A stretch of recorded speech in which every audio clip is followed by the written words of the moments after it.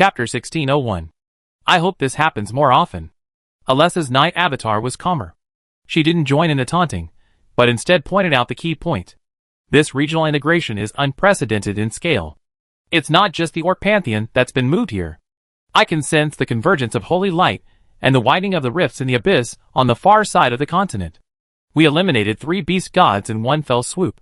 While this will certainly deter the weak, it will also draw the attention of the more powerful pantheons. Dismartin dropped his joking attitude. Knight is right. Although the Orc Pantheon is intact, its brains are generally weak, so it's not a significant threat. But the other pantheons aren't so easy to deal with. Silence fell within the command center. 7 gods guarding them sounds impressive, but only they themselves know the reality. Alessa and Dismartin were considered mid-level deities, while the Lord of Torment, the Lord of Magma, and the 3 newly returned Deathbringers were still considered lower-level deities. This lineup was enough to dominate Blue Star. But facing a complete pantheon that had experienced countless wars, it was still somewhat lacking. In an all-out war, even if they could defeat most of the opposing gods, they would inevitably be completely annihilated. That was not what Qin Chuan wanted to see. Qin Chuan's fingers tapped lightly on the table, making a rhythmic sound. He listened to the discussion of the gods without interrupting.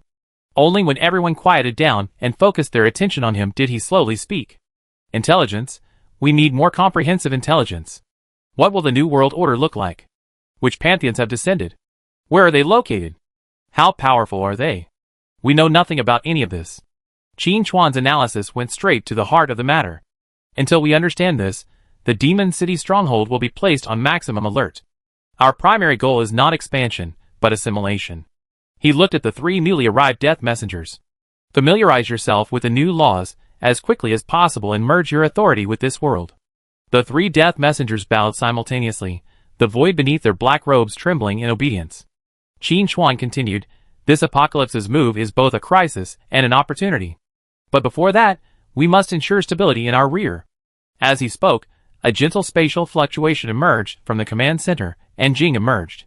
She blanched at the sight of the room full of divine avatars, especially the 3 black-robed figures emanating the aura of pure death, but quickly regained her composure and walked quickly to Qin Chuan's side. President, you're looking for me. Yes. Jing, check the teleportation channels leading to the various allied bases. Okay. Jing didn't ask any further questions. She immediately extended her slender fingers and traced complex spatial runes in the air. The channel is still there, but it's been affected to some extent. Jing's forehead was covered with beads of sweat as he maintained awareness of the entire teleportation network. The energy consumption of maintaining the teleportation array has increased several times, and the load on long-distance transmission is also very heavy. It's fine as long as it can be disconnected. I handle the energy consumption issue. Qin Chuan looked at the isolated points of light on the sand table. Notify our allies, and have them come to a meeting immediately. As the news spread, several allies in the Demon City stronghold quickly responded. The first to arrive was Long Tongue Tianxia. His armor was covered in cuts and scorch marks, and his face was filled with fatigue and a fierce look. Soon after, Edith also arrived at the Demon City stronghold, her condition much better. Upon their arrival in the Demon City, the 2 immediately sensed the strong divine aura. Entering the command center, they immediately saw 7 divine incarnations. Long Tongue Tianxia's pupils narrowed, and he subconsciously tightened his grip on the hilt of the sword at his waist. Edith's entire body stiffened, tensing instantly, ready to attack at any moment. Any one of those 7 figures could easily annihilate them. One of us. Qin Chuan's voice broke the tension in the room. Long Tongue Tianxia and Edith finally breathed a sigh of relief, but their expressions as they looked at Qin Chuan were filled with shock and confusion. It had been so long since they last saw each other, and how could Qin Chuan now have so many terrifying beings around him? Soon after, Qiyu and a few others arrived in the Demon City. Sit down. Qin Chuan pointed to an empty seat at the conference table, and got straight to the point. Tell me, what happened back there? Long Tongue Tianxia picked up the water glass on the table and emptied it, then spoke with a heavy breath.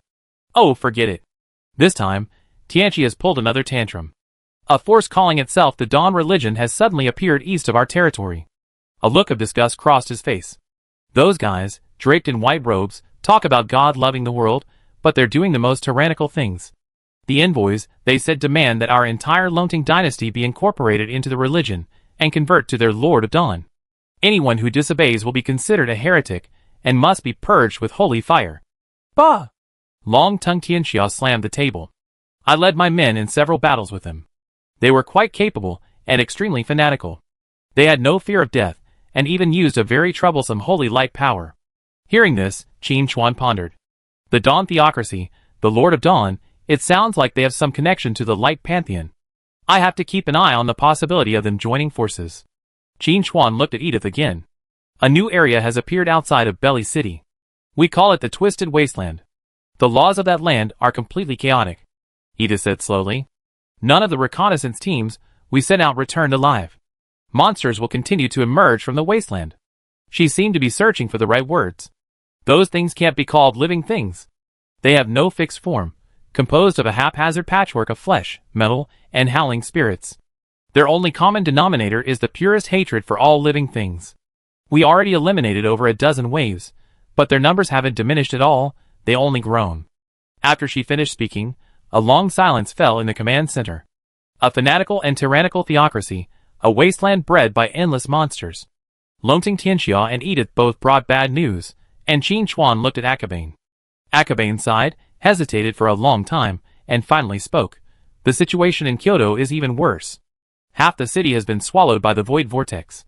Chapter 1602. Akabane's words plunged the command center into an unprecedented silence. The news brought by Longting Tianxia and Edith was dire enough, but compared to the situation in Kyoto, the fanatical theocracy, and the endless waves of monsters seemed less serious. Void vortex. These 4 words symbolized an incomprehensible, ultimate disaster. Half of Kyoto? Longting Tianxia's heavy breathing was particularly clear in the quiet room. Yes, Akabane's voice was dry. A massive, swirling dark void appeared out of nowhere above the city, and then fell. It swallowed half the city, and is still slowly expanding. Anything that comes near it, whether buildings or living beings, will be twisted and disintegrated, then reassembled into unspeakable monsters that will crawl out of the vortex and attack everything. Hearing this, Edith's delicate face was filled with solemnity. After a moment's hesitation, he analyzed, it sounds like an infection at the level of laws, carried by the power of the void. Long-tongued Tianxia slammed his fist on the table. Half the city is gone. How many people must have died?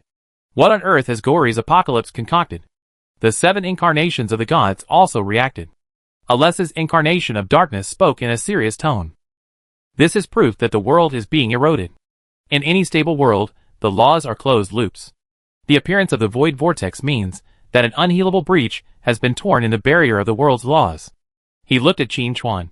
At the center of this gap, there must be a void heart. If we don't end it, the void vortex will continue to drain the real world until it drags the entire world into nothingness. Alessa's words made everyone present feel heavy-hearted. This is no longer a crisis for a city or a country. This is a matter of life and death for the entire blue planet. Qin Chuan's fingers had been rhythmically tapping the tabletop. At that moment, the tapping stopped. He raised his head and glanced around at everyone. The situation is clear now. The voice was quiet, but it held a reassuring power. We must solve each problem one by one. Qin Chuan's gaze first fell on Longting Tianxia. The Dawn Church is essentially a struggle for faith and territory. He turned to Dis Martin. Old Ma, I leave this to you. There's no need to eliminate them. I want you to infiltrate them and uncover their secrets, especially all the information on the Lord of Dawn. And, by the way, create some trouble to prevent the Lord of Dawn from joining forces with the God of Light. Dis Martin's shadow twisted, and he let out a delighted laugh. With great pleasure. Spreading lies and chaos is my calling. His avatar dimmed and vanished from the spot. Qin Chuan's gaze returned to Edith. The threat from the twisted wasteland is manageable. Simply construct a defense. He glanced at the Lord of Magma and the Lord of Torment. You two, go and assist Belly City. Use your power to establish a defensive line between the wasteland and the human city, an impassable death zone. The Lord of Magma responded in a muffled voice. No problem. The Lord of Torment let out a shrill laugh. I'm looking forward to hearing those monsters wail in agony. The 2 demonic incarnations also departed.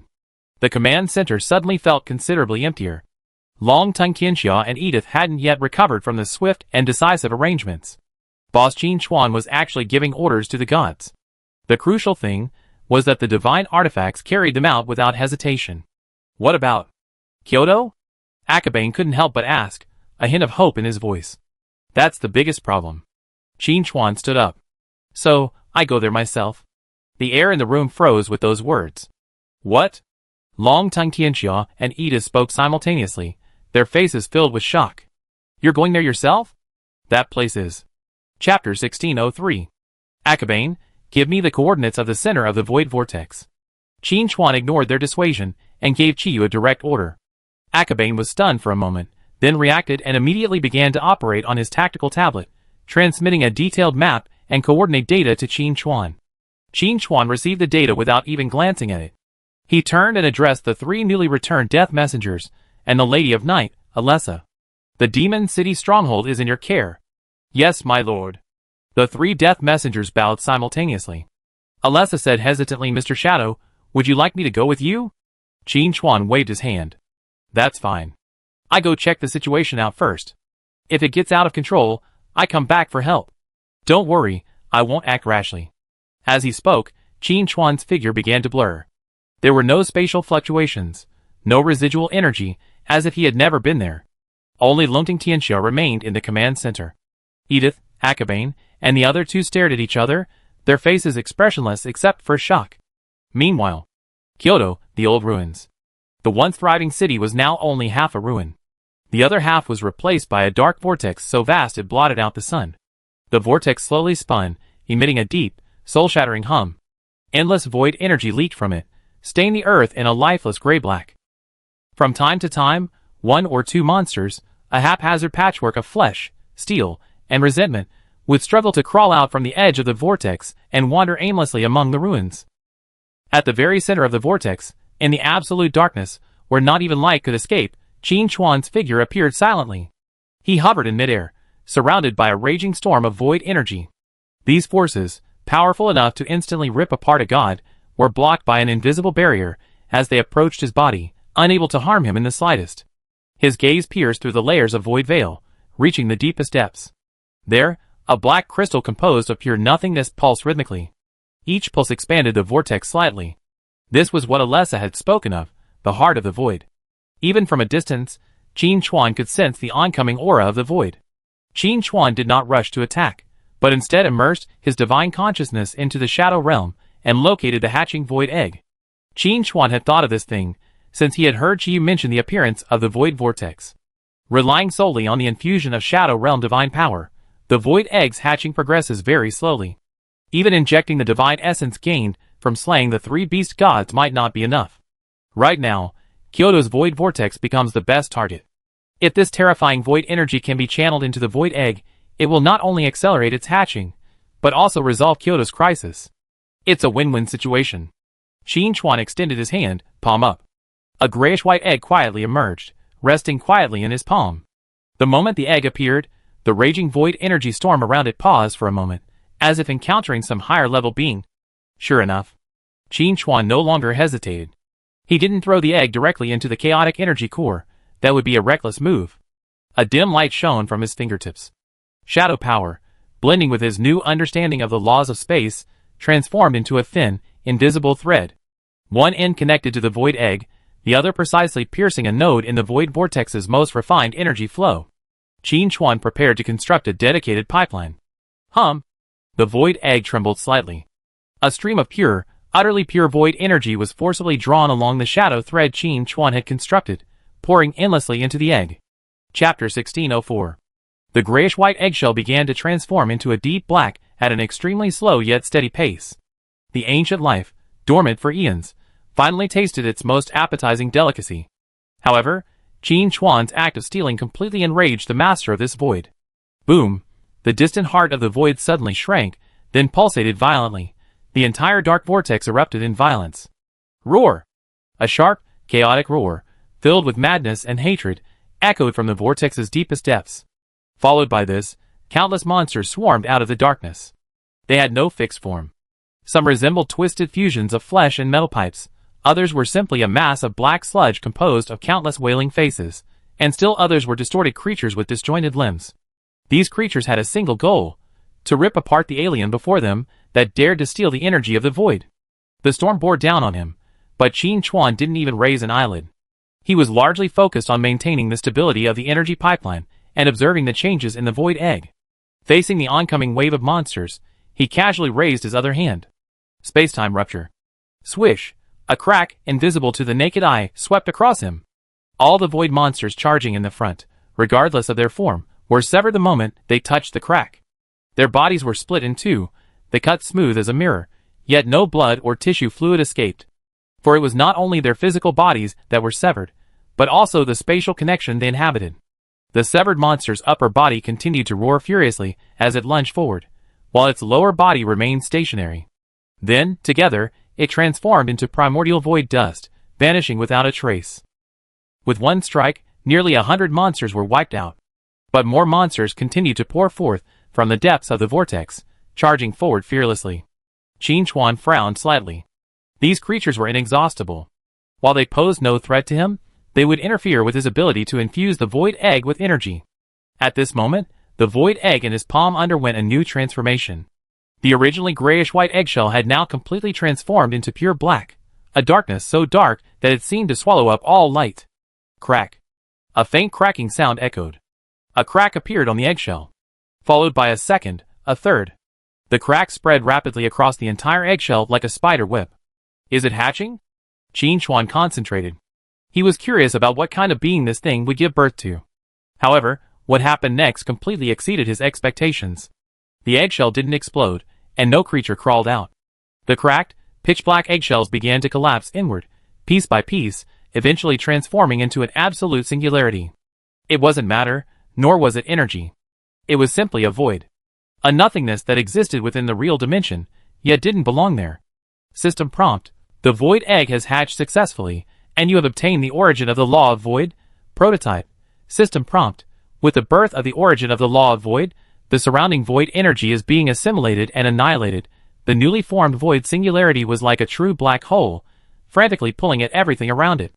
The void monsters that fearlessly charged towards Qin Chuan, once within a certain range, began to twist and stretch uncontrollably, ultimately transforming into purest streams of energy, completely devoured by the tiny singularity, without even a moment to utter a wail. In a matter of breaths, the previously overwhelming wave of monsters was swept away.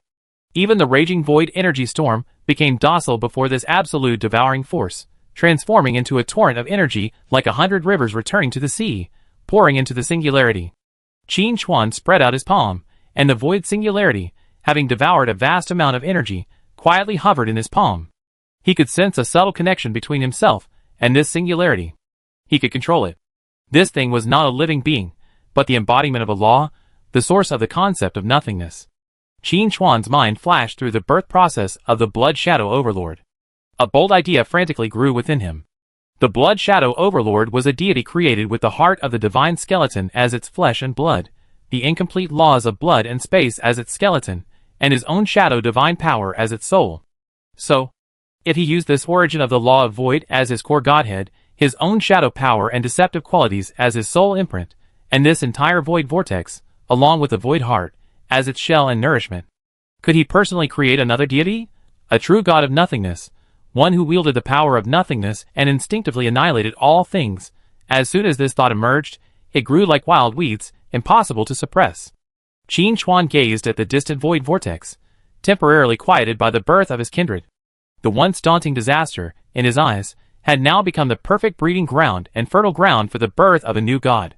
If this seemingly fantastical idea could be realized, it would not only avert the disaster in Kyoto, but also provide a powerful boost. Qin Chuan even had an idea.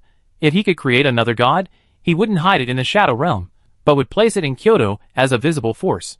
With a god ruling Kyoto, not only would it be impregnable, but it could also leverage its inherent advantages to transform this void vortex into a divine kingdom. Chapter 1605. Once the desire to create a god had been born, it could no longer be suppressed. Qin Chuan gazed at the still pulsating void heart in the distance. The source of disaster, which he had previously found intractable, had now become the perfect material. He no longer hesitated. A wisp of dark divine power, blended with the authority of a trickster, emerged from his fingertips and gently touched the singularity of nothingness. This was not merely an infusion of energy, but a branding of the soul. He wanted this soon-to-be-born new god to bear his mark from the very beginning. Buzz, the moment Qin Chuan's will and power merged with the singularity, the entire vortex of the void stagnated. It was as if all the heat had been instantly drained from a pot of boiling water. The next second, the distant void heart roared angrily. It sensed a provocation, an absolute suppression from a being of the same origin, but a higher level. Rumble. The entire dark vortex erupted in a fury, no longer a chaotic leak of energy. Instead, it coalesced into an immensely powerful torrent of void energy, carrying the power of annihilation as it barreled towards Qin Chuan and the singularity in his palm. This was the Void Heart's last-ditch struggle, attempting to destroy the new core that would soon replace it. Faced with this devastating blow, Qin Chuan remained unmoved, the singularity in his palm trembling only slightly. A purer, more fundamental concept of nothingness spread. The moment the raging void torrent came into contact with this conceptual domain, it was like a beast encountering its natural enemy. All its fury and destructive will were instantly wiped out, obediently turning its course, and being completely devoured by the tiny singularity. Not even a ripple was created. As one force grew stronger, the other weaker, the situation suddenly became clear. Every furious pulse of the heart of the void, every eruption of energy, became nourishment for the singularity in Qin Chuan's palm. The more it struggled, the stronger the singularity grew. Qin Chuan simply let go, allowing the singularity, the source of the lawless void, to float before him. He folded his arms, quietly admiring this feast of devouring happening at the level of law. As the vast amount of void energy was absorbed, the singularity began to transform. No longer a point, it began to extend outward, outlining a vague outline. A vague humanoid silhouette began to coalesce at the very center of the vortex. First, the torso, then the limbs, and finally the head. Its size expanded at a visible rate, rapidly growing from its initial human-sized form into a dark giant 100 meters tall. The heart of the void seemed to sense its own doom, letting out a final, unwilling wail. It ceased its futile attacks and mobilized all its primordial power, attempting to tear through space and escape. However, it was too late. The newly born dark giant slowly raised its hand. Its palm opened, revealing a similarly bottomless vortex of darkness. An irresistible suction emanated from it, locking onto the heart of the void with precision. Buzz, space was imprisoned. The heart of the void, along with all the energy surrounding it, was forcibly torn from the real dimension, transforming into a stream of light that flew uncontrollably toward the dark giant's palm, ultimately sinking into his chest, composed of pure nothingness. With the complete annihilation of the heart of the void, the newly born deity fully took shape. He lacked facial features, his face a smooth, dark mirror, reflecting the end of all things. His body was composed of constantly shifting stardust and nothingness, as if he were wearing the entire dead universe. He was nothingness itself. System prompt, God creation successful. System prompt, you successfully utilized the origin of the law of void, prototype, and devoured the heart of the void, supplemented by your own divine power imprint, to create a brand new God. Chapter 1606. System prompt, please name the newborn deity. The newborn deity's aura stabilized. The vast void vortex hovering above Kyoto also ceased its expansion, transforming into the prototype of his kingdom. The moment the 100-meter-tall dark giant was born, it felt a sense of closeness to Qin Chuan, a shared origin. No words were spoken, but the will to submit was clearly transmitted through the soul connection. From now on, you shall be known as the Void Lord. Qin Chuan's calm voice echoed through the void.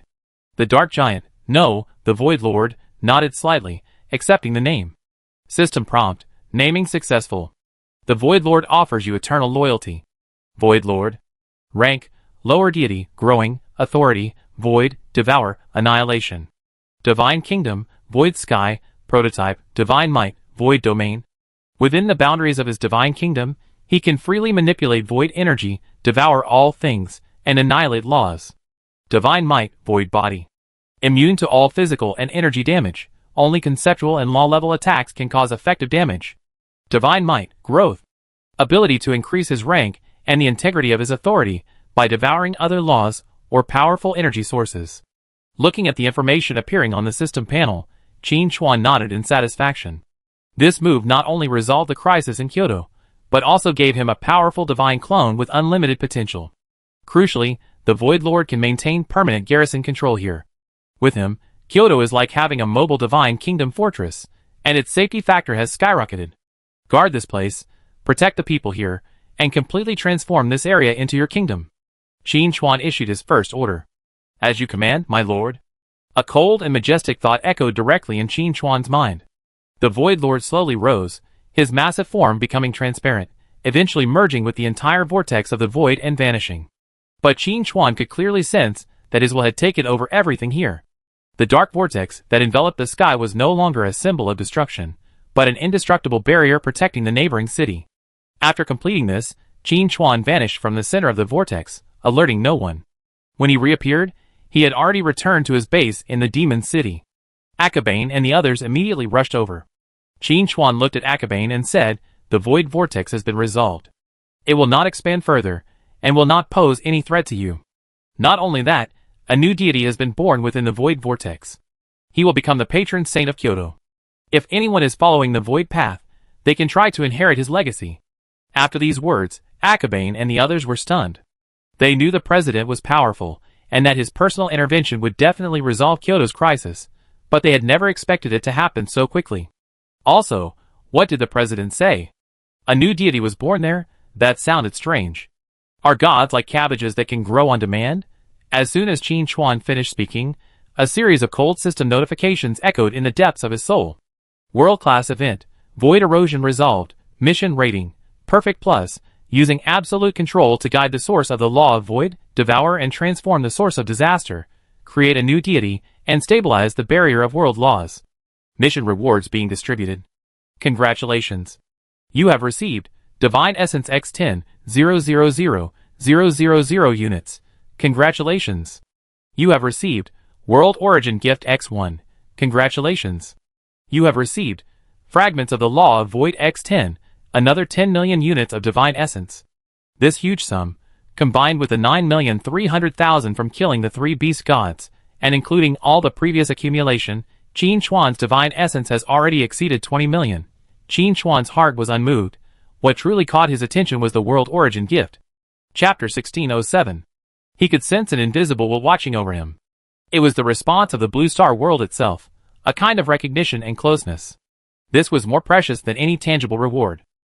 Akea was the first to recover, quickly saying, "Thank you, President, for your assistance. I return to Kyoto and tell the others this good news." Akea didn't offer many sentimental words of thanks, but quickly departed. He knew the president's quick departure and return meant he had other matters to attend to. All he could do was ensure that the president's efforts would be wasted. At the same time, Akabane resolved to select a few trustworthy individuals to attempt breakthroughs in the void classes, and with the help of the gods left behind by the president, achieve success on the path to godhood. Even then, Edith and Longting Tianxia didn't stay long. Qin Chuan had already arranged for gods like Dismartin to handle matters in their territories, and he had to return quickly to meet them. After everyone left, Qin Chuan quickly gave Ji Xing and Yi Luo some instructions, then turned and walked into his private training room. The heavy metal door closed behind him, shutting out the outside world. The room was plunged into absolute darkness and silence. Qin Chuan closed his eyes, his consciousness sinking into his soul. In his perception, his own skills were arranged like stars. Most of them shone with the radiance of a saint realm. While powerful, they seemed insufficient to Qin Chuan's eyes at that moment.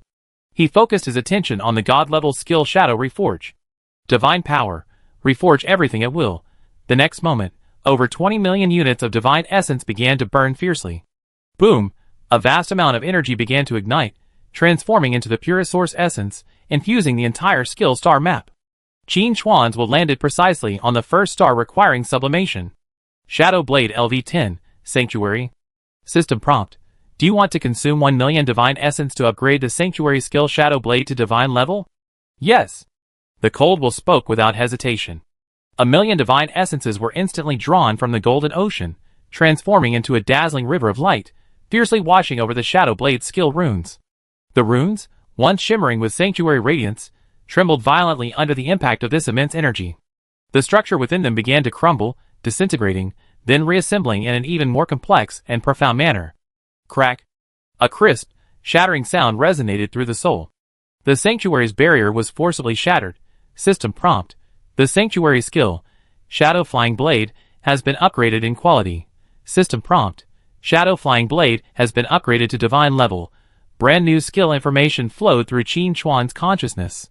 Shadow Knife, God level, uses shadow energy to create energy knives, causing 1000% attack power, damage, consumes 1000 mana, and has a cooldown of 3 seconds. Features, after hitting the target, it will ricochet and attack up to 10 targets within a range of 30 meters. Epic features, Shadow Knife will definitely hit critically, causing 200% damage. Legendary features. Permanently marks the enemy hit, and the mark cannot be dispelled or obscured by any means. Sanctuary features. The marked enemy has nowhere to hide, and all its information is one-way transparent to you. Divine power. Fatal Echo. You can detonate any or all of the marks left by Shadow Knife at any time. Each mark will cause 1,500% attack power, shadow damage to the target once, and tear its soul apart. Damage, range, critical hit rate, all-round improvement. Even more terrifying was the newly added Divine Power. This transformed a skill originally used for clearing enemies and marking targets into a delayed, ultimate killing move. As long as the flying knife landed, it was like planting a bomb within the enemy, ready to kill at any moment. Qin Chuan didn't even take the time to savor this power. His mind quickly shifted to the next target. Shadow Strike, Sanctuary level. Upgrade. Another 1,000,000 Divine Essences burned. Same process, same devastating breakthrough. System notification. Shadow Strike has been upgraded to Divine level. Shadow Strike, God level, launches a powerful melee attack, dealing 900% of attack power, damage, consumes 100 mana, cooldown time 3 seconds. Features. Hitting increases the damage of the next Shadow Strike by 25%, stacking up to 10 times. Epic feature. Attacking from the back will deal 200% damage and add the armor break effect. Legendary feature. Using skills at any distance will teleport behind the target. Sanctuary feature. Using Shadow Strike 5 times on the same target will trigger Death Mark, dealing 4,000% of attack power damage. Divine Power, Double Mark. The effect of Death Mark will be triggered twice, one after another. Qin Chuan was like a most efficient craftsman, using a huge amount of Divine Essence as a hammer, frantically forging his skill library. Dark Rain has been upgraded to Divine level. Divine Might's eternal dark domain transforms lingering shadows into a realm of reality, continuously corroding enemies and providing Qin Chuan with a home field advantage. Flicker has been upgraded to Divine level. Divine Might Space Warp consumes 5%. Divine Power to forcibly move, ignoring spatial blockades. Shadow Prism has been upgraded to Divine level. Divine Might's causal deflection no longer deflects damage, but directly deflects the very fact of being attacked, transferring it to another target or spatial dimension. Shadow Prison has been upgraded to Divine level. Divine Might's Void Banishment connects the cage to a void, offering the option to permanently banish the target to the void upon completion of the strike. One core combat skill after another has undergone the ultimate transformation from Sanctuary to Divine level. With each skill upgrade, Qin Chuan's understanding of shadow, space, and even death has deepened. Divine Essence is being consumed at a terrifying rate. 1 million. 5 million. 10 million. When more than half of his Divine Essence had burned out, all of Qin Chuan's abilities had already blossomed with the profound radiance of a god. Qin Chuan's strength had undergone another qualitative transformation. Now, even his most basic attacks were imbued with the might of laws. Chapter 1608. Qin Chuan felt the power surging within him. Each skill rune radiated a divine glow. They were no longer mere tools, but extensions of his will, a part of his being. The power brought by this transformation was enough to easily crush his former self. But he did not lose himself in it. His consciousness rested on the quietly suspended reward called World Origin Gift within his soul space. It had no physical form, merely a soft glow, emanating an aura of intimacy and recognition. Qin Chuan, without hesitation, gently touched it with his will. Use. Boom. In an instant, Qin Chuan's perception was infinitely stretched and amplified. He was not teleported anywhere, yet he seemed everywhere. At this moment, Qin Chuan's consciousness broke free from the constraints of his physical body and merged with the planet beneath his feet. He heard the dull roar of magma flowing deep within the Earth's core, felt the slow yet resolute squeeze between the oceanic plates, and felt the trajectory of the thin air currents 10,000 meters above. The forest breathed, the city slumbered, the pulses of countless lives converged into a vast torrent, surging endlessly through his perception. This was Blue Star, a magnificent being with its own will. Then, a gentle will drew his perception, penetrating the surface of matter and reaching a deeper, more fundamental level. He saw it. Countless brilliant bands of light crisscrossed, forming the skeleton of the entire world. That was the law.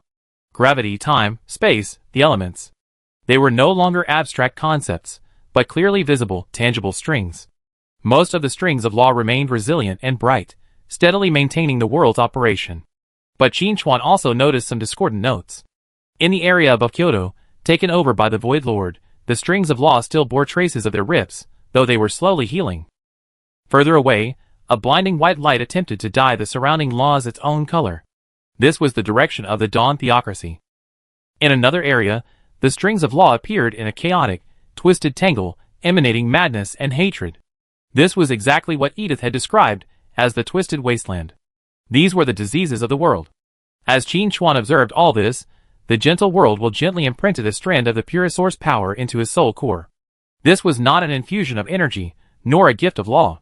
It was more like an authorization, an authentication of identity. System prompt: you have accepted the gift of the world's origin. Your existence has been deeply recognized by the world will of Blue Star. System prompt: you have gained a unique passive ability. World Echo. While within the Blue Star world, all your actions will resonate and amplify the world's laws. Your skill cost is reduced by 100%, and your skill effects are increased by 100%. You can mobilize some of the world's power to strengthen yourself or suppress enemies. System prompt: your affinity with the Blue Star world's laws has reached highest. System prompt: you have obtained temporary lock privileges for the world coordinates. Any enemy you have marked cannot escape the Blue Star world through space jumps or teleportation. A series of prompts made Qin Chuan understand everything. This gift was far more precious than millions of divine essences. It didn't directly elevate his god rank, but it fundamentally changed his relationship with the world. If before, he was a top-tier player with immense power, dominating the Blue Star server designated by Apocalypse, now, he had been granted partial administrator privileges by the server's GM, the world's will itself. He is no longer a mere player, but an agent of this world. Chapter 1609. Qin Chuan's consciousness slowly emerged from that vast state, and returned to his body within the training room. He opened his eyes, and the entire world he perceived was completely different. The shadow elements in the air cheered him on, the ground beneath his feet conveyed a friendly rhythm, and even space itself seemed to be submissive to him. Qin Chuan slowly raised his hand. He didn't even use his divine power, just a thought. Buzz. A shadowy flying knife quietly took shape in his palm. This flying knife's appearance was identical to the previous one, but the energy density and the degree of condensation within it were vastly different. It was no longer a simple energy creation, but a product personally endorsed by the shadow laws and spatial laws of this world. Qin Chuan could sense that the energy consumption of creating this flying knife was zero. And yet its power was far more terrifying than the skill description indicated. This is the echo of the world. Qin Chuan waved his hand, and the flying knife silently sank into the wall, disappearing. He didn't attack the wall, but instead teleported it to an uninhabited area thousands of miles away, instantly dispatching a newly emerged demigod. This was authority. Here, he could more easily accomplish many things that previously required immense effort. Those foreign pantheons are ultimately alien to Blue Star. They will be instinctively rejected by the laws of the world. Even with the revelation of the world's rules, they cannot completely suppress the world's original will. The gods are suppressed, while I am empowered. As one side gains, the other loses, and the other gains, the advantage is further magnified. It could be said that as long as he fought on Blue Star's home turf, Qin Chuan would fear no opponent of his level, and could even challenge beings of a higher order. Even if the God of Light himself arrived, Qin Chuan would have the confidence to face him. Qin Chuan stood up, and pushed open the heavy metal door of the training room.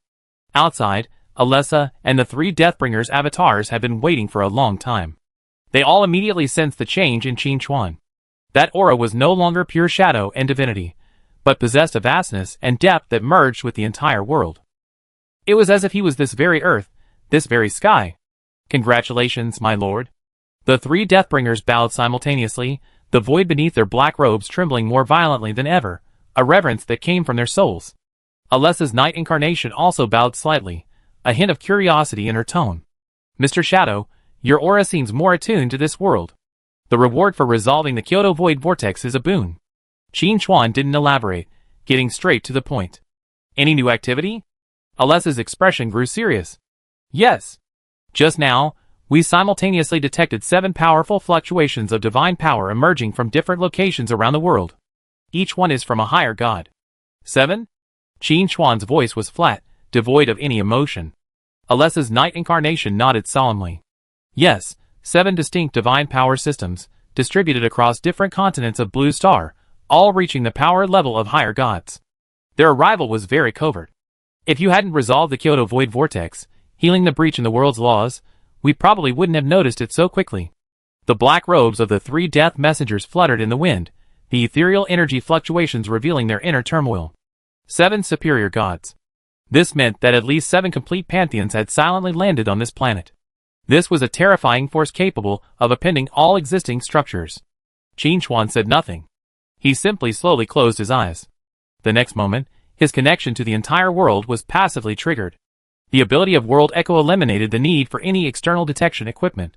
Chapter 1610. His perception followed the chords of law, instantly spreading across the globe. Instantly, 7 dazzling spots of light illuminated on his consciousness map. They did not coexist harmoniously with the world like natively born forces. They were nails. 7 sharp nails, forcibly wedged into the flesh of the blue star world, emitting a strange aura. Qin Chuan could even hear the worlds were rejecting and suppressing these outsiders. Every moment, the world's laws were spontaneously weakening their power, attempting to expel these viruses. And they, in turn, stretched their respective divine domains, stubbornly resisting this rejection, as if forcibly carving out their own territory on land that did not belong to them. Qin Chuan's consciousness scanned the 7 spots of light one by one. One, imbued with the aura of scorching heat and forging, sat atop a vast volcanic cluster.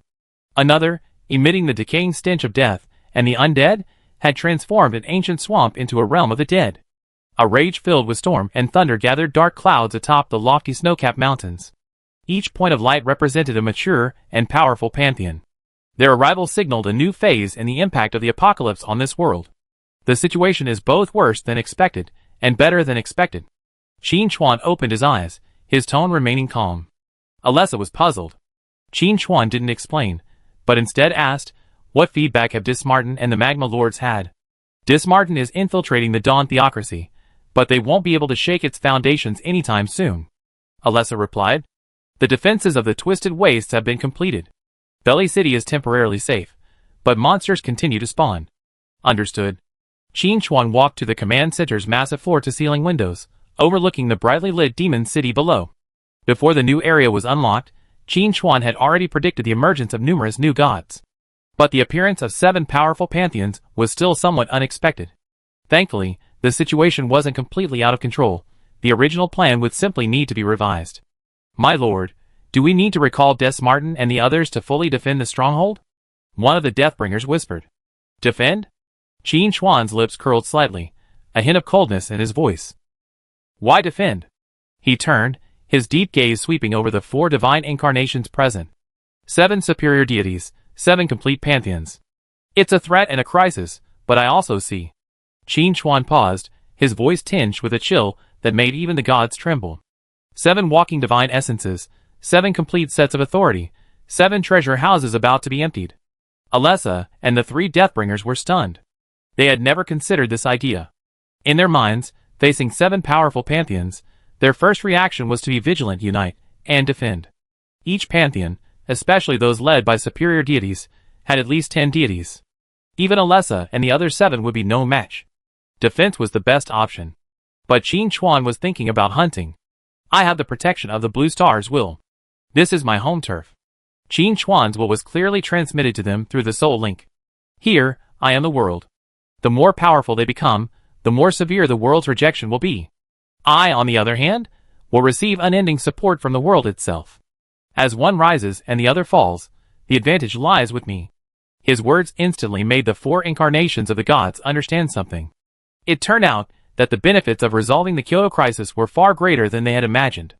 But even so, simultaneously confronting 7 complete pantheons remained a fantasy. A death messenger tactfully expressed the risks involved. My lord, if we go to war with the 7 pantheons, we could face a siege from nearly 100 gods. I understand. Qin Chuan's response was terse. He made no move, simply raised his hand. Buzz? The entire world seemed to be responding to his will. No data or images capable of being displayed by technology appeared on the tactical projection wall. In its place, a global map, woven from countless strings of light, appeared. That was the law of Blue Planet itself. Mountains, rivers, continents, oceans, everything appeared before them in its most fundamental form. And on this magnificent map, 7 discordant red spots of light blazed, emitting an aura of repulsion and aggression. Each spot represented a pantheon. All-out war is foolish. Qin Chuan's voice rang out, and as he lightly swept his finger through the air, the map of laws enlarged. His fingertip landed precisely on one of the red spots of light. The image of the spot zoomed in, its internal structure clearly revealed. It was a volcanic region transformed by scorching divine power. Crimson magma flowed between the mountains, forming a complex network of ruins. At the very center of the volcanoes, a massive fire giant slumbered deep within the magma lake. He was the supreme deity of this divine realm. On the edge of the divine realm, smaller volcanoes also harbored weaker deities, about a dozen or so, all of mid and lower rank. Directly attacking a higher ranked deity would trigger a chain reaction throughout the entire pantheon, a loss that would outweigh the gains. Qin Chuan's will was calm and clear. But the pantheon isn't monolithic. Deities vary in strength and have their own territories. His finger moved again, touching a solitary, small volcano on the edge of the divine realm. The radiance of the laws there was noticeably dimmer than elsewhere, and the conflict with the surrounding blue star's native laws was most intense. For example, this one, a recently descended lower-ranked deity, is responsible for guarding the border node of the divine realm, far from the core. He is striving to adapt to and transform the laws of this area. This process consumes a great deal of his strength, and it is also his most vulnerable time. Alessa understood Qin Chuan's intention. Mr. Shadow means to surround and kill these isolated deities one by one? Chapter 1611. No. Qin Chuan denied Alessa's speculation. Encirclement and destruction is still too slow. He extended his finger and gently drew an X on the isolated point of light on the law map, representing the lower lava god. I want assassination. After I eliminate the deity, you will be responsible for clearing out the remaining divine creatures in the kingdom of God and collecting the spoils. As for how much benefit you can reap, it depends on your own abilities. Qin Chuan's words were emotionless, yet Alessa and the three death messengers understood their meaning. This was a hunt, and also a test. He would eliminate the most powerful targets, creating opportunities for them. But whether they could seize these opportunities, and how much they could seize, depended entirely on the individual. Following this, Qin Chuan's divine consciousness swept over the demon city stronghold, sending instructions to Ji Xing and the others. Set out in 5 minutes to hunt the deity. 5 minutes later, Ji Xing, Yingluo, Di Jiaolingyu, and other guild members had already gathered, each face etched with excitement and nervousness. God hunting. The mere sight of these 4 words was enough to make one's blood boil. Everyone's here, ready to go. Target, the lower-level deity, Molten Overseer. Qin Chuan raised his hand, and the space before him was torn apart by an invisible force, forming a dark portal. On the other side of the portal, instead of the cold, turbulent space, a scorching sky stained a dark crimson. Follow. Qin Chuan was the first to step into the portal. Alessa and the 3 Deathbringers followed closely behind. Ji Xing and the others exchanged a glance, and without hesitation, they followed. The guild leader is leading the team personally. If not now, when? Boom! The moment they passed through the portal, a wave of heat, mingled with the divine power of sulfur and fire, washed over them. They were at the summit of a massive volcano, beneath them scorching black rock. As far as the eye could see, the entire world was a crimson red. The earth cracked, and crimson magma flowed slowly through the mountains like a river, forming a vast and complex network of ruins. In the distance, the most majestic central volcano soared into the sky. The aura of a higher god emanating from it sent a shiver of fear through the hearts of all the non-gods present. Is that a higher god? Ji Xing lowered his voice, cold sweat breaking out on his forehead. Don't look, don't think about it, Yingluo warned immediately. The god's perceptions are sharp. Your gaze will attract attention like a torch in the dark night. Qin Chuan, however, remained unfazed, his gaze fixed squarely on the interior of the volcano beneath them. In his perception, at the core of the volcano, a gigantic humanoid creature composed of molten lava slumbered within the magma lake. His aura was not powerful, only that of a lower-level deity, and was quite unstable. He was struggling to merge his divine power with the laws of the blue star in this area. This process consumed most of his energy, reducing his vigilance against the outside world to a minimum. I handle the primary target. Qin Chuan's voice echoed in everyone's minds. You, clear all molten elements from this volcano. As soon as he finished speaking, his men vanished from the scene. The next moment, Qin Chuan appeared directly above the magma lake within the volcano. His appearance instantly awakened the slumbering molten fire overseer. Who? The enraged divine consciousness roared and exploded, causing the entire magma lake to boil. A lava giant, 100 meters tall, rose from the lake. Its body was composed of boiling magma and obsidian, its eyes ablaze with flames. He saw Qin Chuan floating in the air, stunned for a moment, then erupted in a terrifying rage. How dare a human trespass into the core of his divine realm? However, before he could launch an attack, Qin Chuan raised his hand. The god-level skill, Shadow Prison, was activated. Buzz? No fancy lighting effects, only an absolute blockade at the level of law. Chapter 1612. Invisible chains composed of pure shadow laws appeared out of thin air, instantly imprisoning the Molten Overseer and the space within. The cage would connect to a void. The Molten Overseer discovered with horror that his connection to the main deity of the volcano pantheon, and to the laws of this divine realm, had been completely severed. He was trapped in a completely isolated cage. No! He roared in fear, attempting to unleash divine power to break free. Qin Chuan's figure overlapped with the invisible cage, completely isolating him from all outside perception. The Molten Overseer's massive body, composed of magma, struggled violently within the void sphere. His burning eyes reflected Qin Chuan's figure, and his anger was replaced by a pure, instinctive fear. He couldn't understand. The opponent's rank was likely that of a lower-level deity, and so was he. Why was he completely suppressed in the first encounter? There was no conflict of laws, no clash of divine power, only an unjustifiable crushing. Is this scientific? Qin Chuan didn't give him any time to think. His rapid cooling, having been promoted to godly level, activated him, unleashing 5 shadow attacks in an instant, directly triggering the effects of the mark, compounded by the dual mark of divine might. A terrifying, dark crack appeared out of thin air on the Molten Overseer's divine form. Swish! The Molten Overseer's massive body began to disintegrate. The lava that comprised it no longer heated up, and the divine fire was rapidly extinguishing. He uttered no sound, as all his strength, including his divine consciousness, was consumed by the void within the cage. Boom! The Molten Overseer's 100-meter-tall divine form exploded from within, transforming into a sky filled with the purest flame elements and divine light points, yet not a single trace escaped the confines of the void sphere. System prompt: you killed the lower-level deity Molten Overseer.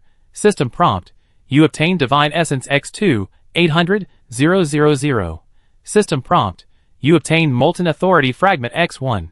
System prompt: you obtained Incomplete Forged Godhead X1. Qin Chuan raised his hand, and all the light points converged into his palm. He chose not to exile his target into the void. For him now, the corpses of these foreign gods were more precious materials than any trophies. Miraculous hands activated. System prompt: you also obtained Molten Authority Fragment X1. System prompt: you also obtained Divine Essence X500,000. System prompt: you also obtained lower-level Artifact Embryo X1. After completing all this, the void sphere silently dissipated. Qin Chuan's figure reappeared above the lava lake, the entire process taking less than a second. Atop the mountain, a deathly silence fell. Ji Xing, Ying Luo, and the others sensed Qin Chuan's presence vanish for a moment. Then, the divine aura that had lingered deep within the volcano, suffocating and oppressing them, simply evaporated. There was no earth-shattering explosion, no aftermath of the collapse of laws, not even a ripple of energy. Everything was eerily quiet, as if the presence of the lower-level deity had been a collective illusion. Is this over? Xiao asked subconsciously, his voice abrupt and unsettling on the empty mountaintop. It seems right. The swordsman in the snow responded uncertainly, even wondering if the president had used some means to isolate the battle in another dimension. Only Ji Xing and Ying Luo exchanged a glance, each witnessing unconcealed shock in the other's reactions. They understood the implications better than anyone else. This wasn't isolation, it was instantaneous destruction. In the brief moment before they could even react, a deity, along with all traces of its existence, was completely wiped out. Chapter 1613. Just as everyone was in a state of confusion, Qin Chuan's figure silently reappeared at the same spot. He was spotless, not even a speck of volcanic ash on him, as if he had simply gone for a walk. Primary target eliminated. Qin Chuan's voice echoed in everyone's minds, as calmly as if he were stating a trivial matter. I have temporarily distorted the laws of this place. His fall will remain unnoticed by the gods. You have 10 minutes to clear this volcano of all remaining creatures, and loot everything of value. In 10 minutes, we will evacuate. As soon as he finished speaking, Qin Chuan's will connected with the world's echo. In his perception, the volcano's lost strings, under his control, were playing a false video. This false message, conveying to the outside world, the Molten Overseer is operating normally and is in seclusion. This sophisticated manipulation of the world's laws, far more than simple brute force, demonstrated his current authority and power. Holy shit! Ji Xing finally recovered from her shock and let out her signature cry. 10 minutes. Brothers, don't just stand there, get to work. With a command, the mechanical god domain instantly deployed. Boom! Boom! The Destroyer and the Annihilator, two hideous mechas, landed with a crash, leaving deep indentations in the scorching rock. The Annihilator's muzzle flashed red, already charging. Ji Xing then launched a drone factory, and countless small drones took off like a swarm, instantly filling the sky and forming a dragnet, swooping down on every corner of the volcano. Kill the divine creatures first, then collect valuable materials. Yi Luo warned calmly, unsheathing the Judgment Shadow Blade, a dim light flickering across the blade. He transformed into a blurry shadow, swiftly dashing down the mountainside. No divine creature in his path could stop him. The other guild members also displayed their abilities. Frost and storms raged across the crimson volcano, shadows and holy light intertwined. For a moment, the entire volcano transformed into a bustling hunting ground. The radiance of various skills flickered, and the sound of elemental explosions echoed incessantly. The divine realm that had previously intimidated them was now their own backyard, every monster a walking trophy. Qin Chuan did not participate in the cleanup. He simply stood quietly atop the mountain, surveying everything below. His divine consciousness blanketed the entire area, ensuring no corner was overlooked, while also monitoring the movements of the superior deity in the distance. The 10 minutes he gave was a precisely calculated safety window. It was enough for the team to complete the search without arousing the Lord God's suspicion by taking too long. Alessa and the three Deathbringers' avatars were also busy. Their goal was clearer. The Night Avatar sank directly into the mountain, searching for the fragments of the kingdom left behind by the Molten Overseer. The three Deathbringers, radiating the divine power of death, gathered all the divine energy released by the slain lava elementals, wasting not a single drop. This was what they valued most. The 10 minutes passed quickly. Qin Chuan's voice echoed again in everyone's minds. Evacuate. The command was clear and concise. Qin Chuan waved his hand, and a dark portal opened again. Go. Without hesitation, everyone stepped through the portal one by one. After the last person entered, Qin Chuan took one last look at the volcano before turning and leaving. With his departure, the power that had distorted the laws quietly dissipated. The volcano's law strings returned to their original state, but the string representing the Molten Overseer had completely broken and disappeared. At the same time, in the distant volcanic divine realm, the massive main volcano at the center of the divine realm suddenly shook. The immense will dormant in the magma sea 10,000 meters below slowly awakened. He was the absolute ruler of this divine realm, a superior deity, a magma tyrant. As usual, his divine consciousness swept across every inch of his domain like a tide, examining the condition of each subordinate deity. The god of storms, the god of forge, the god of fire. The auras of his subordinate deities were all steady. When his divine consciousness reached the edge of the volcano guarded by the Molten Overseer, he received a response indicating that everything was normal. The Molten Overseer's aura of laws was steady, diligently assimilating to this world. But the lava tyrant sensed something was amiss. That aura of laws was too steady, as still as a pool of stagnant water, lacking the unique fluctuations of a subordinate deity's will. His will settled, and he probed again. This time, he didn't just glance around. Instead, he focused his immense divine power on a single point, and thrust it in forcefully. Buzz, as if he had popped a false bubble. The veneer of all is normal shattered under the will of the higher gods. Behind the veneer, there was nothing. Nothing. No soul of the Molten Overseer, no kingdom of God. Even the most fundamental strings of law that had once existed had vanished without a trace. As if wiped clean from this world by an invisible hand. Dead silence. 3 seconds of dead silence. The next moment. Roar! A roar beyond words erupted from the depths of the main volcano. It was not a sound, but pure wrathful will, transforming into a devastating mental storm that swept across the entire divine realm. Boom! The entire continental plate trembled violently. In the volcanic divine realm, hundreds of volcanoes erupted simultaneously. Red columns of magma shot up into the sky, tearing through the clouds, and dyeing the sky a bloody apocalypse. The earth cracked, and boiling divine magma surged from the depths, transforming an area thousands of miles in radius into a seething sea of fire. All living beings within the divine realm, whether molten elementals or divine creations, trembled in fear under this divine might. A god. Before his very eyes, within his divine realm, he had fallen silently. And he only realized it afterward. This was utter humiliation. This was a direct provocation to him. The lava tyrants will frantically sweep the empty area, searching for even the slightest clue. But there was nothing. No aftereffects of teleportation, no trace of conflicting laws, not even a trace of the murderer's presence. As clean as a brilliant prank. This feeling of powerlessness fueled the lava tyrant's rage. Chapter 1614. The wrath of the lava tyrant was the first domino to fall. This storm of will, mingled with terror and violence, was not confined to his divine domain, but, following the fragile cracks in the laws of the world, spread madly in all directions. At the same time, across Blue Star, in an ancient swamp transformed into a realm of the dead, the Lich God, seated upon a throne of bones, slowly raised his hollow skull. Atop a lofty snowy mountain, a furious deity, a force of thunder and storm, opened eyes made of lightning. Deep in the gloomy forest, the goddess who controlled life and change seized her transformation of the land beneath her feet. Almost simultaneously, the 7 newly descended high gods sensed that undisguised fury. And then, a majestic and pure will, as if representing absolute order and light, swept across the globe. It was the Molten Overseer, a subordinate deity of the lava tyrant, who fell. This voice resounded directly within their consciousness, devoid of emotion, simply stating a fact. The murderer was a mortal false god born in this world, Qin Xuan, who wielded the sniper godhood. It was the god of light.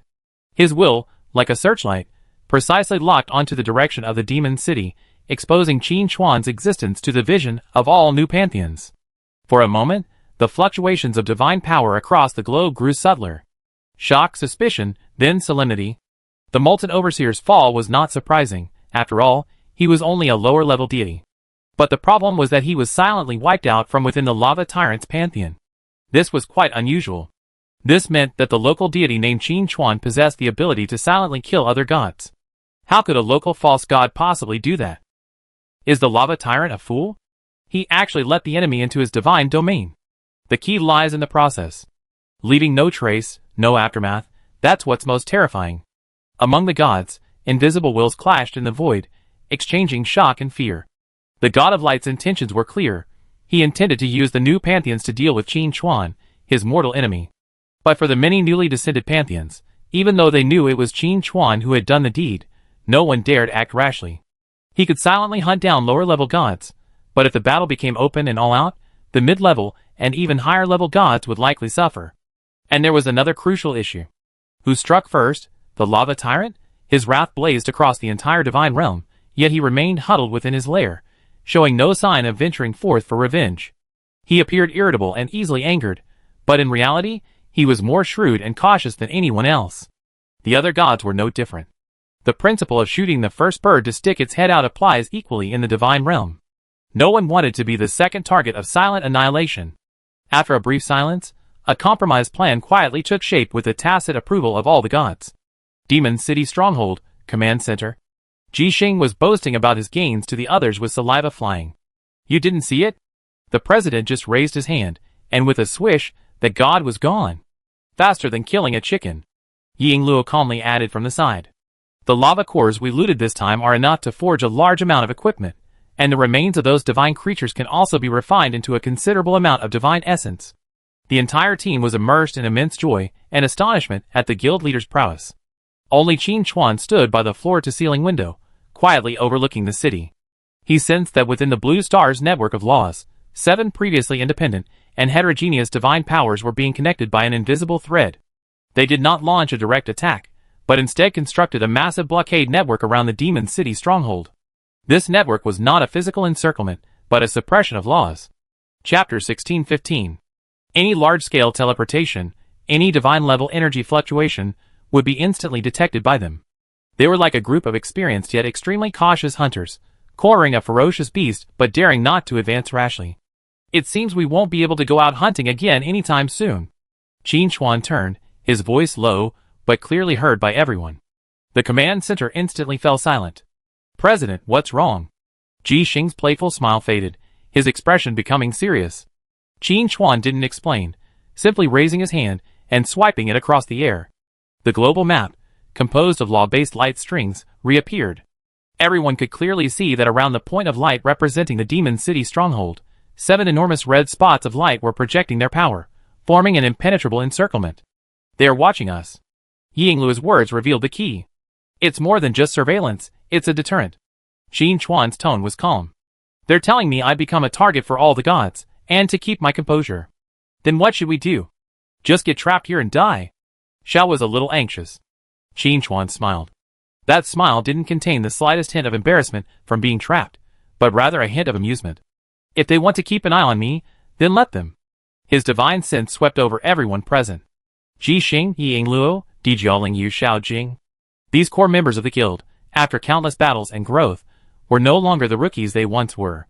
Each of them possessed the strength to stand on their own 2 feet. I'm being targeted, so it's not convenient for me to take action. Qin Chuan's voice was calm. But that doesn't mean you can't move either. He looked at Ji Xing. Your mechanical god realm has a huge advantage in offensive battles. Then he looked at Yingluo. Your assassination ability is second only to mine. Qin Chuan's will swept over everyone, highlighting each one's strengths and potential. From now on, the hunting plan has changed. I will be in charge of the rear, attracting the attention of all the gods. After a pause, he said something that made everyone's blood boil. You, in small teams, will strike freely, hunting down those isolated gods, plundering their divine essence and divine power. The bodies of the gods, fragments of power, the treasures of the divine kingdom. How much you can obtain depends on your ability. A pin drop could be heard throughout the command center. Everyone's breathing became heavy. Hunting the gods. Hunting down gods on their own.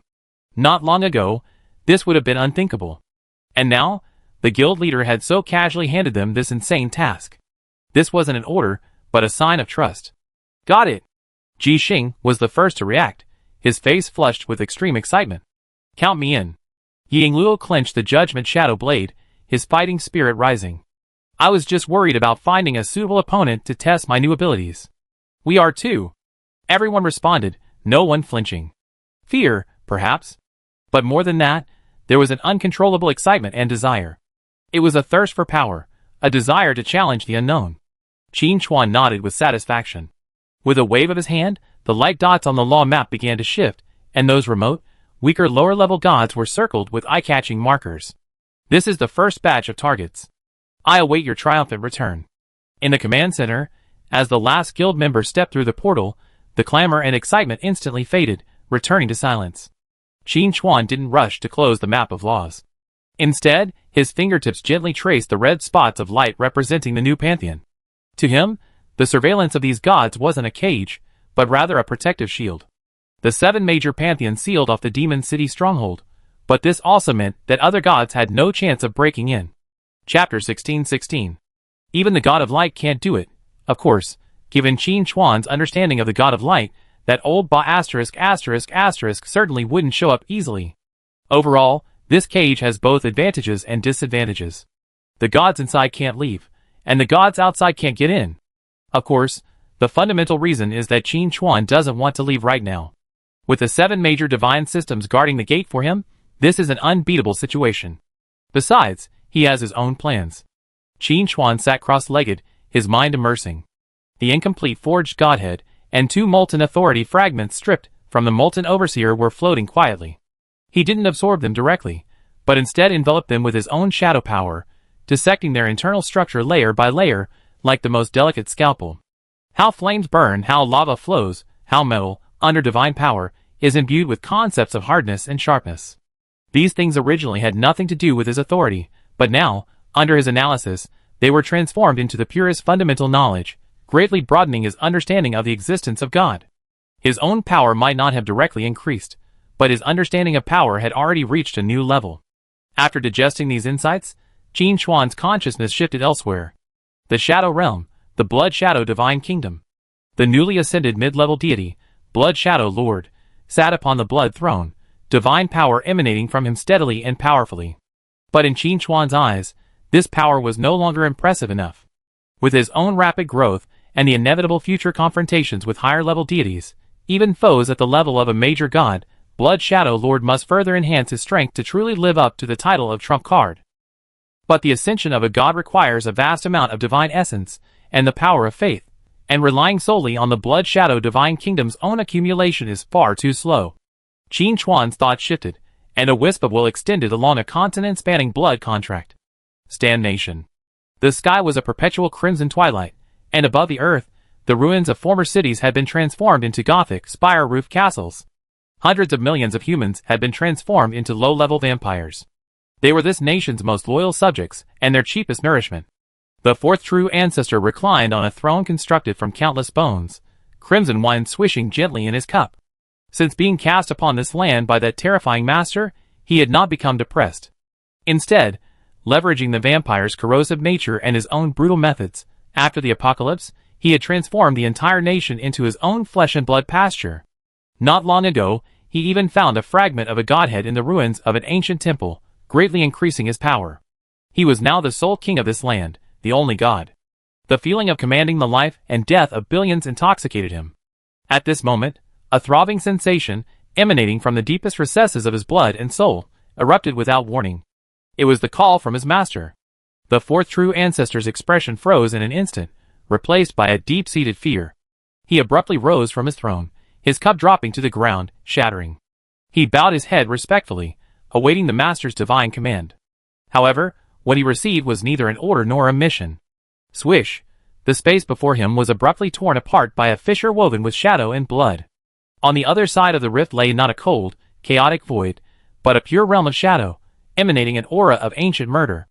A towering figure slowly emerged from the rift. A thick sea of blood and twisting spatial ripples surrounded him. His crimson eyes, indifferent and empty, held a profound thirst for blood. The fourth true ancestor's pupils suddenly constricted. He sensed the power of blood from this figure, a power far superior to his own, even more terrifying than any vampire he had ever encountered. This was a true blood god. And this god bore the aura of his master. The blood shadow lord ignored the prostrate fourth true ancestor, his crimson eyes sweeping across this blood-stained realm.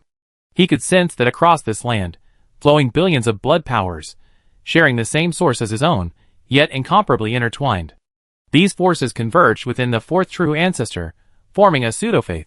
To the blood shadow lord, this land was a fertile field, already cultivated and overflowing with lush crops. He slowly raised his hand. Buzz! All the vampires of the entire nation, from the fourth true ancestor himself to the lowest blood servants, felt the absolute suppression of their bloodline at that moment. The blood within their bodies began to boil uncontrollably. Strands of the purest vitality and power of faith transformed into visible blood-colored threads, peeling from their bodies and soaring into the sky. In an instant, the sky above the entire nation of Stan was enveloped by a vast net composed of billions of blood-colored threads.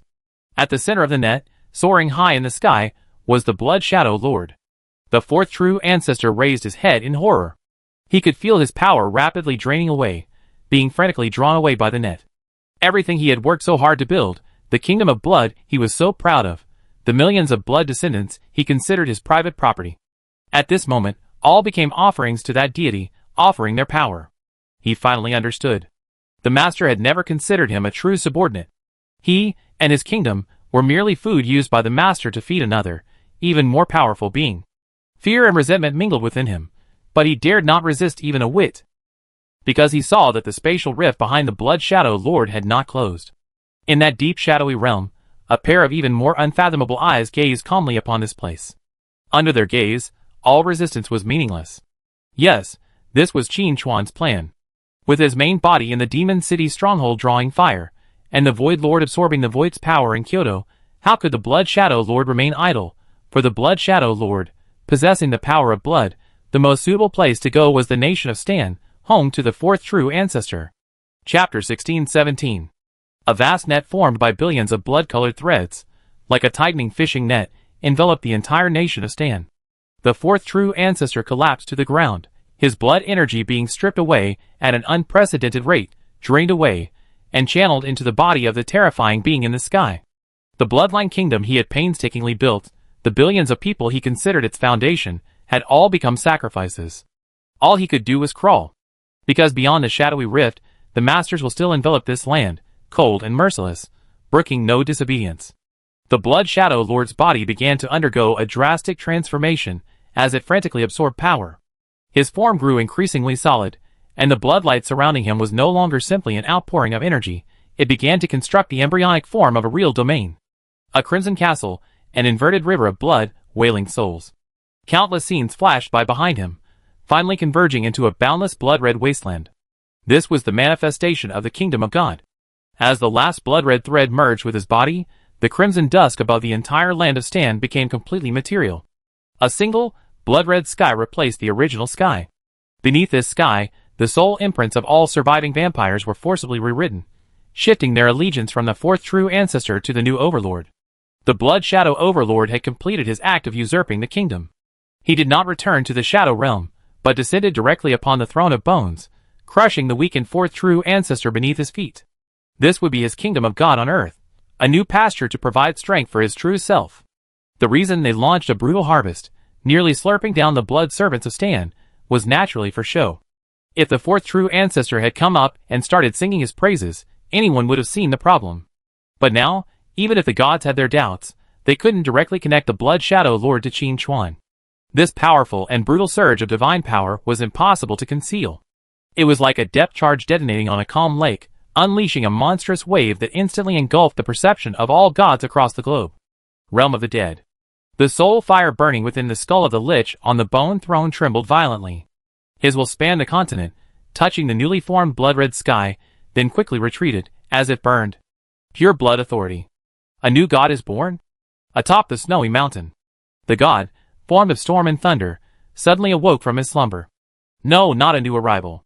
This power was ascended on this planet. Someone devoured the faith of an entire nation and reached the realm of a mid-level deity. It's that nation called Stan, formerly the territory of the vampires. A blood god. Replaced the previous vampire false king. The faith of a blood servant can't be so strong. Where did that blood god come from? The gods' minds rapidly communicated in the void, filled with astonishment and confusion. Since the advent of the apocalypse, they had never seen such a crude and direct method of gaining faith. This was simply a blood sacrifice that engulfed the entire nation. Some gods suspected Qin Chuan was behind this again. But the problem was that the power attributes of this newly emerged blood god were completely different from those of Qin Chuan, the one they were closely monitoring. One was shadow and sniping. The other was blood and rule. Two completely different systems. Could it be that, besides Qin Chuan, this world harbors other powerful natives capable of rapidly rising to prominence? For a moment, an inexplicable sense of crisis enveloped the hearts of all the newly arrived gods. This world was far more dangerous and bizarre than they had imagined. The lava tyrant possessed the most violent will. Chapter 1618. Another one. How many unpredictable changes are there in this damn world? We can't wait any longer. Take action and eliminate the most dangerous Qin Chuan. Easy to say, you strike first. God of Light, what are your thoughts? However, this time, the God of Light remained silent. His will retracted from the light pantheon, like a lifeless stone, uttering no words to the newly born blood god, nor responding to calls from the outside world. His silence calmed the other gods. Although the newly born blood god was powerful, he at least acted boldly, with a clear purpose, and made no secret of his presence. On the other hand, Qin Chuan was able to silently infiltrate the divine realm and assassinate the higher gods under their noses. Comparing the two, the difference in threat level was immediately apparent. Who is more terrifying? A hysterical madman or a venomous snake lurking in the shadows? The answer was self-evident. Increase the blockade of the demon city. That's right. We absolutely cannot allow him the opportunity to cause trouble. First, trap him and kill him, then deal with the new blood god. The 7 major pantheons quickly reached a consensus. Rather than disperse their forces due to the new threat, they instead poured even more divine power into the law-enforced blockade of the demon city stronghold. The law-enforced web, originally intended for surveillance, now grew thicker and more solid, practically becoming a literal cage. They had to ensure that this most ferocious beast had absolutely no chance of escaping before resolving the external troubles. Inside the command center, Qin Chuan slowly opened his eyes, interrupting his analysis of the forged godhead. He could clearly see the strings of law surrounding him, tightly entangled and reinforced by 7 immense external divine forces. Space was locked, energy suppressed. Any divine-level power attempting to escape would immediately trigger a chain reaction among the 7 divine systems. This blockade was over 10 times tighter than before. Far from feeling the slightest bit of irritation at being trapped, Qin Chuan smiled. He cast his gaze upon the global law map. In the Stan region, a new, crimson spot, emitting a soaring bloody light, had completely taken shape. And around that spot, several divine points of light were approaching, likely attempting to ascertain the blood god's true strength before waiting for an opportunity to act. Excellent, everything was proceeding according to the script. The more the 7 divine systems feared him, the more they focused their attention on him, the safer Ji Xing and his companions would be outside, and the more smoothly the blood shadow overlord would grow. Using himself as bait, he attracted the attention of all the hunters. His hounds, meanwhile, ran recklessly through the hunting grounds. One gains, the other loses, but the advantage remains mine. Qin Xuan regained his composure, closed his eyes again, and immersed himself once more in analyzing the fundamental laws. He had plenty of patience. Let the outside world remain chaotic for a while longer. Wait until his hounds mature into true wolves, until his other incarnation accumulates sufficient strength. Then, it will be time for him to tear open the cage and reap everything. A swamp drenched in the scent of death and decay. The black muddy water emanated a foul stench, and rotting giant trees and bloated animal carcasses floated on the surface. The air was filled with a poisonous miasma that could corrode the flesh and blood of living things. This was the divine domain of the lower-level deity, Tusk of Decay. A rip opened in space, and several figures emerged, none other than the elite hunting team led by Ji Xing and Ying Luo. Ugh! What a horrible place! Worse than a sewer! As soon as Ji Xing emerged, the overwhelming stench nearly killed him. He quickly activated the mech's built-in air circulation system. Ying Luo remained expressionless as he drew his judgment shadow blade. The dark light flowing from the blade automatically devoured and purified the approaching poisonous miasma. Chapter 1619. The target is in the center of the swamp. The divine reaction is weak, but scattered. He closed his eyes, and sensed for a moment, coming to a conclusion. It's someone who plays with plagues and curses. Be careful, don't get tricked.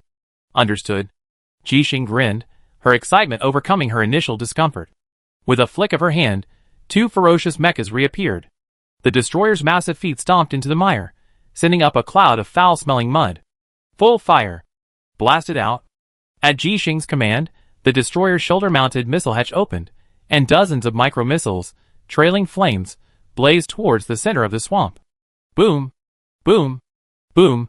The chain of explosions unleashed a torrent of muddy water. Flames and rotten water intertwined, instantly reducing an area a kilometer in radius to a scorched earth. However, at the center of the explosion, a thicker black-green mist grew even thicker. A sharp, piercing shriek, like fingernails scraping against glass, emanated from the mist. How dare you, mortals, disturb my slumber? His divine thoughts sputtered, filled with resentment and confusion. And then, the entire swamp sprang to life. In the mire, corpses, corroded beyond recognition, struggled to their feet. Green soul fire ignited in their hollow eye sockets, and they roared as they lunged at the crowd. The giant underwater trees transformed into twisted tentacles, breaking through the water and sweeping towards the drones in the air. They're ghouls and animated plants. Their divine power isn't high, but there are too many of them. Su Chongqing shouted, his raised holy light shield sizzling as the ghouls' claws corroded them. Yi Sakura Luo, find the real body. Ji Xing shouted, manipulating the annihilator as the fusion beam cannon began charging. A blazing white light swept out, instantly purifying the vast swarm of ghouls ahead into ash. Ying Luo did not respond. His figure had already melted into the shadows the moment the battle began vanishing. He skirted the front lines, darting through the twisted shadows of trees and the shadows of the swamp, heading straight for the core mist from which the divine consciousness had come. The moment he passed through the mist, the scene before him suddenly changed. He was no longer in the swamp, but on a plain of rotting flesh and bones.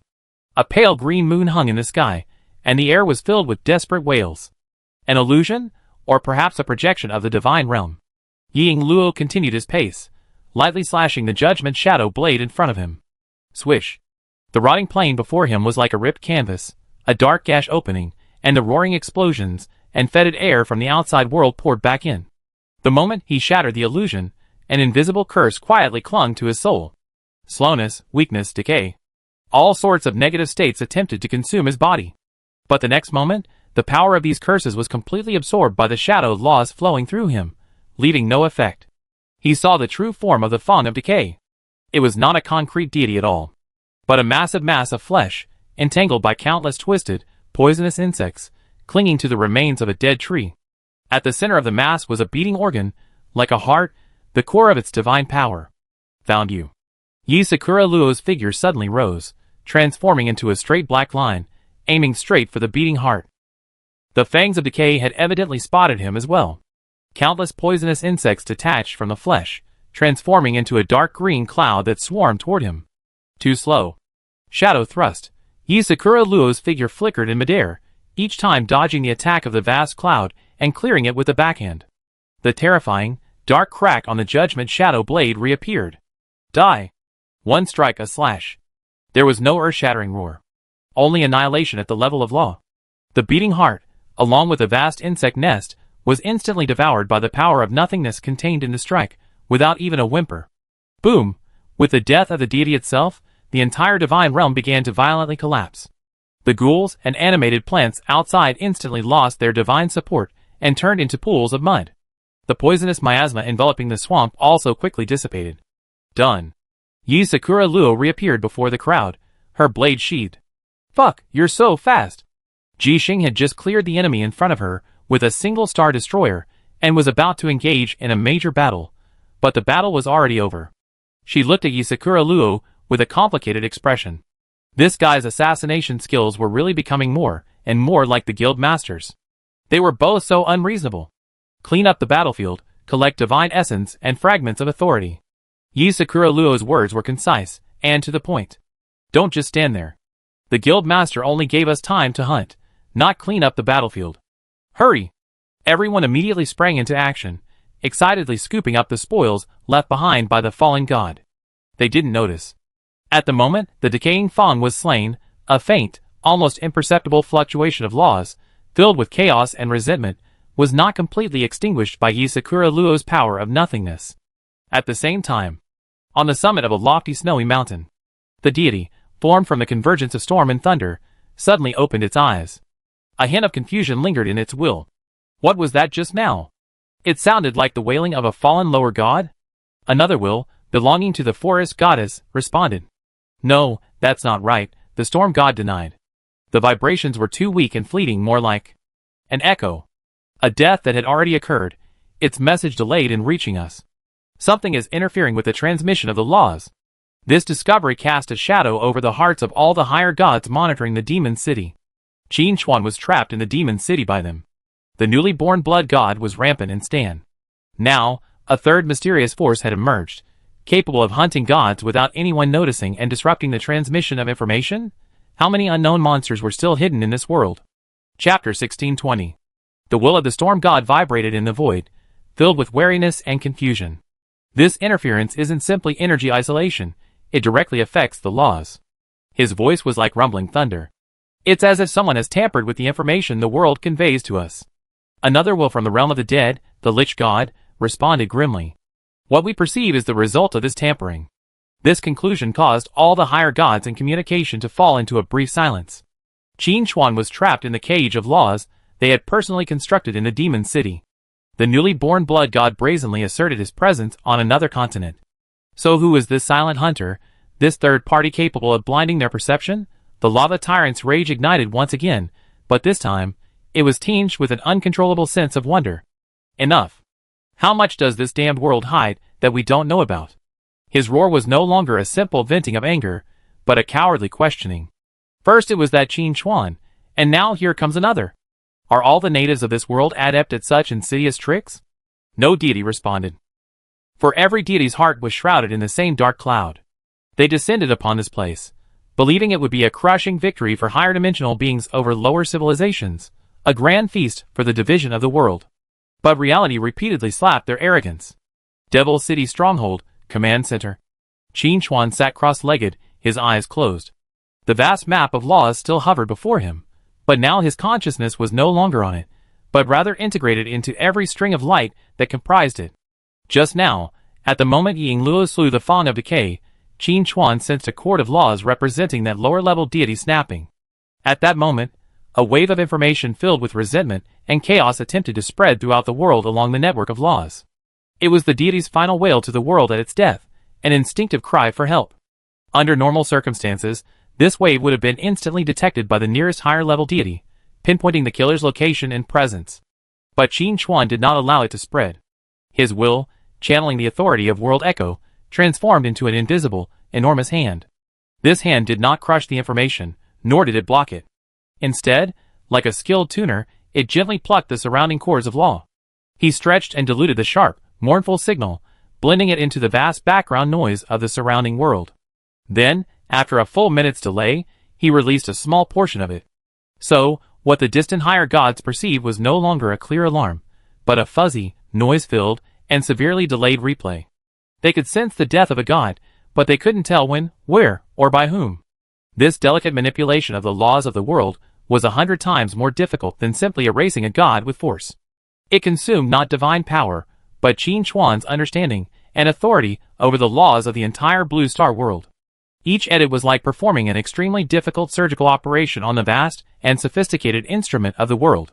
After completing all this, Qin Chuan slowly opened his eyes. His expression remained unchanged, but a slight sense of fatigue permeated his soul. It seems this operation shouldn't be used frequently, Qin Chuan muttered to himself. However, the effect was remarkable. On the law map, the dots of light representing Ji Xing and Ying Luo's team had quietly left the swamp after clearing the battlefield, sneaking towards their next marked target. Their trajectory was shrouded in a light mist, blending seamlessly with the surroundings. Chapter 1621. On the perception maps of the higher gods, nothing happened there. On the other side, the reactions of the 7 major pantheons were clearly visible on the map. The newly emerged blood god's aura had already attracted spies from several pantheons, and several lower gods were cautiously approaching the border of the Stan Kingdom, attempting to investigate. Their main force, the wills of the 7 higher gods, after a brief exchange and panic, made a decision that almost made Qin Chuan laugh. They invested even more of their divine power in the blockade of the demon city. The cage composed of laws now became even more solid, casting an invisible energy barrier even in the real world. They used the most foolish, yet most logical, method to make the biggest suspect Qin Chuan even more deadly. A bunch of fools blinded by fear. Qin Chuan's assessment was direct. The more they feared the unknown, the more they focused on the known. This information gap was Qin Chuan's greatest weapon. Qin Chuan closed his eyes again and began to refine the laws of the Shadow Realm, simultaneously comprehending the degree of his own divine kingdom transformation. Back in the deep sea, he had transformed himself into a kingdom, completely merging himself with the seed of the divine kingdom. After a period of battle and adaptation, the seed of the divine kingdom further integrated with his own self and began to sprout. This gave Qin Chuan a completely different understanding of the laws. It was as if he were witnessing the birth of a world, watching the laws of the world come into being from nothing. Qin Chuan knew that if he could fully master this process, his understanding of the laws would be greatly enhanced. He could even create his own unique path of laws. This was the primary reason he felt at ease being trapped in the demon city. In a sense, Qin Chuan had been trapped here of his own accord. Outside the demon city stronghold, the oppressive cage of laws, constructed by the 7 higher gods, had begun to permeate the physical realm. The air grew thick, and the light seemed distorted by an invisible force. Ordinary players would find it difficult to breathe here, their minds crushed by the immense divine might. Even demigods were no exception. However, Qin Chuan was now a lower-level god, and by releasing a little of the Shadow Realm's aura, he was able to withstand the pressure. Qin Chuan maintained his balance, his mind completely immersed in his own core. There had once been only a seed of the divine kingdom. Now, that seed had broken free from its shell, and a whole new world was brewing within. There was no light, no darkness. There was no up or down, no 4 or 5 directions. Qin Chuan's will descended upon this place, and what he beheld was absolute chaos. Countless fragments of laws collided and tore apart frantically here. The concept of space sometimes extended infinitely, sometimes collapsed to a point. The long river of time was broken into countless fragments here, some rushing forward, some stagnant, and some even flowing upstream. A wisp of flame was born, and the next moment, it was frozen by the law of ice that appeared out of thin air, and both were swallowed by the rift of nothingness. This was the embryonic form of the divine kingdom within him. At this moment, the divine kingdom within him was a primitive world without order, only instinct and conflict. Any being with a weak mind who entered this place would be instantly overwhelmed by this vast chaotic flow of information, becoming part of the chaos.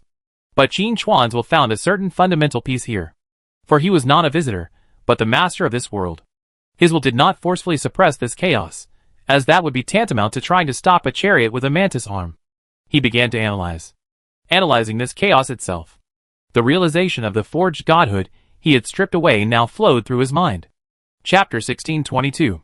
The essence of forging is to give disordered materials form and rules. The chaos before us is the finest material. Qin Chuan's will is the invisible forging hammer. He did not attempt to establish all the rules for this world all at once, but instead sought the most familiar and fundamental point. Shadow. His will became a command, a declaration that pierced the entire chaotic space. This is shadow.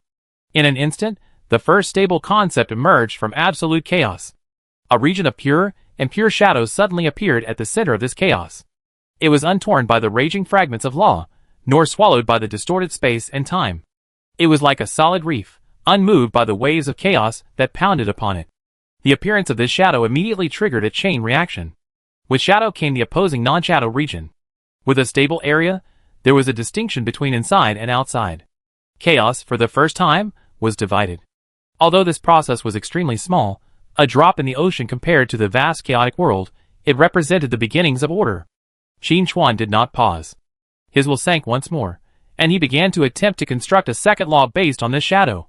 He thought of sniping. The essence of sniping is to transcend space, lock onto the target, and kill with a single strike. So first, a stable concept of space was needed. The hammer of his will began to strike the chaotic laws surrounding the shadow area.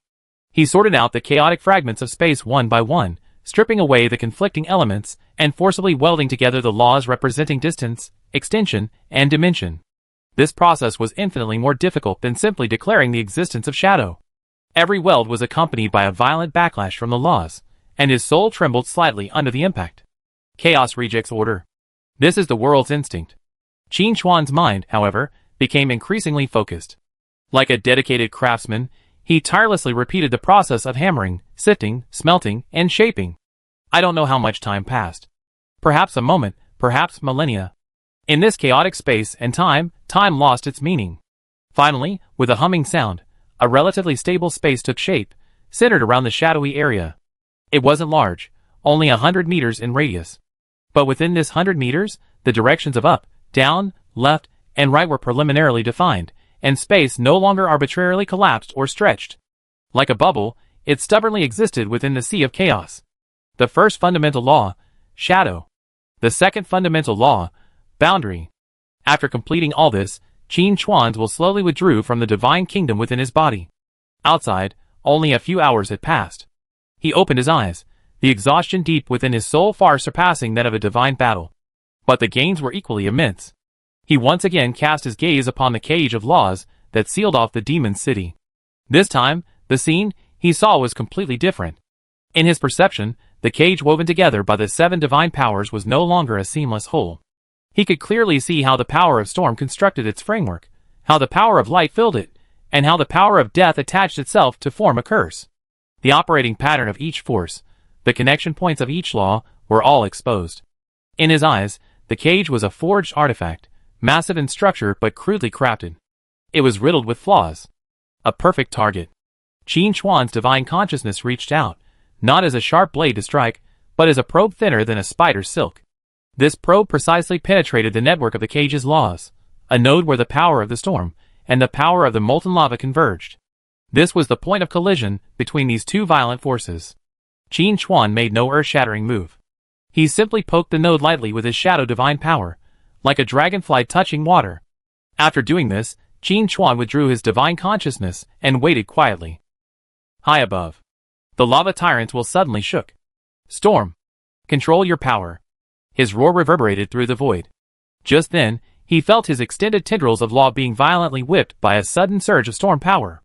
It felt like neighbors, once living in harmony, suddenly slapping him in the face.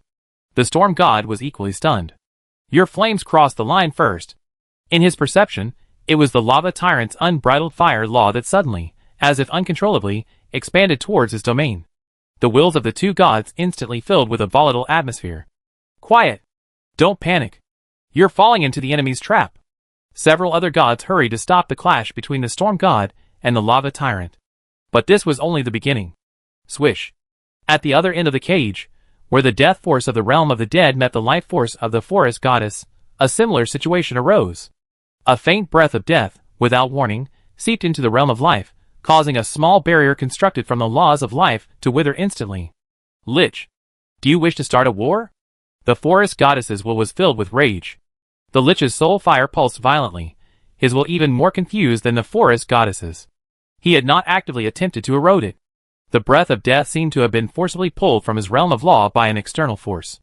Chaos had begun. The once unbreakable alliance of the 7 gods began to crack at this moment. They were suspicious of each other, blaming each other. Each god believed they were being provoked, and their counterattack was justified. Small energy storms began to appear on the surface of the law cage. They were the aftermath of the friction and collision of their powers. The stability of the entire cage was slowly but surely declining. They all sensed this, but none of them was willing to give in. Because in their eyes, giving in would be a sign of weakness. Amidst this chaotic dispute, the Lich's will suddenly subsided. He stopped arguing with the other gods, instead focusing all his perception on the problematic nodes of the laws. He retraced each moment of conflict over and over again. Then, he discovered a fact that froze his soul fire. These conflicts were not random outbursts. Each loss of control of power occurred precisely at the most vulnerable joints in this cage of laws.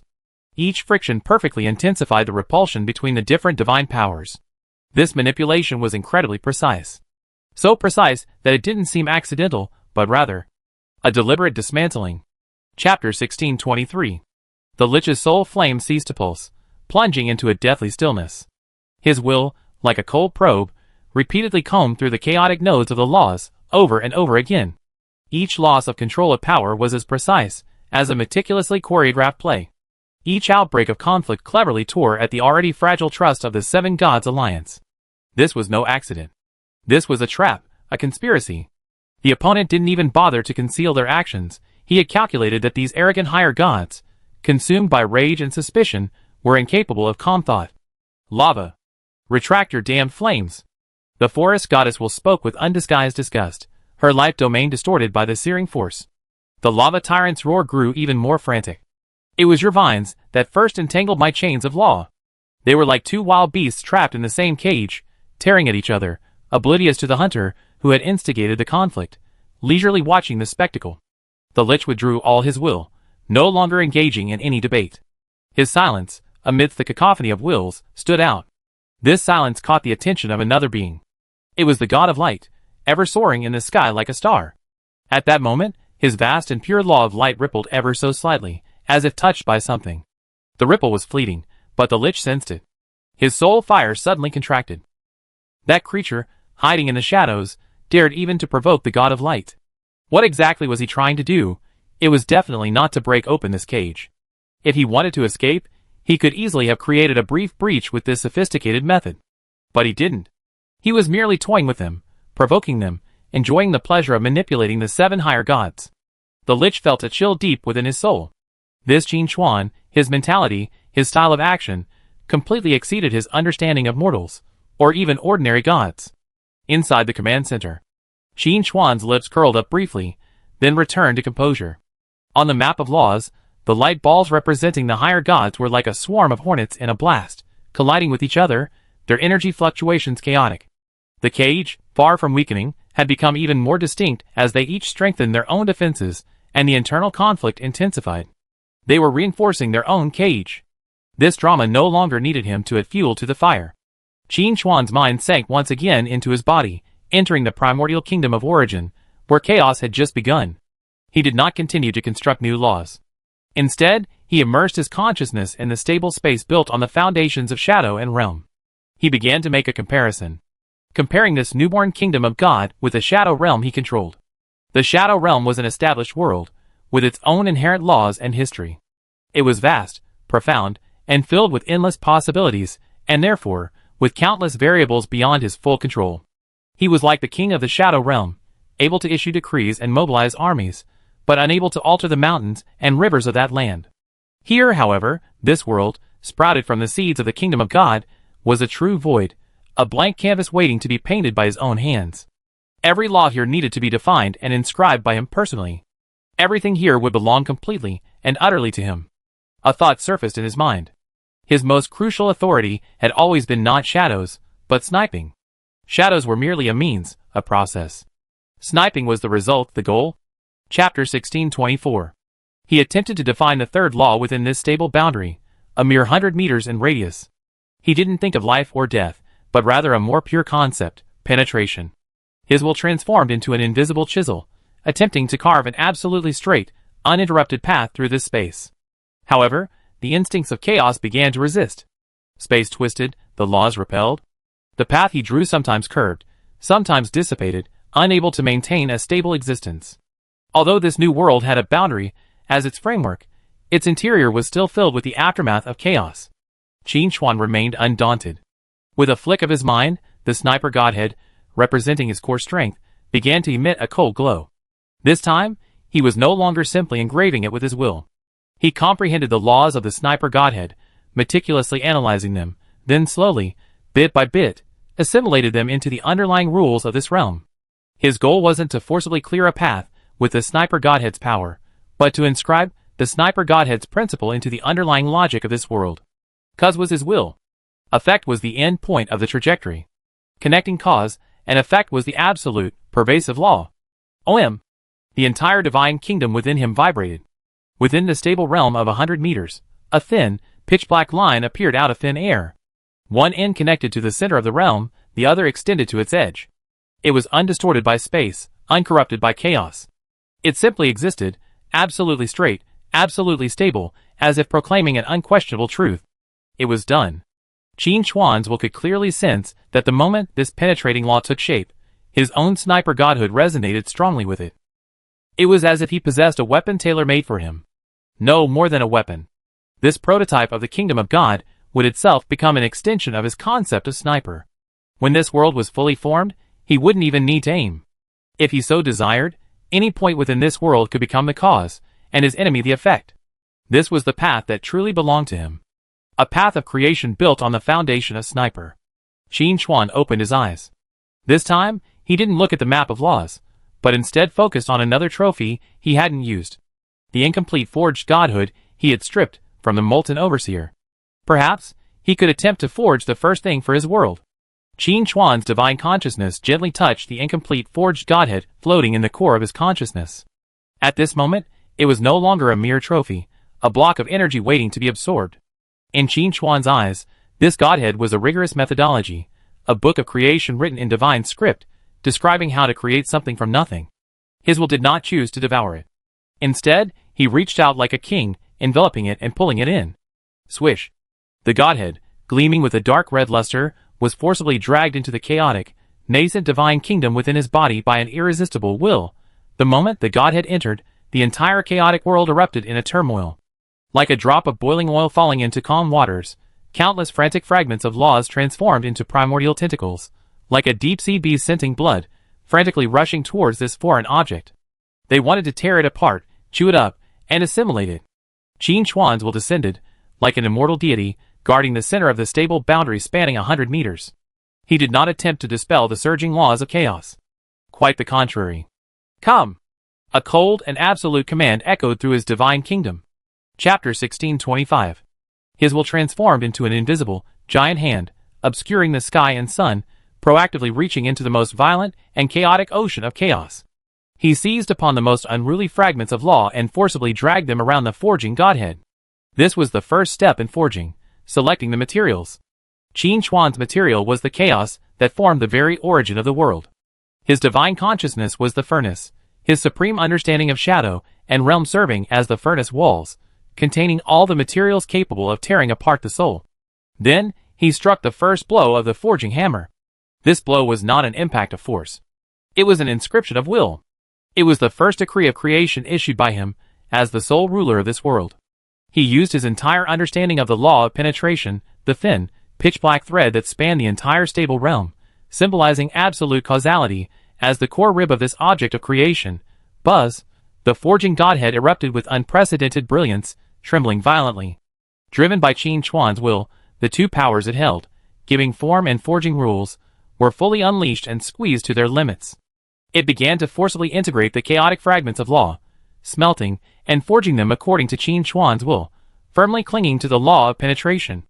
This process was filled with unspeakable resistance. Chaos refused to be shaped.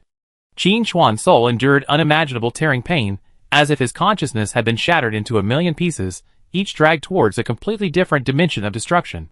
But he stood firm. In this world he had created, His will was the eternal, unshakable anvil of creation. No matter how the material resisted, no matter how it roared, it must be hammered into the shape he desired. Time lost all meaning here. It could be a moment, or it could be a millennium. Finally, when the last unruly fragment of the law was forcibly smelted within, all the light, all the chaos, all the roaring, was instantly suppressed, collapsing inward. In the center of that stable realm, at the end of that thin line of pitch-black law, a shadow began to slowly coalesce. Finally, it transformed into a sniper rifle composed purely of killing and rules. It had no stock to rely on. No scope to symbolize observation. Not even a trigger to indicate hesitation. It was simply a straight barrel, as if plucked from the ultimate darkness of the universe, forged from the purest law of sniping. The barrel was pitch black, devoid of any pattern, its surface smooth enough to swallow all light, so silent it seemed to freeze all sound. It was devoid of any energy fluctuations. But its very existence was a declaration. A declaration of absolute strength, absolute sharpness, and absolute indestructibility. The kingdom of God's foremost weapon. The sniper rifle. Qin Chuan's will penetrated it, and a sense of blood connection arose. No! It was no longer an independent weapon. It was a part of his kingdom of God, an extension of his authority, the embodiment of his will. And within the deepest recesses of the barrel, at the source of the law, the shadowy divine power condensed into an invisible bullet, poised to fire, locked onto cause and effect. Qin Chuan's will withdrew from the embryonic form of the kingdom of God. The sniper rifle, constructed purely from the laws, hovered quietly in the center of the divine kingdom, connected to his mind. It was powerful. It was powerful because its principle perfectly aligned with this new world, and powerful because its essence was an extension of Qin Chuan's authority. But that wasn't enough. It could now fire a shadowy divine power that penetrated the laws. Powerful, but not yet strong enough. Qin Chuan's divine consciousness rested on something else. The phantom black arrow, drawn from 4 million divine essences, hovered beside the sniper godhead. Divine art, the arrow of divine deprivation. A mad yet perfectly natural thought formed in Qin Chuan's mind. What would happen if the sniper rifle and the arrow of divine deprivation merged? Come in. Qin Chuan called to the arrow's phantom. Buzz, the phantom of the arrow of divine deprivation trembled violently, the laws it contained resisting. It was a creation derived from the divine system of apocalypse, its laws self-contained, closed, and stable. The divine kingdom within Qin Chuan's body was a primordial land of chaos and incipient creation. Allowing it to enter was like allowing a precision instrument into an erupting volcano. I said, come in. Qin Chuan's will grew cold and domineering. The sniper rifle within his divine kingdom, the thin black line at the muzzle representing the laws of piercing suddenly lit up, locking onto the distant arrow. This was a threat from the Lord of the world. The resistance of the arrow of divine deprivation weakened. The next moment, the arrow's shadow was pulled from its soul core by a brutal force and dragged into the chaotic embryonic form of the divine kingdom. Boom! The moment the arrow entered, the entire divine kingdom felt as if a foreign object had been thrown into it, triggering a violent rejection reaction. The waves of chaotic laws were 100 times more violent than those during the previous forging of the spear, madly washing over and tearing at the arrow's structure. The sense of detachment that had made the gods' hearts tremble was rapidly dissipating within the arrow's shadow, on the verge of being assimilated by chaos and completely dissipated. But this was the moment Qin Chuan had been waiting for. He raised the hammer of his will once again, the insights gained from the recently exhausted forging godhood burning to a crescendo within his soul. Dismantle. Qin Chuan's will transformed into billions of scalpels, precisely slicing into the arrow's structure, stripping away the two most crucial concepts of exploitation and sealing. In my name, forge my weapon. His will, transformed into a decree, resounded throughout the divine kingdom. The pitch-black sniper rifle, drawn by an invisible force, flew before his will. Forging, begin again. Chapter 1626. The arrow's shadow twisted violently in the chaos, the laws embodied within it being ruthlessly eroded. This newly born kingdom of God instinctively rejected all foreign rules that did not belong to it. At this moment, Qin Chuan's will became its sole fulcrum. He was not soothing, nor was he protecting. He was dismantling. The billions of scalpels, formed by his will, instantly covered the entire arrow's shadow. He ignored the arrow's form, its energy composition, and penetrated directly to the most fundamental level of law. He did not seek this arrow. He sought the principle that constituted it. Strip. Seal. These two most core concepts were forcibly extracted from the arrow's stable legal structure by his will. Without its core, the arrow's shadow could no longer maintain its form. It instantly disintegrated, transforming into a stream of pure divine data, swallowed up by the sea of chaos. Qin Chuan's will, wielding the two newly stripped pure concepts, turned towards the pitch-black sniper rifle. The forging was far from over. Enveloped in the concepts of stripping and sealing, his will pressed down fiercely upon the sniper rifle. Buzz! The rifle emitted a silent resistance. Forged from the supreme law of penetration, it was pure to the extreme, instinctively rejecting any additional impurities. The concepts of stripping and sealing were, to it, the most intolerable contamination. The chaotic fragments of the law were stirred once again, swirling around the rifle, a silent roar that seemed to mock Qin Chuan's presumption. My world, my call? Qin Chuan's will transformed into an invisible forging hammer, carrying the weight of the entire new world as it struck down fiercely. This hammer struck not the gun, but the rules themselves. Bang! A seemingly non-existent roar echoed throughout the embryonic divine kingdom. The sniper rifle's resistance was instantly shattered. The pure law of penetration was forcibly pried open by Qin Chuan's will. The concepts of stripping and sealing were brutally and illogically imprinted upon it. The gun trembled violently, the darkness on its surface swirling and reshaping like boiling ink. After a long moment, the tremor subsided. The sniper rifle hovered quietly before Qin Chuan's will. It remained its bare, imperfect form, pitch black and silent. But now, an indescribable sense of emptiness lingered over its body. It was as if its sole purpose was to arbitrarily remove something from the universe and imprison it forever. Qin Chuan's will connected with the gun. He could clearly sense that the gun's internal structure had undergone a profound transformation.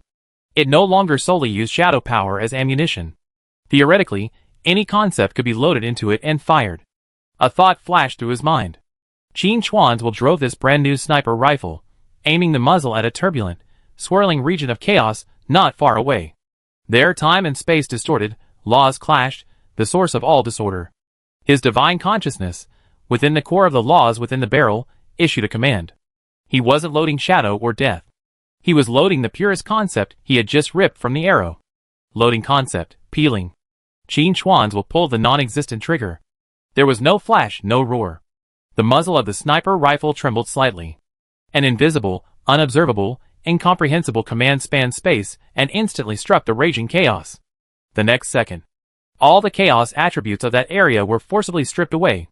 Time ceased to be chaotic, space ceased to be distorted, and the violent fragments of the laws lost their aggression, becoming docile and stable. Chapter 1627. A 10-meter circle zone of absolute order suddenly appeared out of thin air within the sea of chaos. It resembled a perfect sphere, everything within it obeying the most fundamental laws of physics, incompatible with the chaotic world around it. Qin Chuan gazed at his masterpiece, a ripple stirring deep within his soul. This was true sniping. The target was no longer life itself, but the varied laws that govern the world. High above, the conflict within the cage of laws constructed by the 7 higher gods suddenly and strangely subsided. The lava tyrant and the storm god ceased accusing each other. The confrontation between the forest goddess and the lich god also came to an end. It wasn't a reconciliation between them. A deeper fear, rooted in the gods' instincts, gripped their minds. The lich god's solidified soul fire suddenly contracted. His will rapidly communicated with the other gods across the void, but this time, it was no longer anger and suspicion, but pure horror. Do you feel it? The lava tyrant's volatile will was now filled with solemnity. I feel it. Something has been born. The storm god's voice was filled with unprecedented confusion. It's not a fluctuation of power, nor is it the ascension of a god. It's a shift of a higher order. It's as if one of the underlying rules of the world has been tampered with. This conclusion caused the wills of all the higher gods to fall into a cold, dead silence. Tampering with the rules of the world, that is a realm only the supreme god, or even the creator god, can reach. What was Qin Chuan, trapped in this cage by them, doing inside? They all simultaneously channeled more divine power and perception, frantically pouring into the cage, trying to glimpse the truth within. However, within the cage, Qin Chuan's aura remained steady, unchanged. They could see nothing. This unknown was more terrifying than any known threat. And within the embryonic form of the kingdom of God, Qin Chuan's will slowly withdrew. His attention fell on the incomplete forged godhead, its luster dimmed, its understanding of the laws nearly drained away. He reached out and gently crushed it. Thank you for your methodology. Now he had a gun and the first round of the peeling bullet. But a hunter with only one bullet is not a true hunter. He needed more ammunition. And what this world lacked the most was a variety of other people's rules. His divine consciousness once again connected with the vast law map. On the map, Jixing and Yingluo's team, like ghosts, quietly approached their next prey. That was a lower-level god who wielded the power of joy and depravity. On the law map, the light of Jixing's team had stopped. At their target location, an area emitting a pink and dark purple halo silently expanded. There lay the divine domain of the lower-level god, the honey of depravity. A corridor paved with gold and jade, the air lingered with a sweet fragrance that could intoxicate the soul. A melodious melody drifted from nowhere, each note stirring the most primal desires. As Jixing stepped into the area, the mecha's alarm system instantly emitted a shrill beep. Warning, high-intensity mental pollution field detected. Eroding the pilot's mind. Jixing shook her head. The beautiful figures dancing and waving before her looked like zombies controlled by threads of desire. Fancy. She spat, a little irritated. This soft attack was more painful than a head-on battle. Chongqing, turn on the lights. Here they come. Su Chongqing was already fully prepared. He smashed the massive cross to the ground, and a holy light suddenly burst forth. Chapter 1628. Wherever the light reached, effeminate music transformed into shrill screams, and sweet fragrances turned to the stench of decay.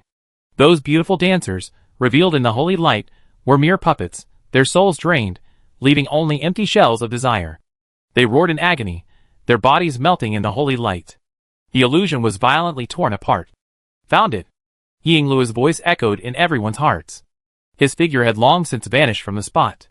In the deepest part of this divine realm, upon a throne constructed from countless entangled, fallen bodies, a deity of indistinguishable gender, of unparalleled beauty, lay lazily on its side. He was the honey of sinking. His gaze darted, piercing through layers of illusion, resting directly on Yingluo, who had infiltrated the core of the divine realm. There was no panic nor anger. Instead, a smile of amusement curved his lips. His voice resonated directly into the depths of Yingluo's soul, carrying an irresistible allure. A curious soul, walking amidst endless shadows, what are you seeking? Yingluo's steps didn't pause for a moment. The judgment shadow blade was silently unsheathed, its tip pointed directly at the throne. His answer was his sword. However, just as he was about to transform into a shadow and charge forward, the entire world shifted. No illusions, no attacks. Everything around him vanished, leaving only pure darkness. At the end of this darkness, his own figure emerged. That figure was practicing his swordsmanship, each strike deeper than his current level, closer to the very essence of shadow.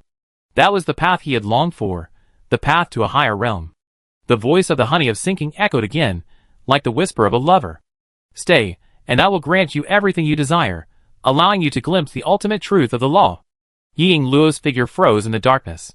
His blade froze in midair, and his entire aura sank, as if he were in a state of eternal enlightenment. This was not a mental attack, but a gift based on authority. It materialized your deepest desires, then trapped you forever. For a seeker of truth, this was more deadly than any sword. Inside the command center, Qin Chuan's gaze fell on the dot of light representing Yingluo on the law map. The dot of light hadn't gone out, but it had stopped moving and was completely enveloped by a rich pink-purple halo. Using desire as a trap, quite interesting. Qin Chuan's comment was bland.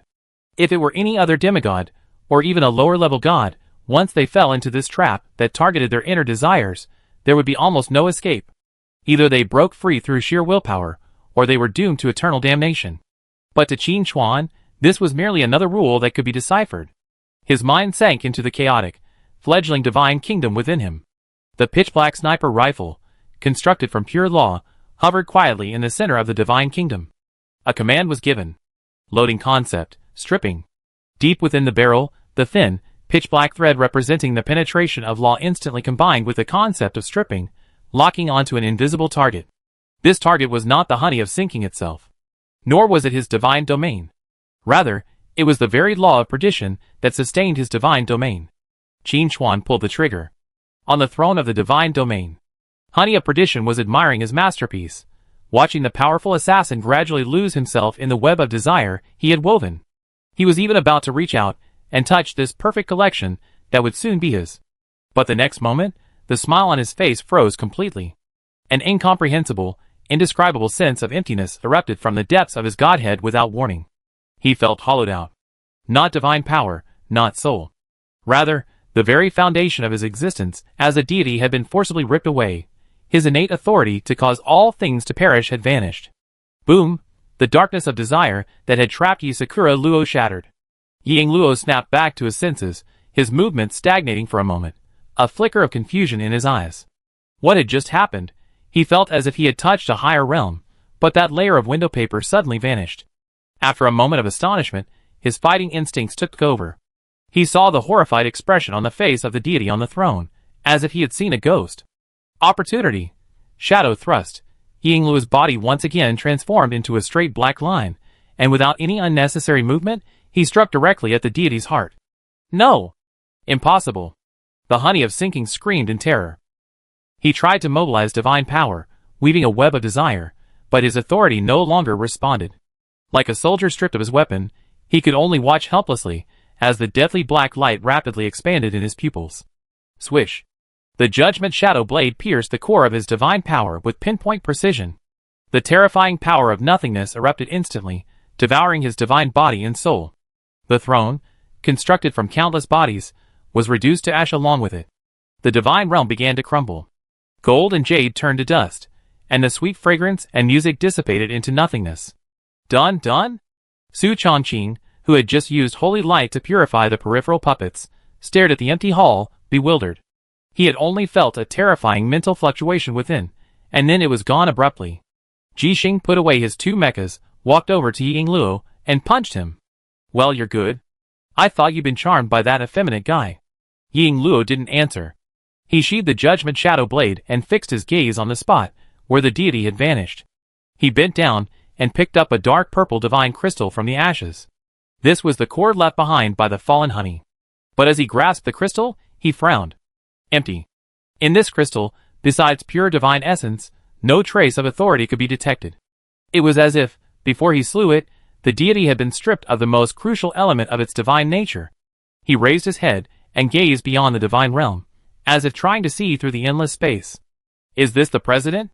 Chapter 1629. Inside the command center, Qin Chuan's consciousness withdrew from the divine realm within his body.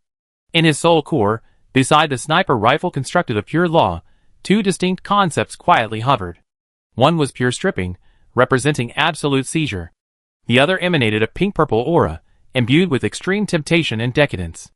It was the power of sinking stripped from the honey of sinking. Qin Chuan's mind moved, and the concept of sinking was loaded into the core of the law of the sniper rifle. He could clearly feel that the rifle was ready. The next bullet would no longer be a simple physical or energy attack, but a pure sinking law. Any being struck by this bullet would have its mind, soul, and even the meaning of its existence forcibly distorted, plunging into endless sinking. This was far more interesting than simply killing an enemy. Next, Qin Chuan's consciousness once again connected to the vast law map, preparing to select the next suitable prey for his hunting team. However, at this moment, the entire law map trembled violently. High above the heavens, the void where the wills of the seven gods converged fell into a deathly silence. The moment the honey of sinking fell, what they perceived was no longer the delayed and diluted echo of the previous time, but a more direct and terrifying phenomenon. They clearly saw the law of sinking being forcibly removed from the world network for a moment. And then, the life light representing the lower-level god completely extinguished. First, strip them of their authority, then slay them. For the first time, the lich god's icy will violently trembled. What kind of assassination method is this? What kind of monster could forcibly strip authority from a living god? The lava tyrant's roar was no longer frenzied, but instead subdued to the utmost, the terror within nearly condensing into substance. The forest goddess's will was equally filled with trembling. Someone is gathering our authority, just as mortals gather wood and ore. This conclusion sent a chill through the very being of all the higher gods. They descended upon this realm to divide the world and plunder faith. But now, an invisible butcher treated them as parts to be disassembled at will. The storm gods will transform into rolling thunderclouds, filled with impotent rage. Our blockade is meaningless. The hunter roams outside, tearing us apart one by one. And yet we can't even find a trace of him. No. Just as all wills were swirling in a vortex of chaos and fear, a vast, pure voice, devoid of all emotion, pierced the entire void. For the first time, that star-like realm of light spontaneously emanated his will. The hunter isn't outside. The god of light's voice wasn't transmitted through a network of laws, but rather imprinted directly upon the core consciousness of every deity. He's in the cage. This plain declaration unleashed a storm more intense than any previous fall of the god. Impossible. The lava tyrant was the first to retort. Qin Chuan is trapped in the demon city by us. Our cage of laws is impenetrable. He can't possibly escape. Cage? A hint of mockery, almost pity, lingered in the god of light's will. That's not a cage, that's a blindfold you put on yourself. The reason you can't sense it isn't because the enemy's concealment methods are sophisticated. It's because the world itself is lying to you. The will of this planet is protecting its agents. It has tampered with the message conveyed to you by the laws, editing a loud alarm into a faint echo. It has disguised the massacre happening before our eyes as a distant accident. Chapter 1630. You have used all your might, but you have only imprisoned a shell. His will, protected by his world allies, has already roamed this land, transforming your kind into nourishment for his growth. A mighty voice echoed through the void, each word like a hammer, hammering down upon the pride of the 7 higher gods. The truth was mercilessly revealed. The cage of laws they had so proudly built was a joke from the very beginning. They were not jailers. They were fools who had voluntarily donned blindfolds, blocked their ears, and huddled in what they thought was a safe corner. The communication of wills in the void was completely interrupted. The fear of the unknown vanished, replaced by the bone-deep humiliation and cold murderous intent of the truth being revealed. They had been tricked. After a long moment, the will of the lava tyrant resounded, its voice eerily calm. World will. Very well. Then crush this damned world along with it. The Lich's soul fire regained its composure, the calculation and coldness within it 100 times more intense than before. Since our perceptions are unreliable, let's abandon them. We need a completely new plan to force him out. All wills turned towards the vast cluster of kingdoms of light in the void. It was the god of light who had revealed all this. So, he must have a solution. But this time, there was no news from the god of light. Humph, you're playing tricks on me, the lava tyrant snorted. He must be waiting for Qin Chuan and me to suffer mutual defeat, so that he can reap the benefits. The forest goddess, however, had a different view. That's not a win-win situation. The forest goddess's will, like cool moonlight, shone into the void dominated by rage and terror. Her will did not refute the lava tyrant's anger, but directly rejected that facile conclusion. We were all wrong, wrong from the very beginning. Our blockade, our perceptions, even our understanding of this world, it's all a trap. The world's will is deceiving us, and we are using this tainted information to construct a cage of self-deception. The forest goddesses will become incredibly clear. There's no point in continuing this so-called cage. It drains our divine power, distracts our will, and most importantly, it deceives us. We should withdraw all our power. This proposal caused the frenzied wills to pause. Withdraw? Wouldn't that mean letting Qin Chuan do whatever he wants outside? The lava tyrants will roar again. Outside? A hint of self-mockery lingered in the forest goddess's will. Can you still tell the difference between outside and inside? The world can tamper with our perception at a distance, but can it tamper with the laws within our kingdom? With proper precautions, could Qin Chuan infiltrate the divine kingdom cluster we cultivated for 10,000 years and assassinate us right under our noses? The continuous questioning silenced the lava tyrant's will. Abandon this vast but illusory battlefield. The forest goddesses will sweep across all the gods. Contract all our defenses and concentrate all our divine power and will on our respective kingdom clusters. Build our domains into absolute barriers. That way, even if the world will shield him from the entire planet, if he dares approach our core, he'd be nowhere to hide. We can wait for him on our home turf and crush him completely. The words were clear and logical. Even the coldest lich god, his deadly soul fire, shone a hint of agreement. This is the safest and only correct course of action when forced into a desperate situation. Abandon illusions, abandon arrogance, admit that you are half blind in this land, and then protect the only part of your territory that you can clearly see. Chapter 1631. However, just as the forest goddesses will clearly outline this strategic blueprint, he himself shuddered. A thought that sent a chill through his body suddenly emerged. Wait. Constrain the defense. Defend the kingdom of God. Abandon ineffective interference with the outside world. Concentrate all strength within. This strategy was so correct, so wise. But why did he feel a strong sense of déjà vu, as if someone had already done this, and had been doing it from the very beginning? The forest goddesses will turn to the cluster of kingdoms of light, always hanging high in the sky, unchanging like stars. He finally understood. Why had the god of light remained silent? Why, while they constructed the cage of laws, and madly poured out their divine power, Had he only contributed a token amount, why, while they grew suspicious of each other and roared at each other over their praise provocations, had his domain remained as stable as ever, without any unnecessary fluctuations? It wasn't that he was playing tricks, watching the tigers fight from the mountain. Nor was he waiting for some lucrative opportunity. Rather, he had long seen through it all. He had long understood that these so-called higher gods were like a bunch of blindfolded fools, diligently performing a farce on a stage that didn't even exist. So, he had long ago adopted the most correct response. He defended his kingdom, protected his people, and transformed himself into an impenetrable fortress, observing their folly and futility with a cold eye. Perhaps his revelation wasn't well-intentioned.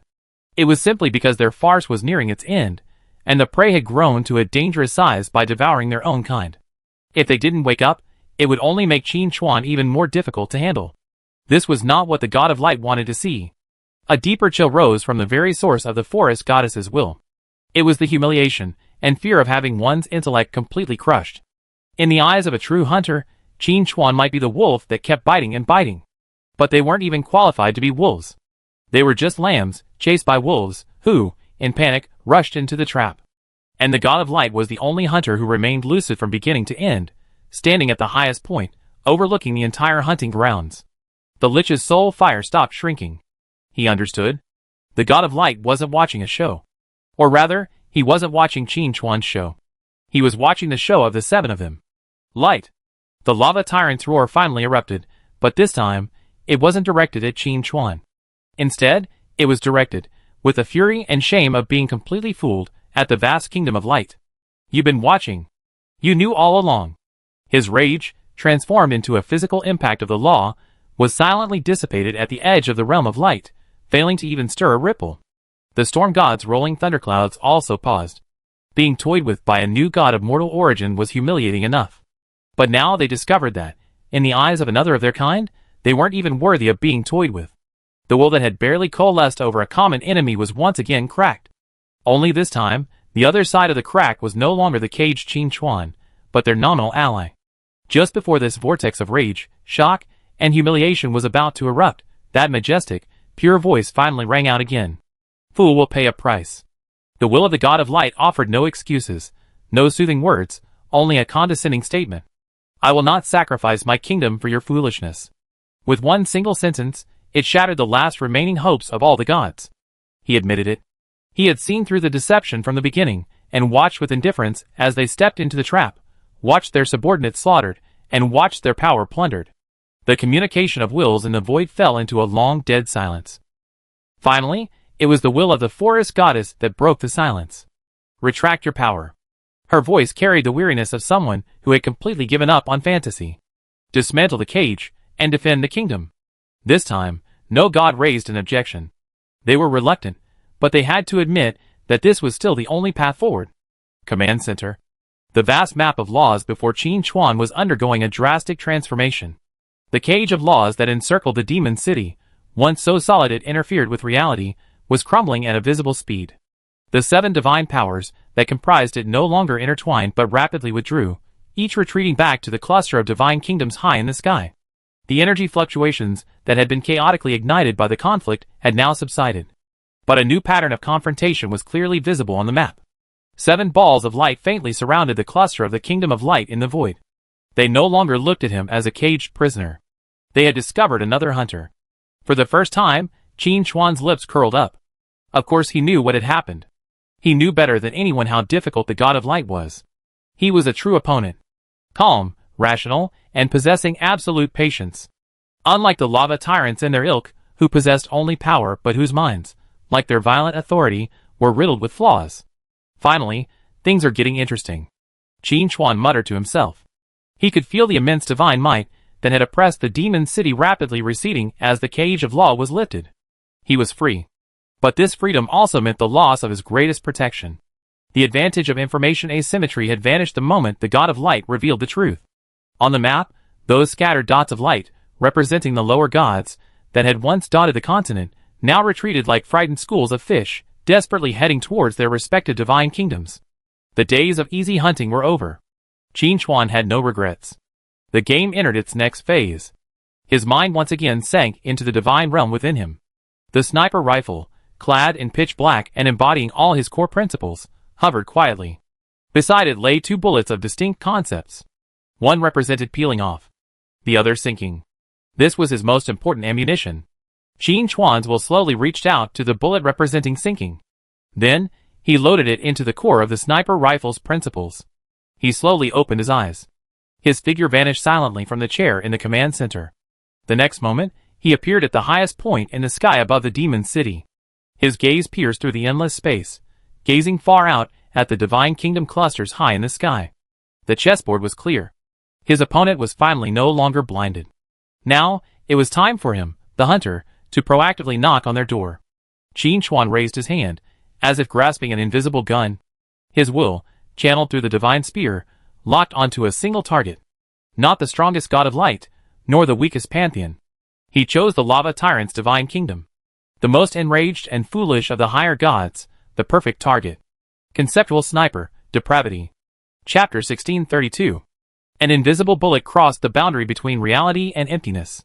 It caused no ripple of energy, yet in an instant, it struck the divine kingdom clustered high in the sky, constructed from endless molten lava. The will of the lava tyrant shook violently on his throne. He felt no attack. But his kingdom, the extension of his authority, had betrayed him. The roaring river of lava, a confluence of pure rage and destructive will, suddenly slowed. The waters were no longer scorching, but instead exuded a deathly coldness. The countless wailing souls at the riverbed no longer wailed in agony, but rather a hum of numb satisfaction.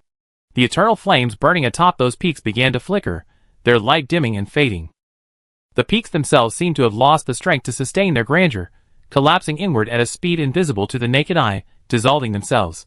Throughout the kingdom of God, the aura of brutality, tyranny, and incineration was rapidly fading. In its place, a sense of self-loathing, self-exile, and decadence was taking its place. The kingdom of God was sinking. What's going on? A lower-level god, wielding the black smoke, was horrified to discover that the defensive barrier he had constructed with his divine power was being corroded by the kingdom of God itself. Hold steady. Channel all your divine power to repair the law nodes.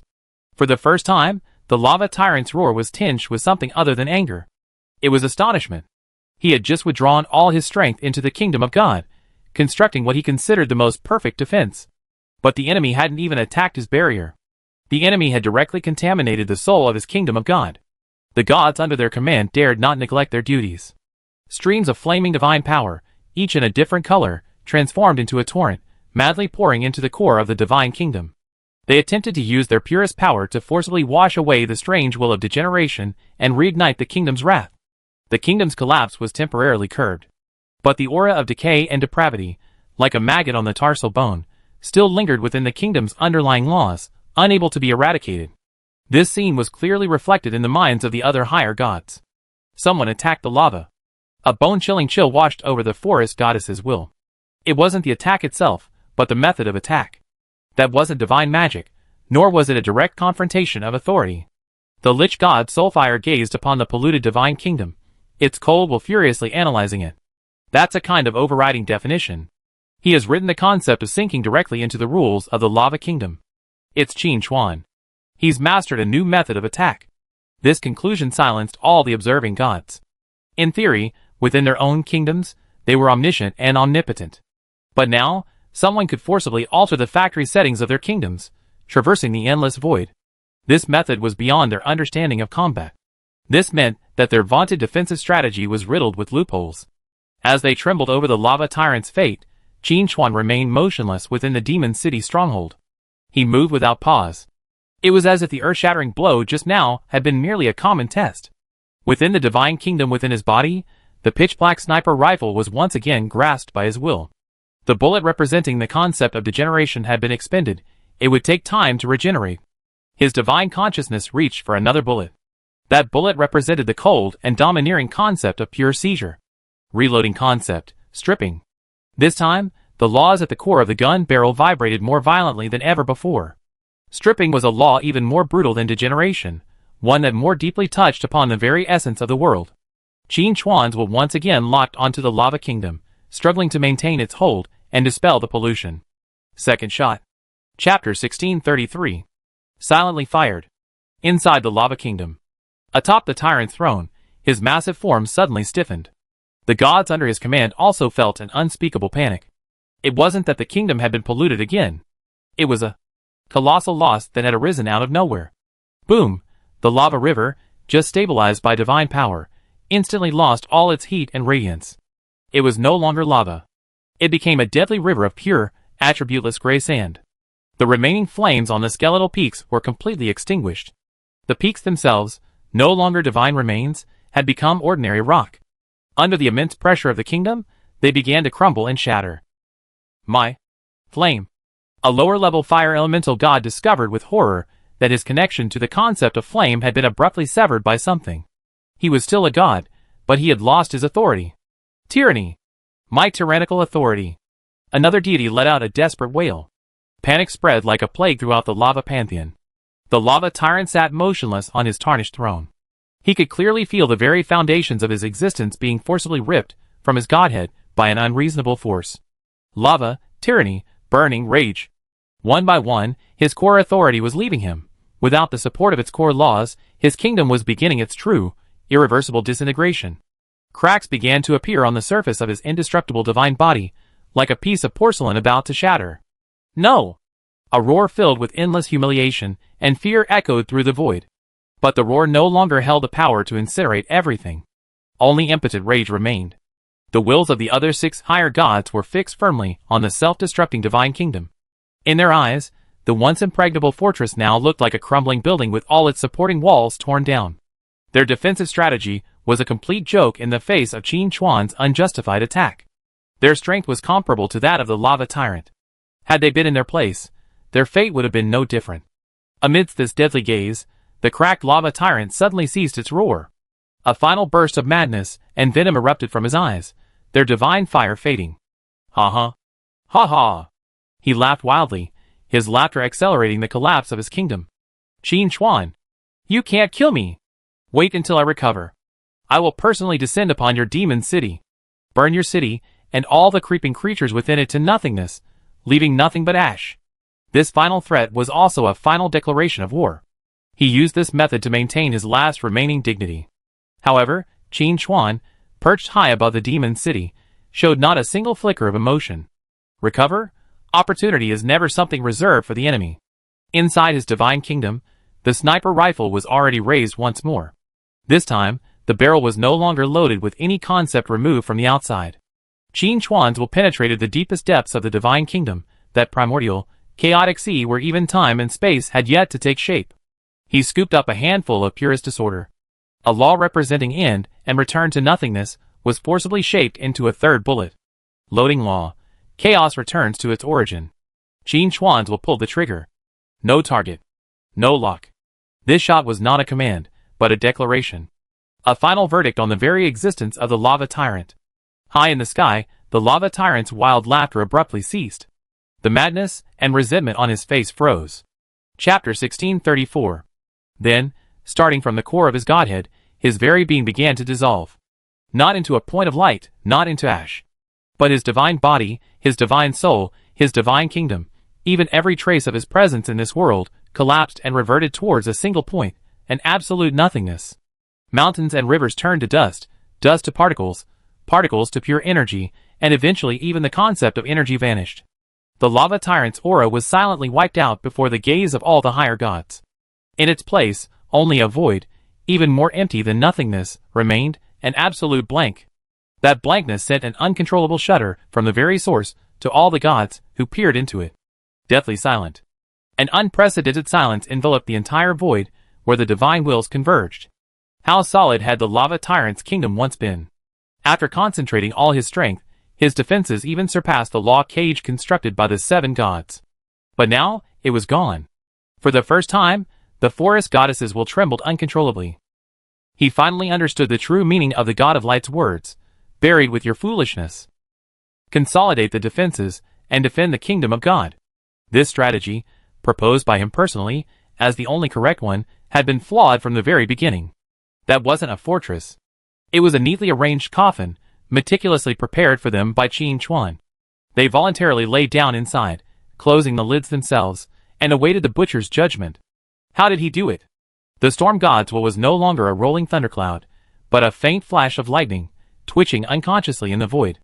His rage, his pride, were completely crushed by that incomprehensible means of annihilation, leaving not a trace. The Lich God's soul fire shrank dramatically to a single point, its coldness and calculation replaced by a deeper fear. The first shot, sinking, was a spiritual pollution that shook the foundation. The second shot, stripping, was to seize power and cut off its minions. The third shot. What was the third shot? The Lich God could not interpret it. He could only sense that it was a concept more ultimate than death. A terrifying law that completely returned existence itself to non-existence.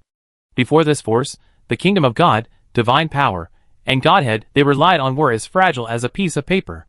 Just as the wills of the 6 higher gods were mired in this quagmire of fear and despair, the constellation of the kingdom of light, ever so high in the sky, like a star, finally trembled. A mighty, pure voice rang out again. But this time, it was no longer a declaration, nor a mockery. It was an equal, a confirmation of another being of equal rank. Chaos returns to its source. He has touched the end of all things. These words were not explained to the 6 gods, yet they heard them clearly. Every word, like a red-hot iron rod, burned into their very essence. Chaos returns to its source. The end of all things. That new god, born of mortal origin, had mastered the ultimate power of creation and destruction, a power they had only glimpsed in ancient legends. How could they fight this battle? All the strategies, all the struggles, became a joke. The communication of wills in the void was completely severed. Not out of anger, nor out of humiliation, but out of fear. Now, who could guarantee that he wouldn't be the next target Qin Chuan targeted? And who could guarantee that, when he was attacked, his allies wouldn't immediately withdraw to protect themselves, or even add insult to injury? In the highest reaches of the demon city. After firing his third shot, Qin Chuan's figure blurred for a moment, like a shadow cast by a poor signal. He closed his eyes, his mind completely absorbed in the embryonic form of the kingdom of God within him. The sea of chaos at the center of the kingdom of God visibly dimmed. The once turbulent surface was now calm, almost deathly still. The pitch-black sniper rifle hovered quietly. The gun shaft was covered in spiderweb-like cracks. Streams of pure disorder power were being drawn from the sea of chaos, slowly repairing these scars. The law of returning chaos to its origin was too overbearing. It had drained nearly 10% of the sea of chaos's original power, nearly causing his life-originated divine weapon to collapse. This bullet would be unusable for a short time. Qin Chuan wasn't surprised. If attacks of this caliber could be wasted at will, then this game would be far too boring. His divine consciousness rested beside the sniper rifle. There, quietly hovered several clusters of newly stripped concepts of authority, yet to be fully absorbed. One cluster was tyrannical lava. The other was twisted tyranny. One ball was pure incineration. The largest, most central ball, represented the rage of boundless destructive desire. Qin Chuan's will gently touch that ball of rage. A furious, destructive urge, indiscriminately distinguishing friend from foe, to tear everything before him to shreds, instantly surged into his mind. But his newly formed kingdom of chaos trembled only slightly, completely suppressing this violent will. Not bad power, but the user is too foolish. Qin Chuan's assessment remained bland. With a wave of his hand, he thrust all of this newly acquired authority into his kingdom, where it was slowly analyzed and absorbed by the sea of chaos. He did not need this complex authority. What he needed was the underlying rules that constituted these powers, to continue strengthening himself. After completing all this, his consciousness returned to the command center. The vast map of laws before him had completely changed. High in the sky, the 7 divine kingdoms, once facing each other, now frantically distanced themselves from each other like a group of frightened beasts. The forest goddess's kingdom retreated toward the eastern continental shelf, its green halo dimming and retreating. The Lich God's kingdom sank deep into the northern earth, completely cut off from the outside world. The Storm God, carrying his kingdom with him, fled toward the boundless ocean. Panic was spreading. Chapter 1635. The deathly silence above the heavens did not last long. The absolute void created by the annihilation of the lava tyrant became an undeniably terrifying black hole, continuously devouring all who peered into it. But beyond fear, another, more primal emotion began to grow within the hearts of the gods. Greed. A superior deity had vanished into thin air. The wreckage of his kingdom, the lower gods, without the support of their core laws, became a vast pie suspended in the void. Who would take the first bite? In the forest goddess's kingdom, the emerald sea of light that represented life and tranquility began to ripple abnormally. A vine woven from the pure laws of life cautiously emerged from the edge of the kingdom, spanning the distant void and piercing the crumbling lava world. He wanted to confirm whether Qin Chuan's attack still remained in that area.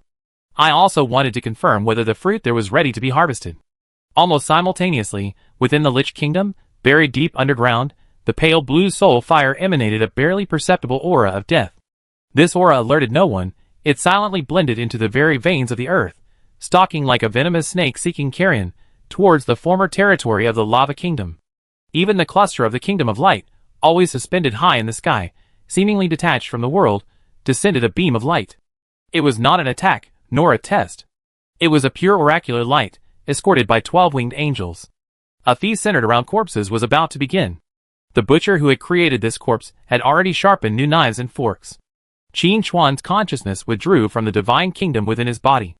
The cracked sniper rifle was slowly recovering under the nourishment of the Sea of Chaos. On the law map before him, the dark red area representing the lava god system was being infiltrated and encroached upon by the surrounding blocks of color. Faster than I expected. Qin Chuan's comment remained emotionless.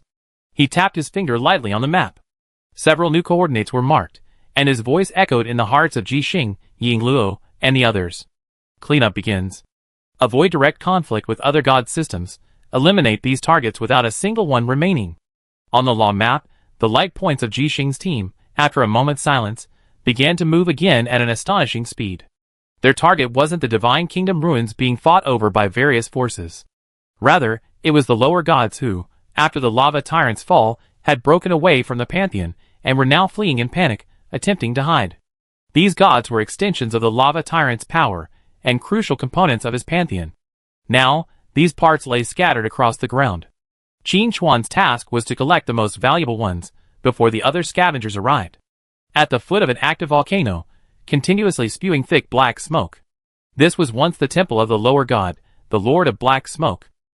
But now, the temple had collapsed in half, and above the remaining structures, the black smoke that once symbolized the god's majesty had become thin and chaotic. In the deepest recesses of the temple, a human-shaped cloud of smoke swirled violently, roaring with fear and anger. The tyrant has fallen. That human. That monster. How dare he? How could he? The Lord of Black Smoke could not comprehend. Just then, the fundamental connection between him and the lava tyrant was forcibly severed by an irresistible force.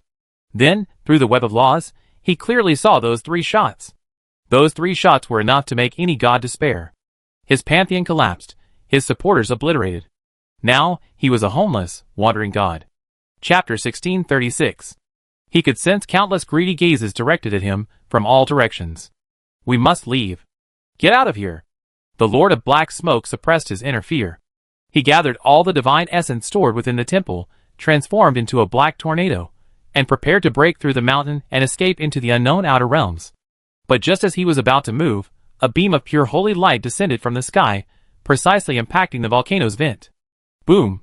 The holy power and the foul black smoke collided violently, and the resulting shockwave shattered the entire mountain in half. Cross-exorcism formation.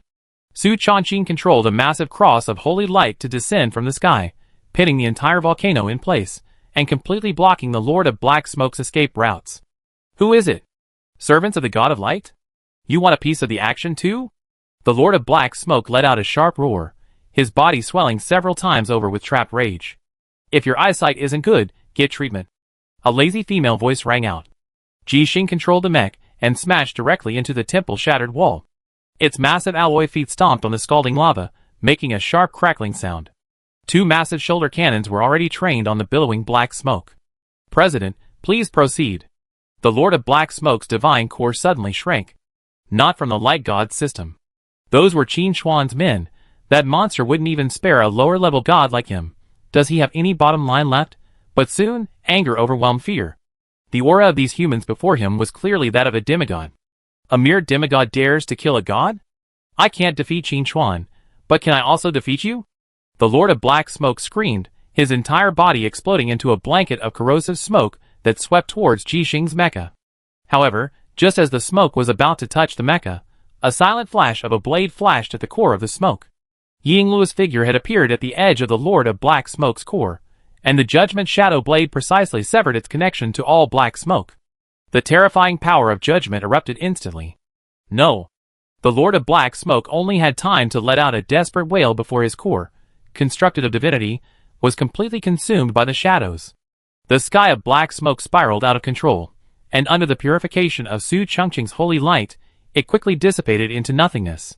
In just a dozen seconds, a lower-level god fell. Ying Luo sheathed his sword and caught a crystal of divine power condensing from the air. But his movements suddenly stopped. He raised his head and looked towards the other side of the volcano. Ji Xing's mech also turned its gun barrel, locking onto that direction. After watching such a good show for so long, why don't you come out and say hello? Ji Xing's voice was a hint of amusement. The space there distorted slightly. Several figures clad in pitch-black cloaks, their bodies seemingly composed of shadows, slowly emerged. The leading figure held a lantern with a flickering green flame. The flame emanated the coldness and deathly silence that gathered souls. A member of the Lich God. The leading lantern-bearer let out a dry, hoarse laugh. I never thought Qin Chuan's men were so resourceful. We won't fight you for this piece of juicy meat. But his gaze passed Ji Xing's mecha and fell on the divine crystal in Ying Luo's hand. There are more hunters than just you in this hunting ground. With that, several figures prepared to merge back into the shadows, only to discover with horror that the spatial passage they had come from was blocked. Qin Chuan's voice drifted through the area. Kill them all. Qin Chuan's calm voice echoed through the volcanic region, like an insurmountable chasm, completely cutting off all hope for the Lich's servants. The leading lantern-bearer's expression changed drastically. Chapter 1637. He violently urged the lantern in his hand, pulsing with green soulfire, to force a rift into the shadow realm. However, the lantern's soulfire flickered in vain, the surrounding space as solid as cast iron, unmoved. Space is locked. A shadow assassin screamed in horror. Their vaunted stealth and teleportation abilities were rendered a mockery by the absolute spatial blockade. The president has taken action, and you still want to escape? Ji Xing's mecha took a step forward, its heavy footsteps pounding on the hearts of all the god's servants. If you want to steal food, be prepared to be treated as food.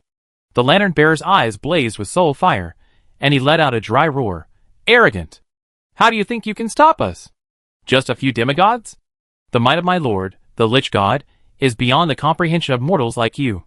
He held the lantern high, and green soul fire shot up into the sky, transforming into countless wailing skulls that swarmed and devoured the crowd. Each skull contained intense negative energy and soul curses, enough to instantly corrode the body and will of a demigod. Holy light, purify this filth. Su Chongqing was already fully prepared.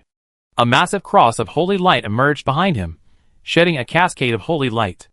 As the ferocious skulls came into contact with the holy light, like snow meeting the blazing sun, they wailed shrilly and melted away, purifying the world. Now! Ji Xing growled. The Annihilator's cannon fired with a bang, and two thick energy beams tore through the air. They did not shoot towards the lantern messenger, but accurately hit the two shadow assassins beside him. The two assassins didn't even have time to react before they were reduced to ash in the destructive beam. The lantern messenger was horrified. Their coordination was flawless. Holy light restrained his wide-area attacks, while heavy firepower provided precise, targeted kills, leaving him unable to manage both ends. Fear began to spread within him. The moment his attention was distracted, a sharp, cold light silently appeared at his neck. It was Ying Luo. He had unknowingly passed through the battlefield crisscrossed by holy light and soul fire, and arrived at the lantern messenger's side. The judgment shadow blade's blade illuminated with dark golden lines of law. A terrifying will that judged all things sealed the lantern messenger's life. No! The lantern messenger felt death approaching, and desperately tried to shield himself with the lantern in his hand. But it was too late. The blade flashed. The world fell silent. The soul fire in the lantern-bearer's eyes instantly extinguished. His shadowy form, beginning at the neck, was completely disintegrated by an invisible force, transforming into the most primitive shadow particles and dissipating into the air.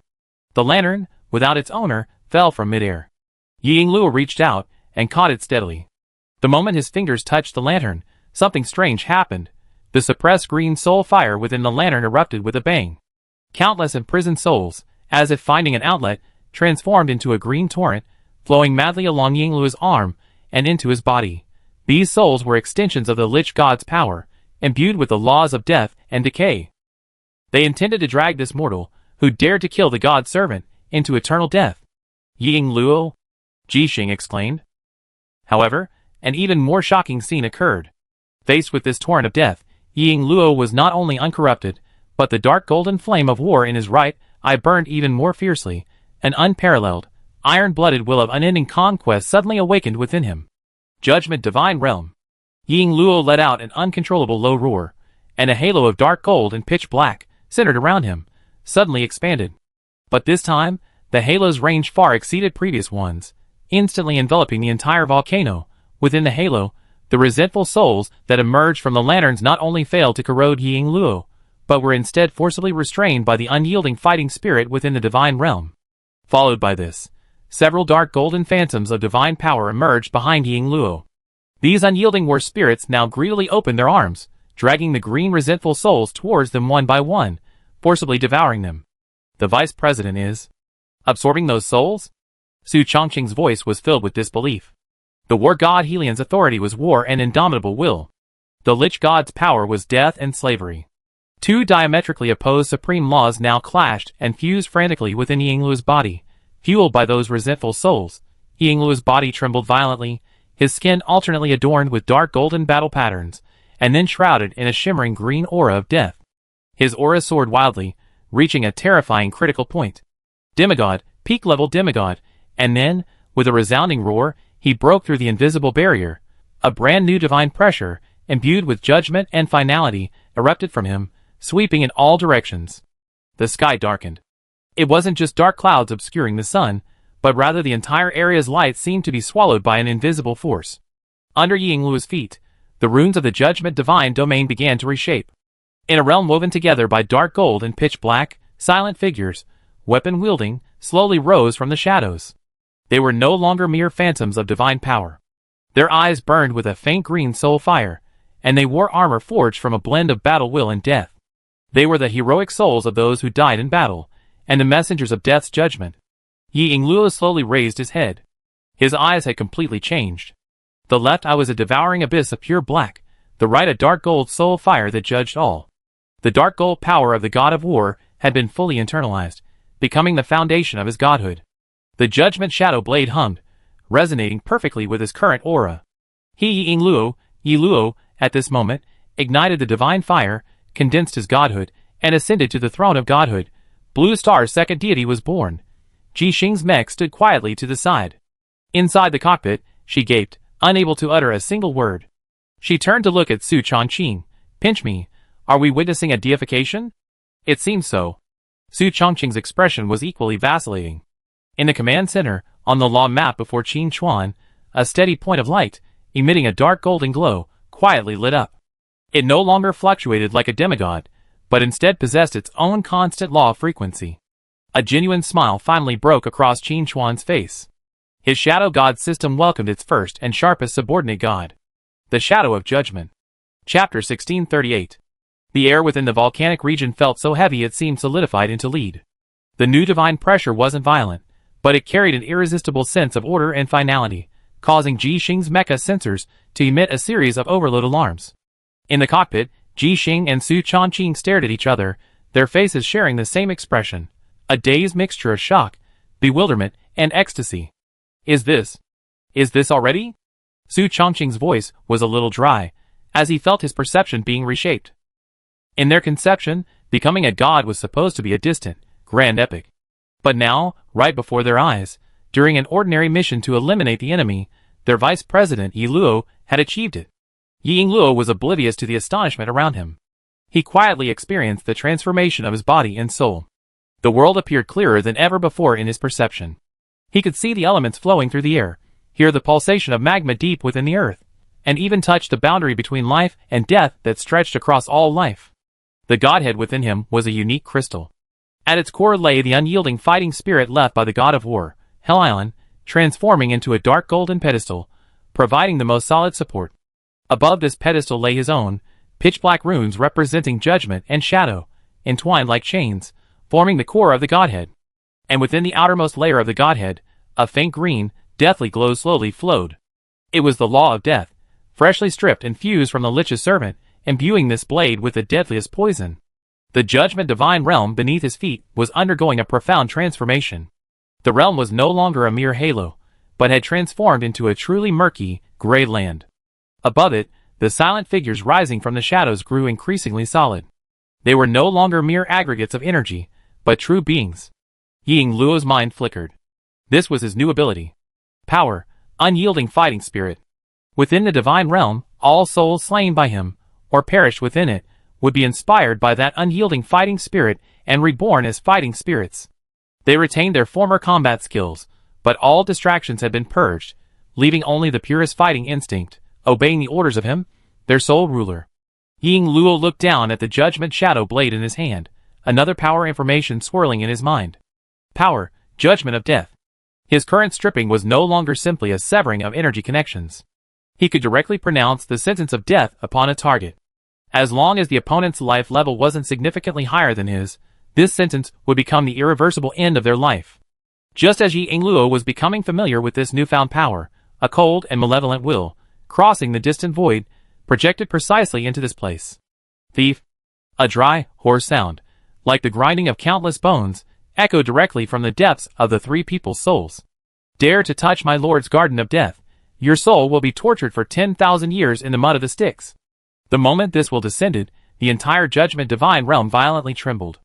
The green soul fire in the eyes of those newly formed fighting spirits began to flicker unsteadily, as if at any moment they would be completely crushed by the will of the higher god. The Lich God, he sensed the fall of his divine servant, and the loss of that portion of his power over death. Ji Xing and Su Chongqing paled. Faced with this pure malice, they felt as if their souls were frozen. Ying Luo's face, however, remained expressionless. He slowly raised his head, his eyes, one black and one gold, gazing towards the void where the will had come from. Chapter 1639. With his left hand, gripping the judgment shadow blade, he gently made a slashing motion towards the void. There was no earth-shattering burst of energy, no flashy moves. Power, Shadow Realm Fairy. His figure vanished for a moment. It wasn't that his speed was too swift to be captured, but rather that his entire being, along with his aura, briefly left the real world, stepping into the limbo between life and death. And in that distant subterranean kingdom, the Lich God's soul fire, condensed to the utmost, trembled violently. The wisp of will he had projected was severed. Not defeated, not purified.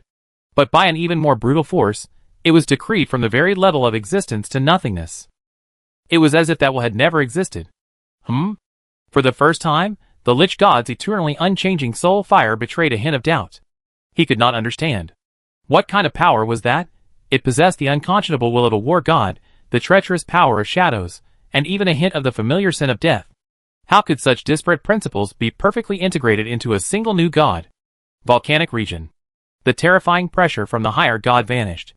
Ying Luo's figure reappeared in the same spot, as if he had never moved. In the judgment divine realm beneath his feet, the soul fire in the eyes of the war spirits regained its composure, even brighter than before. They silently bowed their heads before their sovereign, offering the highest respect. Deathly silent. Ji Xing opened his mouth, but for a long moment, no sound emanated. That was the will of a higher god descending. Even a mere wisp was enough to shatter the sanity of any demigod. And yet, he was so easily dispatched by Ying Luo with a single, nonchalant blow. She suddenly felt that the weapons in her mech, powerful enough to flatten mountains, seemed a bit underwhelming. Ahem. Finally, Su Chongqing regained consciousness first. Congratulations, Brother Yi, on ascending to godhood. The words Brother Yi brought Ji Xing to her senses. She poked her head out of the cockpit and gazed at the familiar yet unfamiliar figure with a complex expression. Hey Yi Luo, how do you feel about becoming a god? Is it like in novels, where you see mortals as ants? Ying Luo slowly turned around. His face remained expressionless, but his strangely colored eyes lost some of their divine indifference and gained a familiar calm. Nothing. He glanced at Ji Xing and Su Chongqing. The mission the president has assigned us isn't over yet. Continue. Ji Xing and Su Chongqing were both stunned, and then an inexplicable emotion welled up in their hearts. Ying Luo was still Ying Luo. His achievement as a god hadn't alienated him from them. But come to think of it, the president was the same way. Ji Xing grinned and returned to the cockpit. Let's go, let's continue our search for gods. I want to work hard to become one, too. The massive mecha engine roared again, carrying Su Chongqing skyward. Ying Luo took one last look at the lich lantern he held in his hand, now completely devoid of all its divine power, and casually crushed it to dust. His figure melted into the shadows beneath his feet and vanished. On a charred plain, repeatedly scorched by geothermal heat and covered in cracks. This was the divine domain of the god of scorched earth. With the fall of the lava tyrant, this land lost its source of divine power, leaving only a dead, lingering warmth. The god of scorched earth, a lesser deity composed of cracked mud and veins of lava, now huddled within the ruins of a temple deep underground, straining to contain his presence. His divine core, forcibly severed from the connection to the Lord, was in an unprecedented state of weakness. Fear overwhelmed his ability to think. He could only hide, praying that the higher gods, now sharing in the feast, would overlook such an insignificant figure as himself. Chapter 1640. Suddenly, a slight tremor rippled through the surface of the earth. The god of scorched earth's divine core leaped. It was coming. It was that vibrant, wildly growing breath, the forest goddess's people. They were coming to purify this land, completely erasing their very concept of scorched earth, and then planting their own flowers and plants. The god of scorched earth despaired. But then, from another direction, a completely different aura pierced the earth with even more brutal directness. It was cold metal and pure holy light. And there was a new divinity, a mixture of death and judgment. The new god under Qin Chuan's command had arrived too. Two groups of hunters simultaneously found his trembling prey. Boom! The earth was violently torn apart by a brutal life force. Two massive roots, woven from countless thorns and vines, broke through the rock and lifted the entire ruins of the god of scorched earth's temple from the ground. Two figures, emanating the aura of lesser gods, descended from the sky and landed on the ruins. One deity's body was composed of thorns, imbued with sharp, aggressive energy. The other, seemingly gentle, shrouded in a verdant aura, yet the scorched earth he trod upon was being forcibly transformed into vibrant grassland at a visible speed. The god of thorns, the god of emerald rings. Two capable men under the command of the forest goddess. What a filthy scar! The god of thorns cast a disdainful glance at the cracked earth beneath his feet, then cast his gaze to the other side. There, Ji Xing's mecha and Su Changqing hovered in midair. Qin Chuan's men? The god of thorns scoffed. Go away, mortal. This land will be purified by the great law of life, and it is not for you filthy creatures to tamper with it. His gaze finally fell on Ying Luo, his contempt turning into undisguised disgust. A little creature who has barely entered the divine realm, barely able to maintain a steady breath. And the stench of death and war lingers on you. What a disgusting god. Ji Xing's mech raised its shoulder cannon. Say it again. The god of emerald rings smiled gently, but his words were tinged with arrogance. You only have one new god, while we have two. The disparity in strength is obvious. Don't seek your own doom. We want the godhead of this scorched earth god. The president only wants results. Yingluo's voice rang out, calm and without a ripple. Anyone who stands in our way is our enemy. Arrogant! The god of thorns roared, no more nonsense. He thrust his arm into the earth. Thorn cage. Instantly, countless thick thorn vines burst forth from the earth, bearing sharp spikes and paralyzing toxins. They madly swarmed towards the three from all directions, attempting to strangle them instantly. Su Changqing's holy light cross immediately expanded, forming a curtain of light. But the thorns, fearless, continued to crash into the curtain, consuming the energy of the holy light. The emerald ring god set his sights on Ying Luo. Feel the embrace of life, lost soul. He extended his hand, and a stream of pure divine life force transformed into a green torrent, rushing towards Ying Luo. This wasn't a direct attack, but a form of forced assimilation. He intended to use his immense life force to shatter Ying Luo's unstable godhood, transforming him into a tree that would only grow wildly. Faced with this overwhelming onslaught, Ying Luo simply raised his eyes. His heterochromatic eyes, one black and the other gold, swept across the madly attacking thorns. Power, death sentence. An invisible will spread. The vibrant thorn vines, once within 100 meters of him, quickly lost their emerald green hue, transforming into a withered gray-black. They lost all strength in midair, crumbling fragilely and turning into dust. What? The thorn god's divine core trembled violently. His laws had been nullified. No, not nullified, but restrained at a higher level. The other party had directly pronounced a death sentence upon his life. At the same time, the torrent of life surging toward Ying Luo collided with the judgment divine domain quietly unfolding beneath his feet. Within the divine domain, warrior spirits, clad in tattered armor, their eyes ablaze with dark green soulfire, rose from the shadows. They reacted unresponsively to the immense vitality. For they were already dead.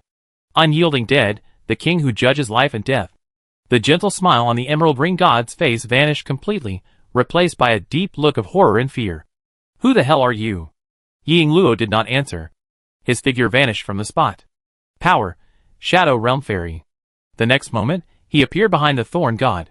Dark golden lines illuminated on the Judgment Shadow Blade, gently slicing down with the aura of judgment upon all things.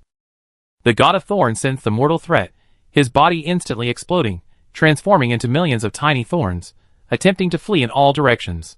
But wherever the blade passed, it didn't sever his physical form. It severed his connection to the law. His connection to the forest goddess, his connection to his own godhead, every concept of his existence in this world, was forcibly judged by this single blow. The thorn fragments scattered throughout the sky froze in midair for a moment, then lost all divinity, transforming into ordinary, withered branches, fluttering down.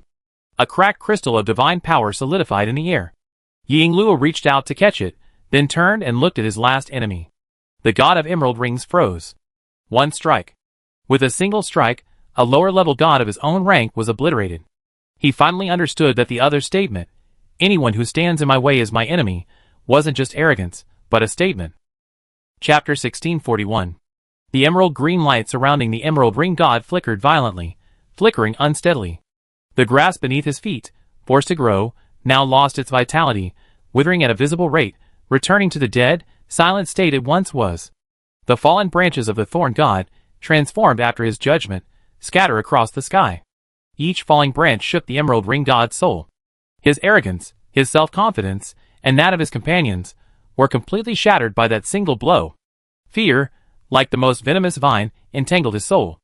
Escape, this thought overwhelmed everything. Great Mother Goddess of Life.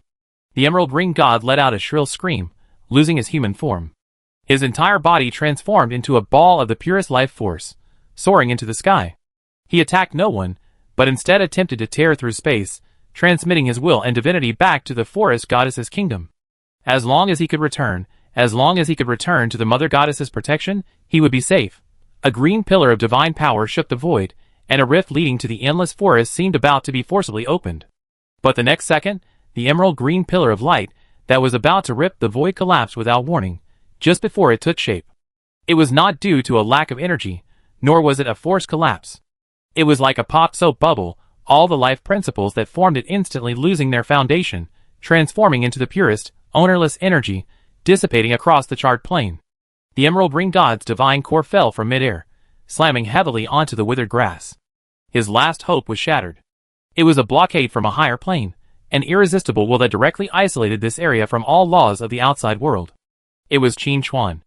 The butcher not only watched the hunt, but even personally closed the cage door. The emerald ring god was completely despairing. His gaze was fixed on the slowly approaching figure. His left eye was pitch black, his right a dark gold. That was not a new god, but a monster that had crawled out of the ruins of death and war. The Mother Goddess will not let you go. The emerald ring god roared one last time, his voice trembling uncontrollably. She will avenge us. A sneer emanated from Ji Xing's mech. Stop it. Our president just slaughtered a higher god. Do you think the Mother Goddess you're talking about is worthy of rank? This sentence was the final straw that broke the emerald ring god's defenses. Yes. The lava tyrant was a being of the same rank as the forest goddess. And yet, he vanished in a flash. His struggles, his threats, were nothing but a joke before that being. The emerald ring god ceased his roar. He gathered all his divine power, no longer attempting to escape.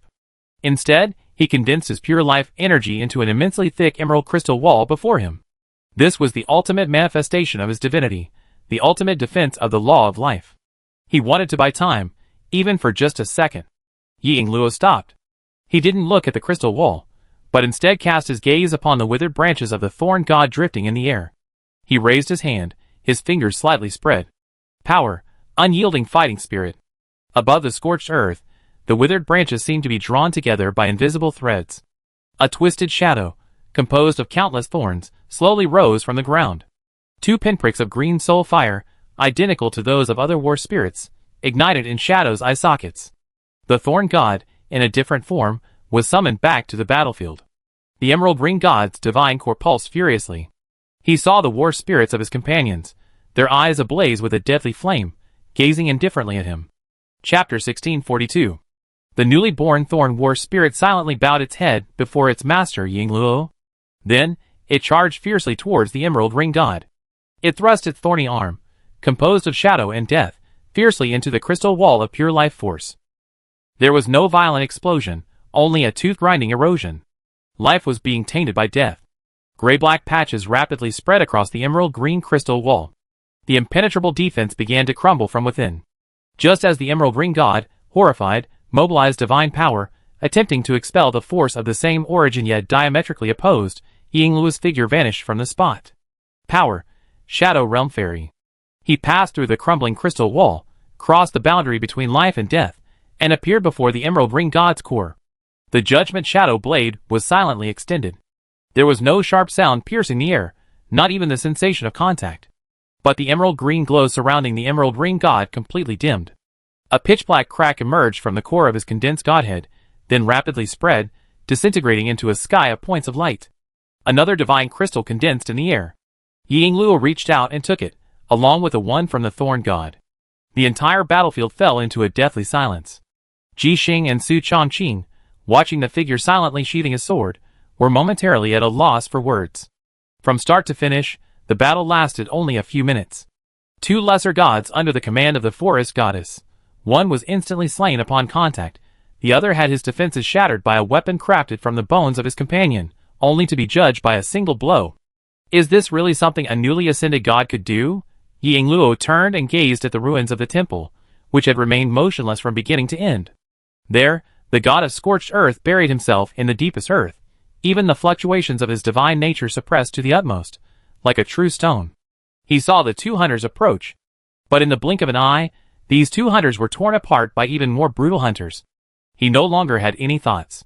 He simply wanted to be a mindless stone. Bang! The heavy alloy saws of the Annihilator mecha landed on the temple ruins, their immense force causing the ground to collapse. The violent tremor shook the god of scorched earth from his self-hypnosis. Looking up, he saw those cold, mechanical eyes, and the death god beside him, his left eye pitch black and his right dark gold. The god of scorched earth could only utter a single dry syllable.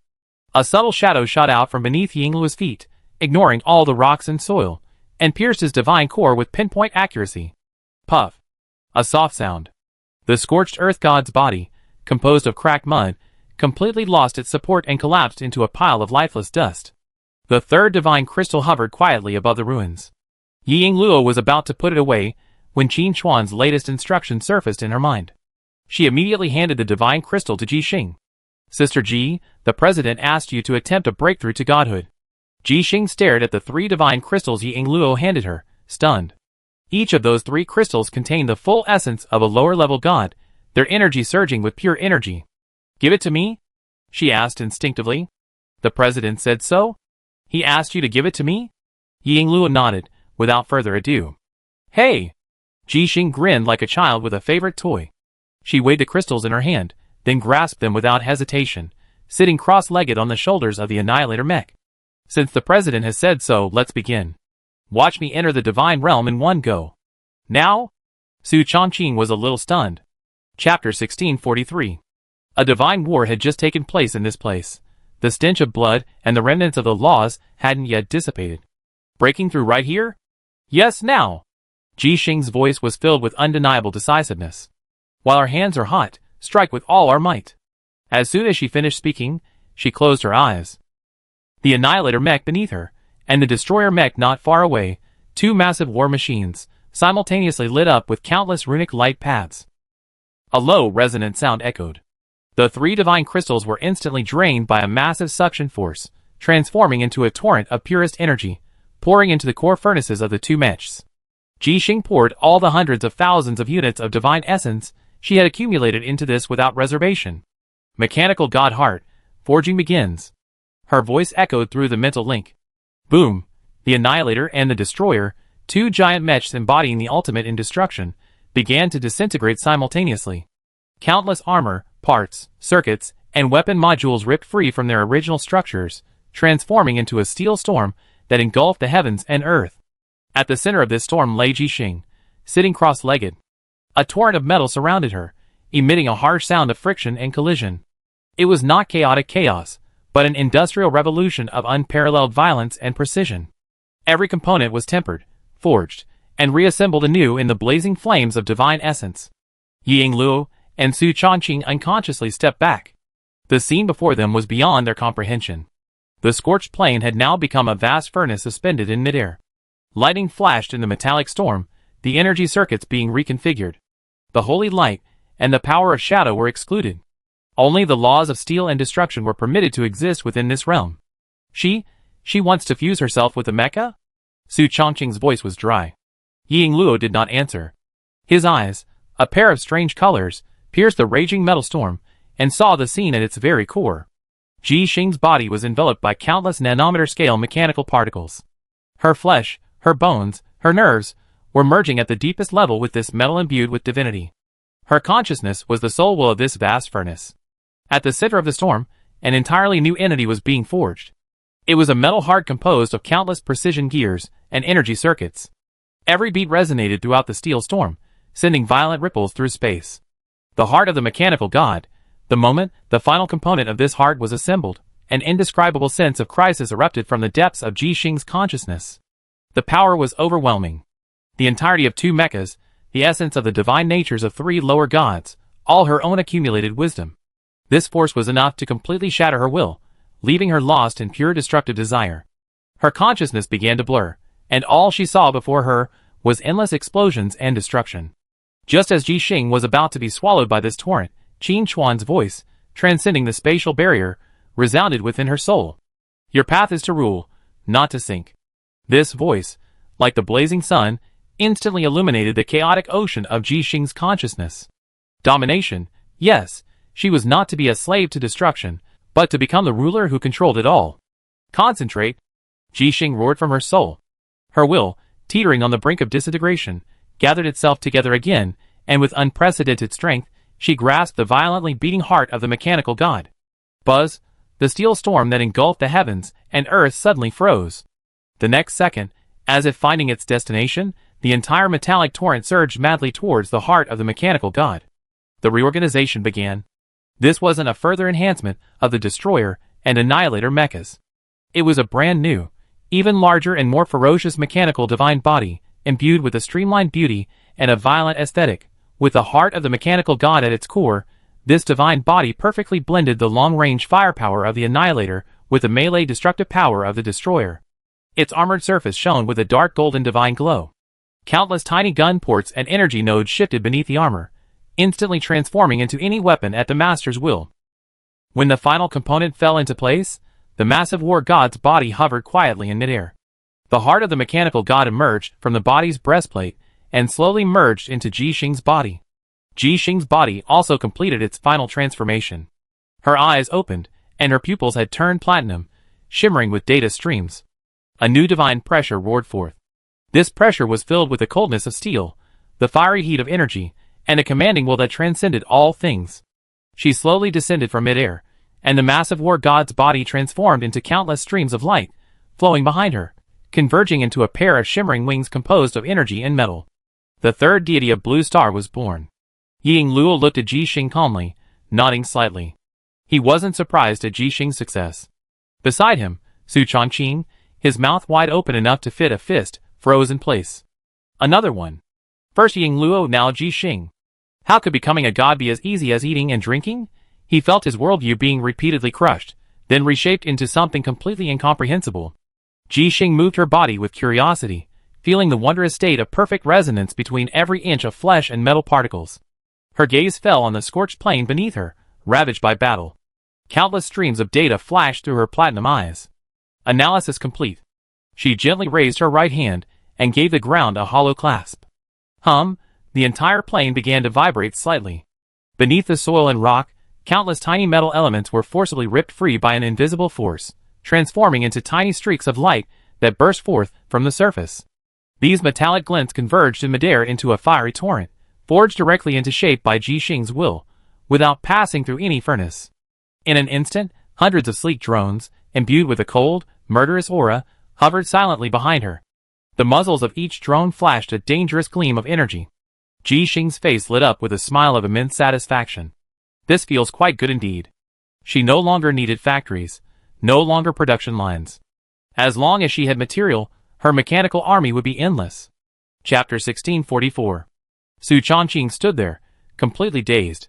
On one side of the charred plain lay a cold, murderous formation of drones, emitting a distinct aura of metal and ionization. On the other, the figure remerged in the shadows, like an eternally unchanging law of judgment. In that short half-hour, his two teammates had successively crossed the boundary known as mortal man. One became a mechanical god, master of war and destruction. The other became a shadow god, judging death and indomitable will. And he was still the auxiliary, holding the holy cross. An unprecedented sense of isolation enveloped him.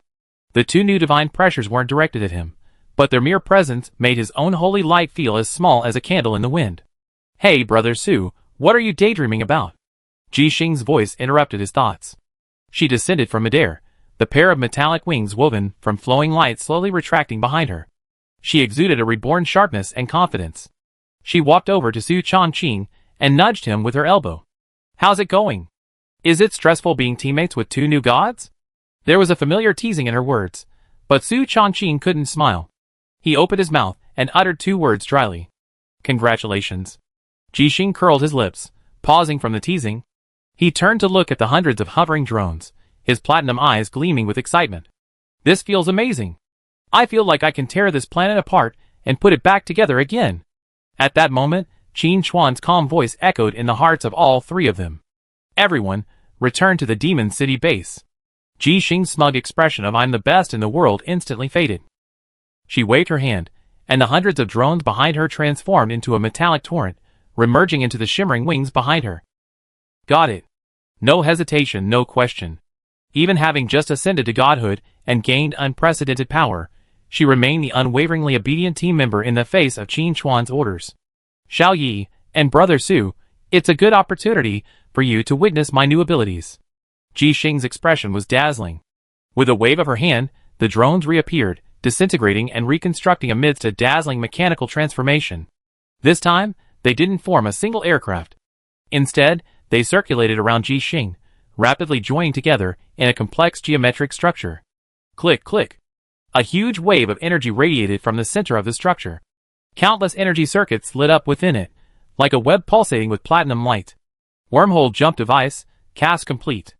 Ji Xing's voice echoed amid the roar of metal.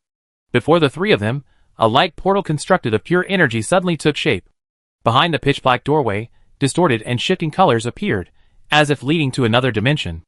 "This is my latest masterpiece, a wormhole jump device that rivals the power of a teleportation array."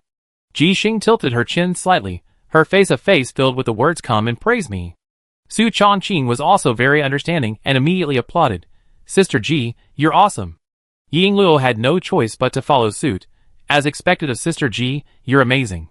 Ji Xing waved her hand triumphantly. "It's just a little trick. If you like it, I make you a few gadgets later." This statement piqued the interest of Su Changqing and Yingluo. Now that Ji Xing has achieved the status of a mechanical deity, the functionality and combat effectiveness of her mechanical devices has skyrocketed. "Thank you, Sister Ji." Su Changqing and Yingluo beamed. As they spoke, the three of them stepped into the wormhole device. The light portal closed, carrying the three of them away from their location, leaving no trace. Demon City, Supreme Command Center. When Ji Xing, Yingluo, and Su Changqing appeared, the atmosphere in the entire center froze. Chapter 1645. All the members of the returning peak team felt the pressure of two distinct, yet equally powerful divine powers. One coldly ruled, like the Queen of Iron and War. The other, a silent judgment, like the shadow of judgment walking among the mortal world. "Sister Ji. Brother Yi." Someone spoke with difficulty, their voices filled with awe and disbelief. It had only been so long, and both vice presidents had become gods. This fact was even more immediate and tangible than Qin Chuan's telekinetic annihilation of the lava tyrant. Qin Chuan's figure had appeared before the enormous map of laws without anyone noticing. He ignored the crowd's shock, nor did he offer any congratulations for Ji Xing and Yingluo's breakthroughs. He swiped his finger across the map, marking dozens of new points of light across the continent. "From now on, reorganize." Qin Chuan's voice was quiet, but it made everyone subconsciously straighten their backs. "Yingluo, you will lead Team 1 and clear all marked targets in the northern area. Ji Xing, you will lead Team 2 and clear the southern area." His gaze swept over everyone present. "Your mission is no longer simply hunting. I need you to completely control these areas and establish outposts in the shortest possible time, expanding our penetration of the law network from a single point to a full surface. Resources and permissions are all available to you. I only want results. After saying this, he looked at Ji Xing and Ying Luo. I need you to lead by example, and help other guild members enter the divine realm. Is that a problem? No, the two men said in unison. Very good, go ahead. Qin Chuan waved his hand, as if arranging a simple mission. The two teams, led by the new gods, quickly assembled. With an aura of absolute murderous intent, they transformed into two streaks of light, and vanished into the command center. Qin Chuan was the only one left in the entire center. His gaze drifted from the continental map, marked with countless dots of light, to the center, the absolute blank area created by the erasure of the lava tyrant. There lay the true center of the storm. The life vines of the forest goddess, the death aura of the lich god, the holy light of the kingdom of light, and the wills of several other higher gods clashed against each other on the ruins of the divine kingdom. Every second, countless fragments of the lava tyrant's laws were carved up and devoured. It was a gluttonous feast for the higher gods. A cold smile crossed Qin Chuan's face. You dare to steal my things? His figure slowly faded, eventually vanishing completely. When he reappeared, he was already at the edge of the ruins of the divine kingdom. Violent turbulence of laws raged here, the power of different divine natures clashing, enough to instantly rip any lesser god into shreds. But as these violent energies approached within 100 meters of Qin Chuan, they were tamed by an invisible force of chaos, vanishing into thin air. He had entered this feast, not as a sharer, but to reclaim his own spoils. The void left by the collapse of the lava kingdom had become a boiling cauldron of gruel.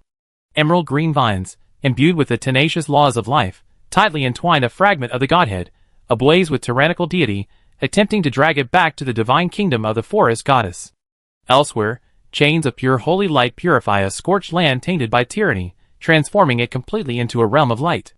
The faint blue aura of death permeates the shattered mountains, greedily absorbing the lingering wails and despair within. Storms, thunder, and the powers of several other higher gods tear frantically at the carcasses of this divine kingdom, vying for every worthy legacy. Chapter 1646. They were wary of each other, attacking each other, roiling the void, causing the laws to scramble and energies to surge. At the height of this chaotic feast of division, all sounds, all the clashes of energies, ceased without warning. A figure appeared in the center of the battlefield. He simply stood silently. The raging turbulence of laws around him was tamed by a deeper, more primal force the moment it approached his body, returning to nothingness. The area fell into a silence more complete than death. Qin Chuan, the forest goddess's vine, dragging the fragment of her godhead, suddenly froze. Her will, pervading the entire pantheon of life, contracted violently, finally coalescing into a single thought filled with shock and rage. Qin Chuan, how dare you appear here? The lich god's soul fire, peeping deep within the earth, also pulsed wildly. The deathly aura he had released instantly subsided, no longer touching any of the remains of the kingdom of God, as if they were deadly poison. The magnificent chanting within the kingdom of light abruptly ceased. All the gods vying for possession paused. Their wills simultaneously locked onto the uninvited guest. Qin Chuan ignored any of the probing wills. His gaze swept across the devastated battlefield, across the fragments of the kingdom of God, entangled in vines, enveloped in holy light, and permeated with the aura of death. Then, he spoke. His voice was soft, yet resonated clearly within the very essence of every god. Return. A command. Not to these gods, but to the spoils of war he had personally shattered. The next moment, a sudden change occurred. The forest goddess's vine, woven from the pure laws of life, wailed under the weight of its weight. The fragment of the divine personality, tightly entangled within it, erupted with unprecedented resistance. The tyranny and rage of the lava tyrant seemed to be reawakened, madly burning the vine of life. How is this possible? The forest goddess's will was filled with disbelief. She tried to suppress it with even greater divine power, but the fragment, responding to a supreme call, ignored her suppression. Crack! The emerald green vines broke apart piece by piece. The fragment of the divine personality transformed into a dark red stream of light, breaking free from its bonds. The same scene played out in every corner of the battlefield. The scorched earth, purified by the chains of light, reignited the flames that burned all things, hissing and scorching the chains of holy light until they finally broke completely. Countless souls drawn into the realm of death by the lich god roared their final blows. They coalesced into a twisting torrent, forcibly ripping themselves from the lich's grasp. The fragments of authority, large and small, the essence of the laws, that had been divided up by the other gods. At this moment, they all betrayed their new masters. With sharp whistles, they forcibly broke free from the control of each higher god from all directions, transforming into streams of light of varying colors, converging in a single direction. That direction was Qin Chuan. The result of the several higher gods froze completely. They watched helplessly as the spoils they had just seized were forcibly snatched away before their very eyes by a force without any sense of reason. It felt like a pack of jackals fighting over the carcass of a lion king, only to have the lion's master return and, with a single glance, send all the scraps flying back onto his plate. This was no longer a battle, but an incomprehensible, absolute domination. Humiliation. An unprecedented sense of humiliation seared the very essence of every higher deity. A sky of divine light converged before Qin Chuan, forming a raging vortex of energy. Lava, tyranny, burning, rage. All the core concepts of the lava tyrant roiled and roared within this vortex. Qin Chuan reached out and gently pressed upon this energy core, powerful enough to drive any deity mad. The sea of chaos within him trembled slightly. The raging vortex instantly subsided, transforming into a pure torrent that flowed down his arm and slowly, merging completely into his body. After completing all this, he finally raised his head, his gaze resting for the first time on his stunned colleagues. A faint smile crossed his face. "Thank you for keeping it." Bang! These lightly spoken words, like an invisible hammer, struck the core of the 6 higher gods' wills. Humiliation, anger, madness. The emotions within these gods were more intense than ever before. At the same time, they finally understood. Qin Chuan, seemingly lingering in the demon city stronghold, had in fact already mastered everything. In the void, those wills, which had just been at loggerheads, simultaneously retreated at top speed. The forest goddess's kingdom no longer offered any further attempts. The entire nation was frantically migrating to the other end of the continent. The Lich god's subterranean kingdom had completely severed all contact with the outside world, utterly hushed. The storm god, his thundercloud swirling, fled to the deepest depths of the ocean, as if seeking refuge at the very end of the world. The ever-lofty kingdom of light also withdrew its brilliance and fell silent. In an instant, Qin Chuan was left alone in this clamorous void. He hovered quietly before that absolute void, sensing the new growth and evolution of the sea of chaos within him. As for the minor damage to his sniper rifle, it had long since been restored to its original state under the nourishment of the pure law energy. Its power had even increased. Not only that, above the sea of chaos, the prototypes of 4 conceptual bullets continued to coalesce.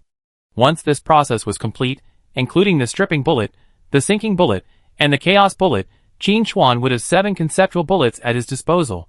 What kind of deity could withstand such an outburst? Chapter 1647. In the void, Qin Chuan closed his eyes.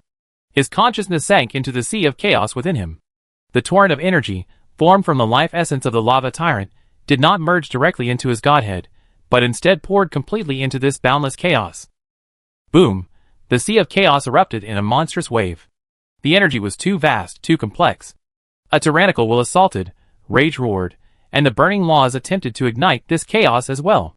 If an ordinary god dared to devour it in this way, there would be only one outcome: their souls crushed by this complex will, their godhead shattered by alien laws, and ultimately transformed into a monster capable of destruction. But this was the sea of chaos. It was the beginning of all things, and the end of all things. Qin Chuan's will was the sole ruler of this ocean. Break. A cold thought, transformed into an invisible millstone. That raging torrent of energy was forcibly dragged into the depths of the chaos sea. No matter how it struggled or roared, all the laws, concepts, and will that constituted it were broken down piece by the grinding of chaos, reduced to its most fundamental, purest, attributeless force. Tyranny, rage, burning, these powers of the higher gods that once made countless beings tremble in fear, were now like or thrown into a furnace, impurities removed, leaving only the purest molten iron. The immense energy began to feed back into the chaos sea. The ocean's boundaries expanded at a visible speed, towards the endless void. With each expansion, Qin Chuan could feel his own essence growing and sublimating. The sniper godhead, suspended in the center of the chaos sea, began to emit a violent humming sound. Like a thirsty king, it greedily absorbed this energy purified by chaos. The patterns of laws on the godhead's surface grew deeper and more complex. The 3 laws of shadow, space, and death, originally the foundation of the sniper godhead, were completely absorbed by the sniper godhead under the influence of this energy, becoming indistinguishable from each other. They became part of the sniper godhead, imbuing it with an immensely profound foundation. Shadow is the concealment of sniper. Space is the distance of sniper. Death is the result of sniper. The three merged into one, a perfect union. When the last trace of lava tyrant's energy was completely consumed by the godhead. Crack. A soft sound emanated from Qin Chuan's soul essence. It was not the sound of shattering, but the sound of some kind of shackle being broken. His divine rank, from the pinnacle of a lower god, had steadily entered a new realm. A mid-level deity. A pressure 100 times greater than before naturally emanated from his body. This pressure was no longer merely sharp and deadly. It possessed an indescribable heaviness. Like a star about to collapse, silent and restrained, yet possessing a mass powerful enough to crush everything. This pressure did not radiate outward, but was perfectly controlled within Qin Chuan, constantly condensing and compressing. He slowly opened his eyes, and the entire void took on a completely different scene before him. He could see the hastily fleeing upper gods, their gazes, a mixture of fear and apprehension, cast from their respective kingdoms. He could even vaguely see the specific coordinates of their kingdoms, following the connections between the laws. From this moment on, in Qin Chuan's eyes, these lofty beings were no longer vague concepts, but concrete targets that could be targeted. With a thought, his profile expanded. Name, Qin Chuan. God rank, middle-tier deity, elementary. Godhood, sniper, supreme quality. Godhood trait 1, shadow curtain. You are the shadow, and the shadow is you. You can descend into any shadowed corner. Godhood trait 2, dimensional lock. Your attacks disregard conventional spatial distances. Lock on and you're a hit. Godhood trait 3, death's end. Your attacks carry an instant kill bonus. Any target you kill will have their very existence completely obliterated, unable to be resurrected in any form. Chapter 1648. Godhead trait 4, absolute domination. Your godhead suppresses all gods of lower rank, forcibly weakening their laws by 30%. The fourth godhead trait is unlocked with advancement. Absolute domination. A simple, brutal, yet incredibly overbearing ability. This means that any god of mid-level or lower will have their combat power reduced by nearly 30% when facing him. This is no longer simply a suppression of combat power, but a crushing defeat in terms of rank. Qin Chuan's face remained calm. He simply cast his gaze above his sea of chaos, at the 4 condensing concept bullets. Having absorbed the full essence of the lava tyrant, the 4 bullets condensation process had finally reached its final stage. The first bullet was charred black, its surface covered in lava-like lines. Concept bullet, tyrant. Effect: upon impact, the target will be forcibly deprived of control over their own power, causing it to spiral out of control and backfire. The second bullet is a constantly burning, invisible ball of rage. Concept bullet, fury. Effect: upon impact, the target will be ignited by the negative emotions deep within their soul, causing them to go into absolute frenzy and indiscriminately attack everything around them. The third bullet exudes an aura of incineration. Concept bullet, incineration. Effect: upon impact, the target will be inflicted with continuous burning damage until its very essence is completely consumed. The fourth bullet is the most unique. It has no fixed form, merely a constantly collapsing, immensely heavy point of gravity. Concept bullet, collapse. Effect: upon impact, it will destroy the stable structure of its godhead or core, triggering its self-collapse. For new concept bullets, plus the existing ones of stripping, depravity, and chaos. Qin Chuan now possessed a total of 7 trump cards, enough to threaten any god. After completing all this, he shifted his gaze from his control panel, and returned to the Blue Star continent. His 2 new god subordinates had already led their teams to clear and conquer that vast land. A torrent of steel, and the shadow of death, centered in the demon city, unleashed a storm of astonishing efficiency. One by one, the marked strongholds of the hostile gods were uprooted. Outposts were rapidly established on the ruins. Qin Chuan's network of laws was expanding at a reckless pace. He himself turned and took a step forward. His figure vanished into the absolute nothingness left by the collapse of the lava kingdom. Qin Chuan didn't return to the demon city, but instead appeared directly outside Blue Star, in the cold, silent, endless void. Ahead of him lay the cluster of the Kingdom of Light, still radiating a magnificent brilliance, seemingly unchanging from eternity. After ascending to the mid-level godhood, he could more clearly sense the scrutinizing and hostile wills emanating from that kingdom. The most powerful of these carried the majesty of judgment upon all, combined with aloof indifference. The God of Light. Qin Chuan's arrival caused the hymns of the kingdom to pause for a moment. Clearly, they too had sensed the arrival of this uninvited guest, and the vastly different level of power he possessed. Qin Chuan made no unnecessary movements. He simply raised his hand, and the sniper rifle, always fused with him, slowly emerged. He aimed the muzzle at the vast cluster of the kingdom. Not at any particular god, but at the entire pantheon of light. The void was silent. Qin Chuan's movements were the only ripple in the dead silence. The muzzle of the sniper rifle was trained on the dazzling cluster of light composed of countless divine kingdoms. This was an unmistakable provocation. A newly ascended mid-level god bared his fangs at an ancient pantheon that had ruled for countless ages. Chapter 1649. The hymns of the Kingdom of Light did not grow more passionate or angry. On the contrary, all sounds vanished completely at that moment. Light. Endless light. The magnificent radiance that once spread across the vast void, illuminating countless planes, began to shrink inward. It was not a dimming, but a supreme concentration. Every holy city suspended in the void, every territory bathed in holy light, every praying believer's soul contributed its own strength. These forces converged together, forming no offensive beams or spells of judgment. They simply transformed the entire kingdom of light into a flawless whole. Light became a physical entity. A crystal clear, yet indestructible barrier enveloped all the kingdoms of light. On its surface flowed the devout faith of hundreds of millions of believers, interwoven with the hymns of countless angels, and inscribed with all the laws of the light pantheon since its inception. It emanated no dangerous aura, simply existing silently. Yet it gave one the feeling of being stronger than any substance in the universe, more eternal than any law. No cracks, no weaknesses. This was an absolute defense forged by the power and will of the entire pantheon. A solid, inviolable iron plate. At the moment, this iron plate was fully formed, a will descended from the deepest depths of the divine kingdom. This will was without warmth, without emotion, only pure judgment and majesty. It transcended the distance of space and resonated directly in Qin Chuan's consciousness. Your sin is usurpation. This voice wasn't a challenge directed at Qin Chuan, but rather a statement of established fact. It was as if a supreme judge were pronouncing a mortal's crime, a verdict that was unquestionable and unassailable. Qin Chuan's grip on the sniper rifle remained unwavering. He could feel his absolute dominance completely neutralized by the wall of light. The other party's rank was far superior to his. Furthermore, that wasn't the power of just one deity.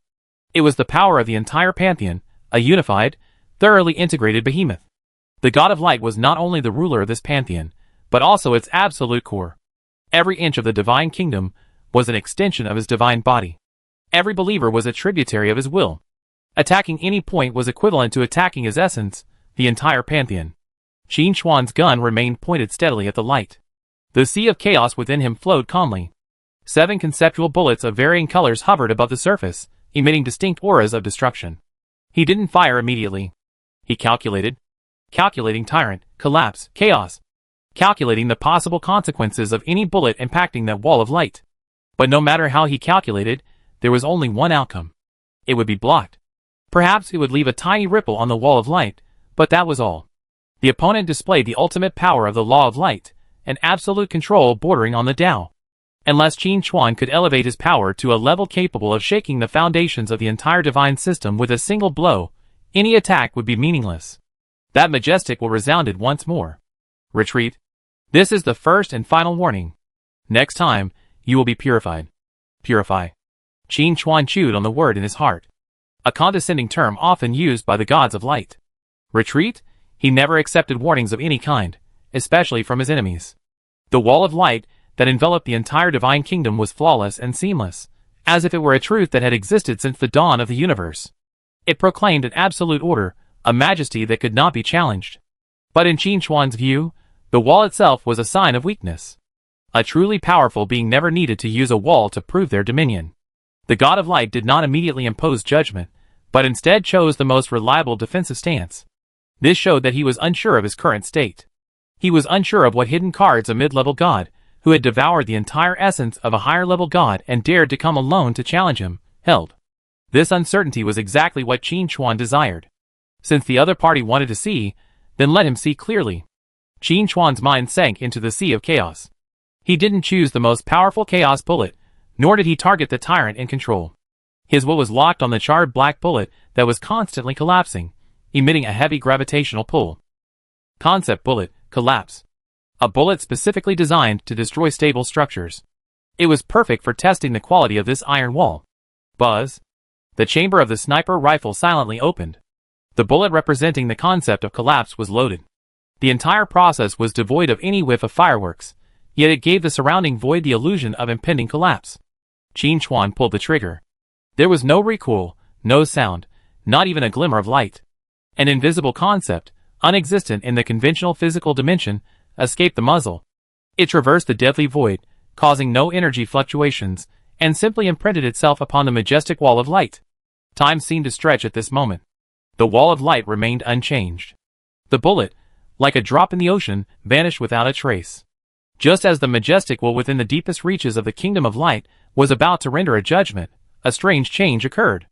The light at the point hit by the collapse did not dim, but instead became extremely distorted. The laws that formed the barrier within that small area began to attack and negate itself.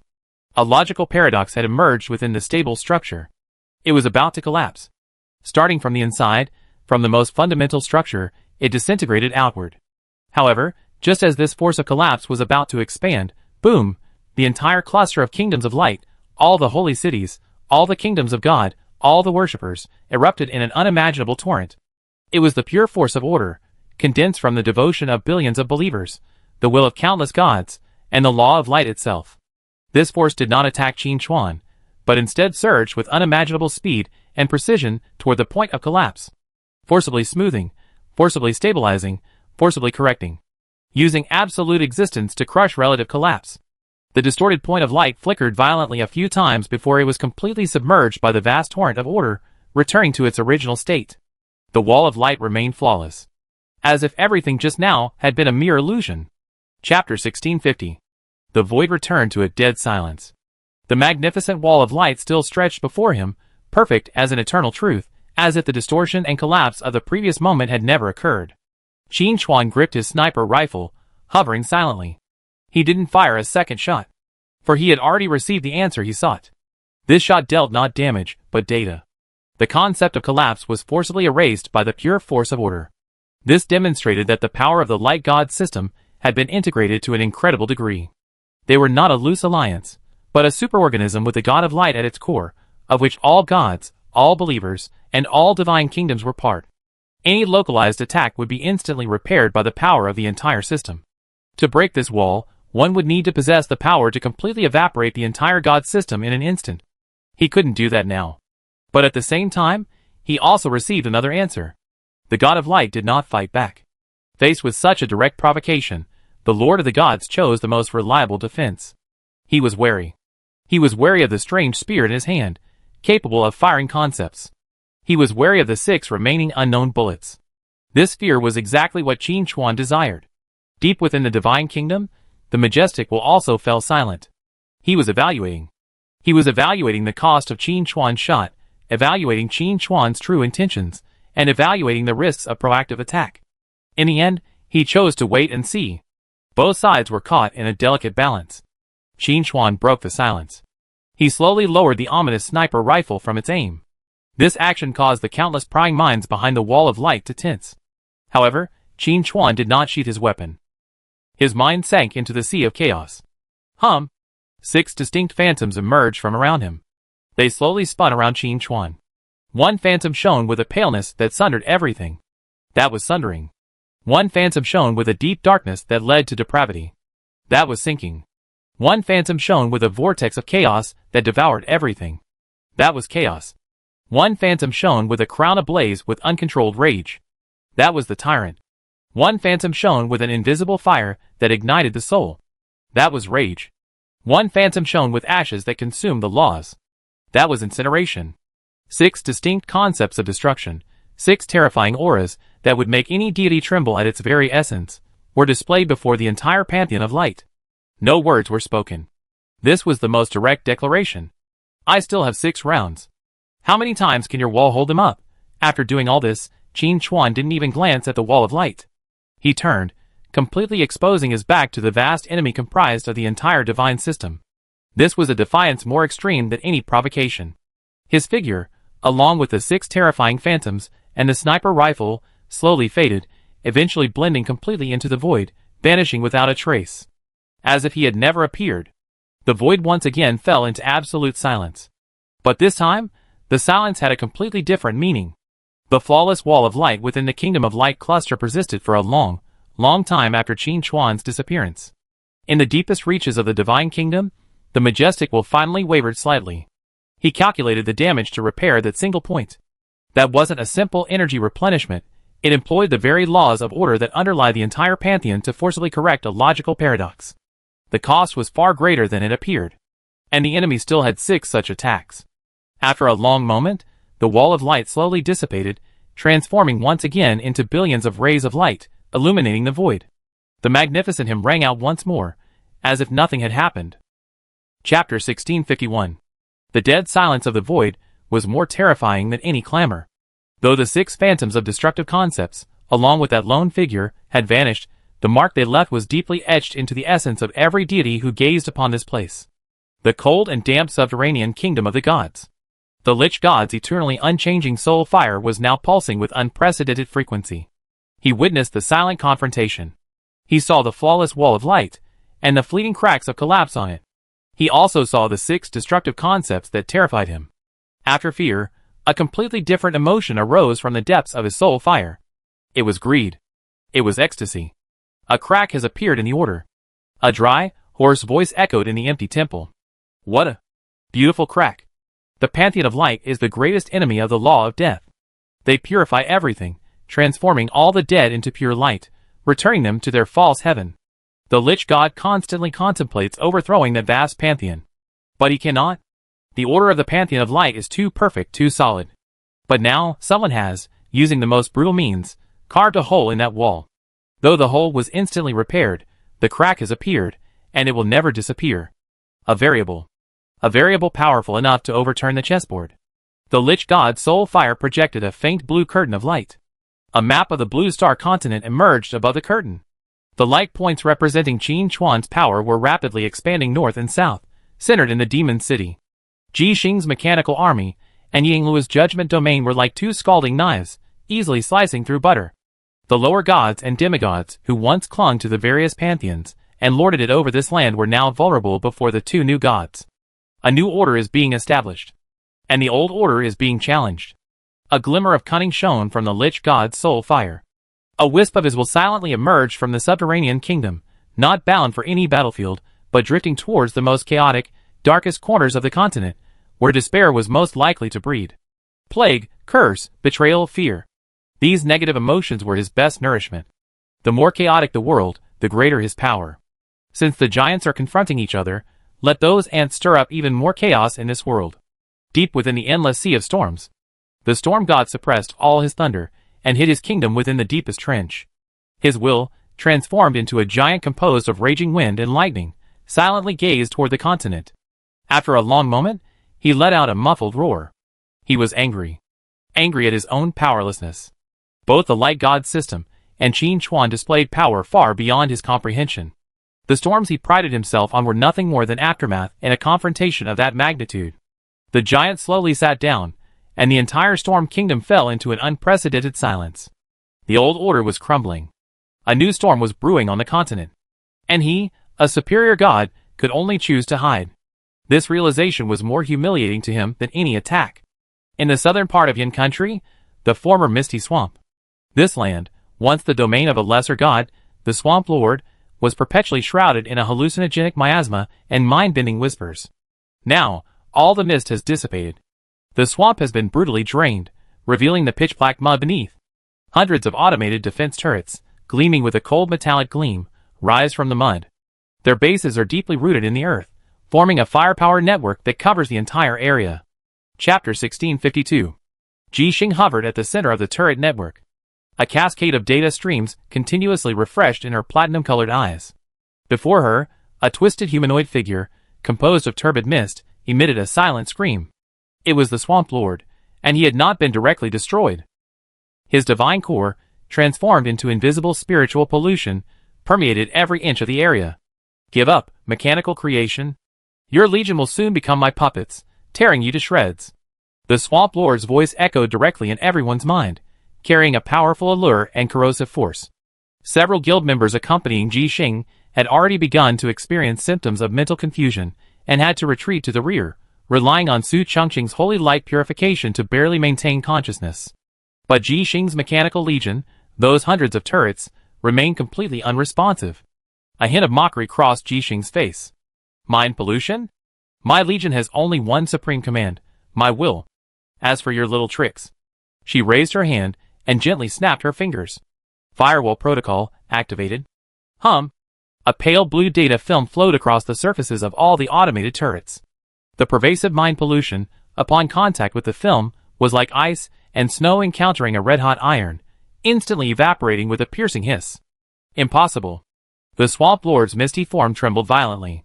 Why are my laws ineffective against your creations? Because there's a generational gap between us.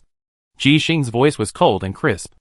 The shimmering wings behind her suddenly spread, and she transformed into a platinum-colored meteor, plunging directly into the core of the mist representing the Swamp Lord. You picked the wrong opponent, playing tricks on me. Boom! There was no violent explosion. Just a pure, overloaded torrent of information.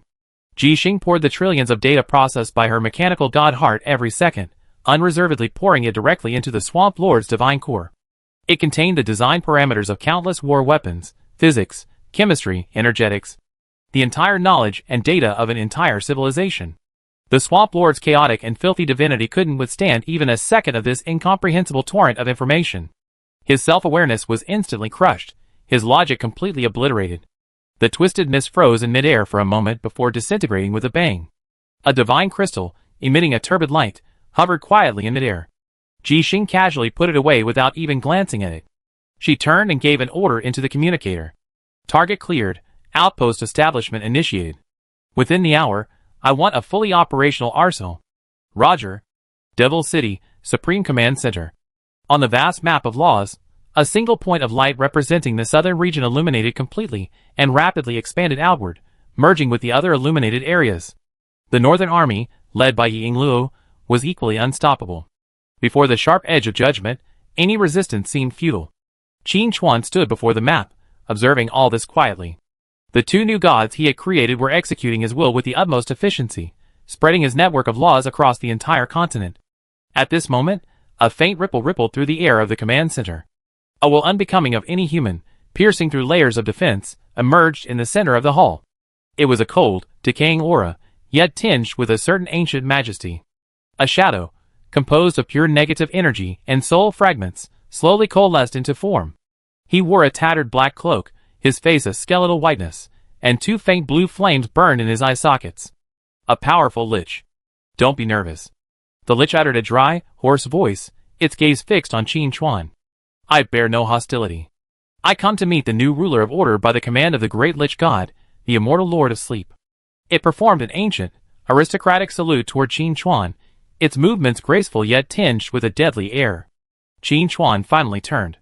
He didn't look at the lich herald, but instead fixed his gaze on a single point in the void. It was as if he had pierced through endless space, staring directly into the eyes of the lich god hidden in the subterranean kingdom. What's up? He uttered the two words, as calmly as if asking for directions. The lich herald's dark blue soul fire flickered slightly. It could sense that the other party's attention was completely absent from it. The feeling of being completely ignored filled it, a great lich who had once dominated an era, with a long-lost humiliation. But it dared not harbor any resentment. It spoke respectfully. Great being, my master, I offer my highest respect for the power you have displayed. The hypocritical order of the Light Pantheon has long been a cancer on the world. My master believes you are the only one capable of breaking this shackle. Therefore, we are willing to form an alliance with you to jointly fight our common enemy. Alliance. After witnessing Qin Chuan's confrontation with the Light Pantheon, the Lich God finally sent his messenger, offering his olive branch. Qin Chuan's face was expressionless. He simply raised his hand. The Lich Herald thought he was about to respond, and even a flicker of anticipation flashed in his soul fire. However, Qin Chuan's finger pointed at it. An irresistible force enveloped the Lich Herald. It was not an attack, but a pure detachment. The Lich Herald discovered with horror that the soul connection between him and the Lich God had been forcibly severed by a brutal force. Immediately, a portion of the original soul fire that formed its body was forcibly ripped from its core, transforming into a small cluster of faint blue flames that flew to Qin Chuan's fingertips. Ah! The Lich Herald let out a shrill scream, its form becoming ethereal and unstable, as if it would dissipate at any moment. Qin Chuan toyed with a cluster of soul fire at his fingertips, representing a portion of the Lich God's original essence, sensing the law of death and the soul contract imbued within it. He then spoke, addressing the cluster of soul fire, and in other words, the Lich God. Alliance? Yes, offer your soul contract. Chapter 1653. The air within the command center seemed frozen. The Lich Herald's body, composed of negative energy, trembled violently, the two soul flames in its eye sockets flickering with a mixture of fear and fury. It had never imagined that a meeting representing the will of the higher god would turn out like this. Not only had the other party refused to accept the olive branch offered by the Great Lord Asleep, but they had torn it up on the spot in a humiliating manner, and even proposed a condition that even the gods could not accept. Offer a soul contract. That meant complete submission, the surrender of one's very essence and future into the hands of the other party. You? The Lich Herald's dry throat forced out a syllable filled with anger and disbelief. However, Qin Chuan's attention remained fixed on the cluster of dark blue soul fire at his fingertips. This was a portion of the Lich God's essence. If he so desired, he could crush it at any moment, inflicting permanent damage to the higher god far away in the subterranean kingdom. At this moment, the soul fire suddenly surged. A majestic, ancient voice pierced through the soul fire, echoing throughout the command center. Qin Chuan, your arrogance is bringing you death. This was the voice of the Lich God, the Lord of Sleep. His will, guided by the forcibly stripped away origin, descended upon this place. That voice contained the wails of countless dead souls, carrying the law of death that could corrode all life, attempting to transform this command center into his domain of death. Qin Chuan finally made a new move. He glanced at the restless soul fire at his fingertips. You're too noisy. With his words, he gently pinched it. Buzz, the soul fire, representing the Lich God's essence, wasn't shattered, but rather forcibly suppressed by a deeper power. Within the soul fire, all the will, all the laws, all the contracts imprinted by the Lich God were forcibly dismantled and reconstructed under the grinding force of chaos. The Underworld Kingdom.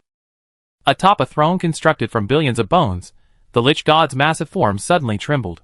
He felt that his connection to the stolen essence was being reversed in an unheard of way. The other party was analyzing his essence. How dare you? The Lich God roared from his soul. He could no longer remain a bystander. A massive force of death, crossing endless space, surged along that fragile connection toward the demon city's command center. However, before that force descended, Qin Chuan's voice, traveling upstream along the channel he completely controlled, resounded directly throughout the Lich God's kingdom. I found it! Boom! Without warning, the Lich God's kingdom violently shook. It wasn't an attack from without. It was a rebellion from within. In a corner of the kingdom, a legion of 1,000,000 undead knights, the soul fire in their eyes, all simultaneously tinged from a pale blue to an incomprehensible chaotic gray. The next second, these 1,000,000 knights turned their mounts and launched a fearless charge toward the nearest soul furnace. The Lich God was completely stunned. He had lost control of the 1,000,000 knights. Qin Chuan, by analyzing only a single strand of his essence, discovered a loophole in his soul contract and, exploiting it, instantly incited the rebellion of his elite army. This wasn't a confrontation at the level of laws. This was a crushing defeat at a higher level, at the level of information. Fear, an emotion he hadn't experienced since ascending to godhood, raged wildly from the depths of his soulfire essence. The being before him was not an enemy he could defeat. Chapter 1654. He was a hunter. A terrifying hunter who could follow the scent of his prey, attack its lair directly, and even cause it to self-destruct. Without hesitation, the Lich God made the most decisive decision. His will swiftly withdrew from the Demon City Command Center. At the same time, he proactively severed all ties to the wisp of original soul fire and the Lich Herald. A heroic act of self-sacrifice, inside the Command Center. As the Lich Gods were receded, the soul fire in the Lich Herald's eyes instantly extinguished. Its body, composed of negative energy, lost its original support and transformed into a handful of black dust, dispersing into the air without a trace. Qin Chuan opened his palm. The abandoned, pure Lich original soul fire hovered quietly in his palm. He did not destroy it, but allowed it to transform into a stream of light and merge into his body.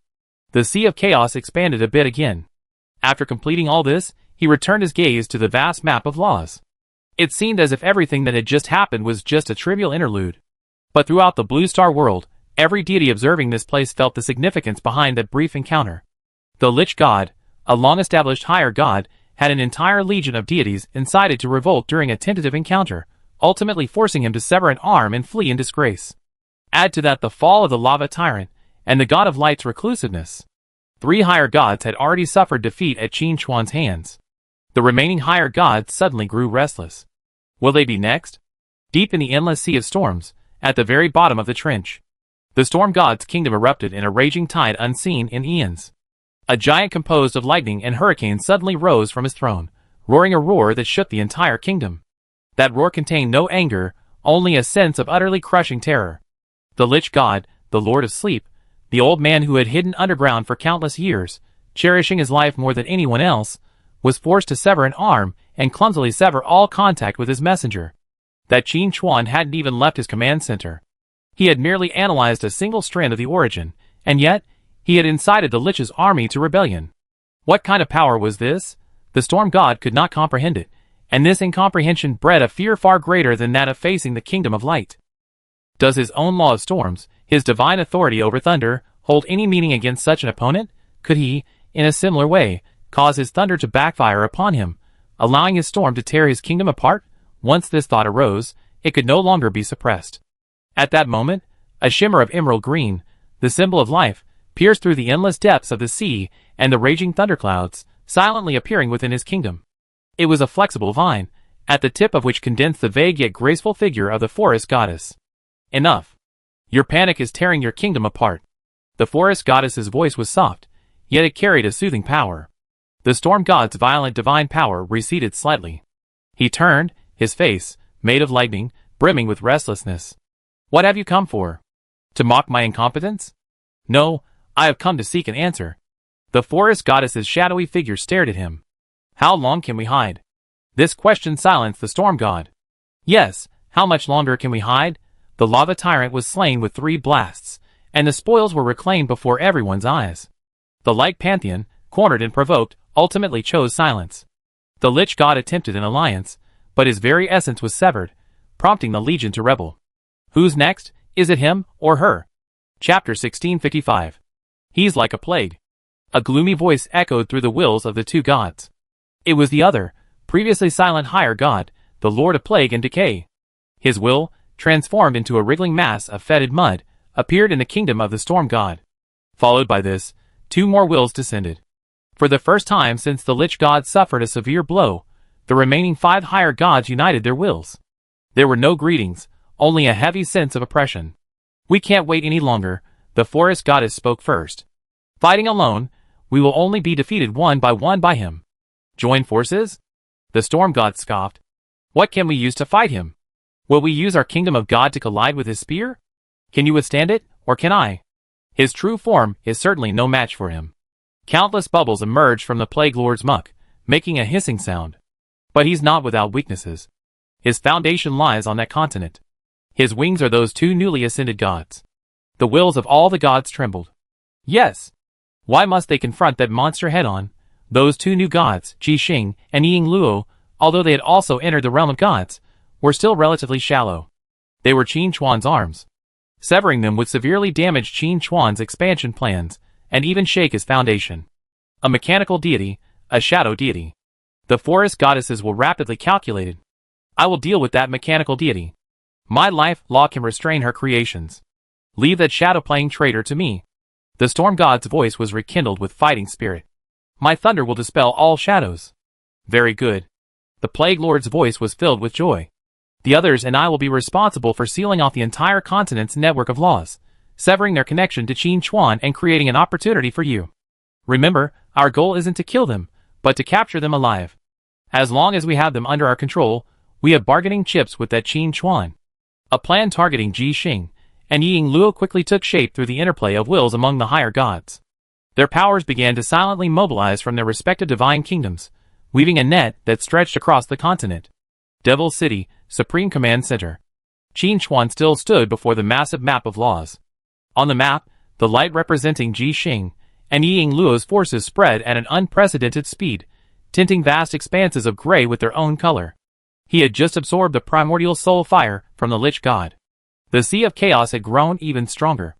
More importantly, by analyzing that soul fire, he had gained a deeper understanding of this world's laws of death and soul contracts. His gaze shifted from the map to a point in the void. He saw the wills of the higher gods quietly converging and connecting with each other. He heard their self-proclaimed secret plans. Qin Chuan's face remained expressionless, like a chess player watching his opponent make a move he had already anticipated. Foolish, but logical. Since you want to play, I play along. A smile played on Qin Chuan's lips. Turning the tables was his specialty. In the southern part of the continent, the cleared misty swamp, Ji Xing was directing her mechanical army, conducting the final adjustments to the newly built outpost. Without warning, the earth began to tremble slightly. It wasn't an earthquake. A breathtaking, overwhelming breath of life surged from deep beneath the earth. The black muddy ground was instantly stained with a hue of emerald green. Countless sprouts burst forth from the ground at a speed that defied the laws of nature. They were no ordinary plants, but the embodiment of the pure laws of life. Aggressive and devouring, they madly entwined themselves around the cold metal turrets. Crack! The hard alloy shell wailed shrilly as the vines swarmed over it. A highly corrosive sap exuded from the vine surface, rapidly dissolving the turret's energy shields. One after another, the automated turrets shut down in mere seconds, transforming into cold sculptures shrouded in greenery. An elegant and proud will descended upon the area. Mechanical creations will eventually be replaced by life. The shadow of the forest goddess condensed and took shape atop the vines, towering over Ji Xing. Surrender, or become the nourishment of this new forest. At the same time, in the continent's far north, on the icy plains, Yi Sakura Luo walked within a vast shadow, a realm of eternal night created by his divine authority. Suddenly, the entire sky lit up. It was not the sun's light. Instead, billions of thunderbolts simultaneously tore through the heavens. The raging storm, swirling with all-purifying lightning, ripped the realm of eternal night he had created into 1,000 holes. Shadows were exposed beneath the lightning. The storm god, his vast form composed of lightning and hurricane force, towered above the clouds, his voice resonating like 1,000 thunderbolts. Dregs of the shadows, before the absolute light and heat, you will be reduced to ash. With a wave of his hand, a lightning spear thicker than a mountain, carrying the power of destruction, pierced directly into the last shadow where Yi Luo had hidden. Demon City, Supreme Command Center. On the vast map of laws, the 2 points of light representing Ji Xing and Yi Luo were enveloped by 2 even more powerful forces. A vast web woven from the authority of 5 different higher gods covered the entire Blue Star continent. This web separated the inside from the outside. They severed all connections between Ji Xing, Yi Luo, and Qin Chuan. Or rather, they thought they had. Qin Chuan quietly watched the changes on the map, his smile growing wider. Block the network? Have you forgotten that Blue Star's world will is on my side? He raised a finger and gently tapped the map, the blockade network covering the entire continent. At the same time, above the swamp, Ji Xing watched as her proud mechanical army was rapidly being eroded by the law of life. In her platinum eyes, data streams surged at an unprecedented speed. Analyze the composition of the law of life. Build a countermeasure model. Warning: the opponent is under divine suppression and lacks computing power. The model building failure rate is 99.9%. The forest goddess observed Ji Xing struggle, a hint of contempt in her will. Give up. The gap in rank can't be bridged by calculation. He summoned divine power, and more vines sprouted from the ground, forming a massive green cage that would completely seal Ji Xing away. Chapter 1656. The forest goddess gazed at the green cage about to close, her will filled with a mixture of condescending contempt and the joy of assured victory. Give up. The gap in rank cannot be bridged by calculation. Her voice, like the verdict of law, echoed throughout the swamp, completely dominated by the power of life. In her eyes, the battle was over. A new god with shallow roots, even if possessing unique mechanical creations, was nothing more than a slightly more tenacious ant before the will of a veteran greater god descending personally. She was even considering how to manipulate this mechanical deity to extract the greatest value from her, as a bargaining chip in her negotiations with Qin Chuan. However, just before the cage was about to completely close, sealing Ji Xing in place, Ji Xing's platinum eyes, once filled with a frantic stream of data, suddenly froze. Warning: opponent's divine level suppression, insufficient computing power, 99.9% model building failure rate. This glaring red warning was forcibly overwritten by another, completely chaotic data stream. World will, connection port open. Root law database, access granted. Downloading, Blue Planet Life basic code, 1%, 5%, 20%. An indescribable torrent of information, vast enough to make any god tremble, flowed through an invisible link and directly into Ji Xing's mechanical god heart. This was not energy support. Nor was it the blessing of the laws. This is the answer. It's the underlying logic of this world's grand concept of life, its most fundamental source code. Ji Xing's consciousness was nearly overwhelmed in that instant. She witnessed the birth of the first cell, the evolution of the DNA double helix, the laws underlying photosynthesis, and every genetic mutation a species undergoes to adapt to its environment. It took the forest goddess eons to glimpse a glimpse of the secrets of life. And now, all of this, in its most original and complete form, lay before her. So, that's how it is. Ji Xing's platinum eyes were no longer simply a stream of data, but a kind of all-encompassing understanding. She finally understood what Qin Chuan had meant by just have fun. The president hadn't considered using force to counter force. He flipped the table and slammed the exam answers in his face. Analyze the structure of the laws of life. Build a countermeasure model. This time, the mechanical god heart's calculations were unimpeded. The progress bar instantly filled up at a speed beyond logic. Countermeasure model successfully established. Decompilation begins. Life corrosion protocol. Reverse analysis in progress.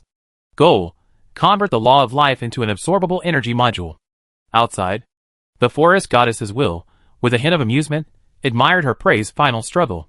But the next second, her will suddenly focused. The vines that had been frantically strangling the metal turrets suddenly stopped. The highly corrosive sap secreted by their surfaces, upon contact with the turret shells, was rapidly decomposed by an invisible force, reducing them to their purest elements. Then, the cold metal shells of the dead turrets suddenly lit up with emerald green energy lines. They were absorbing the vine's power. Impossible. For the first time, the forest goddess's will violently fluctuated. How could a machine absorb life force? This violates the very laws and truths he governs. Nothing is impossible. Ji Xing's voice, emanating from the green cage, was eerily calm. In the face of absolute computing power, your so-called laws are nothing more than a collection of loopholes, susceptible to arbitrary manipulation. Chapter 1657. The words fell. Boom, the vast cage, composed of countless vines, erupted with a brilliant green light. But that wasn't the radiance of life, but rather a sign of energy overload. The life energy within each vine that comprised the cage had been forcibly reversed and tampered with. They were no longer carriers of life, but extremely unstable bombs. What have you done to my creations? The forest goddess screamed in shock and anger. She felt her connection to the vines being severed by a brutal data. She had lost control of her own power. Nothing. Ji Xing's voice was tinged with mockery. I just upgraded their systems and, incidentally, installed a backdoor. Now, I am the master of this new forest. Start formatting. As Ji Xing finished speaking, the massive green cage, along with all the plants on the land blanketed by the power of the forest goddess, exploded simultaneously. A terrifying torrent of life energy transformed into a pure storm of destruction, sweeping across the entire swamp. Strangely, this storm did not spread outward. Instead, drawn by an invisible force, it madly contracted towards the center. At the center of the storm lay the once dead metal turrets. They were like greedy black holes, devouring this immense life energy. The cold metal shells began to melt and reform. Their forms were undergoing drastic changes. Atop the solid alloy, a bioarmor as tough as tree bark grew. The muzzle evolved into an opening and closing structure resembling a Venus flytrap, its interior condensing an emerald green, highly concentrated energy cannon. The base of the turret transformed into countless roots woven from metal and vines, deeply rooted in the earth, absorbing residual energy. New, eerily beautiful war weapons, a fusion of biological and mechanical, rose from the ground. They were no longer cold creations. They came alive. The silhouette of the forest goddess swayed violently in midair, her will nearly shattered by the scene that shattered her cognition. The life law she was most proud of had been stolen and analyzed right before her eyes, and then, in a way she could not comprehend, created into a more efficient and terrifying life. You monster! He finally felt the fear that came from the very source. Monster? Ji Xing's figure slowly emerged from the center of the energy storm. The shimmering wings behind her were now tinged with an emerald green halo, and even tiny leaf-like structures grew from the metal edges. Her mechanical god heart had completely analyzed the forest goddess's life laws and integrated them into her own system. No, I'm not a monster. Ji Xing raised his head, his platinum eyes fixed on the ethereal figure of the forest goddess. This is evolution. And you and your laws will be eliminated by me.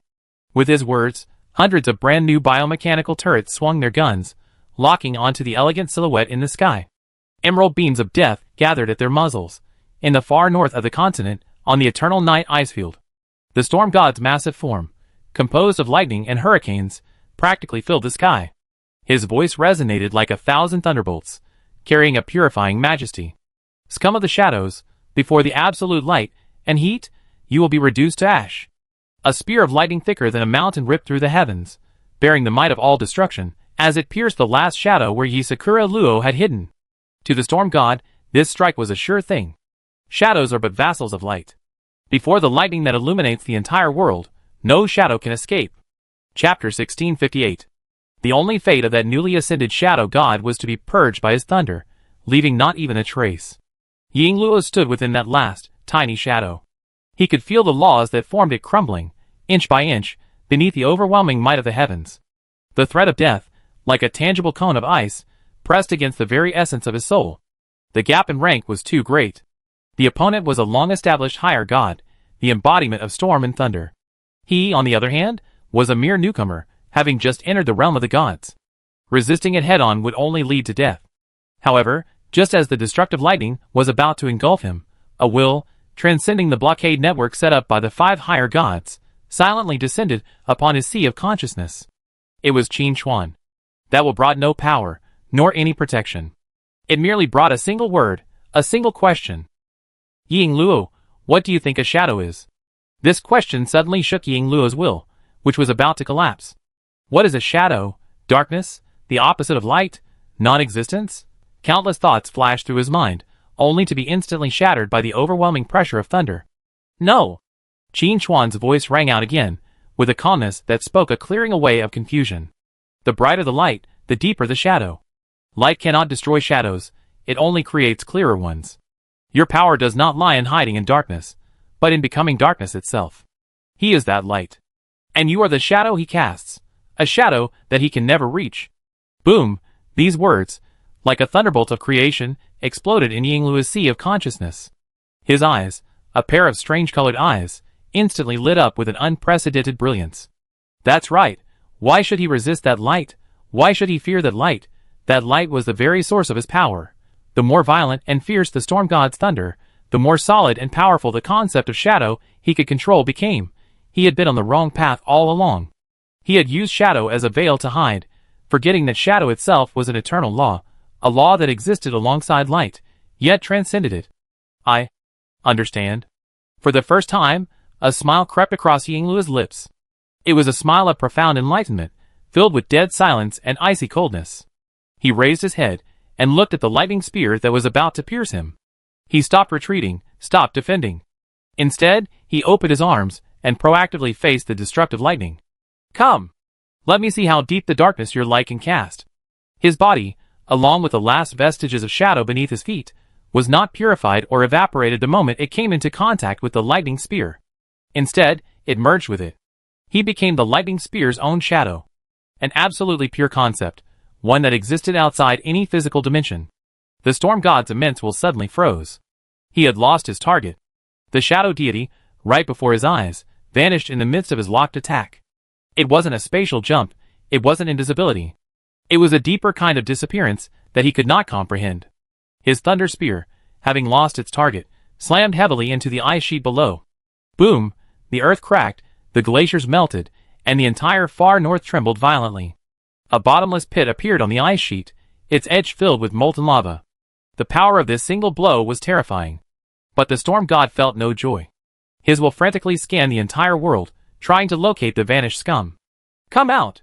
You skulking rat! Do you think you can escape judgment like this?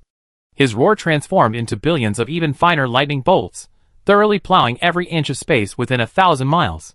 But nothing was found. Just as his rage was about to reach its climax, a cold voice echoed from all directions, from behind every flash of lightning, from the shadows of every illuminated glacier. I am here. In every inch of darkness you create. For the first time, the storm god's face, composed of lightning, froze. He abruptly lowered his head, looking down at his feet. In the shadow of his massive body, composed of billions of thunderbolts and hurricanes, a dark figure slowly rose to its feet. Hidden eyes gazed at him indifferently. It was Yingluo. Not only had he not died, but he had used the storm god's own light to hide himself in a blind spot where the storm god could never reach, in his own shadow. You, how could you? For the first time, the storm god's voice tinged with horror. Your thunder is loud. Yingluo slowly raised the judgment shadow blade in his hand. Now time for silence. As his voice fell, the massive shadow of the storm god beneath his feet sprang to life. Countless pitch-black chains, composed of pure shadow laws, rose from the darkness and fiercely wrapped around the storm god's massive body of lightning. These chains, ignoring the raging thunder and hurricane, acted directly on the very essence of the storm god's laws. Ziz, ziz. The lightning, upon contact with the shadow, failed to purify it. Instead, it devoured its energy like a bottomless black hole. The storm god roared in agony. He felt his divine power draining at an unprecedented rate. The shadow god was using his own power against him. Yi Sakura Luo's figure emerged from the vast shadow. The judgment shadow blade pointed directly at the storm god. Chapter 1659. Emerald green beams of destruction erupted simultaneously from the muzzles of hundreds of biomechanical turrets. Their target was the forest goddess's shadowy figure, condensed from the pure laws of life, high in the sky. The forest goddess's will was filled with shock, rage, and disbelief. She erected a divine shield of millions of vines and ancient trees, attempting to block the attack, transformed from her own power. The shield trembled violently under the onslaught of beams, its emerald green surface rapidly turning withered yellow and charred black. Ji Xing's analysis was too thorough. The attack patterns of these biological weapons she had created perfectly countered the forest goddess's defenses. However, the higher god's foundation was profound after all. The shield crumbled, but new vines and ancient trees sprouted from the void, constantly repairing the breach. Ji Xing's army held a commanding advantage, firmly suppressing the incarnation of the forest goddess's will. However, completely destroying it would still take time. Ji Xing's mechanical god heart rapidly calculated. The result was clear. This was a war of attrition. She could win, but the process would be long. Meanwhile, on the continent's far northern glaciers, the storm god roared. His massive body, composed of lightning, was bound tightly by countless pitch-black chains growing from his own shadow. His divine power was being devoured madly, transformed into the enemy's power. This was a humiliation and powerlessness he had never experienced before. Get out of my way! He detonated tens of thousands of lightning bolts from his body, the violent energy pounding against the shadow chains. The chains swayed in the violent energy storm, and several even showed signs of breaking. Yingluo's face paled slightly. While his insights had led him to a method of restraining the opponent, completely suppressing a furious higher god required a tremendous expenditure of his own divine power. He was like a mortal, using a thin rope to restrain a raging beast. The rope threatened to snap at any moment. Devil City, Command Center. Qin Chuan quietly gazed at the vast map of laws. The 2 points of light representing Ji Xing and Yingluo were entangled with 2 even greater forces, forming 2 stalemate battlefields. The blockade network covering the entire continent remained in place. The remaining 3 higher gods watched nervously, ready to respond or flee at any moment. Qin Chuan's face was devoid of emotion. His 2 subordinates had delivered a flawless performance. They had proven that, given a fulcrum, they could leverage a foe far more powerful than themselves. The test was over. This farce orchestrated by the 5 higher gods must finally come to an end. Qin Chuan raised his hand. The sniper rifle, connected to his origin, silently emerged. His mind sank into the sea of chaos. He chose neither the ultimate destruction of chaos nor the structural collapse. His will locked onto 2 other conceptual bullets. One, a pale peeling that ripped away all things. The other, a sinking into the endless abyss of depravity. Buzz. The chamber opened, and 2 bullets, representing different concepts, were loaded. Qin Chuan didn't even aim. He aimed at the void, at the vast map of laws, and pulled the trigger twice in succession. There was no sound of gunfire, no flash of fire. 2 concepts that did not exist in the normal dimension slipped out of the muzzle and vanished instantly.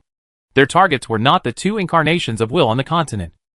Instead, it pierced the so-called blockade network, pierced through endless space, and shot directly towards the 2 superior gods, their true forms within their respective divine kingdoms.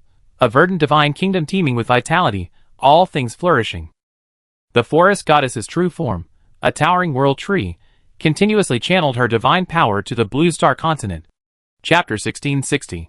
Suddenly, his movements froze. A pale spot appeared, without warning, on his massive trunk. It was not a wound, but a pure whole. Then, centered on that spot, the feeling of detachment spread wildly.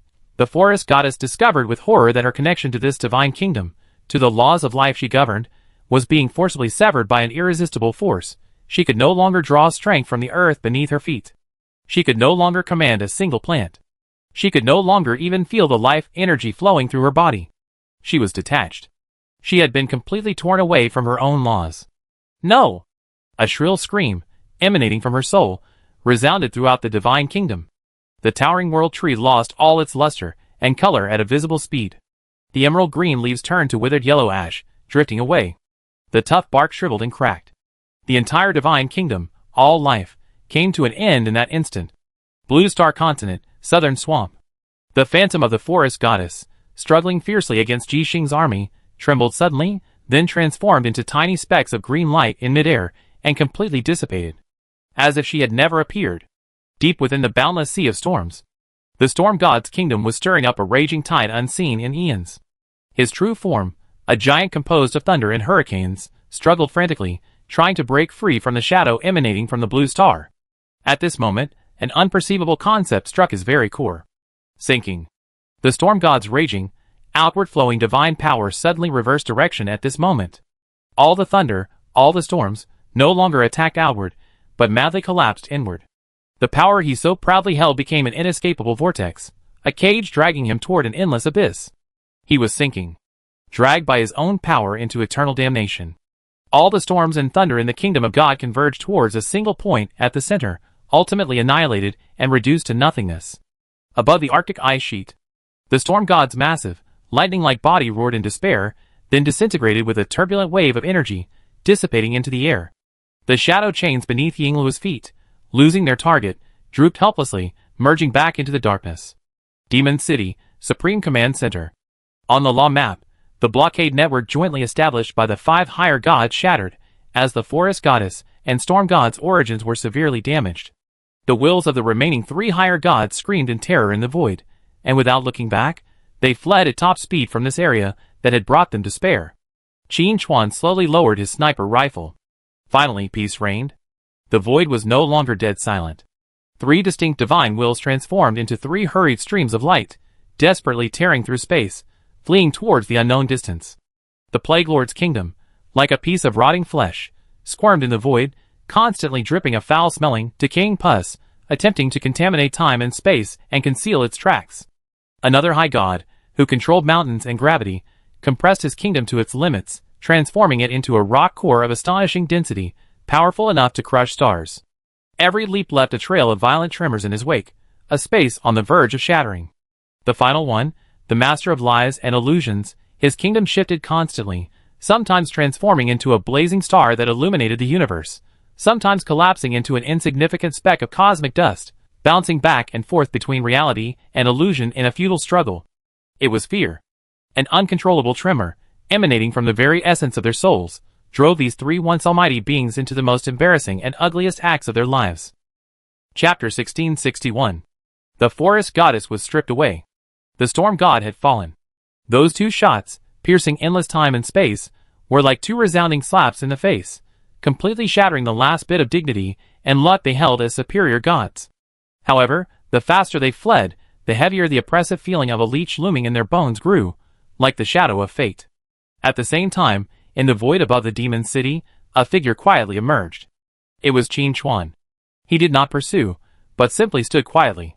The chaotic aura around him slowly permeated, like an endless net, already locking onto the 3 struggling prey. He did not even raise his gun to attack. He was waiting for the opportunity to bring them to utter despair. The Lord of Plague was the first to sense the nearly stagnant aura of death. He did not attack, not because he was too weak, but because he admired it. Admiring his fear, admiring his ugliness, this cat-and-mouse teasing and contempt ripped his soul apart even more than a direct attack. No more escape. His will, transformed into a hysterical divine thought, pierced the minds of the other 2 higher gods. He's toying with us, trying to force us into desperate situations, one by one, and then enjoy our moment. We must stop, gather all our strength, and build a defense. The god of mountains and gravity's will, heavy as the abyss, trembled as it responded. Defense? What defense? Using our kingdom to block his spear? Didn't you see how the forest goddess's world tree was reduced to ash? Use our subordinates. Use our believers. The Plague Lord's voice became sharp and distorted, filled with madness. Call all forces we can. Show him we are not alone. Show him the wrath of the Pantheon. It was a temporary solution, a temporary solution. But under the shadow of death, it was their only option. Then, 3 blood-red oracles, representing the supreme authority of the higher gods, emanated from their divine kingdoms, spreading to every corner they could reach. All subordinate gods, unite immediately at my kingdom. All demigods, all descendants of the gods, abandon your territories and come to my protection. All believers, offer your prayers and build a wall of faith. The oracles were filled with unquestionable majesty, but they could not conceal the deep-seated panic. Instantly, countless scattered points of light in the void began to converge towards the 3 fleeing kingdoms, like puppets drawn by invisible threads. Some were the divine domains of mid-level gods, some were the realms of lower gods, and even more were demigods and divine messengers who lacked even divine kingdoms, and could only rely on the main gods for survival. They had received the oracle. They had no choice but to rush to the battlefield destined for destruction. Qin Chuan watched this spectacular scene, watching countless moths flutter towards 3 flames destined to extinguish. He finally moved. He took a step forward. The void seemed to fold under his feet. He arrived first, his figure appearing directly at the end of the Plague Lord's escape route. He slowly raised the sniper rifle in his hand. In the barrel of the rifle was not a physical bullet, but a condensed concept. A crown, burning with black flames, a phantom symbol of usurpation and betrayal, slowly took shape. Tyrant. The Plague Lord's kingdom suddenly came to a halt. He gazed at the lone figure before him, at the spear emitting the aura of doom. He could sense that every inch of his kingdom was completely locked down.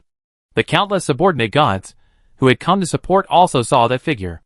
They stopped in fear, but under the Lord God's stern command, they gritted their teeth and connected their kingdoms with the Plague Lord's, attempting to form an impenetrable barrier of divine power. Hundreds of different laws intertwined, forming a chaotic and complex defensive network. Qin Chuan's movements remained unwavering. He pulled the trigger. There was no sound, no light. The phantom crown, representing the concept of tyrant, silently sank into the defensive network constructed by dozens of gods. And then, nothing happened. Just as all the gods were stunned, in the Plague Lord's kingdom, the statue of a lower-level deity, presiding over the portfolios of betrayal and ambition, suddenly opened its eyes. The former flattery and reverence in his eyes were gone, replaced only by pure tyranny and a desire to take over. Why are you so high and mighty, while we are merely your slaves? A furious roar emanated from the mouth of this lower-level deity. His divine power suddenly erupted, not at Qin Chuan, but fiercely blasting the kingdom of another fellow nearby. This spark instantly ignited the entire powder keg. The concept of tyranny spread like a virus, amplifying the darkest negative emotions in all beings and igniting their most primal hatred and desire for rebellion against those above them. Kill him! We share his ministry. Why should we die with his fear? A new God King will be born from among us. Betrayal, usurpation, rebellion. The subordinate gods who had come to protect him, simultaneously, rebelled. They, like madmen, unleashed their most powerful attacks, unreservedly, upon their former master, the Lord of Plague, and upon each other. The newly constructed defense network collapsed from within, in the most tragic and ironic way. The Lord of Plague let out a howl of disbelief. His foundation, his wings, his servants, in a single moment, transformed into hyenas vying to tear at his flesh.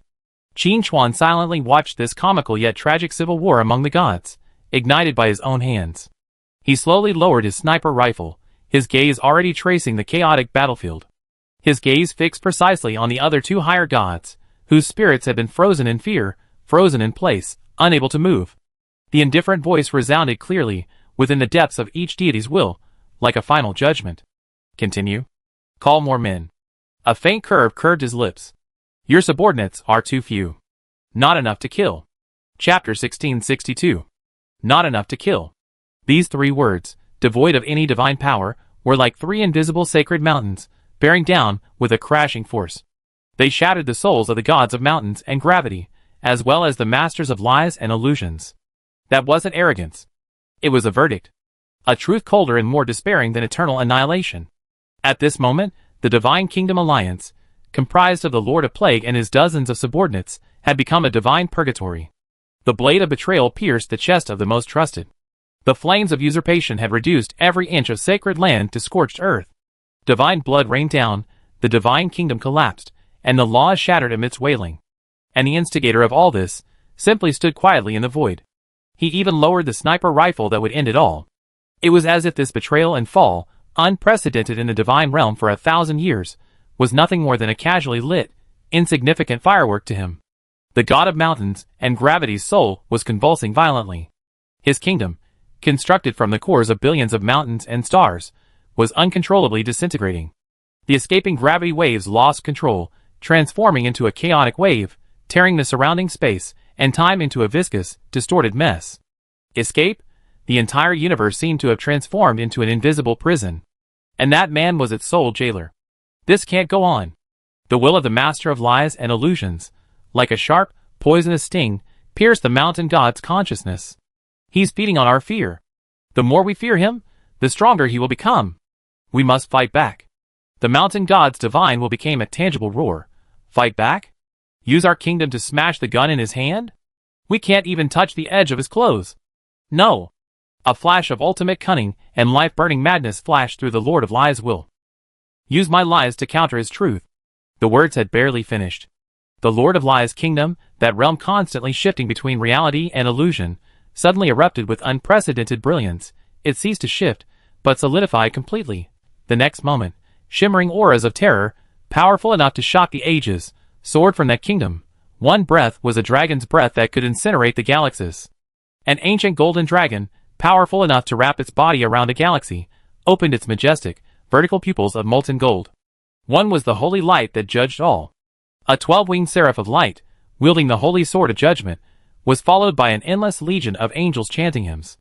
One was chaos that devoured reason. An indescribable old one, covered in tentacles and scarlet eyes, emerged from the abyss, its twisted outline twisted. Over a dozen supreme auras, enough to make even the higher gods tremble, descended simultaneously. Qin Chuan. The Lord of Lies' voice grew ever more majestic and powerful, as if uttered by a dozen ancient beings. You have violated the ancient covenant. The Dragon Clan, the Celestial Realm, the Sin Abyss. None of them will tolerate you. Retreat now, and we can pretend nothing happened. The mountain god was completely stunned. Of course, he knew this was all a lie. This was the Lord of Lies, igniting his own divine essence, weaving an illusion as close to reality as possible, using his ultimate understanding of the law of lies. This was no longer an illusion. This was using a fabricated trend to shake Qin Chuan's foundation of cognition. As long as Qin Chuan's resolve wavered in the slightest, believing these terrifying beings to be real, then they would have a glimmer of hope. However, faced with this legion of divine might that could easily be mistaken for the real thing, Qin Chuan finally made a new move. He slowly raised his head. His gaze didn't even linger for a second on those lifelike illusions, even the perfectly mimicked laws of existence. His gaze, piercing through all the falsehood, fell directly upon the true form of the Lord of Lies. Chapter 1663. Then he smiled. It was a smile tinged with approval and pity, like an artist examining his work. An interesting performance. His thoughts sank once again into the sea of chaos. The chamber of the sniper rifle silently opened. A bullet, blazing with gray flames, was loaded. That flame seemed not material, but a concept. An ultimate nothingness capable of completely incinerating all things in the world, along with the very meaning of their existence, into nothingness. Conceptual bullet, incineration. Since you like calling people so much. Qin Chuan's lips curled up in a playful smile. Then I help you make them a little more real. He pulled the trigger. The gray flame, representing the incineration of concepts, floated lightly from the muzzle. Neither fast nor slow. It was directed neither at the Lord of Lies nor at the God of Mountains. Rather, it was like a drop of ink dripping onto a clear painting, silently staining the dozen majestic and magnificent illusions. Instantly, a sudden change occurred. Roar! The phantom of the ancient golden dragon let out a soul-shattering roar. The principle of lie that constituted its body was being forcibly ignited by the gray flames. After the lies were completely burned, what remained? It was reality. The golden dragon's illusory body began to transform from illusion to reality. Scales of light and shadows solidified into indestructible dragon armor, and the simulated dragon might transformed into a terrifying oppression emanating from ancient blood. Its flesh and blood grew. Its heart beat. The 12-winged seraph's holy sword erupted with a truly dazzling divine radiance, and the legion of angels behind him began to chant the true hymn capable of purifying the kingdom of God. The tentacles of that nameless ancient god began to writhe frantically in the void, bringing with them maddening whispers that could truly contaminate the divine will. The illusion created by the Lord of Lies was forcibly transformed into a real, authentic existence by Qin Chuan's power. No! No! Stop! Please! Stop! The Lord of Lies let out a scream 1,000,000 times more piercing than the Lord of Plague's earlier one. He had created them, and he knew better than anyone that these beings, endowed with reality, would first devour their masters, himself, their father of lies. This was the most vicious backlash, the most horrific curse. He wanted to flee, but his kingdom was the breeding ground of these beings, leaving him with nowhere to escape. The ancient golden dragon's icy, vertical pupils were the first to lock onto its creator, opening its maw wide enough to devour the stars. The holy sword in the hands of the Seraph of Light also pointed at the god of original sin, emanating the aura of lies. The most terrifying thing was the ancient god of chaos. His countless tentacles had already begun piercing the Lord of Lies' kingdom, greedily sucking away his essence. Qin Chuan watched this tragic scene of fatherly love and filial piety with great interest. He wanted to see how the Lord of Lies would deal with his own lies. The soul of the god of mountains and gravity had completely solidified into a thoughtless stone. He watched helplessly as the Lord of Lies' magnificent kingdom transformed from a deterrent into a cage. Those ancient golden dragons, seraphim of light, and ancient gods of chaos, woven of lies. After being imbued with that great flame, they possessed real flesh and blood, real divine might, and real hunger. They were no longer illusions obeying orders. They were alive, imbued with meaning. A terrifying reality. No. This isn't true. This isn't true. The Lord of Lies let out a sharp, twisted roar. He attempted to use his absolute control over the law of lies to eliminate these out-of-control creations. He commanded the ancient golden dragon, which had its maw pointed at him, disappear. I command you to return to nothingness. However, the dragon's molten gold pupils reflected only his terrified figure, and a hint of contempt for the creator, born of its ancient bloodline. Chapter 1664. The law of lie within it had been incinerated by Qin Chuan's conceptual bullets, leaving only truth. Lies cannot command truth. Roar! The earth-shaking dragon roar was no longer a false sound, but a true roar containing the power to shatter stars. The enormous mouth opened, not to devour, but to spew forth a fiery dragon breath powerful enough to melt the divine kingdom continent. The divine kingdom dominated by lies burned fiercely, the earth turning to glaze, and the sky was illuminated in a doomsday crimson. Save me! Save me! He sent a divine thought for help to the mountain god, the only one still able to move. However, all he received in response was dead silence. In utter terror, the mountain god's kingdom had compressed itself to its limit, reduced to a black dot from which not even light could escape. Huddled in a corner of the void, it dared not betray even the slightest fluctuation of its laws. He was terrified. He feared that man, the monster who, with just a few pulls of the trigger, had completely manipulated the alliance of 5 higher gods, would turn on him next. Helping the Lord of Lies? That would be like jumping into the meat grinder known as truth. You coward. The Lord of Lies' curse was instantly shattered by the holy cross sword slashed by the 12-winged seraph. The divine light possessed a natural purifying power over the very source of lies. A deep wound, visible to the bone, pierced his divine form. Instead of divine blood, it flowed countless shattered runes representing lies. Even more terrifying was the ancient god of chaos. His indescribable tentacles had taken deep root in the Lord of Lies' kingdom, like the most voracious of termites, frantically absorbing his essence and strengthening its own truth. The kingdom of God was his body, the source of his power. At this moment, he was being devoured alive from the inside out, inch, by his most prized creation. This pain far surpassed the annihilation of his soul. Ah! Faced with the despair of being completely devoured, the Lord of Lies finally made his final choice. He burned his own godhood, a blood-red oracle, filled with resentment, tore through time and space, reaching every divine realm and kingdom loyal to him within his reach.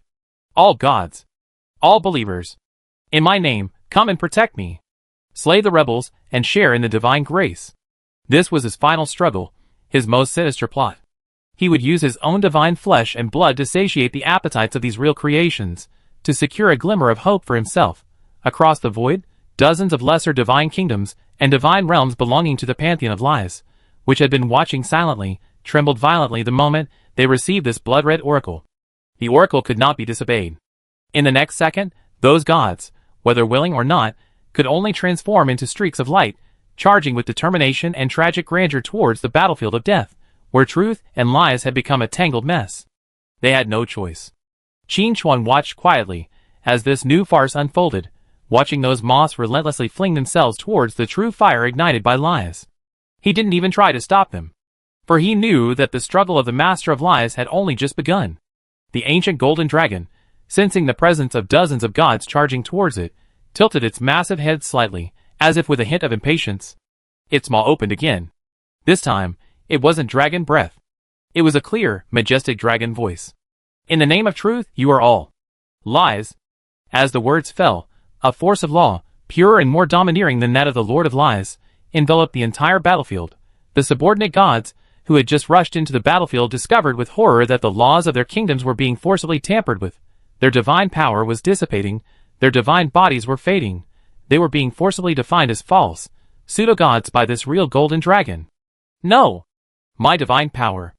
A lower-level god, in charge of the priesthood of flattery and adulation, was the first to let out a desperate scream. His magnificent kingdom, like a castle on the sand, quickly crumbled under the scourge of the laws of truth. The divine power that constituted his divine body was irreversibly returning to its most primitive form. He had been expelled from the divine fold by truth. He was defined as a lie that doesn't exist. Puff. With a soft sound, this lower-level god, along with his kingdom, vanished into a wisp of smoke, as if they had never existed. This scene made all the gods of lies, who had rushed into the battlefield, feel as if they had fallen into an icy cave. What a domineering power of law! Words carry the law. The golden dragon, created by the Lord of Lies, now displayed a dominance over the law that even surpassed its father. Don't stop. Attack. Attack with all your might. The Lord of Lies' divine thoughts, like a death demonic voice, roared frantically in the minds of every god. This is an illusion. A more profound illusion. If we crush his will, all of this will vanish. He was still using lies to deceive his last remaining wings. However, when the sword of judgment, blazing with holy flames, wielded the kingdom of another mid-level god, all hope was shattered. Divine blood dyed the void red. The god had wailed, cleansed in the holy light. Death was so real. Kill! Under the pressure and threat of death from the Lord God, the dozens of remaining gods went completely mad. They knew that to flee meant death, and to advance also meant death. The only way to survive was to sacrifice their own lives to consume these terrifying real creations. For a moment, the kingdoms of the gods collided, and laws clashed in chaos.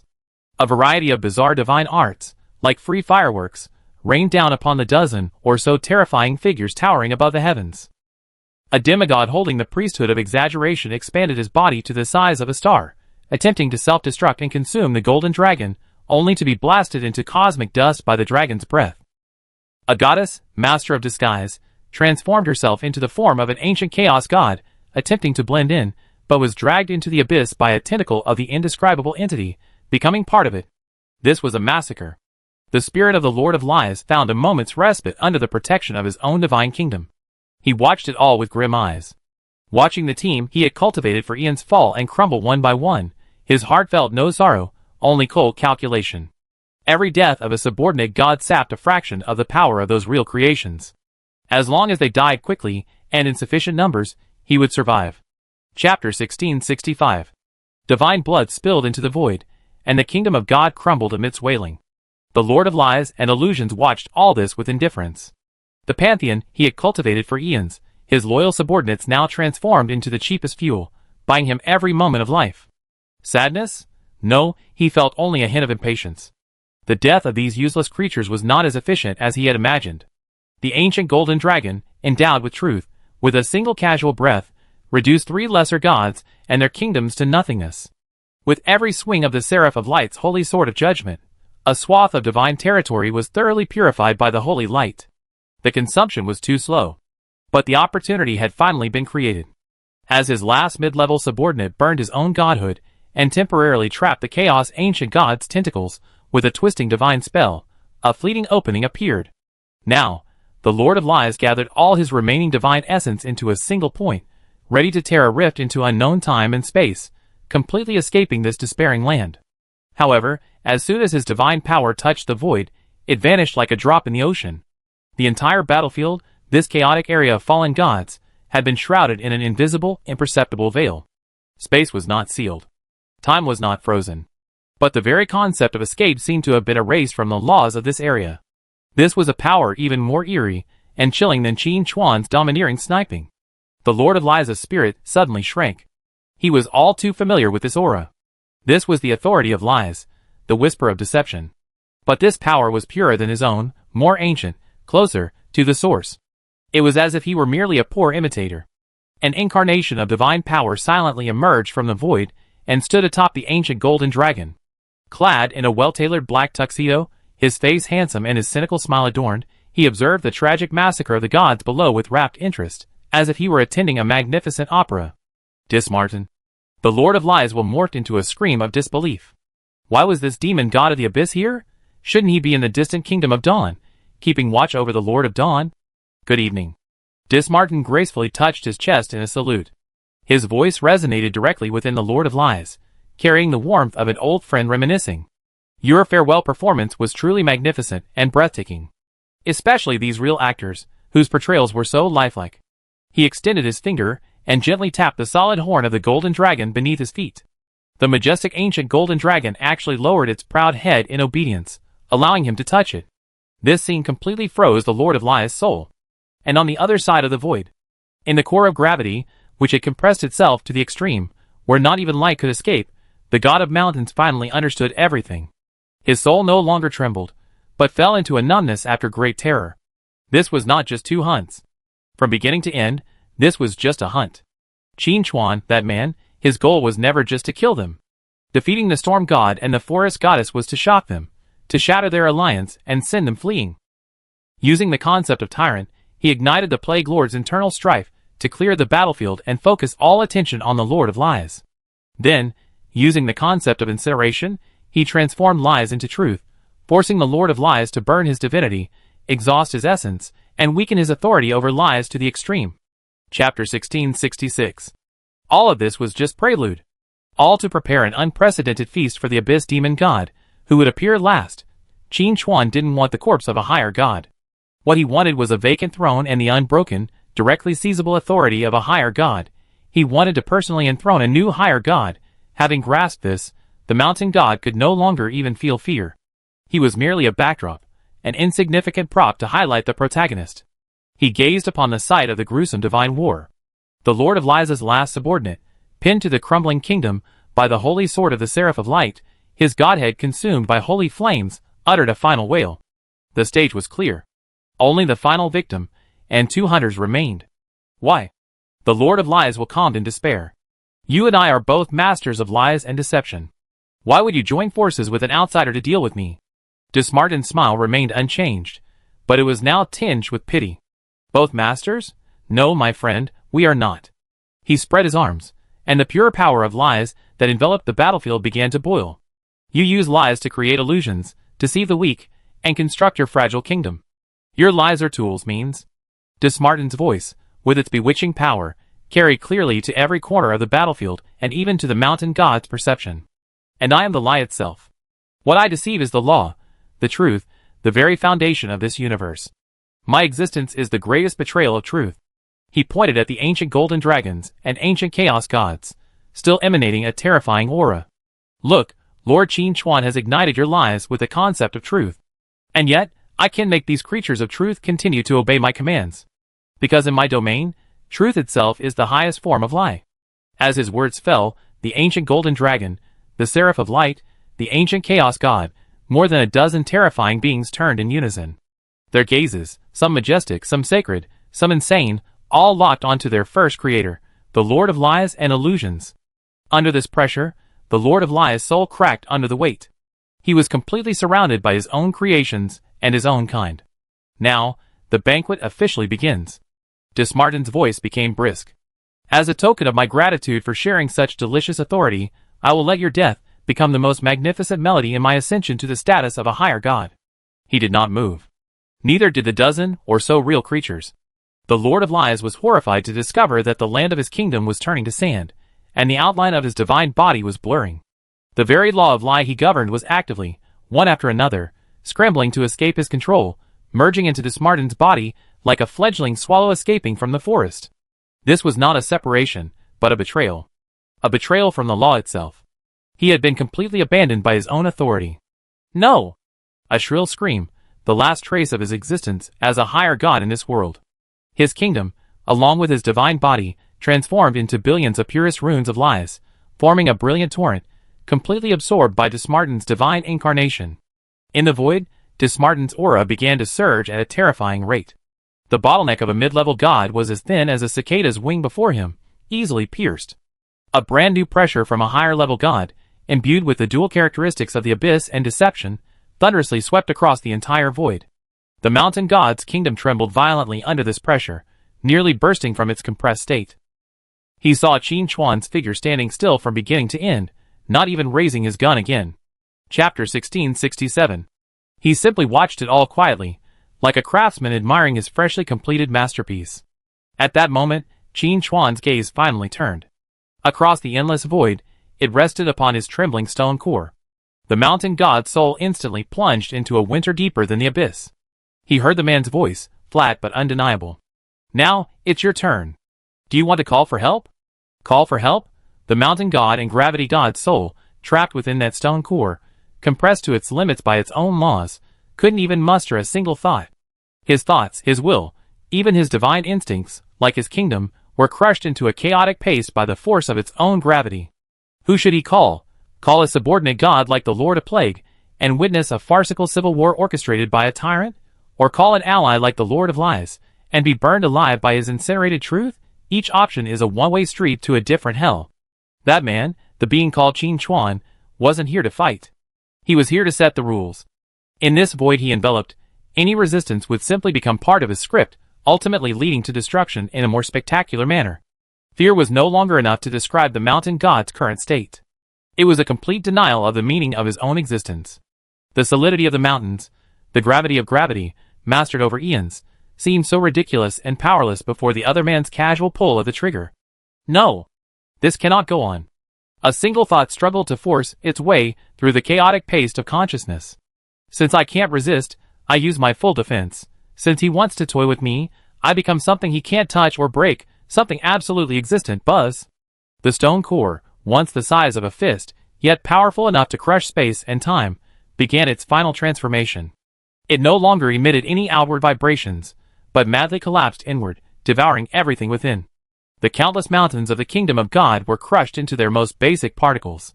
The river of law flowing across the kingdom of God was compressed into a solidified crystal. He poured all his divinity, all his divine power, all his will into a single concept. Eternity. Immortality. Absolute mass. The surface of the stone core became as smooth as a mirror, unable to reflect even a ray of light. The curvature of space-time around it reached an incredible degree, forming an ultimate barrier composed of pure physical laws. Any energy, any law, any concept, approaching this area would be infinitely stretched, ultimately shredded into meaningless fragments of information. This was the final barrier constructed by the god of mountains and gravity, at the cost of burning his own existence. A theoretically indestructible conceptual tomb. He buried himself alive in it. In the void, Dismartin, freshly ascended, his aura still rising, felt the extreme pull of gravity. The smile on his face faded slightly, the pressure of his newfound higher god status seemingly frivolous in the presence of the tiny stone core. He looked at Qin Chuan. But he found that Qin Chuan hadn't even glanced at the stone core. Qin Chuan's attention was fixed on Dismartin. Old Ma, to celebrate your ascension to the higher god, I leave this stone to you. Qin Chuan's voice was flat. Ha, no big deal. Dismartin bowed gracefully. Then, his figure transformed into an elusive wisp of black smoke, instantly appearing at the edge of the stone core's gravitational distortion. He didn't attempt an attack. Any direct attack would simply be shattered by the terrifying gravity. Chapter 1668. He opened his arms. The pure, more fundamental force of deception, which had just devoured the authority of the Lord of Lies, began to seep into the absolute realm ruled by gravity like invisible ink. What he wanted to do was not attack, but to deceive. To deceive gravity itself. The next moment, an incredible scene unfolded. Around the stone core, a brand new, illusory kingdom unfolded out of thin air. The mountains and rivers were magnificent, and the rivers were surging. This kingdom was identical to the original kingdom of the mountain god, yet completely different. There was no compressed silence here, only expansive, thriving vitality.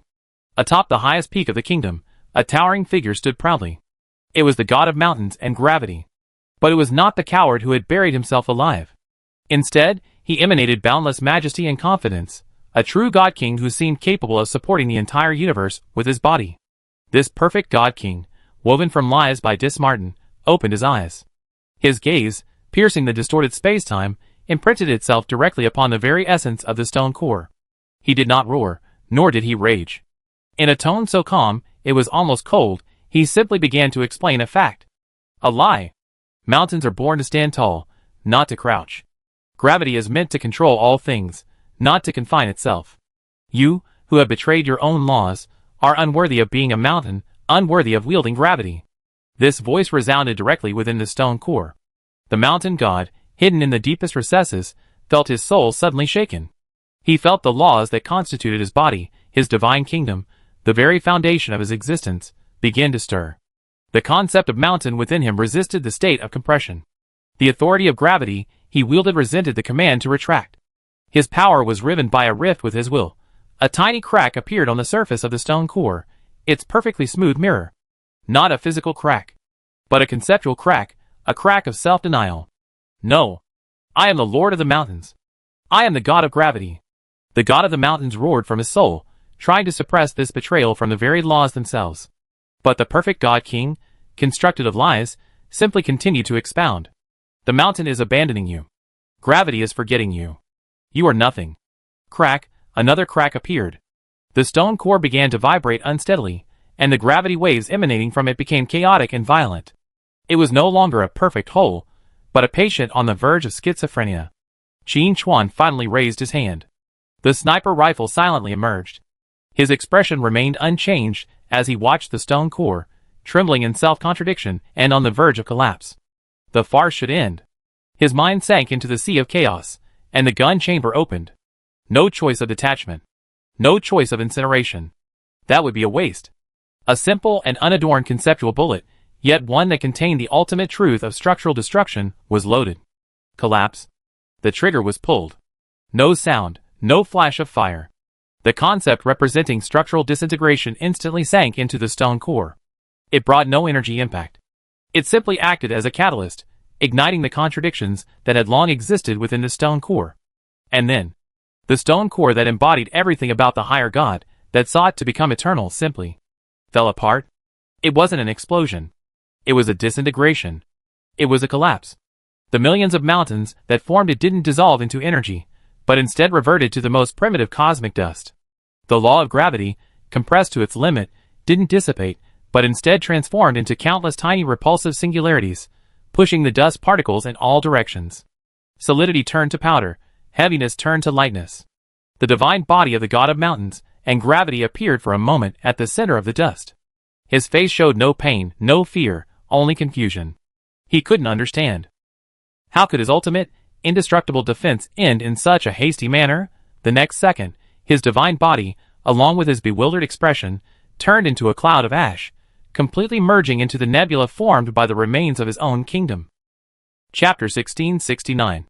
The nebula, formed from the remains of the mountain god's kingdom, slowly spread across the void.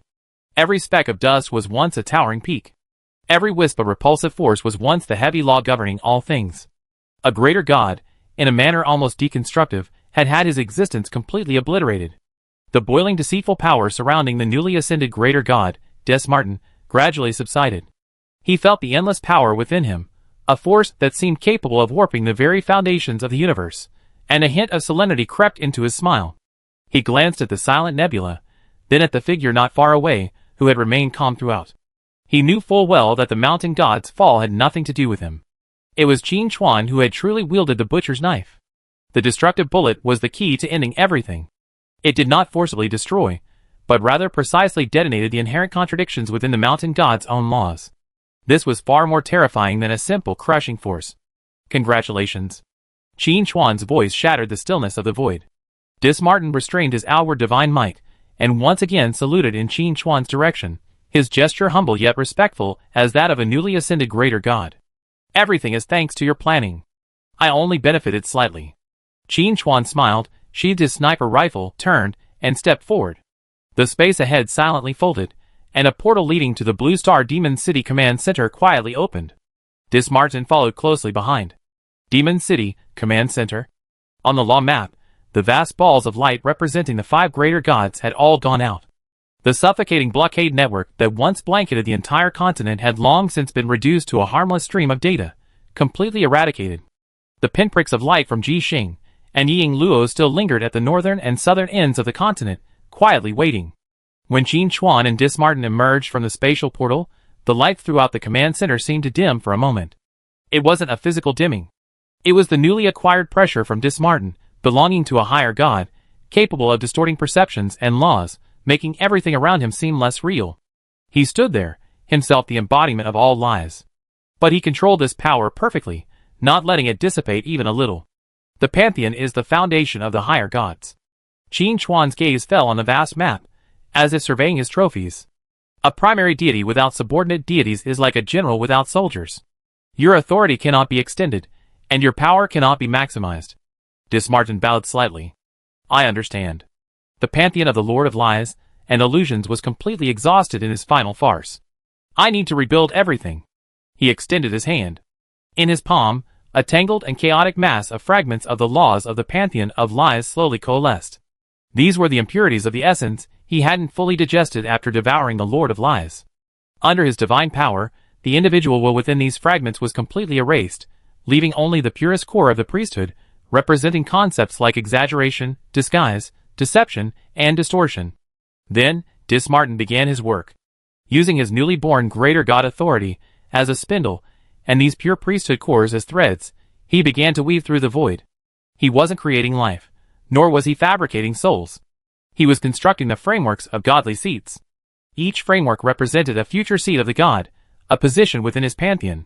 This was an extremely demanding process, requiring both mental and spiritual energy, and a profound understanding of the laws.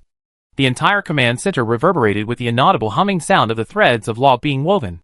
Chapter 1670. Qin Chuan ignored Dismartin, who was building a factory. He walked to the command center's main console, his finger lightly tracing the air. A command was soundlessly issued. It did not transform into radio waves, nor did it rip through space. Instead, it was transmitted instantly through a deeper connection, rooted in the very essence of nature. In the far north of the continent, a 1,000-year-old ice field. The chaotic energy released after the fall of the storm god still raged across the sky, forming everlasting auroras. Yingluo stood quietly in a pitch-black shadow. The darkness beneath him was like a solidified ocean, swallowing up all the light and heat around him. He was digesting the insights gained from this battle. To harness a slender rope to a behemoth beast required not only skill, but also the ultimate control of one's own strength. At that moment, the ocean of shadow beneath his feet, without warning, rippled slightly. It did not spread outward. Instead, all the shadows pointed in one direction. Southeast. Demon City. It was a call from the source. Yingluo opened her eyes and, without hesitation, sank into the shadows beneath her feet, vanishing in an instant. Southern Swamp. After the forest goddess vanished, this overstimulated land was suffering a backlash of vitality. Countless misshapen plants withered madly, transforming into fetid mud. Jixing hovered in midair. Below her, hundreds of biomechanical turrets had retracted their guns and entered a dormant state, like emerald green hills. Her mechanical god heart was rapidly processing the vast amount of data collected from this battle. From the forest goddess's law building, to the energy conversion efficiency of the divine shield, to the collapsed model of the incarnation of will. All of this would become new nutrient in her database. Suddenly, the sensory organs atop all the dormant biomechanical turrets beneath her shifted direction in unison. They hadn't received any commands. But the life blueprints at their core felt the call from their creator. They were heading towards the demon city. Jixing raised her head, a subtle smile finally breaking across her calm face. The test was over. It was time to count the spoils. Her figure transformed into a streak of light, instantly vanishing into the sky. Demon City, Command Center. Two ripples rippled through the air. Yingluo emerged from the shadows, and stood silently to the side. Jixing followed closely behind, landing on the other side. Both men saw Dismartin, intently weaving the framework of the divine throne, and sensed the distinct aura of a higher god within him, but neither spoke. They simply stared silently at Qin Chuan's back. Soon afterward, the other members of the peak arrived one after another. Qin Chuan slowly turned. Behind him, The vast map of laws underwent a new transformation. The vast territories that once belonged to the forest goddess, the storm god, the lord of plague, and the god of mountains and gravity were no longer gray. Instead, they were transformed into 4 highlighted, ownerless blank plots emitting an alluring luster. Above each plot, a dazzling core of authority, composed of pure laws, hovered. Life, flourishing, withering. Thunder, hurricanes, roaring. Decay, disease, withering. Mountains, solid, gravity. The divine authority and powers left behind by the 4 high gods, and the dozens of subordinates under their command were now clearly displayed before everyone, like merchandise on a supermarket shelf, categorized and clearly displayed. This was a fortune enough to drive the entire divine realm wild. Your answers are perfect. Qin Chuan's voice was flat, his emotions unrecognizable. So now is the time to select the rewards. The Pantheon is an extension of authority. Qin Chuan's voice broke the silence, his gaze sweeping across the crowd, finally resting on Dismartin. Chapter 1671. Dismartin, you are now a high god, qualified to establish your own pantheon. He extended his finger, and on the map, the territories dominated by the Lord of Lies, along with the deception and distortion left behind by his fallen subordinates, all flew towards Dismartin. Your core is lies and deception, which dooms your pantheon to be unacceptable to the secular world. I will not force anyone to join. Qin Chuan's tone was flat, as if he was announcing a fact that had nothing to do with him. Peak members can freely choose whether to become your subordinates and follow you on this path of deception. Dismartin bowed gracefully, saying nothing. He understood that this was the power Qin Chuan had bestowed upon him, but also a test. Whether he could use his lies to attract these battle-hardened companions would be his first test as the Lord of the Pantheon. No one in the command center responded. Following a god of lies meant becoming an enemy of the world and engraving deception into one's soul. This wasn't an easy road to walk. Qin Chuan had anticipated this, without the slightest surprise. Furthermore, his requirements for the peak members were never mandatory. Despite being a high god, Dismartin had a reputation for being a fraudulent pantheon. If no one from the peak wanted to join, Qin Chuan wouldn't force them. Qin Chuan's gaze turned to Yingluo. Yingluo. Yingluo raised her head, her eyes reflecting Qin Chuan's figure. Your power stems from the Sword of Shadow. Later, it merged with the God of War's divine nature, evolving into the Judgment Shadow Blade. You have also comprehended the coexistence of light and shadow. This is your first step. But it's not enough. Qin Chuan raised his hand and waved. On the law map, the 3 cores of authority left behind by the fallen storm god. Thunder, hurricane, and roar flew directly in front of Yingluo, hovering motionless, radiating a violent and pure energy. Storms are the ultimate drama of light and shadow in the sky. Thunder rips through darkness, creating the deepest darkness. Hurricanes sweep away everything, leaving behind ruins that are the perfect breeding ground for shadows. Qin Chuan didn't force him to accept it, merely stating a fact, a possibility. Your judgment requires a grander stage. Yingluo looked at the 3 violent powers before him, and didn't reach out immediately. He closed his eyes. The shadow beneath his feet, the darkness that represented his divine origin, began to slowly wriggle and extend. It didn't touch the most dazzling thunder, nor did it envelop the most violent hurricane. The shadow's tentacles, gently yet with unwavering determination, wrapped around the core of authority that represented the roar. Ziz. Under the shadow's erosion, the roaring authority began to distort. The deafening roar it represented, the sky-shattering roar, was being assimilated by a diametrically opposed concept. Finally, the roaring rune completely disintegrated, reorganizing into a new priesthood, exuding the aura of ultimate deathly silence. Silence. The end of rage is the quiet of nothingness. The shadow of the night Sakura network devoured it. Then, his gaze shifted to the other side, to the authority left behind by the Lord of Plague. He chose not decay and disease, which were too filthy. His shadow extended again, taking away the withering symbol that represented the end of all things. After completing all this, Yingluo opened his eyes, bowed slightly to Qin Chuan, and returned to his original position. He didn't take too much, only the 2 portions of power most suitable for him. Qin Chuan nodded slightly, unsurprised. His gaze shifted to Jixing. Jixing. Jixing raised her head, countless tiny streams of data still rapidly flashing in her pupils, analyzing the entire process of Yingluo's transformation of priesthood. Your legion crushed life, and your analysis suppressed the laws. Qin Chuan didn't waste any words. He waved his hand again. The life left by the forest goddess, the prosperity and strength left by the mountain god, and gravity, The four most core higher god powers, transformed into four streams of light, shooting straight towards Ji Xing. Your mechanical pantheon is only just beginning. It needs flesh and blood to fill its cold steel, a foundation to support your endless factories. Use life to create your legions, use solidity to forge your barriers, and use gravity to define your battlefields. Build an unprecedented mechanical kingdom, constructed from logic and evolution. Ji Xing was speechless. Faced with the four greater god authorities that would drive any deity mad, she simply extended her hand. Emerald green biopatterns illuminated her arm, and countless nanoscale mechanical insects emerged from beneath her skin, forming a capture net. The moment the four authority cores came into contact with the capture net, they were not absorbed but decomposed. The vast amount of law information was forcibly converted into the most basic data stream, and then, at a terrifying speed, Ji Xing's mechanical god heart completely absorbed, stored, and classified it. For her, priesthood wasn't about perception, but rather decipherable source code.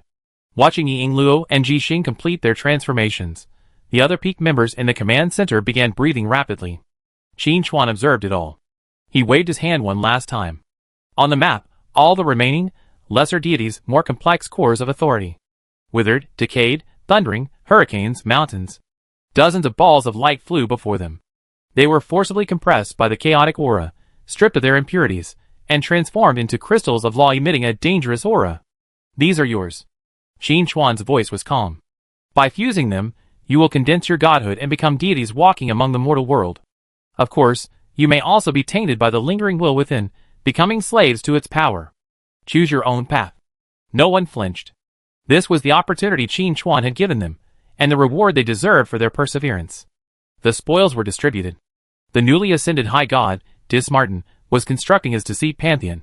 Yingluo and Ji Xing had also gained a vast foundation sufficient to support their future path. The atmosphere throughout the command center reached an unprecedented climax. A glorious victory, a bountiful division. At this moment, Qin Chuan approached the law map. He extended his finger and lightly tapped it. Buzz! The map's perspective began to zoom back at a frantic pace. Devil City, Dragon Country, the entire continent, rapidly shrank on the map, eventually becoming a tiny speck of light floating in endless darkness. And within that endless black void, countless balls of light, even larger and more brilliant than the Blue Star continent, existed. Each ball of light represented a pantheon, a civilization. The land beneath our feet is very small. Qin Chuan's voice instantly cooled everyone's excitement. So small, it deserves only to be called a cradle for novices. Chapter 1672. Our world is small, so small that it deserves only to be called a cradle for novices. Qin Chuan's voice was soft, yet it sent shockwaves through the hearts of everyone in the command center. The vast, boundless dark universe, composed of countless brilliant balls of light, brought not a sense of insignificance, but a near suffocating oppression. However, after a brief moment of silence, the eyes of the peak group, far from showing any fear, ignited a fire even more blazing than when they had just divided the spoils. It was the greed of a hungry wolf seeing the endless grassland. It was the fervor of a chess player seeing the ultimate chess game. President. It was Dijia Lingyu who spoke, her voice trembling with a subtle tremor. It wasn't fear, it was excitement. The world outside must be fascinating, right? More than fascinating. Debate, standing nearby, had returned to his usual self. He rubbed his hands together, staring at the enormous star map with radiant eyes, his saliva practically dripping. This isn't the universe, it's a boundless treasure map. It's filled with monsters, bosses, and equipment. Xiao and Jing exchanged glances, each seeing the fighting spirit in the other's eyes. Even senior brother Enan, who was usually taciturn and aspired to become a sword master, subconsciously clenched his fists. Qin Chuan observed the crowd's reactions, and a hint of satisfaction finally curled up his lips. This fearless spirit was what he desired. If they were frightened by a mere map, then they didn't deserve to be called the pinnacle. All right, everyone calm down. Qin Chuan raised his hand and pressed lightly, suppressing the crowd's rising emotions. Eat your food one bite at a time, and walk your path one step at a time. The world outside is exciting, but also dangerous. The 5 pantheons we just dealt with were nothing more than idiots with muscles in their heads. They couldn't even grasp the concept of teamwork, which gave us the opportunity to defeat them one by one. He swept his gaze over the crowd. You're still too weak right now. The words were direct and hurtful, but no one objected. It was the truth. If it weren't for Qin Chuan's incredible conceptual sniping, if it weren't for Ji Xing, and Yingluo having already entered the realm of the gods, they alone would have struggled to defeat a mid-level or even a lower-level god, let alone a higher god. So, the most urgent task right now isn't to think about conquering the vast sea of stars. Qin Chuan's fingertips tapped lightly on the control panel. The vast cosmic map quickly shrank, refocusing back on the blue star continent and the surrounding, unowned divine domains that had just been cleared. The most urgent thing is to get all of you to level up. He looked at Ji Xing and Yingluo. From today on, you two are the 2 gold medal hitters of the Peak Guild. Gold medal hitters? Zhao's eyes lit up, and he leaned forward. Godfather, I know this. Is it the big boss leading the team?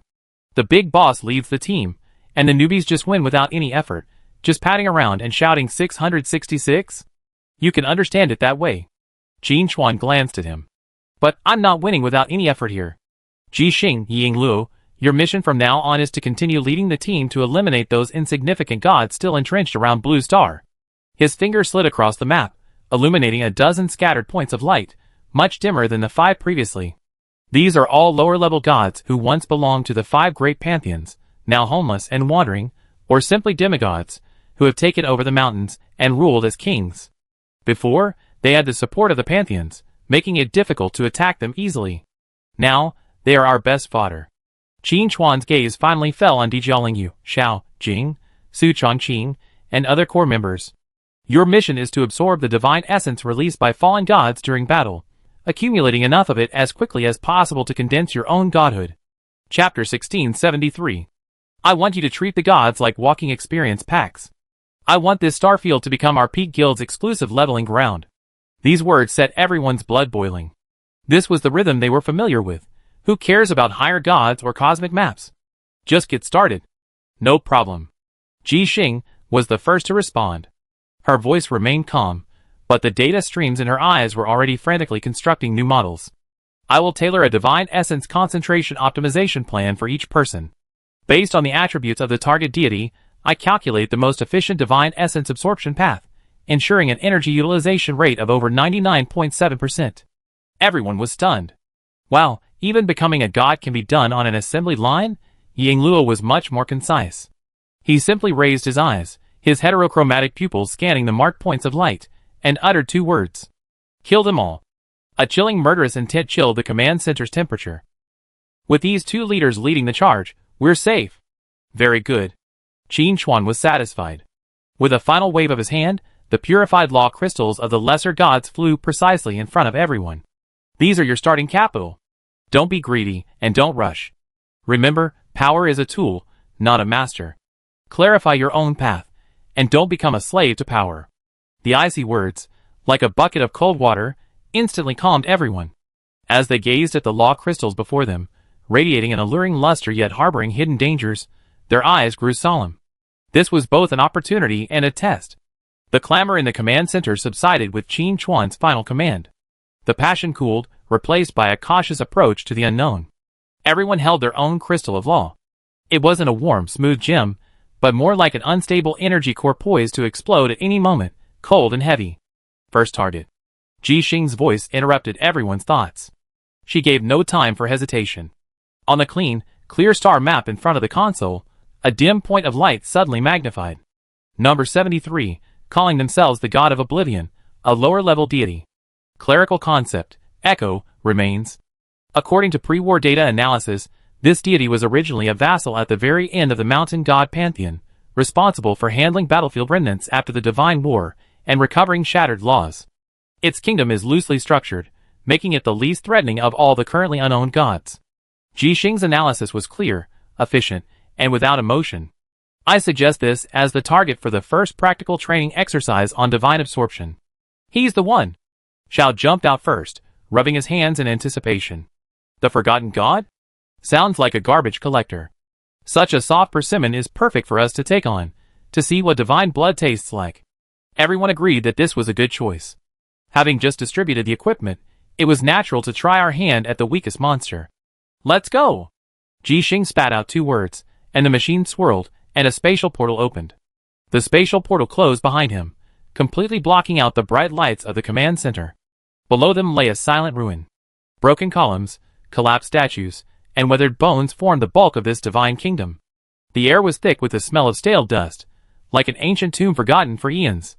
There was no sky, only a great dome, within which countless tiny points of light drifted, fragments of shattered, meaningless memories. TSK, this place is truly destitute. Xiao glanced around, curling her lips. It feels like even the rats would have to leave in tears. Be careful, Jing warned softly, the faint glow of a spatial array already emanating from her palm.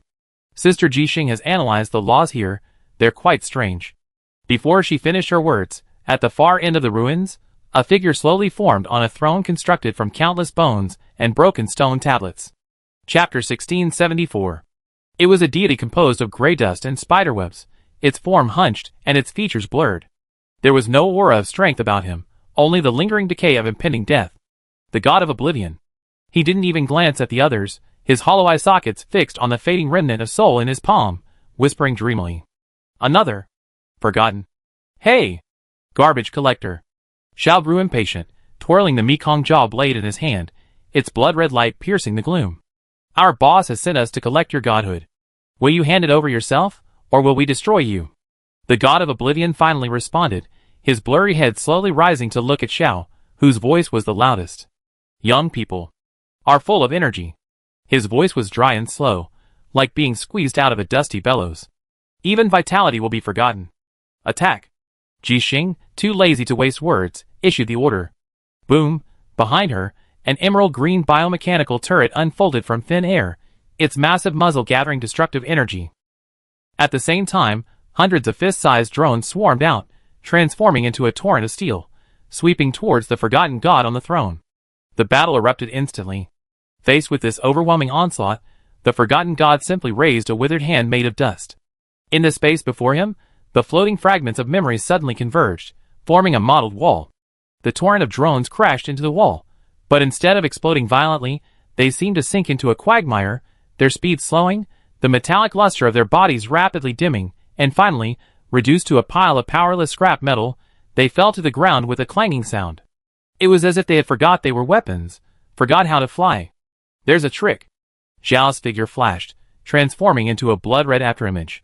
He instantly bypassed the eerie wall of memory, and appeared beside the god of oblivion. But you can't forget speed? The Mekong jaw blade pierced the air with a sharp sound, heading straight for the opponent's neck. However, the blade suddenly stopped an inch away from its target. Zhao's body froze. Not because it was restrained, nor because it was blocked. But at the moment of swinging the blade, his mind suddenly went blank. Why am I swinging the blade? The thought suddenly came to him without warning. He looked at the hunched figure before him, feeling an inexplicable sense of strangeness. Who am I? Why am I here? Should I attack him? He shook his head, trying to dispel this absurd thought. Not far away, he saw his sister preparing to cast a spell to support him. That girl, what was her name? Zhao's heart skipped a beat. He knew her, he was certain she was incredibly important to him. But her name, like a breath of warm air at his lips, was clearly there, yet he couldn't grasp it. Brother. Jing's anxious voice awoke him from his strange trance. The god of oblivion's other hand, made of dust, had already silently pressed down on his head. Xiao shuddered, instinctively pulling back, narrowly avoiding the claw. Be careful. His attack can erase your knowledge. Xiao shouted to the crowd, a layer of sweat on his forehead. Too late. The god of oblivion's voice echoed throughout the kingdom of God. Important things are always the first to be forgotten. An invisible ripple suddenly spread out from him. This time, the ripple wasn't aimed at everyone, but rather precisely enveloped Xiao and Jing. The spatial formation Jing was constructing suddenly disintegrated. She looked at the young man wielding the double-edged sword not far away, and a strong sense of alienation washed over her. Who is he? Why does my heart fret over him? Are we familiar? She saw the young man looking back at her, his eyes filled with confusion and struggle, and a hint of wariness. It was like looking at a familiar stranger. Jing! Xiao forced himself to call out his sister's name, but the word felt incredibly heavy and awkward on his tongue. The memories of his sister were rapidly fading in his mind. The images of their battles together, the moments of growing up together, those warm, noisy, and precious memories, like a painting soaked in water, the colors quickly blurring and the contours beginning to distort. In their place were new, real memories. He remembered it. During a mission, he was seriously injured, while his sister, timid and hiding far away, watched helplessly as he was surrounded by the enemy. He remembered it. His sister always used her gentle and well-behaved appearance to gain the sympathy of the president, pushing the most dangerous missions onto him. Anger. A sense of betrayal. An uncontrollable rage burned deep within Xiao. The look he gave Kagami had completely changed. It was no longer the care and concern of a brother, but rather filled with disappointment and resentment. So, you are this kind of person. His voice was frighteningly cold. Jing's body trembled violently. She didn't understand why the other person spoke to her in such a tone. But at the same time, a new echo was implanted in her mind. She remembered her brother, always mocking her for her lack of strength, saying she was a burden who could only hide in the background. She remembered that after every victory, he would take all the credit and belittle her as if she were worthless. Wronged. Heartbroken. Jing's eyes instantly reddened, and the fingers gripping her staff turned white from the force. The invisible bond between them, forcibly twisted and tainted by the power of the god of oblivion, eventually snapped. Ha ha. Ha ha ha. On the throne, the god of oblivion let out a dry laugh, and as his laughter continued, his body, made of dust, began to solidify. He fed on the bonds and memories of living beings. Nothing could be more delicious than a pair of close siblings turning against each other. What a rotten taste. A voice devoid of emotion interrupted his wild laughter. The god of oblivion looked in the direction of the voice and saw the mechanic, who had remained motionless, hovering calmly in midair. Innumerable streams of data streamed through her pupils, like a waterfall. Emotional connection broken, logical chain severely flawed, combat coordination rate plummeting to negative. Ji Xing's voice, clearly heard through the public channel, reached everyone. Target confirmed, highest priority cognitive pollution attack. But God of Oblivion, you overlooked a fundamental piece of data. Ji Xing extended a hand. On her arm, emerald green life lines suddenly lit up, and a stream of pure, utterly pure life energy transformed into two green beams of light, shooting towards the confronting Akatsuki and Kagami. The beams of light did not heal their bodies, nor did they repair their spirits. They simply laid before them a truth unshakable by lies and oblivion. It was a resonance that came from the deepest part of my blood. Some things are never forgotten. Chapter 1675. Those two streaks of pure life energy, like two living vines, precisely connected Xiao and Jing. There was no warmth, no healing. It was a deeper, more primal touch. Zhao's tampered memories of his sister's betrayal were still clear, and the anger of being deceived lingered in his chest. But he felt something entirely new. A resonance indescribable, yet undeniably real. This resonance emanated from his heart, his blood, every dividing cell in his body. He could feel the girl he resented on the other side, sharing a heartbeat and a pulse of the same frequency as his own. This feeling had nothing to do with memory or emotion. It was like a law of physics, cold, objective, and unquestionable. Jing's body trembled slightly. The grievance and heartache in her eyes remained, the implanted echoes of her brother's contempt still lingering in her mind. But that green streak of light made her clearly aware of the other person's presence. Not through her eyes, not through her ears, but rather, a handshake, a blood-bound connection. That connection was deeper than any memory, deeper than any emotion. It told her that, no matter what was crammed into her mind, the young man across from her and herself were, at the most fundamental level of life, two copies of the same model.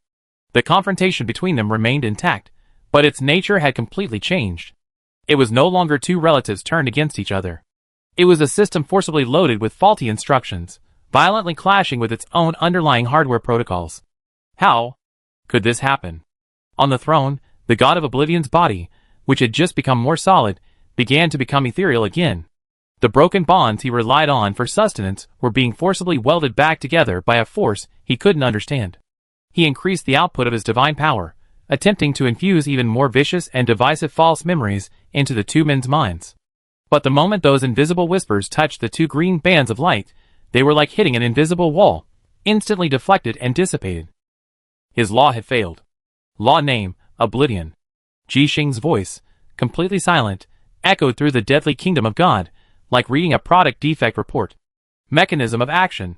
Through high-dimensional information interference, it tampers with biological neuronal memory synapses, and based on these tampered memories, it implants a false chain of logic and emotion. In her pupils, a cascade of data streams had already completed a reverse engineering analysis of the entire process. Vulnerability. Ji Xing extended a finger, pointing at the god of Oblivion on the throne. This law only affects the cognitive networks formed after birth. It cannot reach, let alone modify, the genetic information encoded at the very foundation of an organism. bloodline cannot be forgotten. It has never been remembered. It is a constant, physical state. For the first time, the hollow eye sockets of the god of oblivion betrayed an emotion akin to fear. He couldn't understand the complex vocabulary, but he understood one thing. The woman before him had, in a way he couldn't comprehend, broken his divine authority. Ah! A suppressed roar erupted from Zhao's throat. The chaos in his mind persisted, but a single, simplest, purest thought overwhelmed everything. The thing on the throne before him had hurt the most important person to him. That person, he didn't need to remember his sister's name, nor did he need to sort out those chaotic memories. The resonance of his bloodline had already pointed him to his sole enemy. The blood light on Mekong's jaw blade surged, and he transformed into a reckless, blood-red comet, hurtling towards the throne. Brother! Jing called out the name subconsciously. The staff in her hand ignited, and a solid spatial barrier appeared, not blocking the enemy, but precisely flanking Zhao's charge, shielding him from the cascading bone fragments stained with the curse of oblivion. Chapter 1676. Her spellcasting no longer relied on complex spells and magic circles. It was driven by an instinctive desire for protection. No. Impossible. I am a god. You mortals. The god of oblivion was utterly panicked. He rose from his throne and attempted to flee. But it was too late. A pitch-black shadow had, unknowingly, enveloped the entire throne. Yi Sakura Luo's figure emerged from the shadows behind the god of oblivion. He said nothing. He simply raised his hand. The darkness, representing the essence of his divinity, engulfed the surrounding space. Silence. The god of oblivion opened his mouth in terror, wanting to scream for mercy, to detonate his kingdom. But no sound came out. The divine power within him, like a machine with its power cut off, instantly stagnated. The echoes and whispers he relied on, those lingering whispers in the air, were all swallowed up and obliterated by the absolute silence. He was trapped in a conceptual black box, devoid of sound and energy. Yi Sakura Luo's fingertips gently tapped the back of the oblivion god. There was no explosion, no energy surge. From the point where the fingertips touched, the oblivion god's body, composed of dust and spiderwebs, silently vanished. It didn't turn to ash, but rather, like being erased from a painting, piece by piece, completely erased with an eraser. Seconds later, the self-proclaimed god, along with his aura of decay, completely vanished. With his demise, the entire kingdom of God began to violently collapse. The gray dome cracked, and countless fragments of memory fell in streams of light. The broken columns crumbled to dust, and the piles of bones silently disintegrated. A divine core, emanating a gray glow and woven from the concepts of reverberation and remains, hovered quietly in midair. Ji Xing's voice rang out again. The divine essence is 78.4% pure, as expected. Shao Jing, begin absorbing. This is the spoils you deserve, but it is also a wound you must overcome with your own hands. Shao and Jing paused and looked at each other.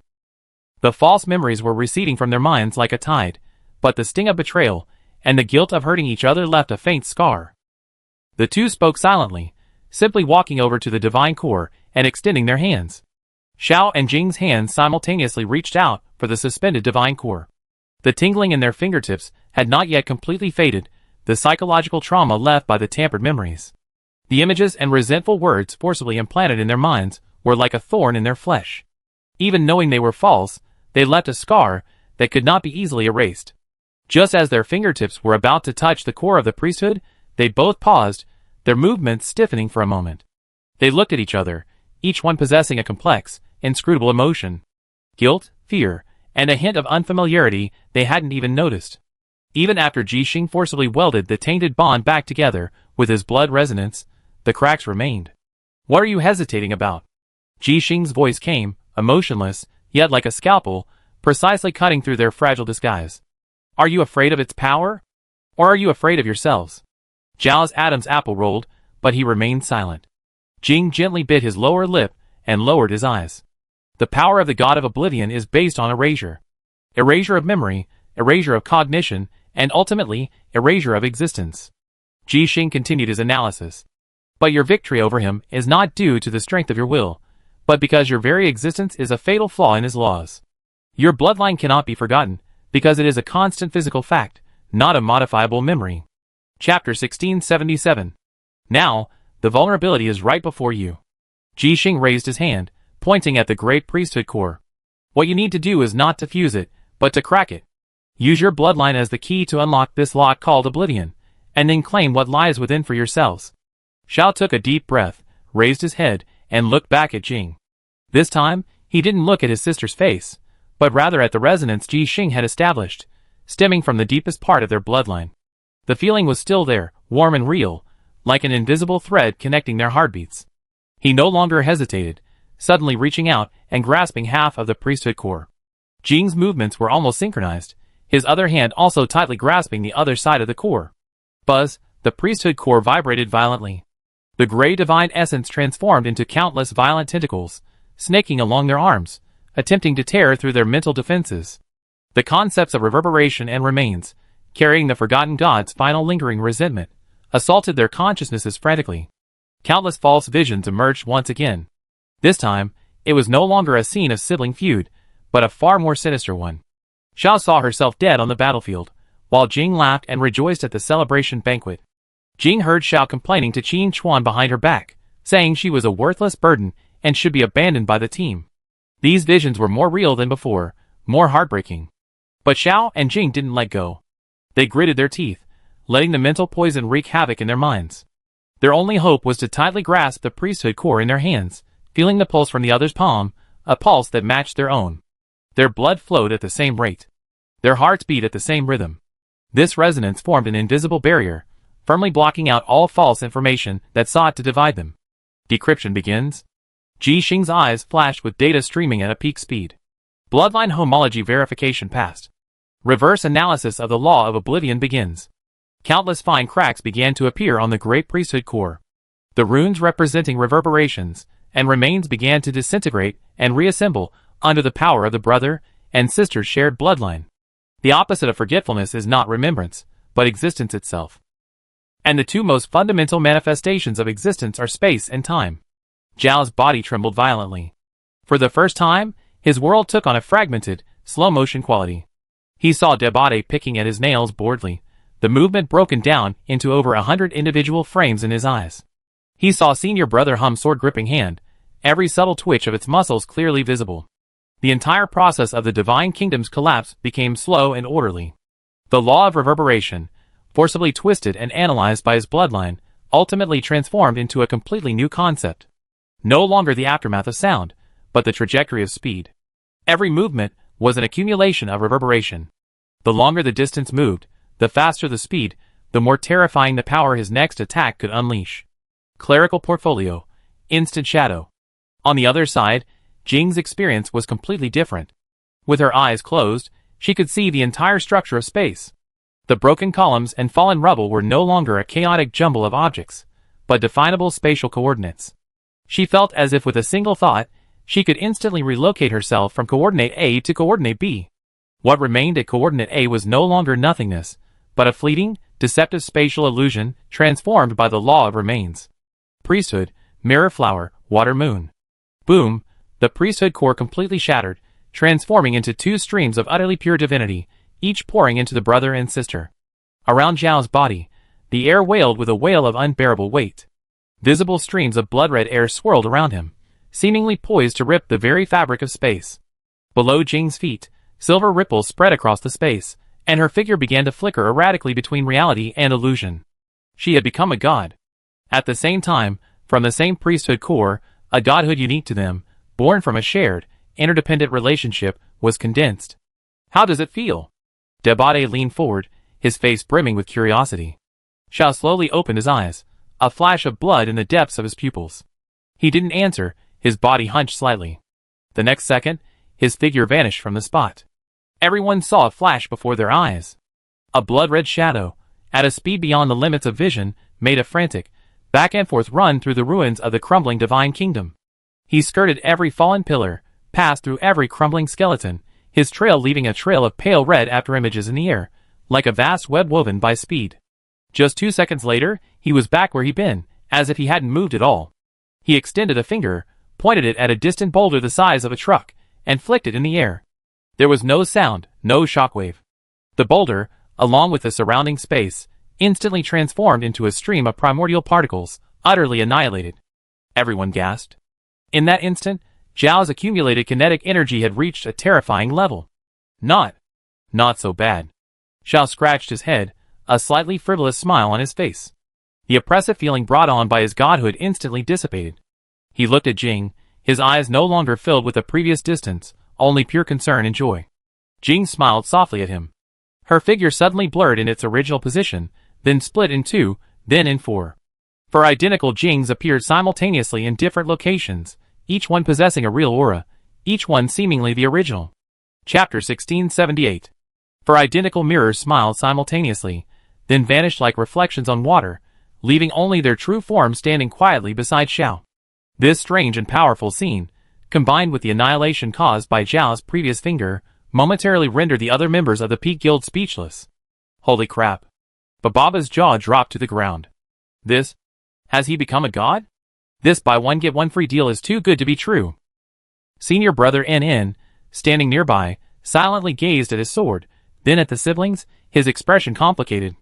The path of swordsmanship is long and lonely, and he has always believed in the arduous practice of countless trials and tribulations.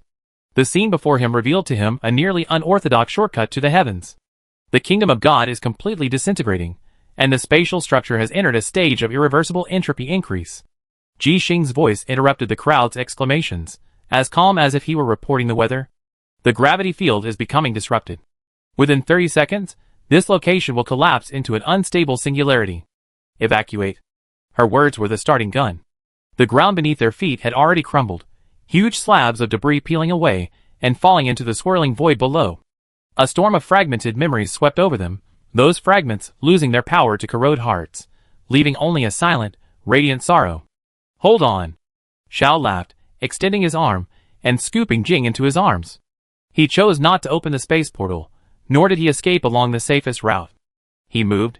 He transformed into a streak of blood-red light, flying close to the ground, forcing a blinding trail across the crumbling earth. He wasn't dodging the falling boulders and ripples in space. He was using his body, his divine power of fleeting shadows, to forge a safe path with his might. Wherever he passed, the chaotic forces of gravity were temporarily smoothed, and the turbulent spatial currents were forcibly displaced by his speed. He was like an indestructible icebreaker, traversing the frozen sea, carving a single path for the fleet behind him. And the mirror at his arms became the icebreaker's most accurate radar and weapons system. She closed her eyes, yet silver ripples emanated from her. At 3 o'clock in front of the left, the spatial coordinates shift, manifesting an illusion, attracting the impact of the law fragments. A mirage of flowers and moons appeared at the designated location.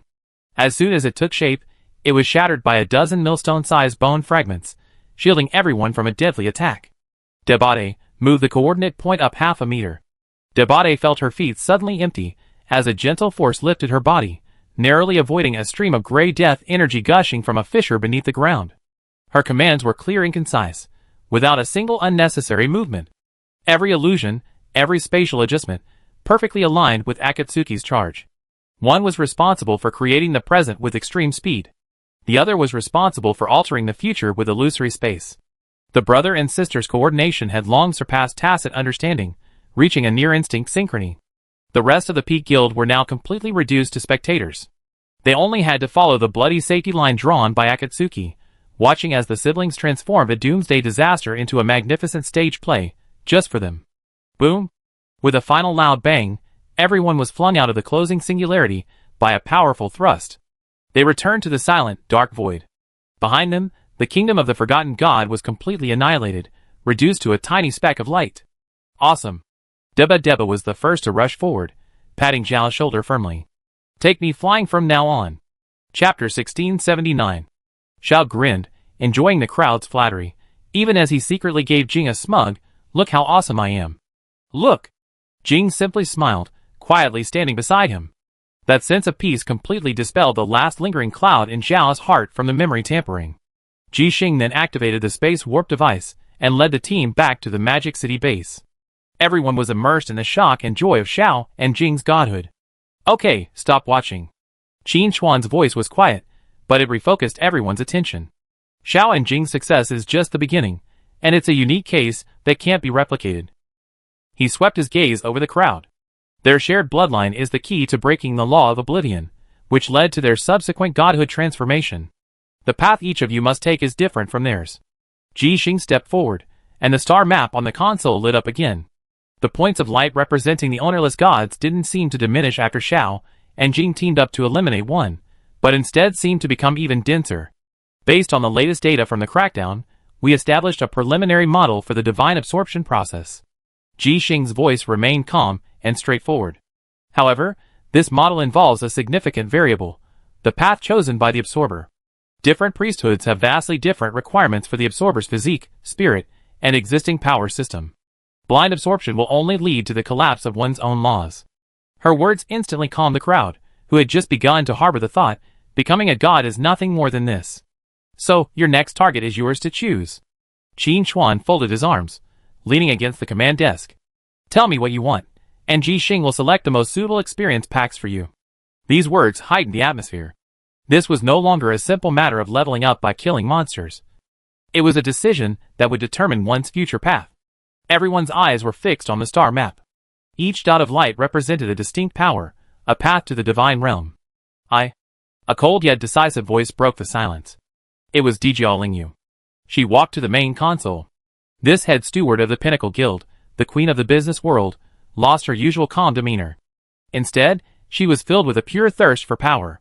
I need defense, absolute defense. And the strongest control. Her requirements were crystal clear. As one of the few dedicated tanks in the team, she knew her place. On the battlefields of the future, her mission was to provide a safe haven for her teammates, each one possessing more outrageous damage than the last. My current power is ice. She spread her hands, and a shimmering ice lotus blossomed within them, emitting a bone-chilling chill. But I need it to be harder and more still.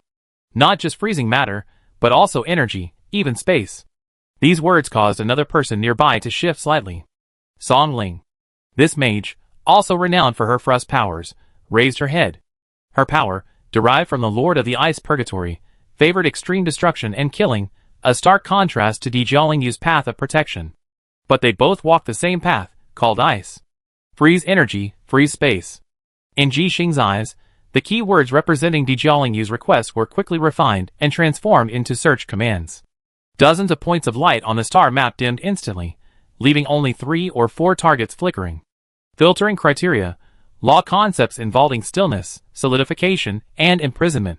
Energy level assessment: peak lower god, or initial intermediate god. Calculating threat coefficient. Data streams raced across Ji Xing's retina. Finally, her finger tapped lightly on a point emitting a faint blue light. Chapter 1680. The point of light instantly magnified, revealing a holographic image before everyone. It was a world shrouded in eternal twilight. There was no wind, no clouds, even the light seemed frozen in the air. At the center of the world stood a spire composed of a pure, transparent substance, neither ice nor crystal. A lone figure sat atop the spire, motionless, as if it had remained in this position for eons. Target number 34, calling himself the God of Annihilation, formerly a vassal of the Storm God's system, in charge of the Calm Belt. He later devoured some of the authority of his companion deity, the Lord of the Abyss, and ascended to a mid-level god. Ji Xing's voice provided commentary for the deadly stillness. Core Priesthood, Stasis, Ultimate Silence. Ability Analysis. Its divine power doesn't control cold temperatures, but rather deprives energy of its dynamism, forcing all things into a state of absolute stillness. Theoretically, it can suppress most energy attacks. And Ji Xing paused, then added defense. Everyone's attention was focused on Dijia Lingyu and Song Ling. This goal was practically tailor-made for them. Stagnation represents the absolute control Dijia Lingyu pursues. Ultimate silence represents the ultimate destruction Song Ling aspires to. One priesthood, 2 paths. He's the one. Dijia Lingyu spoke first, her voice unmistakable with determination. Song Ling remained silent, but the chill emanating from her body made her stance clear. Qin Chuan did not intervene. He welcomed this healthy competition. Tall trees can't grow in a greenhouse. Without competition, there can be no evolution. Ji Xing opened the spatial portal. On the other side, a suffocating silence filled the air. The moment they entered the kingdom of silence, they felt an unprecedented sense of oppression. The air stopped flowing, and breathing it into their lungs felt like swallowing a solid mass. No sound could be heard. They opened their mouths, only to find themselves mute, unable to communicate through the team chat. Even their thoughts seemed to be dragged down by an invisible force, becoming sluggish. Atop the spire, the figure slowly opened their eyes. They were a pair of eyes devoid of color, like pure emptiness. Intruder. His voice, instead of vibrating through the air, resounded directly in everyone's mind, carrying a kind of indifference that reduced everything to nothingness. Why disturb the peace here? Peace? Jiaoling stepped forward, her thrust blade gently raised. An icy blue magic circle expanded from her center. You call this peace? This is clearly a grave. The magic circle shone brightly, and countless sharp ice spikes rose from the ground, transforming into a frozen wave that swept towards the spire. This was her usual opening move, using a large-scale freezing to limit the battlefield and create a home field advantage. However, a strange scene occurred. The unstoppable wave of ice spikes slowed down as it rushed towards the spire. The ice crystal structure did not collapse, nor did the energy dissipate. It simply slowed down. Finally, 100 meters from the spire, the entire ice wave completely stopped in midair, like a three-dimensional painting with the pause button pressed. Each ice spike maintained its forward momentum, but could no longer move forward. Jiaoling's expression changed. She felt the magical connection between her and the icy spikes forcibly overridden by a higher law. She could sense them, but could no longer control them. Your ice is merely cold, the god of annihilation's voice echoed again. Temperature is the macroscopic manifestation of particle motion.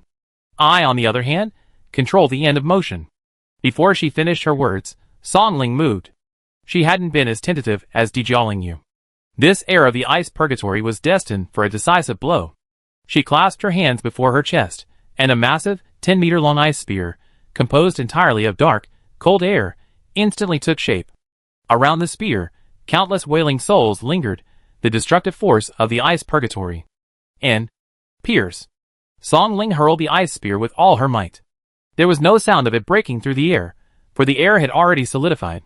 The ice spear, embodying her utter destructive desire, transformed into a jet of dark light, disregarding distance and appearing directly before the god of annihilation. This was a blow powerful enough to severely injure a lower-level god, even threatening an ordinary mid-level god. The god of annihilation didn't even raise his hand.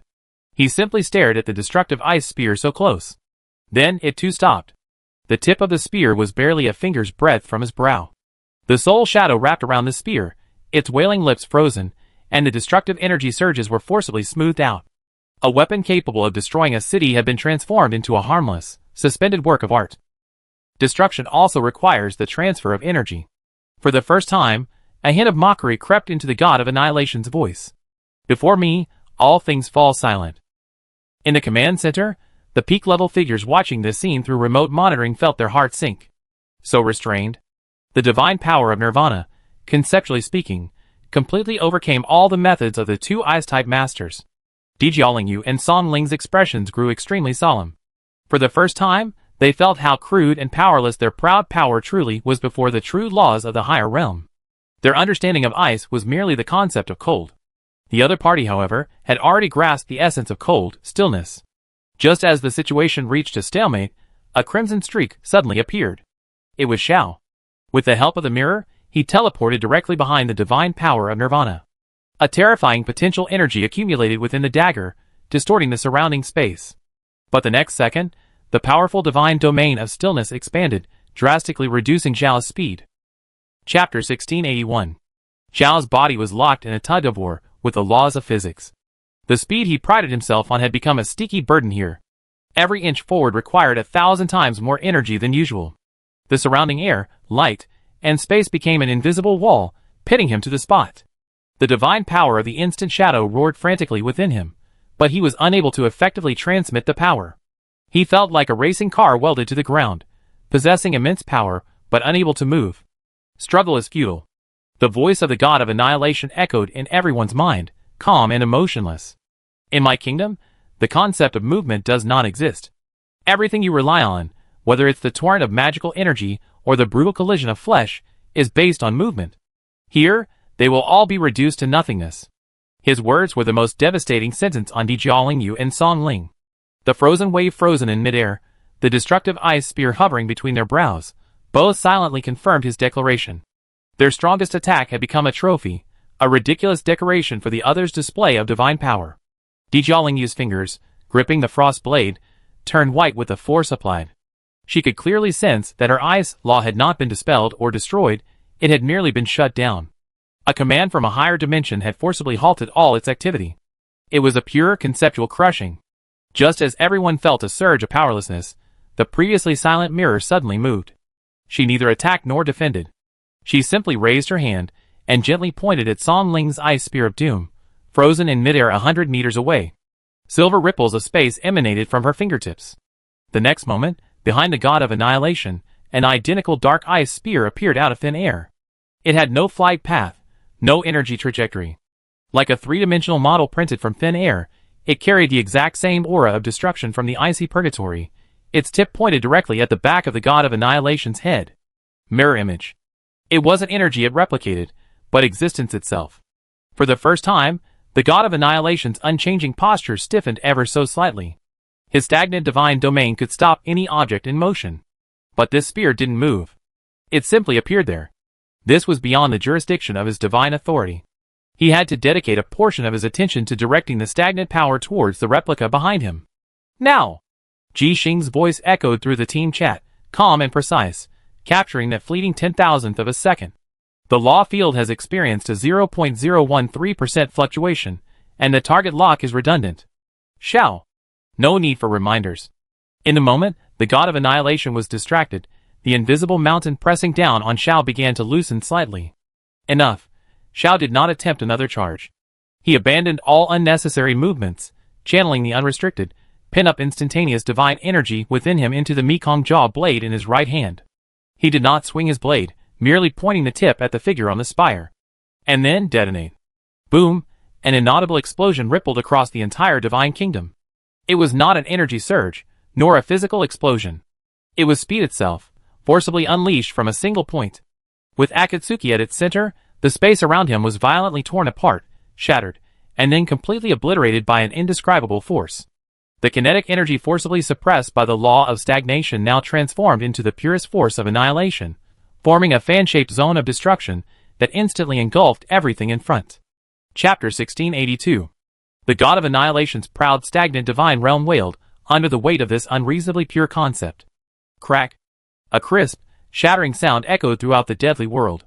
The frozen wave of ice resumed its motion. The suspended ice lance of the end regained its killing intent. Freed from the suppression of the stagnant divine realm, two long-accumulated destructive forces were instantly unleashed, striking the spire summit with pinpoint precision, one on the left and one on the right. Ice blue extreme cold, and the pitch-black power of purgatory intertwined, transforming into an energy storm that engulfed the entire world. The spire began to collapse amidst the violent tremors. Atop the throne, the god of annihilation's figure slowly dissipated in the storm. When? A voice murmured in disbelief across the channel. From being completely suppressed to instantly turning the tables, the entire process was so fast, it was almost impossible to react. Yu and Song Ling breathed a sigh of relief as their power finally found its target, but their faces showed no trace of joy. They knew that in this battle, they had merely provided ammunition. The actual firing had been carried out by the siblings. However, Qin Chuan, in the command center, frowned. Something's wrong. On the battlefield, the god of annihilation, on the verge of fading, suddenly chuckled. In that laugh, there was no resentment, but rather a sense of the satisfaction of having achieved what one desires. So that's how it is. His body had not turned to ash, but instead transformed into a strange, translucent substance, neither ice nor crystal, identical to the material that made up the spire. My final silence is never annihilation. His voice became ethereal and majestic, as if merging with the entire divine kingdom. But an eternal seal. The moment he finished speaking, something abruptly shifted.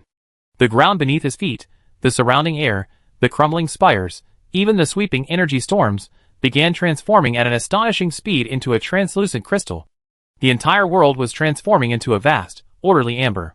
Everyone felt their bodies sink as an irresistible force of solidification surged from all directions, threatening to seal them in place. Move! Xiao roared, attempting to activate instant shadow again, only to find his divinity, as if infused with cement, weighed down. Jing's mirror flower and water moon had lost its effect. Space itself was being crystallized, losing the gaps through which it could move. Ji Xing frantically operated in the command center, attempting to open the spatial portal, but a blood-red warning popped up on the screen. The spatial dimension of the target area is solidifying, making it impossible to establish a stable channel. The crystal, formed from the kingdom of the god of annihilation, is tearing the peak team, along with this very space, from the universe, transforming it into an eternal, isolated specimen. The crystallization is proceeding at an incredibly rapid pace, already reaching everyone's ankles. Just as everyone was at their wits' end, senior brother NN, who had been standing in the back, silent and taciturn, slowly raised his head. He gazed at the world being completely sealed off and grasped the hilt of the sword at his waist. Swords are for cutting things, he whispered to himself, then drew his sword. The sword was unsheathed. There was no whirring sound, no radiance, not even a trace of wind. The moment the seemingly ordinary long sword was unsheathed, the spreading crystallization beneath senior brother NN's feet suddenly paused. Spiderweb-like cracks appeared on the crystal surface, as if some invisible order were being repelled by the sword's very existence. His grip on the sword was steady, his stance unchanged. He and his sword stood there quietly, the sole foreign object in this solidifying world. The force of ultimate silence, threatening to drag all things into an eternal seal, was forcibly diverted and bypassed as soon as it touched the area within a foot of his body, like a tide encountering a dam. Chapter 1683. Swords are used to cut things. Senior brother Hum repeated this phrase again, but this time, not to himself, but clearly to everyone through the team chat. He wasn't explaining, but stating a truth. He moved. There was no space-shattering explosive power like Shao, nor any fancy footwork. He simply took a step forward. And then, he thrust his sword. It was ordinary, like a beginner's most basic thrust. The tip of the sword pointed not at a specific enemy, but at the very world itself. A pitch-black line, purer than the void, extended from the tip of the sword, stretching infinitely. Where this line passed, the translucent crystal world was neatly split in two. There was no violent explosion, no collision of energy. It was a higher level of separation. The crystal wall, cut by this black line, was as smooth as a mirror, but it could not heal. Because what senior brother Hum severed wasn't matter, but the very rules that sustained the existence of this divine kingdom. The law of final silence, he had severed in half with the simplest and most direct method. Crack, crack. A chain reaction began. The entire crystallized world groaned under the weight of its weight. With that pitch-black crack at its center, the solidified space began to crumble, the sealed laws failing. The heaviness that had weighed on Shao suddenly vanished, and the divinity of Shunning joyfully flowed through him once again. Silver ripples rippled through Jing's fingertips, and she felt the pulse of space again. Warning lifted, the spatial channel has returned to stability. Ji Xing's voice echoed through the command center, but her gaze remained fixed on senior brother Hum's back. For the first time, an unquantifiable, unanalyzable target appeared in her database. Roar! A roar of utter fury no longer emanated from her mind, but erupted from the entire collapsing world. The god of annihilation was utterly enraged. His plan to transform into the eternal seal was utterly thwarted by this unjust sword strike. The crumbling crystals did not dissolve into nothingness, but instead, manipulated by a single will, reunited. Countless translucent crystal fragments hovered in the air, like billions of razor-sharp blades, each gleaming with a stagnant, dim light. From the earth, massive crystal spikes rose from the ground, forming an intricate jungle of slaughter. In the sky, the crystallized energy storm regrouped, transforming into a vast eye that obscured the heavens, gazing down upon them with indifference. The god of annihilation abandoned the seal, and instead transformed the entire divine kingdom into his weapon. He has dispersed his divinity into every crystal, Ji Xing quickly analyzed. Conventional attacks won't reach the core. We must thoroughly purify the entire kingdom, or find the node where his divinity is most concentrated.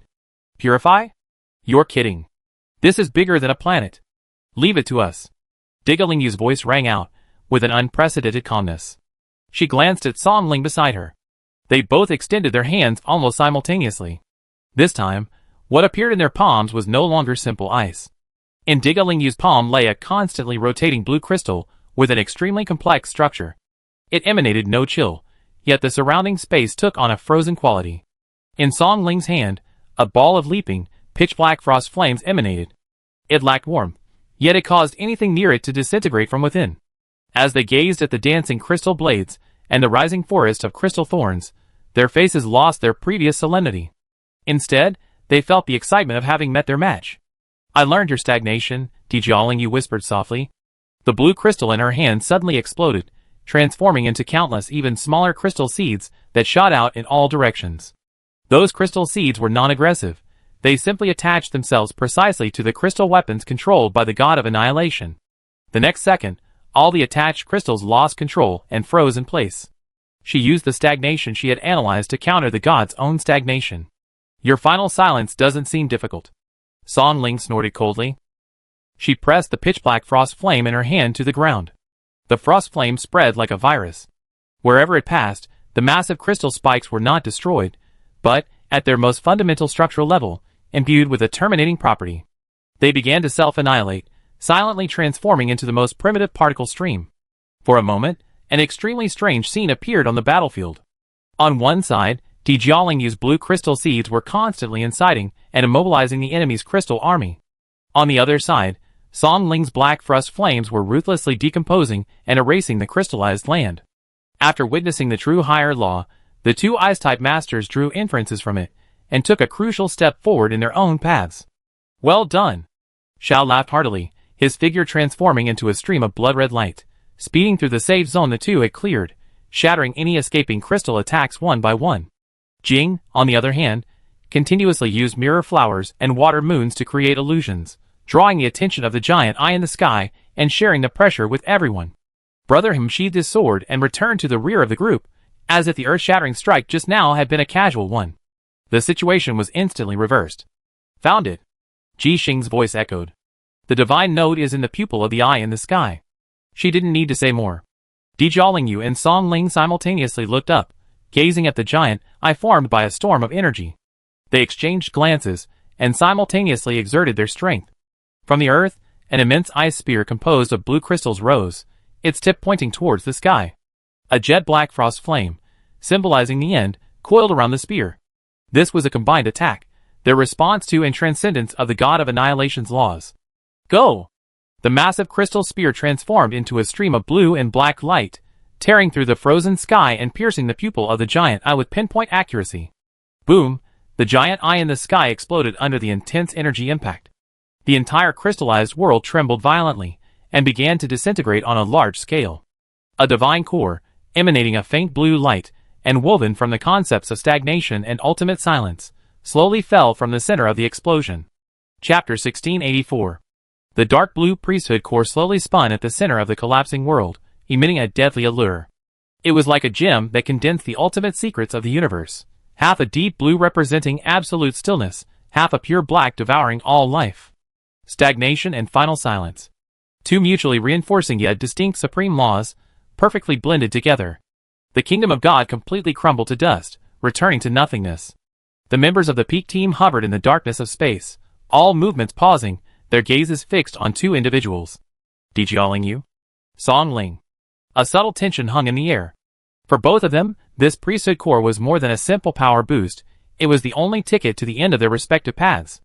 Jiaolingyu needed stagnation to construct her ideal of absolute defense.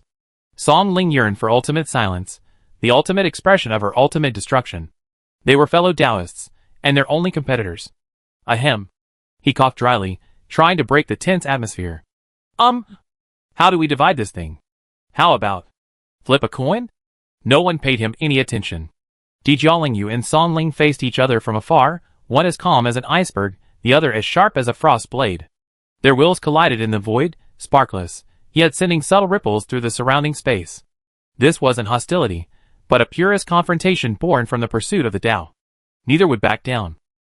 The core of the divine ministry is unique, Jiaolingyu spoke first, her voice regaining the usual calmness and rationality of a team steward. Its law structure is complete and closed, and cannot be absorbed by two people simultaneously. Based on the risk assessment, forcible division has a 97% probability of causing the law chain to collapse, and the divinity to dissipate. She was stating the facts, and also expressing her stance. This thing can only have one owner. The black flame surrounding Song Ling subsided slightly. She didn't refute Jiaolingyu's analysis, simply uttering two words. Rules. An unwritten rule within the Peak Guild. When the spoils cannot be divided and multiple parties claim them, ownership is determined by strength. A showdown is inevitable. I object. A lazy voice interrupted. It was Xiao. He placed one hand on Jing's shoulder, the other toying with the Mekong jaw blade, a cynical smile on his face. We just finished beating a big guy, and now we're fighting among our own people? It would be so embarrassing if it got out. Besides, if you two started fighting, this entire star region would probably be ruined. He glanced at the remote projection of the command center, and raised an eyebrow at Qin Chuan. Boss, please say something. Qin Chuan's figure emerged clearly in the projection, his arms folded across his chest, his expression expressionless. You choose your own path. I only care about the results. His words effectively handed the decision back to him. But it was these very words that calmed both Di Jiaolingyu and Song Ling. Yes, they chose their own path. They pursued power to protect the team, not to infight. But the allure of that divine core was so real. Just as the atmosphere reached another stalemate, senior brother In, who had remained silent, suddenly took a step forward. Everyone's attention was instantly drawn to him. The man who had just severed the divine kingdom with a single sword, freeing everyone from the eternal seal, was now the center of attention. He looked at no one, simply calmly contemplating the divine core suspended in the air. Swords are used to cut things. He uttered these words again. Zhao's eyes suddenly lit up, as if he had thought of something. He flashed next to senior brother Hum and nudged him with his elbow. Chapter 1685. Brother, are you saying you can cut this thing? Brother Hum didn't answer immediately. He raised his hand and grasped the hilt of the sword at his waist. This simple movement made everyone present, including Qin Chuan and Ji Xing, who were watching from afar, hold their breath. He slowly drew his sword. It was still so plain and simple, without any energy fluctuations or laws manifesting. The sword in his hand seemed like ordinary iron. But when the tip of the sword pointed at the divine core, the core's inherent light of stagnation and ultimate silence dimmed for a moment, as if in fear of something. The divine core's chain of laws is essentially a connection. Brother Hum's voice, for the first time, held an explanatory tone. Any connection can be severed. He paused, his gaze sweeping across the faces of Di Jiaolingyu and Song Ling. But I can only cut it open. Whether you can grasp the shattered law depends on you. Having finished his words, he no longer hesitated. He swung his sword. A slash, invisible to the naked eye, flashed through the air.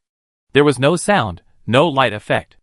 After senior brother Hum swing, the divine core, emitting a faint blue glow, simply hovered quietly in place, as if nothing had happened. Deba Dim scratched his head, about to ask, is that the end? When he saw a black line, thinner than a hair, emerge from the center of the core. The black line rapidly expanded, perfectly bisecting the core. The cut was so smooth that it didn't seem to have been separated by external force, more like it had always been two separate parts. The two halves of the core separated, each spinning independently. One half was a pure deep blue crystal, its interior seemingly sealed within a still, eternally still starry sky, its stagnant laws dormant within. The other half was a bottomless, pitch-black sphere, devouring all light, transforming the concept of ultimate silence into absolute nothingness. The priesthood core had truly been separated. And yet, the integrity of the laws governing either half remained intact. The data model collapsed, unable to analyze the principle of the slash. In the command center, Ji Xing's eyes streamed with data at an unprecedented speed, ultimately leading to an unsolvable conclusion. Senior brother In and strike transcended all physics and laws she could currently comprehend. Xiao whistled and patted senior brother In and shoulder heavily. Senior brother, awesome. From now on, when our guild opens treasure chests, we be counting on your strike. Senior brother In unsheathed his sword and resumed his silent demeanor, as if he had simply performed a trivial task. Di Jiaolingyu and Song Ling exchanged a glance, each seeing shock and determination on the other's face. There was no further hesitation. Di Jiaolingyu extended her hand, and the half of the blue crystal imbued with the law of stasis slowly floated toward her palm. Song Ling also extended her hand, and the half of the pitch-black sphere representing the ultimate silence flew toward her. The moment they grasped the godhead, two completely different, yet equally majestic and vast, auras erupted. The moment Di Jiaolingyu's hand grasped the half of the blue crystal, an unprecedented stillness gripped her entire senses. It was not cold, nor was it frozen. It was a pure conceptual pause. She could feel the blood coursing through her body, every beat of her heart, even every thought that arose and died, forcibly calibrated by a higher dimensional force, moving toward a point of infinite stillness.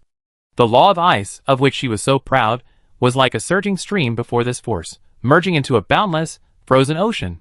Assimilated, engulfed, and ultimately becoming part of stillness itself. Song Ling, on the other hand, experienced a completely different experience. The moment she grasped the pitch-black sphere, she felt a sense of ultimate finality. Chapter 1686. Not death, nor destruction. It was a denial of all things from an existential perspective. Her murderous power, emanating from the icy purgatory, now seemed to have found its final destination. No longer simply using low temperatures to destroy material structures, It directly imbued them with the property of end, allowing them to self-deconstruct and return to nothingness. Two distinct divine storms, centered around the two women, erupted in the deadly void. Around Dijiaolingyu, the space took on an eerie, sticky quality. Countless tiny blue crystals materialized and vanished in an instant, as if constantly testing the hardness of this space. Her long hair moved without wind, yet seemed frozen in a single frame, the trajectory of each strand clearly visible, slow and graceful. Clerical position, absolute stillness. Behind Song Ling, a bottomless darkness unfolded.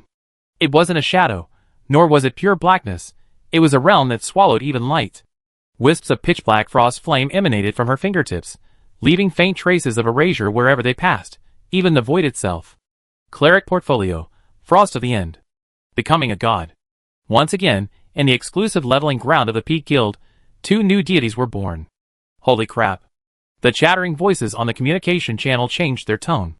This was a buy one get one free deal, and now it's been upgraded to a package deal? No one answered him.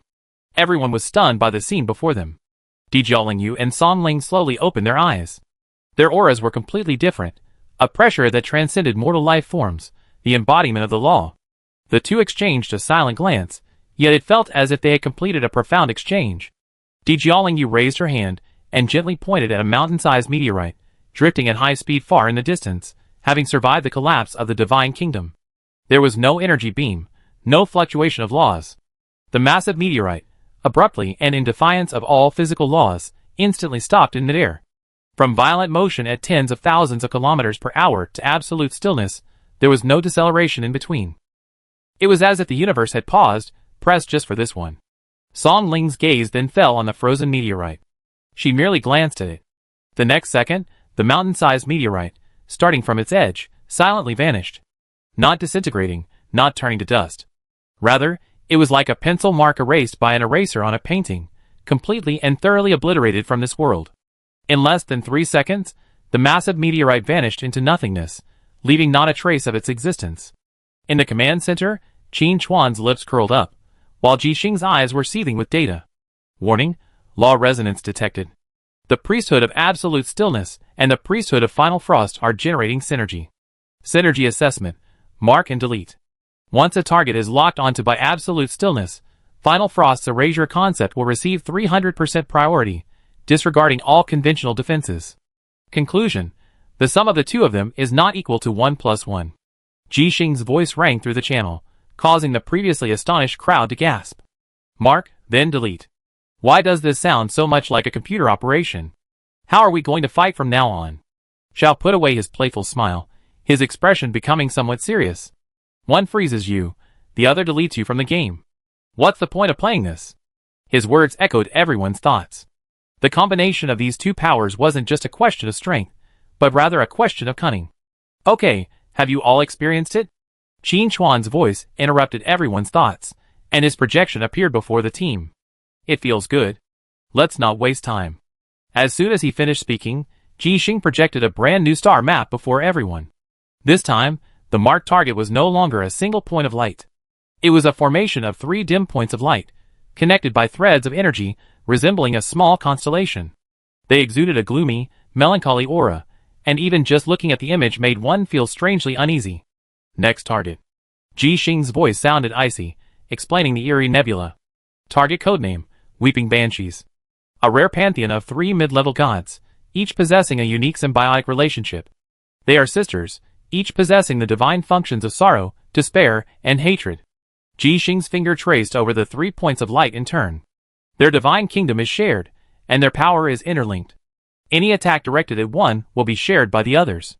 Any negative emotion will simultaneously enhance the power of all 3. According to available intelligence, they once used this ability to bring down a high god. These words made the hearts of the peak-level warriors, who had just been inflated by their teammates' godhood, sink. Can they wear down a high god? This isn't simply a question of combat effectiveness. Qin Chuan added, observing the changing expressions of the crowd. Their attack method is unique. They don't destroy your body, they only corrupt your spirit. They will make you experience the deepest sorrow, plunge you into the most helpless despair, and ultimately ignite an undying hatred for all your comrades. The last fleet that attempted to subjugate them ultimately lost no lives. They simply destroyed themselves in the endless internal strife and internecine slaughter. Chapter 1687. Qin Chuan's words were like a bucket of cold water, pouring down on the crowd, who had just been feeling a bit elated by their teammates' godhood. Effective enough to consume a higher god. Self-destruction. These words, taken together, carried a weight so heavy it was suffocating. The joy on the faces of Di Jiaolingyu and Song Ling, who had just experienced a conceptual crush, quickly faded. Their newly acquired powers, one focused on stillness, the other on termination, were both a righteous clash of laws. But against an enemy so focused on the mind, tempting internal friction, their tactics seemed useless. Mind pollution?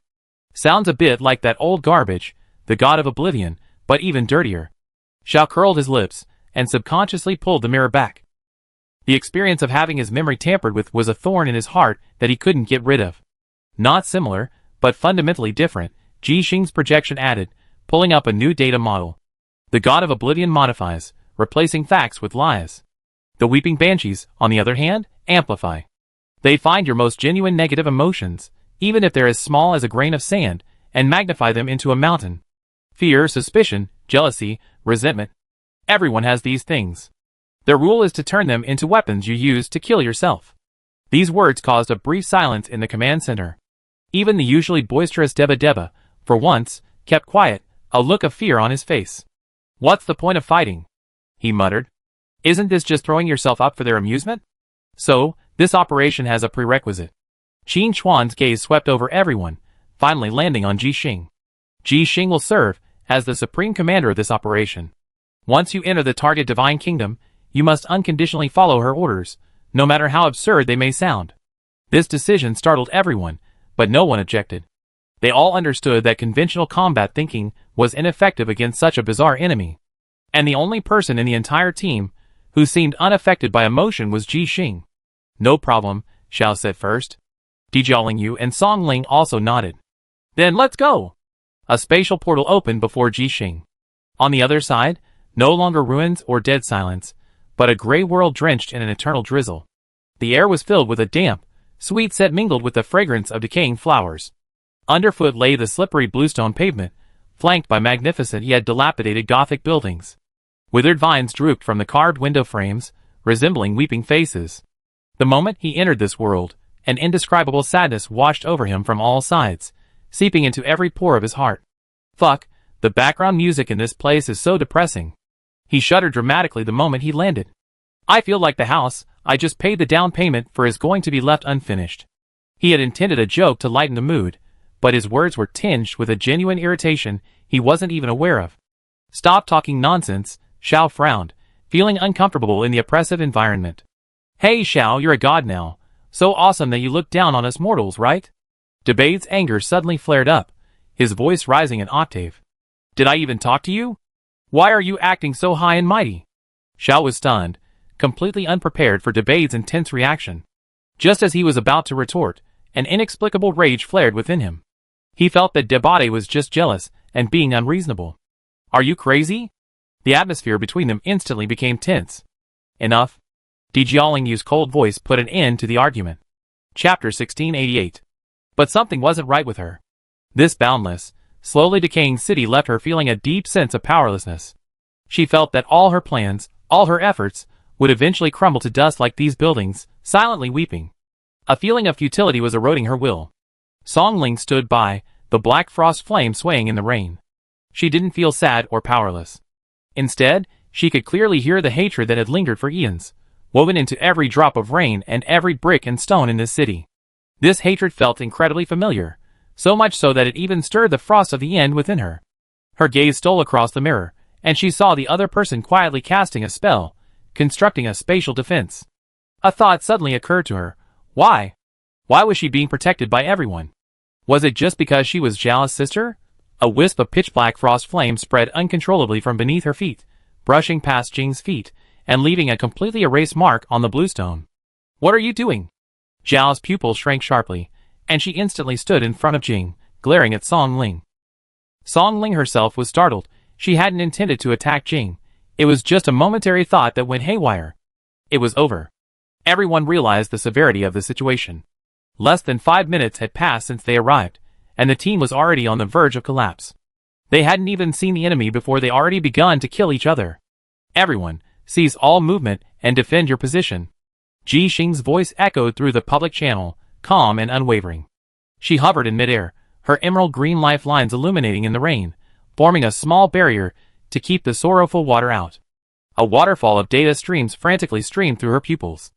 High-intensity mental pollution field detected, source of which is complex emotional resonance.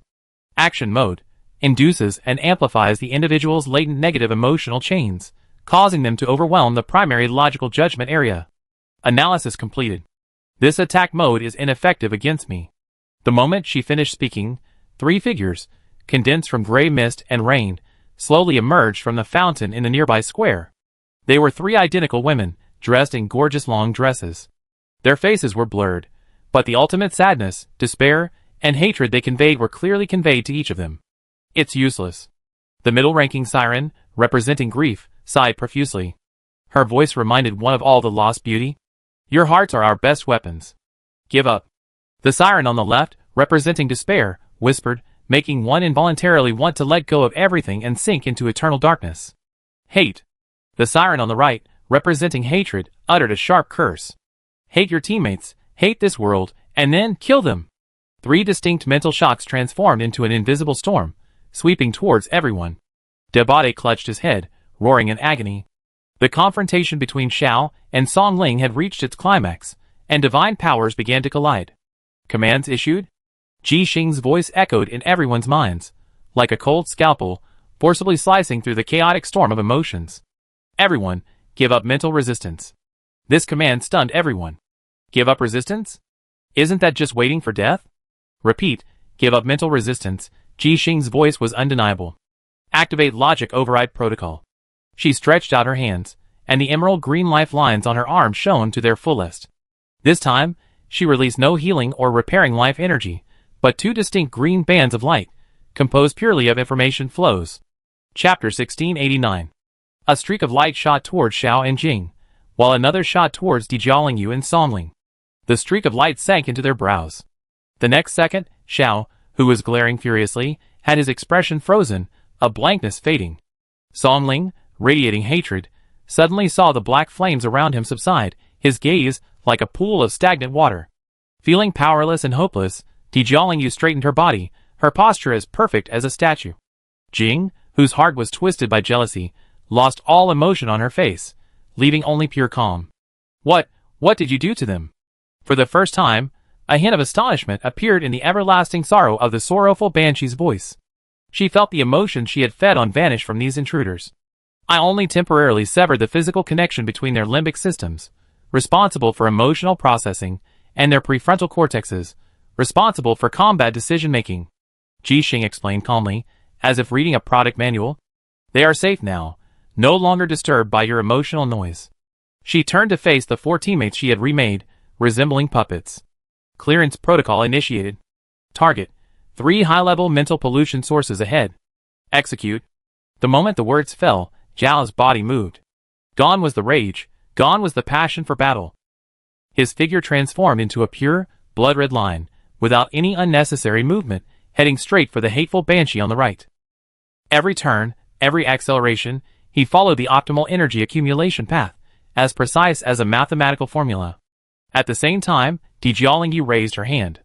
Blue crystals formed before her, not forming a magnificent ice wall, but rather hundreds of simple, fist-sized cubes, precisely anticipating and blocking every possible escape path for the 3 banshees.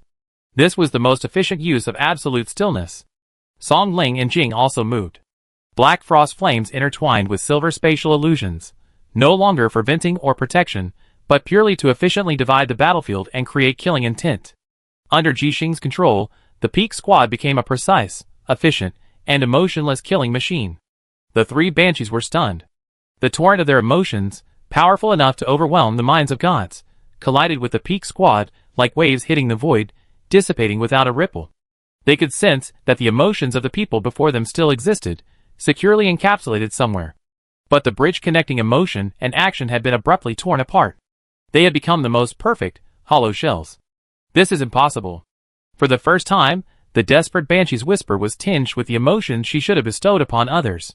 Even before her voice had fallen, the killing machine activated by Ji Xing had begun to churn. Zhao's figure was the first to vanish. He uttered no battle cry, and no burst of blood shone from Mekong's jaw blade. He was transformed into a silent, perfectly restrained line of blood, its trajectory not a single arc but countless precise right angles. Each turn accumulated momentum for the next charge. He was like an emotionless pinball, bouncing wildly between the walls created by Dijiaolingyu. Dijiaolingyu raised her hands horizontally, and in front of her, hundreds of translucent blue cubes emerged in the space. These cubes silently arranged and combined, forming an ever-changing, pixelated maze. They neither attacked nor defended, their sole purpose was to restrict. The Banshee of Hate tried to evade by dissolving into smoke, but found the space around her fragmented into countless independent grids. No matter how she moved, she remained trapped within a small cube. At that moment, Zhao's bloodline precisely cut into the cube. Puff, a puff of gray smoke exploded. The Banshee of Hate flickered. Though she hadn't suffered a fatal injury, a piece of her divinity had been shaved off. She uttered a sharp curse, attempting to taint Zhao's mind with the most vicious resentment. Zhao's expression remained unchanged. After completing one attack, he didn't even glance at the results. His body had already twisted again, accumulating momentum for the next. His eyes were focused solely on the optimal attack path Ji Xing had mapped out for him. Elsewhere, Song Ling's attack arrived. She didn't condense a massive ice spear, nor did she summon a purgatory storm. She simply extended a finger and gently tapped the mournful Banshee, briefly trapped by Dijiaolingyu. A strand of pitch-black frost flame, thinner than a hair, disregarded the distance between them, and appeared directly on the Banshee's body. There was no explosion, no erosion. The gray divinity that the frost flame touched was instantly obliterated from existence. It was like selecting a file on a computer and then pressing the delete key. A clear, fist-sized hole appeared in the sorrowful Banshee's chest. Ah! The Banshee let out a scream that sounded less like sorrow than pain. At the same time, Jing's figure flickered erratically across the battlefield. Her illusions were no longer meant to protect anyone or confuse the enemy. The desperate Banshee unleashed a gray halo that could wither everything. One of Jing's illusions happened to appear in its path and instantly detonated. The spatial ripples created by the illusion's explosion cleverly channeled the halo's energy sideways, striking the hateful Banshee as she prepared to launch a surprise attack on Dijiaolingyu. Using her own illusions as chess pieces, she continuously traded them, achieving the greatest possible outcome with minimal effort, manipulating the attacks of the three Banshees at her fingertips. Dividing, restricting, weakening, and slaying. The four of them coordinated with each other beyond tacit understanding. It was a cold, absolutely rational, coordinated calculation based on an optimal solution. In the command center, Deba felt a chill run down his spine. Why do I feel like they're even scarier than those three female ghosts right now? He muttered softly. Qin Chuan didn't answer, only focused on the battlefield. He knew that Ji Xing's approach was a double-edged sword. On the battlefield, the weeping Banshees were in complete panic. They had roamed the starry sea for eons, yet this was the first time they had encountered such an unreasonable tactic. Their sovereign authority, so proud of them, had become a mockery. No. If this goes on, we'd be torn apart, screamed the Banshee of Hate. Their minds are sealed, but there's still one. The sorrowful Banshee's gaze, piercing the chaotic battlefield, locked onto the only target still trembling, the one experiencing the most intense emotional fluctuations. Deba. Him. Use his emotions to break that woman's control. Chapter 1690. He. Use his emotions to break that woman's control. The sorrowful Banshee's command rippled like an invisible wave, and the other two Banshees understood. They abandoned their futile attacks on the 4 tin cans and poured all their divine power, like 3 surging gray rivers, into the body of the figure trembling in the rain. Deba. Boom! Deba's brain felt as if a mental nuclear bomb had detonated. If the sadness just now was just depressing background music, then at this moment, it was like all the funeral music in the world, playing simultaneously at full volume within his skull. The tiny bit of inferiority deep within him, the fear of being abandoned by his companions, the anxiety that he would always be a burden, were magnified 1 billion times in this moment. Illusions, like a flood bursting through a dam, drowned all his sanity. He saw it. He saw Xiao, Song Ling, and the others, each bathed in divine light, their figures towering like mountains, while he, huddled in their vast shadows, was reduced to a tiny ball. He saw it. He saw Qin Chuan's gaze from the distant command center. There was no blame in that gaze, only pure disappointment, more hurtful than any criticism. He saw it. The jokes he usually thought would liven up the atmosphere now, became an utterly piercing cacophony in everyone's ears. Jialing Yu frowned slightly, Xiao turned his head away impatiently, and even the usually gentle Jing avoided his face. Useless thing. A useless piece of shit who only holds us back. A joke. The sounds of grief, despair, and hatred no longer emanated from the outside world, but became his own inner voice, reverberating in the deepest recesses of his soul, reaffirming his deepest fears over and over again. Ah! A scream, not quite human, ripped from his throat. He clutched his head, writhing on the slippery bluestone, his body convulsing violently as his ability to shapeshift spiraled out of control. He sprouted scales, then feathers, the muscles and bones beneath his skin frantically shifting and reorganizing like a crushed plasticine doll. He had become an emotional volcano, poised to erupt. And that eruption was precisely what the weeping banshees were aiming for. They intended to use this torrent of negativity, catalyzed to its limit, to create a devastating mental assault, forcibly breaking through Jixing's cold, logical barriers and plunging the entire Peak Squad into a complete emotional purgatory. On the battlefield, the efficiently functioning killing machine paused for a moment. A tiny gap appeared in the crystal maze constructed by Jialing Yu. Song Ling's dark frost flames, directed at the target, also deflected by a negligible fraction of a degree. Jixing's computing power was being divided.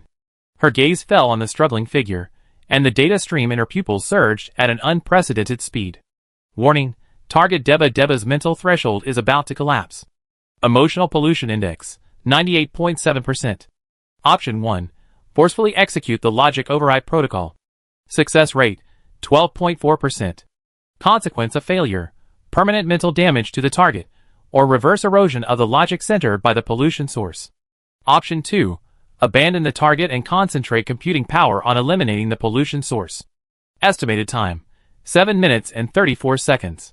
Target Deba's survival rate during this period, 1.9%. Two choices, one a near-death situation, the other a verdict. But at this moment, a brand new piece of data emerged from the complex model. The target's latent high-level divinity has been detected passively activating. Activation progress, 3.4%, 7.8%, 15.2%. Risk assessment model being reconstructed. New plan generated, pressure catalysis. Jixing's expression remained unchanged as she made a decision that seemed incredibly cold to others. She didn't go to save Debade. Change of command. Her voice echoed again in the minds of her four teammates. Chapter 1691. Ignore the target, Debade. Contract your defensive formation, abandon long-range suppression, and focus on maximum output, attacking the core of the pollution source. This command effectively cleared a path for the weeping banshees. A path through which they could unleash all their mental pollution upon Debade without hindrance. What is she doing? The sorrowful banshee was stunned. She couldn't understand why this woman would use her teammates as shields. But they had no time to ponder. Because of Zhao's attacks, they became even more frantic. Abandoning all circuitous routes, he used his body, almost self-destructively, to forcibly break through the spatial barriers, plunging the Mekong jaw blade repeatedly into the hateful banshee's body. Jialing Yu's crystal maze instantly disintegrated, transforming into hundreds of sharp crystal cones, forming an indiscriminate storm of death. Song Ling and Jing's coordination reached its peak. The black frost of the end, and the silver spatial ripples transformed into a precise meat grinder, harvesting divinity. The weeping banshees were forced to devote most of their strength to defense, but they still retained a pure emotional poison, clinging to Deba like three giant leeches greedily sucking at his soul. They were gambling. They were gambling that this only opening would explode first.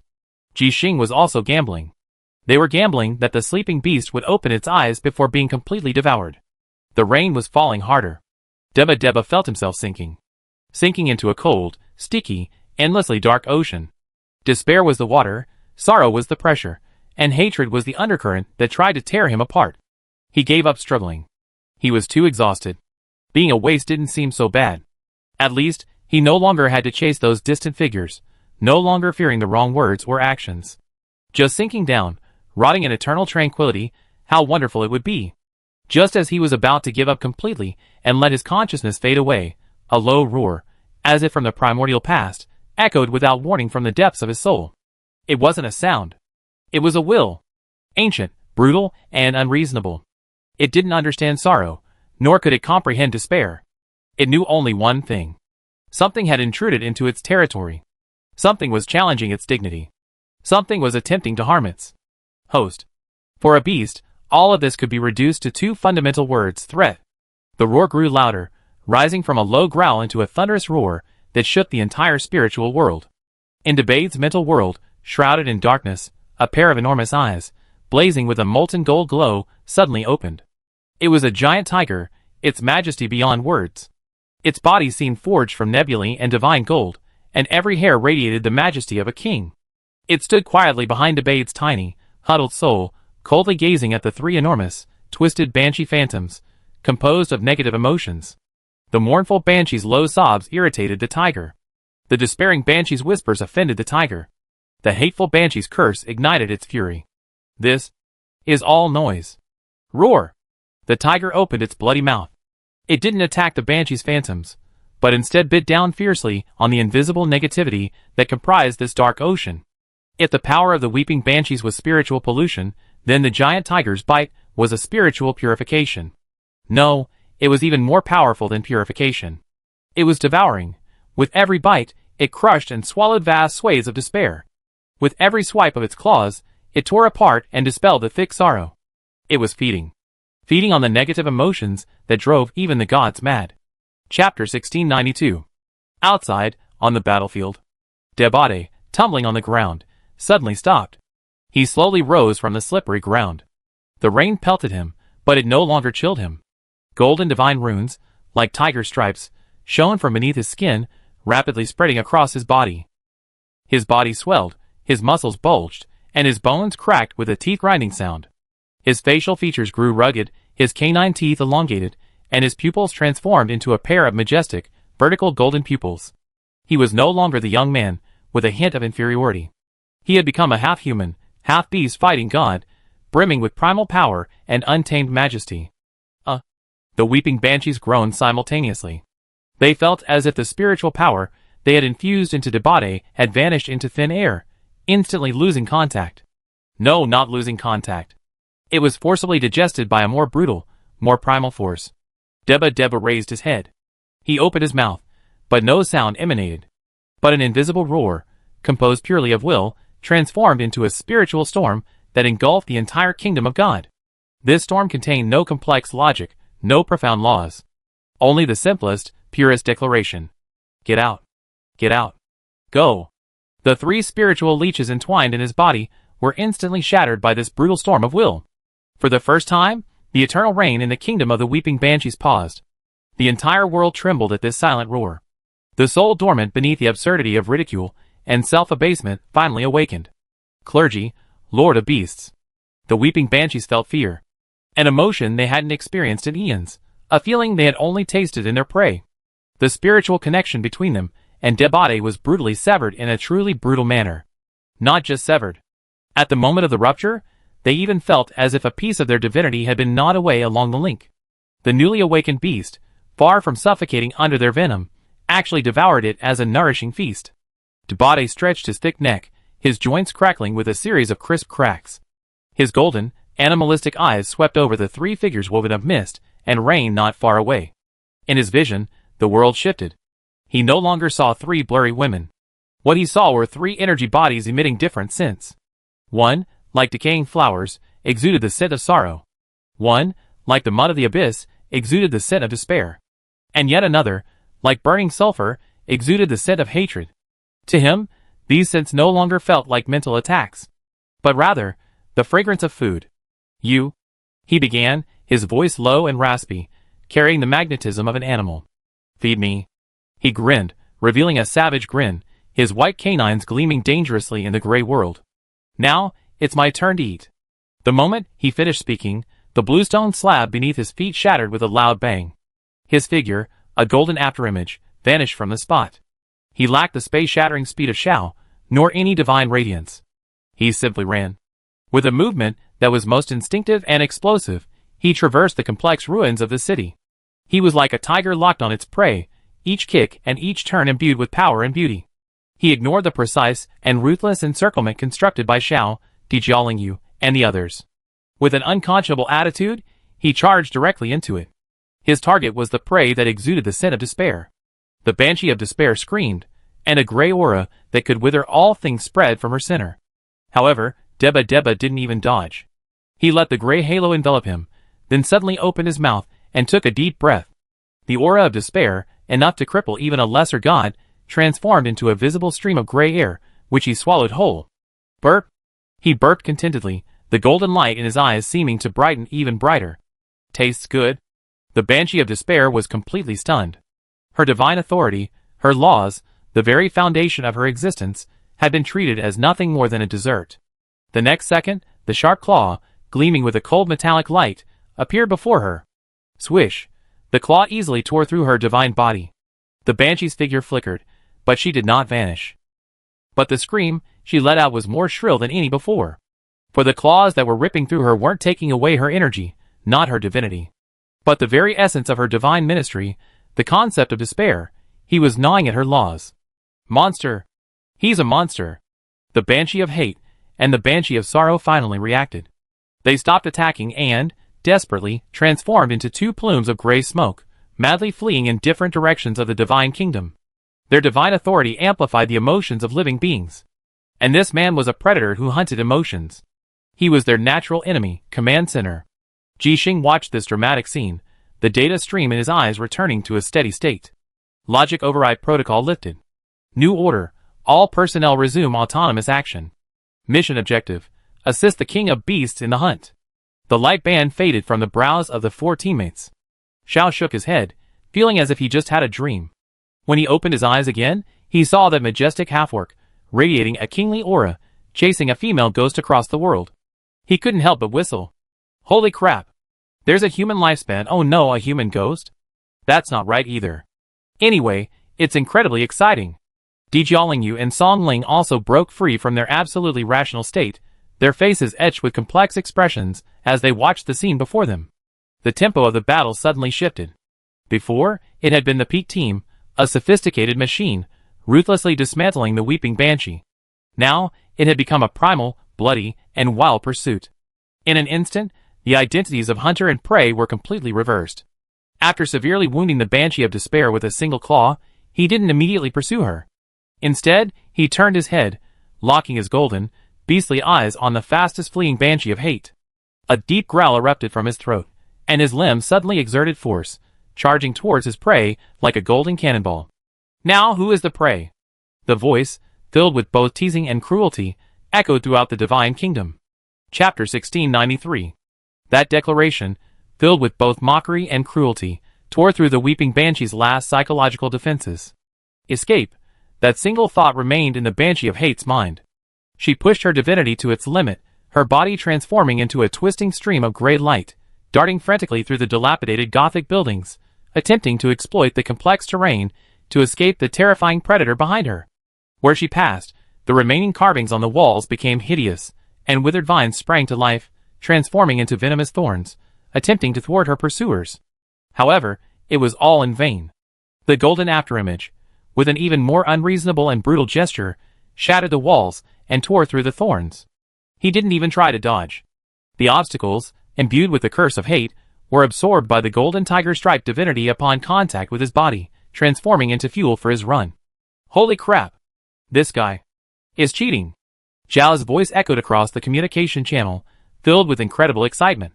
He had just emerged from his state of absolute rationality, his mind still a little dazed, when the scene before him dealt him a heavy blow. The teammate he had always remembered as a bit of a coward, needing everyone's protection, was now like a ferocious beast from ancient mythology, chasing a mid-level god and tearing through the world. It's not cheating, it's eating. Jixing's voice came calmly, correcting him. Dijiaolingyu said nothing, but her actions spoke volumes. She raised her hand, pointed it at the hateful Banshee's fleeing form, and grasped the air. Space suddenly froze. The Banshee of Hate's forward momentum suddenly faltered, as if she had hit an invisible, absolutely insurmountable wall. Her body, composed of smoke, was forcibly flattened by the force of this stillness. That momentary pause sealed her fate. The golden figure had arrived. Run! Why aren't you running? Dababa's voice echoed in her ears, teasing like a cat and mouse. He didn't strike immediately. Instead, he extended his sharp, metallic claws and gently swiped across the flattened cloud. Sizzle. A wisp of pure divinity, representing the very essence of hatred, was drawn out by his claws, like a wisp of gray marshmallow. The Banshee of Hate let out a silent scream, feeling a part of herself being torn from the very foundation of her existence. Dababa brought the wisp of divinity to his lips, licking it with his tongue. He smacked his lips, his face a look of ecstasy, as if savoring a delicious meal. A little spicy, but with a strong aftertaste. I love it. The Banshee of Hate had gone mad. Completely, hopelessly mad. She stopped running, her body solidifying itself, emitting an unprecedented venomous aura. I want you to hate me. I want everyone around you to hate you. I want you to be trapped in eternal suspicion and betrayal, to hate yourself in endless pain. The most vicious curse, transformed into a tangible mental assault, blasted towards Debade. However, Debade simply opened his mouth. The torrent of hatred, powerful enough to pollute the mind of a god, lay before him like a delicious appetizer, swallowed whole by him. His body didn't even sway, and the golden light in his eyes only grew more intense. Thank you for the treat. He grinned, revealing his sharp, white canine teeth. In return, I show you what true hatred truly is. His sharp claws, no longer playful, now pierced the Banshee's chest with a savage, overbearing will. This time, he didn't attempt to strip her of her divinity. Instead, he channeled the power he had just digested, mixed with the tiger god's primal ferocity, and poured it back into her. Ugh! For the first time, the Banshee's screams felt so real, so shrill. Chapter 1694. Her body swelled and twisted violently. She felt her priesthood tainted, overtaken by a higher, purer form of beastly nature. The hatred she understood was the complex, intelligent emotion born of jealousy, loss, and betrayal. But the hatred instilled by the other party was the most primitive, purest form of beastly hatred. It was the rage of having its territory invaded, the fury of having its prey taken, the ferocity of having its survival threatened. This primal hatred, simple, crude, and irrational, was like a virus, madly corroding her complex godhood, forged from eons of accumulated emotion. Boom! The Banshee of Hate's body exploded, transforming into a sky filled with gray specks of light. But these specks of light did not dissipate. Instead, driven by an invisible suction force, they madly surged towards Debade's body. Like a black hole, he devoured these fragments of divinity, along with the laws contained within them. Everyone on the battlefield paused. Zhao's mouth opened into an O shape. The black frost flame surrounding Song Ling seemed to sway a bit chaotically at this brutal scene. Jing's figure quietly appeared behind Xiao, a trace of fear on his face. Only Dijia Yu, watching the eating figure, seemed to be contemplating something. A few seconds later, all the light points were absorbed. Debade stood there, eyes closed, as if savoring the experience. The edges of his brilliant golden tiger stripes, after absorbing the hateful divinity, unexpectedly took on a deep, dark red hue, like a branding iron. An even more dangerous, even more violent aura emanated from him. He opened his eyes, his golden pupils scanning the trembling figure of the desperate Banshee, who was merging with the sorrowful Banshee in the distance. He licked his lips. One main course finished. 2 desserts left. He's coming! The desperate Banshee's voice trembled. She had witnessed her sister's fate firsthand. The fear of being devoured, assimilated, and ultimately devoured from the very plane of law had completely shattered her will to fight. Merge! The sorrowful Banshee let out a long sigh. Though her voice was still filled with sorrow, it carried an unquestionable resolve. They were a symbiotic pantheon, sharing a divine kingdom, and a mutual exchange of power. Now, they were determined to push this symbiosis to its limits. Without hesitation, the desperate Banshee transformed into a puff of gray smoke and charged towards the sorrowful Banshee. The moment 2 distinct divine powers met, there was no repulsion. Instead, they blended perfectly. Gray and a deeper gray, like 2 streams of water, merged into a single vortex. A magnificent yet dilapidated Gothic church rose where they met. The church's stained glass windows no longer depicted sacred scenes, but tragic scenes of loss and pain. The eternal drizzle ceased at this moment. In its place, a more suffocating, invisible atmosphere took hold. It was neither pure sadness nor pure despair. It was a fusion of the two, a concept sublimated into utter despair. A sense of ultimate emptiness and silence that could make the stars in the universe lose their brilliance, and the river of time cease to flow. The church doors slowly opened, and a new figure stepped out. She still took the form of a woman, but she wore a gorgeous black gauze gown woven from the faces of countless weeping souls. Her features remained blurry, but anyone who saw her would picture in their minds the face of their greatest regret, the deepest remorse, the most unforgettable memory in their lives. A fusion of gods, a final elegy. Her appearance darkened the entire world. Chapter 1695. Having just finished savoring a feast and about to pounce on his next target, Deba suddenly paused. For the first time, a hint of confusion appeared in his fiery golden eyes. In his bestial senses, the two delicious scents vanished. In their place, there was a blank. A vast void devoid of any scent, any desire, or anything worth hunting. His hunting instincts, faced with this void, were momentarily extinguished.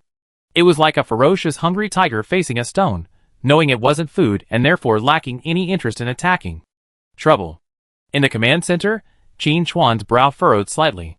Warning, high-level concept fusion detected. Ji Xing's voice rang out, and data streams rapidly reassembled in her pupils. The newly generated priesthood, the final elegy, has shifted its mode of action from emotional amplification to will stripping. This divine authority directly impacts the target's existential purpose, continuously weakening the underlying logical driving force of their actions until they completely lose all subjective initiative and fall into absolute self-denial and nihilism. This attack mode conceptually restrains the priesthood of the Lord of Beasts.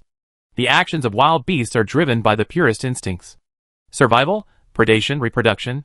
The power of the final elegy is to tell you, at its root, all of this is meaningless. The newly awakened, unparalleled, and domineering tiger god's divinity was like a punch on cotton before this newborn deity, its power useless. I'm a little sleepy. Xiao yawned, feeling the fighting spirit within him rapidly fading. He gazed at the black-veiled goddess, not far away, and suddenly felt that fighting was boring. It would be better to find a place to lie down and get some sleep. Even the frost of the end surrounding Song Ling, the black flames that represented absolute negation, seemed to dim a little. For the nothingness brought about by the elegy of the end is itself a kind of end, a gentle yet irresistible death that renders all things meaningless. It doesn't fight you, it simply makes you realize that fighting itself is meaningless. This can't go on. Jiaolingyu was the only person in the room who remained completely lucid. Her divine mission was absolute stillness, which, in some ways, resembled this kind of despairing stillness, and therefore she was least affected. She clasped her hands together, and a pure, conceptual force of stillness emanated from her. This wasn't about immobilizing the enemy, but about creating a completely self-sustaining mental safety zone for the teammates, impervious to the nothingness. Blue crystal spread beneath everyone's feet, shielding them from the gray aura that was corroding their wills. Xiao and Song Ling's spirits lifted, shaking off their strange sense of lethargy. Thank you, sister-in-law. Xiao shook her head, regripping the Mekong jaw blade. However, Final Elegy simply watched them silently, not even moving. She simply raised her hand, and gently pointed at the crystal barrier created by Jiaolingyu. There was no energy impact at all. But the area constructed by the law of absolute stillness began to silently fade at its edges. It was like a vibrant oil painting washed away by time for eons, all colors losing their meaning, ultimately returning to a pale canvas. Jiaolingyu groaned, a trace of golden divine blood escaping from the corner of her mouth. Her law was being conceptually dissolved by the other party. Your struggle, your resistance, your so-called will. The sound of the final elegy seemed to echo simultaneously from countless time and space, from the end of countless tragedies, carrying a sense of exhaustion and desolation that pierced all things. It's just a tiny note in this elegy, destined to fade into silence. Her gaze finally fell on the half-human, half-beast figure still standing there in a daze. Especially you, the noisy beast. Your hunger, your rage, your strength will eventually be exhausted. Then, you will understand that eternal rest is the only destination. A force of nothingness, so dense it became tangible, transformed into a black chain, wrapping around Debate. Don't even think about it. Song Ling's eyes flashed coldly, and a wisp of pitch-black frost flew out of her hand, striking the chain with precision. The law of erasure and the law of nothingness collided with a bang. No sound was heard. The chain and the wisp of black frost were simultaneously annihilated. Equally matched? No. Song Ling's face paled. Her attack was an extremely concentrated one. The opponent's was a casual strike. At this critical moment, a silver phantom suddenly appeared before Debate. It was Jing. She neither attacked nor defended. She simply conjured a picture within the illusion. The picture showed a bloody, steaming piece of barbecued meat. It was Debate's favorite dish, sizzling pork tenderloin with double the spicy sauce. The image was so vivid that even the pungent, alluring aroma seemed to penetrate the illusion and reach Debate's nose. Debate, lost in confusion, suddenly focused his golden pupils. A suppressed growl of hunger emanated from his throat. Instincts were being reawakened. For the first time, a flicker of emotion crossed the blurred features of the final elegy. She didn't understand. Why, in the face of laws that would make even gods abandon their very existence, would this creature's desire be rekindled by the illusion of food? This is illogical. Chapter 1696. The final elegy is incomprehensible. Logic is the foundation upon which the gods construct their worlds and understand all things. Desire is the primal fuel that drives the actions of mortals. The final elegy, which she wields, possesses the power to sever the root of all this, conceptually declaring the end of all logic and the vanity of all desire. She had seen star gods, fighting for glory, laid down their weapons at the sound of her song, their kingdoms crumbling. She had also seen elves, born for love, forget their names, and crumble to dust under her gaze. Existence requires meaning. And she is the terminator of meaning. But now, she faced a meaning she had never seen before, one so brutal and unbridled. The sizzling barbecue, constructed of illusion, was rapidly losing its very concept of deliciousness under the erosion of her laws. The aroma faded, the color turned gray, and the alluring heat turned to a cold mist. It was becoming a meaningless, two-dimensional painting. However, far from sending the beast into nothingness, this action ignited a more primitive, more violent fuse. Debade's golden, vertical pupils fixed their gaze on the roasted meat, and a dangerous roar emanated from the depths of his throat. In his world, logic was simplified to the extreme. 1. I'm hungry. 2. There's food there. 3. Something is making my food taste bad. Conclusion: kill that thing. This was a murderous intent, transcending anger and hatred, the purest, biological instinct. It was the instinct to protect food. The blurred expression of the final elegy deepened with confusion. She tried to strengthen her power, completely obscuring Debade's perception with that concept of nothingness. Taste is false, hunger is fragile, satisfaction is fleeting. Her whispers transformed into invisible threads of law, piercing Debade's soul. But to a starving soul, these words were nothing but nonsense. I'm starving to death, and you still dare to tell me this?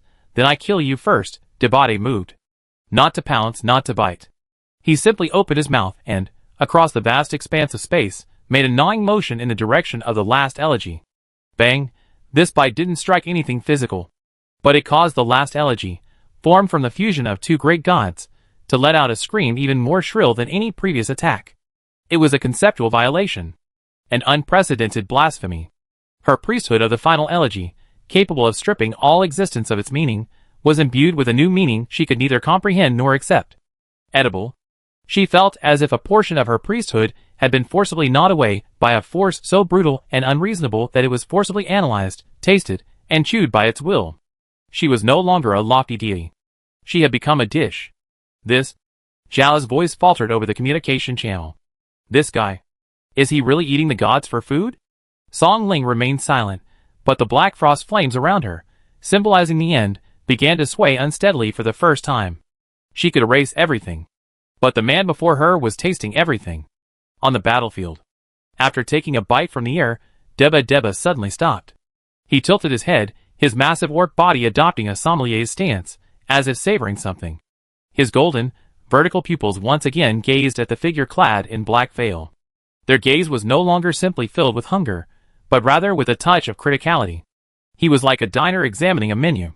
So this is what it tastes like. He smacked his lips, his voice low and hoarse. The appetizer is bitter and astringent, with little bite. He extended a thick finger and pointed at the final elegy. Chapter 1697. But the flavor of the main course should be hidden deep within. Interesting. The long dress of the final elegy, woven from countless weeping souls, trembled violently. Fear. The pure terror of being targeted by her natural enemy completely overwhelmed her divinity, constructed from sorrow and despair. Her principles became a mockery before the enemy. She tried to strip the enemy of his will with utter despair, but his will consisted of only two simple words. Eat. This underlying logic, so simple to the extreme, was impossible to dislodge. She could not stay here any longer. If she continued to be tasted like this, her priesthood would be devoured alive. You cannot devour the nothing. The final elegy let out a final scream. She made a mad decision. She disintegrated. That magnificent Gothic church, that long black gauze dress woven of souls, her shadowy figure, along with the entire kingdom of God, filled with sorrow and despair, all collapsed inwards at that moment. All matter, all laws, all concepts, abandoned their existence. They did not transform into energy, nor did they return to particles. They became the purest, absolute nothingness. In the center of the battlefield, A region of absolute emptiness appeared, uncaptured by sight, unperceivable by the mind. It was as if a piece of the canvas of the universe had been forcibly carved away. All attacks directed against it would be ineffective due to the lack of a target. All attempts to understand it would collapse due to the lack of a basis for logic. She had transformed herself into a completely safe, untouchable nothingness. The suffocating atmosphere weighing on the hearts of the Peak team instantly dissipated. Escaped? Xiao stared at the void in astonishment. Jialingyu's expression grew solemn. No, she's still there. She simply deleted all of her attributes, becoming an absolute nothingness. This was even more difficult than running away. How could you attack an enemy that didn't exist? How do I fight this? Zhao's voice was filled with weakness and frustration. Using skills at the air? I don't even know where to strike with my sword. He swung his Mekong jaw blade, but the sharp edge sliced through meaningless, colorless air. That region of absolute nothingness, like an incurable cosmic scar, hovered silently in the center of the battlefield. It didn't attack, didn't move, and emitted no aura. Its very existence was both the strongest defense and the most vicious taunt. You don't even have the right to attack me. Jialingyu's face was grim. She maintained the crystal area beneath her feet, preventing the concept of nothingness from spreading further, but she knew it was only a temporary solution. The other party had transformed himself into a paradox, a logical deadlock. A non-existent enemy. On the other side, the one who had broken the deadlock in the battle was also in trouble. Debate halted all movement, his massive orcish body pacing restlessly, a low growl emanating from his throat. Those golden eyes stared fixedly at the void, burning no longer with hunger, but with a fury of being toyed with. He could feel it. Behind the void lay a feast unlike any he had ever seen. The flavor was encased in a thick shell called non-existence, allowing him to smell it but not taste it. For a predator whose food instincts had just awakened, this was the ultimate torture. He tentatively extended his claws and swung them at the void. The claws tore through space, but then slid past the edge of the void, causing no effect. He opened his mouth again, attempting to nibble at the air. But this time, his teeth missed, biting nothing. That dish disappeared from the menu. Chapter 1698. The target has completely emptied itself of its existence, transforming into a pure conceptual entity of nothingness. Ji Xing's voice echoed through the team chat, as calm as ever, yet tinged with a certain solemnity. All our offensive methods have been rendered ineffective on a logical level. The target is assimilating the divine kingdom. It is expected to completely dissolve into nothingness along with this plane in 12 minutes. At that point, we will lose the target's coordinates forever. Just as everyone was at their wits' end, Qin Xuan raised his hand. The sniper rifle, with its simple design yet imbued with the ultimate truth, reappeared. The chamber opened. His mind sank into the sea of chaos. A conceptual bullet, condensed and formed under his will. This bullet bore no runes, no energy fluctuations. It took on a perfect, pure geometric form. Its very existence was a structure. Collapse. This time, it wasn't the mountains, nor the divine kingdom, that were about to collapse. It was nothingness itself. The muzzle of the gun was aimed at that absolute nothingness. The trigger was pulled. No sound. No light. The bullet, representing the concept of structural disintegration, didn't even have a trajectory. The moment it was fired, it appeared directly at the center of that void. And then, it disappeared. As if it had never existed. Xiao was stunned for a moment, missed the target. Jialingyu also frowned, unable to understand the purpose of this attack. And then, the next second. Crack. A faint, almost imperceptible cracking sound echoed not from the air, but from the depths of everyone's soul. In that perfect, absolute void, a crack appeared. A black crack, deeper than the void itself. It wasn't a physical crack, but a structural crack in the very concept of nothingness. Qin Xuan's bullet didn't strike nothingness. It simply gave nothingness something it shouldn't have. Structure. As long as there's structure, it can be destroyed. As long as there's structure, it will inevitably collapse. No!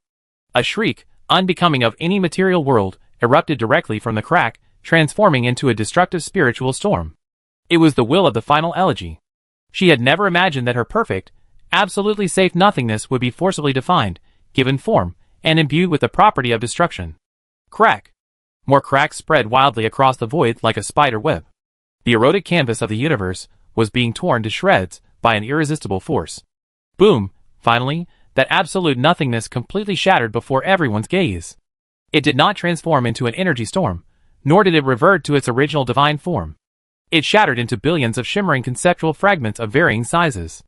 In each fragment, a twisted, wailing soul's face, filled with sorrow and despair, was reflected. The final elegy, shot by Qin Chuan, was brought from non-existence back to existence, and a shattered existence. Just as everyone was stunned by this unbelievable scene, a roar filled with ecstasy and greed resounded throughout the battlefield. "Dinner is ready." Deba started moving. His eyes blazed with an unprecedented intensity. If the final elegy had been a dish vanished from the menu, then now, not only had it returned, but it had been meticulously cut and plated by the chef, ready for him to enjoy. He transformed into a stream of golden light, not lunging at any fragment, but suddenly opening his mouth. A gigantic, translucent golden tiger head, constructed from his divinity, appeared above the battlefield, and with a fierce gulp, it devoured the billions of conceptual fragments. Swallowing, it was no longer gnawing, no longer savoring. It was a gluttonous feast. Those fragments of sorrow that could drive even gods mad, those crystals of despair that could bring the world to a dead silence, now transformed into the purest nourishment, absorbed madly by him. His body trembled violently. The golden tiger-striped divinity frantically blended, collided, and digested the gray fragments of concepts. His aura surged at a terrifying rate.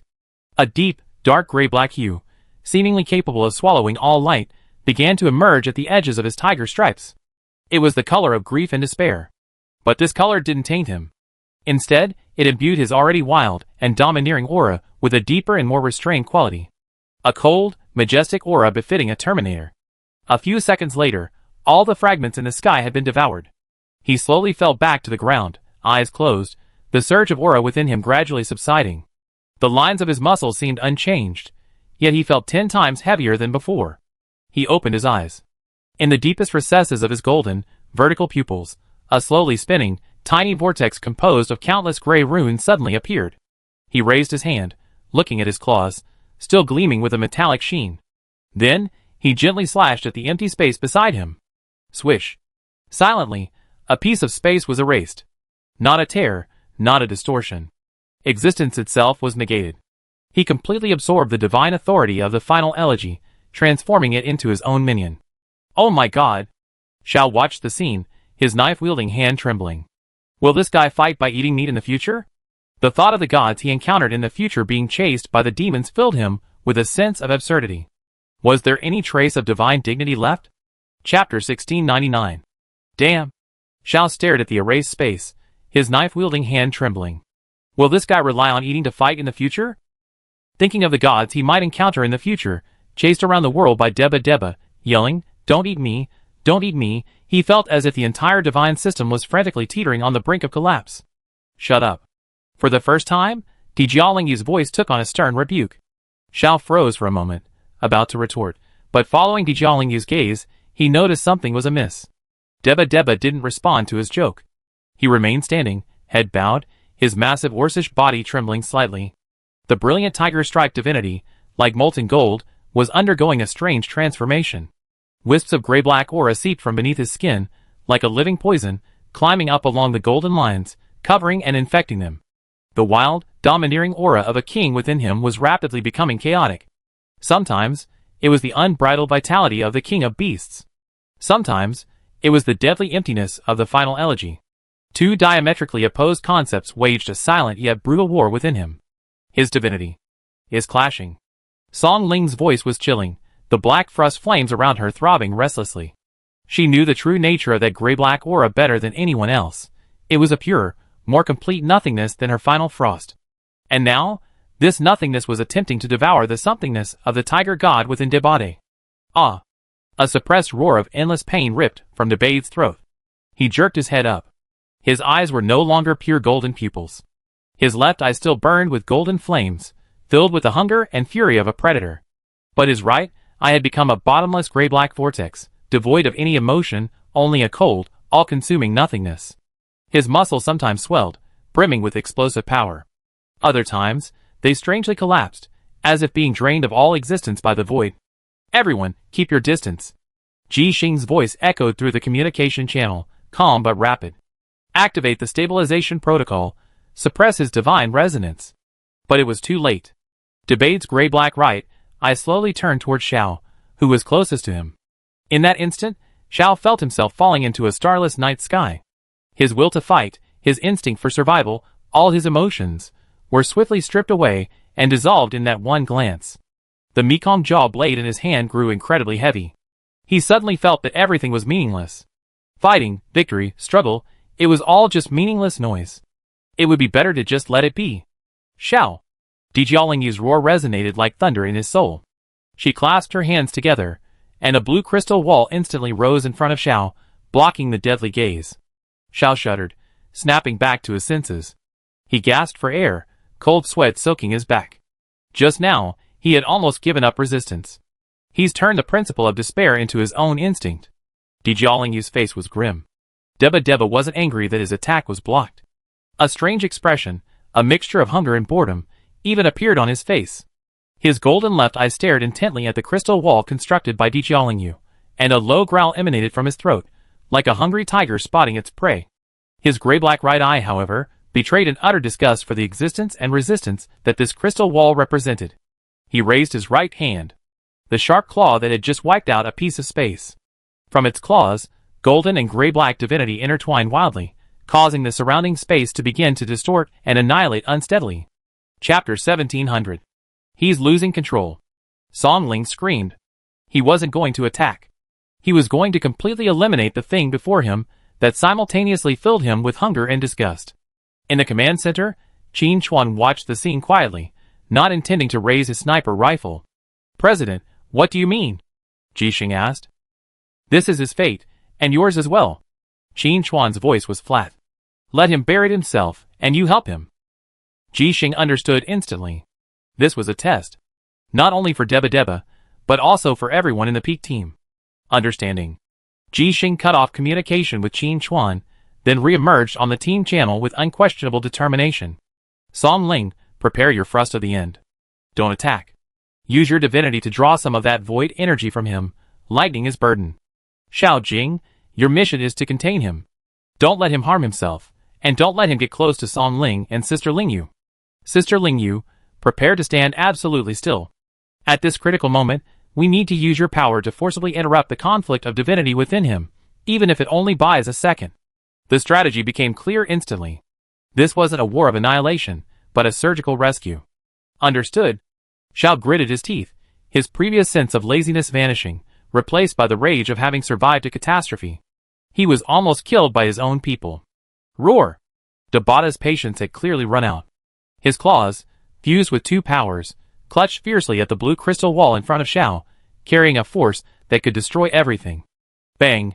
The crystal wall trembled violently, instantly covered with spiderweb-like cracks. Jiaoling's body swayed, and a trace of golden divine blood dripped from the corner of her lips. Her law of absolute stillness, simultaneously resisting the impact of existence and the encroachment of nothingness, endured the double pressure. "Attack!" she shouted sternly. Song Ling didn't hesitate. She opened her hands, and the dense black frost flames no longer condensed into an attacking form, but transformed into two flexible black chains, wrapping around the front and wrapping around Deba's back.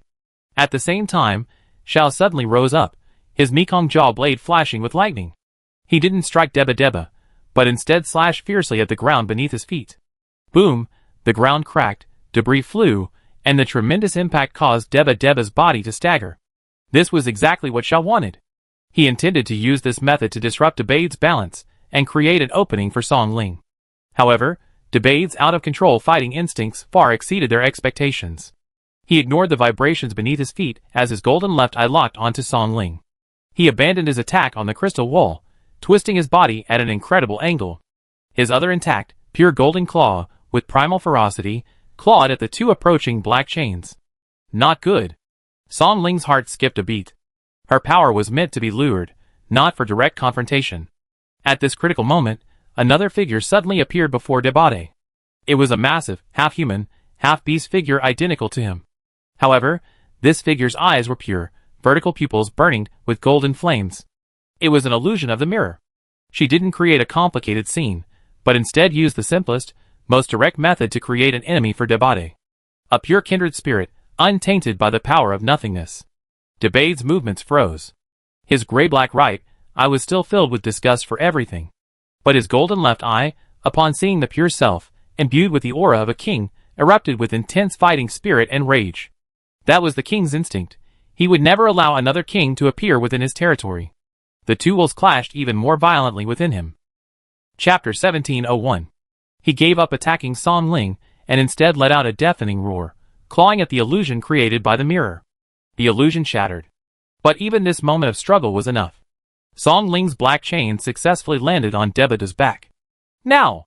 Dijialing's voice rang out.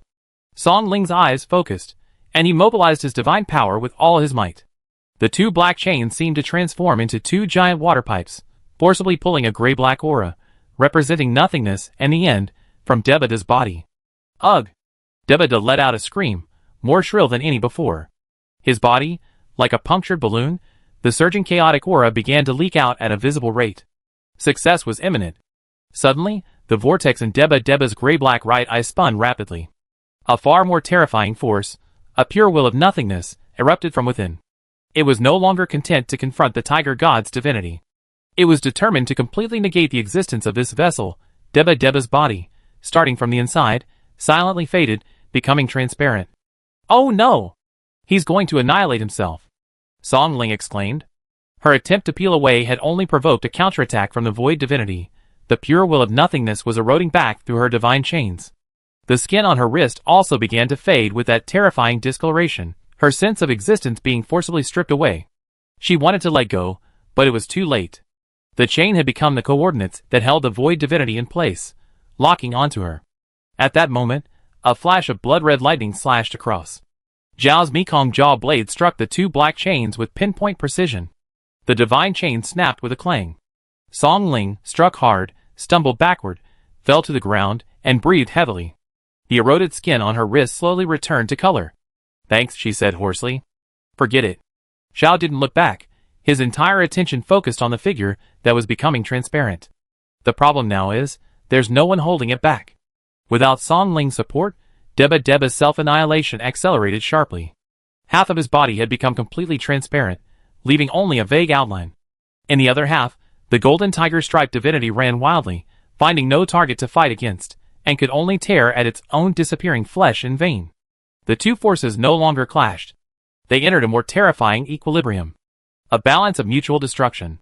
He's deleting himself at the conceptual level. Dijialing's voice was incredibly solemn. She raised her hands, and the blue crystals no longer formed a barrier. Instead, they rapidly condensed before her, transforming into a slender, ice blue sphere composed entirely of the concept of stillness. I can only attempt to forcibly freeze his entire state of being. But the probability of success is very low, and if I fail, his divinity will completely collapse. It was a choice without alternatives. Just a second before Dijialing was about to strike, Ji Xing's voice interrupted, swiftly, and without any emotional fluctuation. Reject this plan. The risks are too high, and it won't completely resolve the problem. A new plan has been generated. Ji Xing's figure slowly descended from midair, hovering before the crowd. In her pupils, the cascading stream of data had ceased its frantic refreshing, instead forming an extremely complex yet remarkably stable three-dimensional structure. That was Debade's current divine structure diagram. A sphere burning with golden flames, representing the king of beasts. A slowly swirling gray-black vortex, representing the final elegy. The two intertwined, embedded within each other, forming a deformed and deadly symbiosis. The root of the problem isn't a conflict of divine powers, Ji Xing stated calmly. It's the underlying logic of the priesthood that's incompatible. The king of beasts is driven by instinct, the maximization of existence. The final elegy, on the other hand, is driven by nothingness, the negation of existence. To activate both powers simultaneously within a host is like asking a creature to run both east and west simultaneously. The result is self-tear. Xiao was completely overwhelmed. Speak sensibly. What should we do? Separate them, Ji Xing offered a shockingly simple answer. Strip the two priesthoods apart. In the command center, Qin Chuan, who had remained silent until then, twitched his finger slightly upon hearing this plan. This was no longer a battle. This was divine surgery. You're kidding. Xiao exclaimed. How is that any different from just cleaving him in half? There's a difference. Ji Xing's gaze swept over everyone, her voice the only stabilizing force in this chaotic battlefield. Sister Lingyu, your absolute stillness can temporarily freeze his rampaging divinity, buying us 0.3 seconds of maneuvering time. Song Ling, Your frost of the end is the only force that can resonate with the power of nothingness. What you need to do is not to withdraw, but to guide it.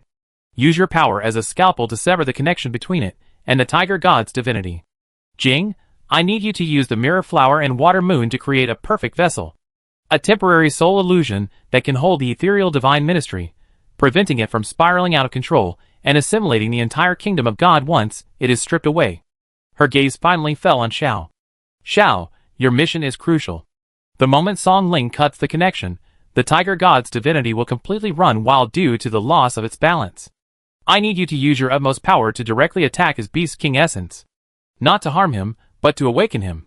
Use the purest fighting spirit to activate his most primitive survival instincts, allowing his soul to actively reject the power that does not belong to him. This is a combined internal and external operation. Succeed, and he will completely control the power of the tiger god and become the true king of beasts. Fail. Chapter 1702. Ji Xing's words plunged the entire battlefield into an eerie silence. Separate.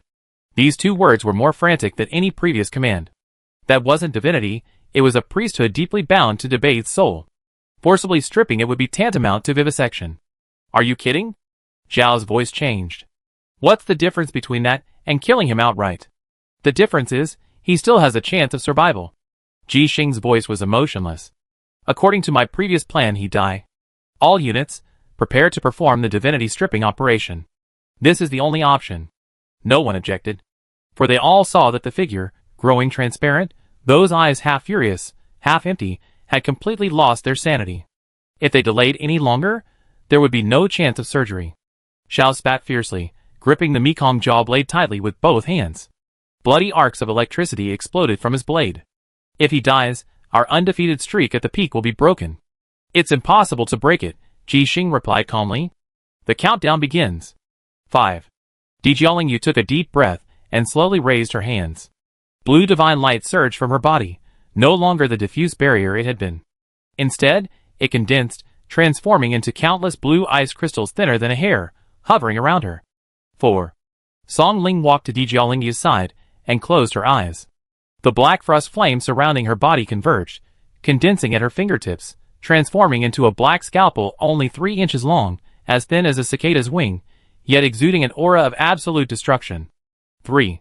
Jing's figure silently appeared on the other side of the battlefield. She didn't look at anyone, but simply extended her hands.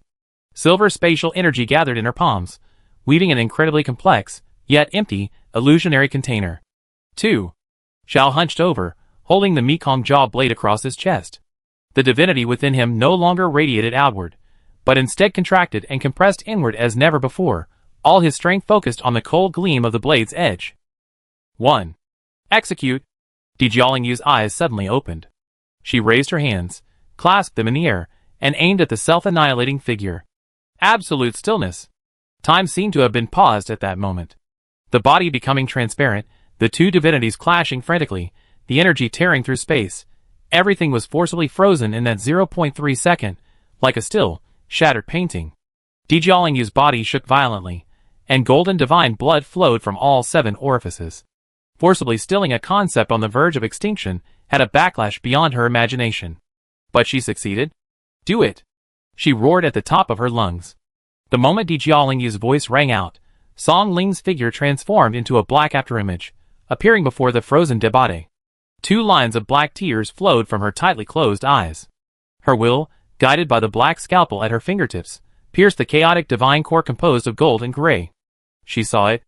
The golden sun, representing the king of beasts, and the gray black hole, representing the final elegy, were like 2 deadly tumors, entangled, biting and cleaving each other. What she had to do was use her knife to sever the billions of tangled, tiniest threads connecting them. No more, no less. No bias, no leaning. Swish. The black scalpel traced a path incomprehensible to mortals. The bridge connecting existence and nothingness was precisely severed. At the moment of severance, a pure icy, nihilistic will erupted. It had lost its host, its anchor point, and it intended to drag everything within its sight into eternal silence. Chapter 1703. However, at that very moment, a perfect soul illusion vessel, woven from silver light and identical to Deba Deba, appeared before it. It was Jing's shimmering illusion. The will of the void, following the most basic logic, instantly poured into this closest, most perfect empty shell. Jing's body trembled violently, her face instantly pale as paper. The illusion vessel in her hand twisted and trembled violently, as if it would burst at any moment under the terrifying power of the void. "Shao!" she screamed. Almost instantly, her voice echoed. "Roar!" A pure, unadulterated roar, the roar of an ancient beast, erupted from Deba Deba's mouth. Without the counterbalance of the void's divinity, the tiger god's power completely lost control. His golden left eye was instantly filled with endless rage and hunger. His body, regaining its solid form, began to swell with even greater terror. The golden tiger-striped divine nature transformed into a destructive storm, threatening to rip him and everything around him apart.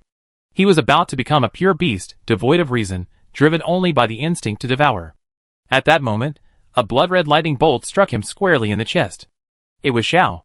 Without hesitation, he compressed his strength to the utmost, pouring it all into the Deba Deba Beast King essence without reservation. The Mekong jaw blade shattered inch by inch. Zhao's entire right arm, along with half his body, was blasted into a bloody mist by the recoil of his force. But a sinister smile played on his face. "Wake up, you piece of shit!" This strike wasn't meant to kill. It was meant to use the purest fighting spirit to awaken the soul of Dabadada, dormant beneath the beastly instincts. Boom! The golden storm of divine power and the bloody fighting spirit collided with a bang. The entire crumbling kingdom of God was completely pulverized by this blow. Space returned to chaos. All was silent. An unknown amount of time passed.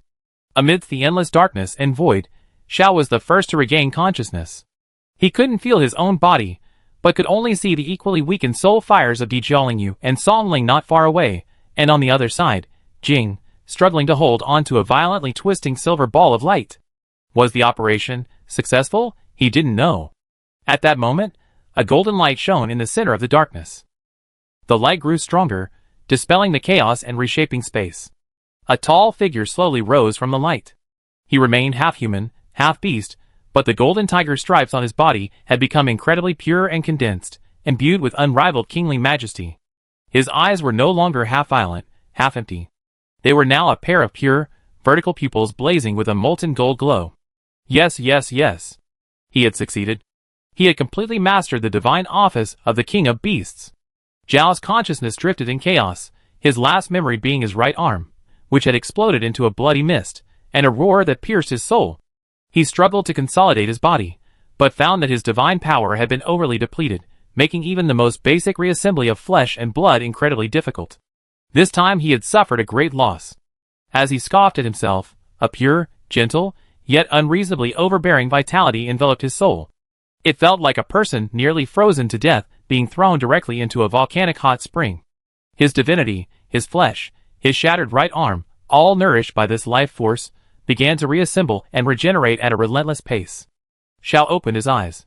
The first thing that caught his eye was a massive hand covered in pure golden tiger stripes.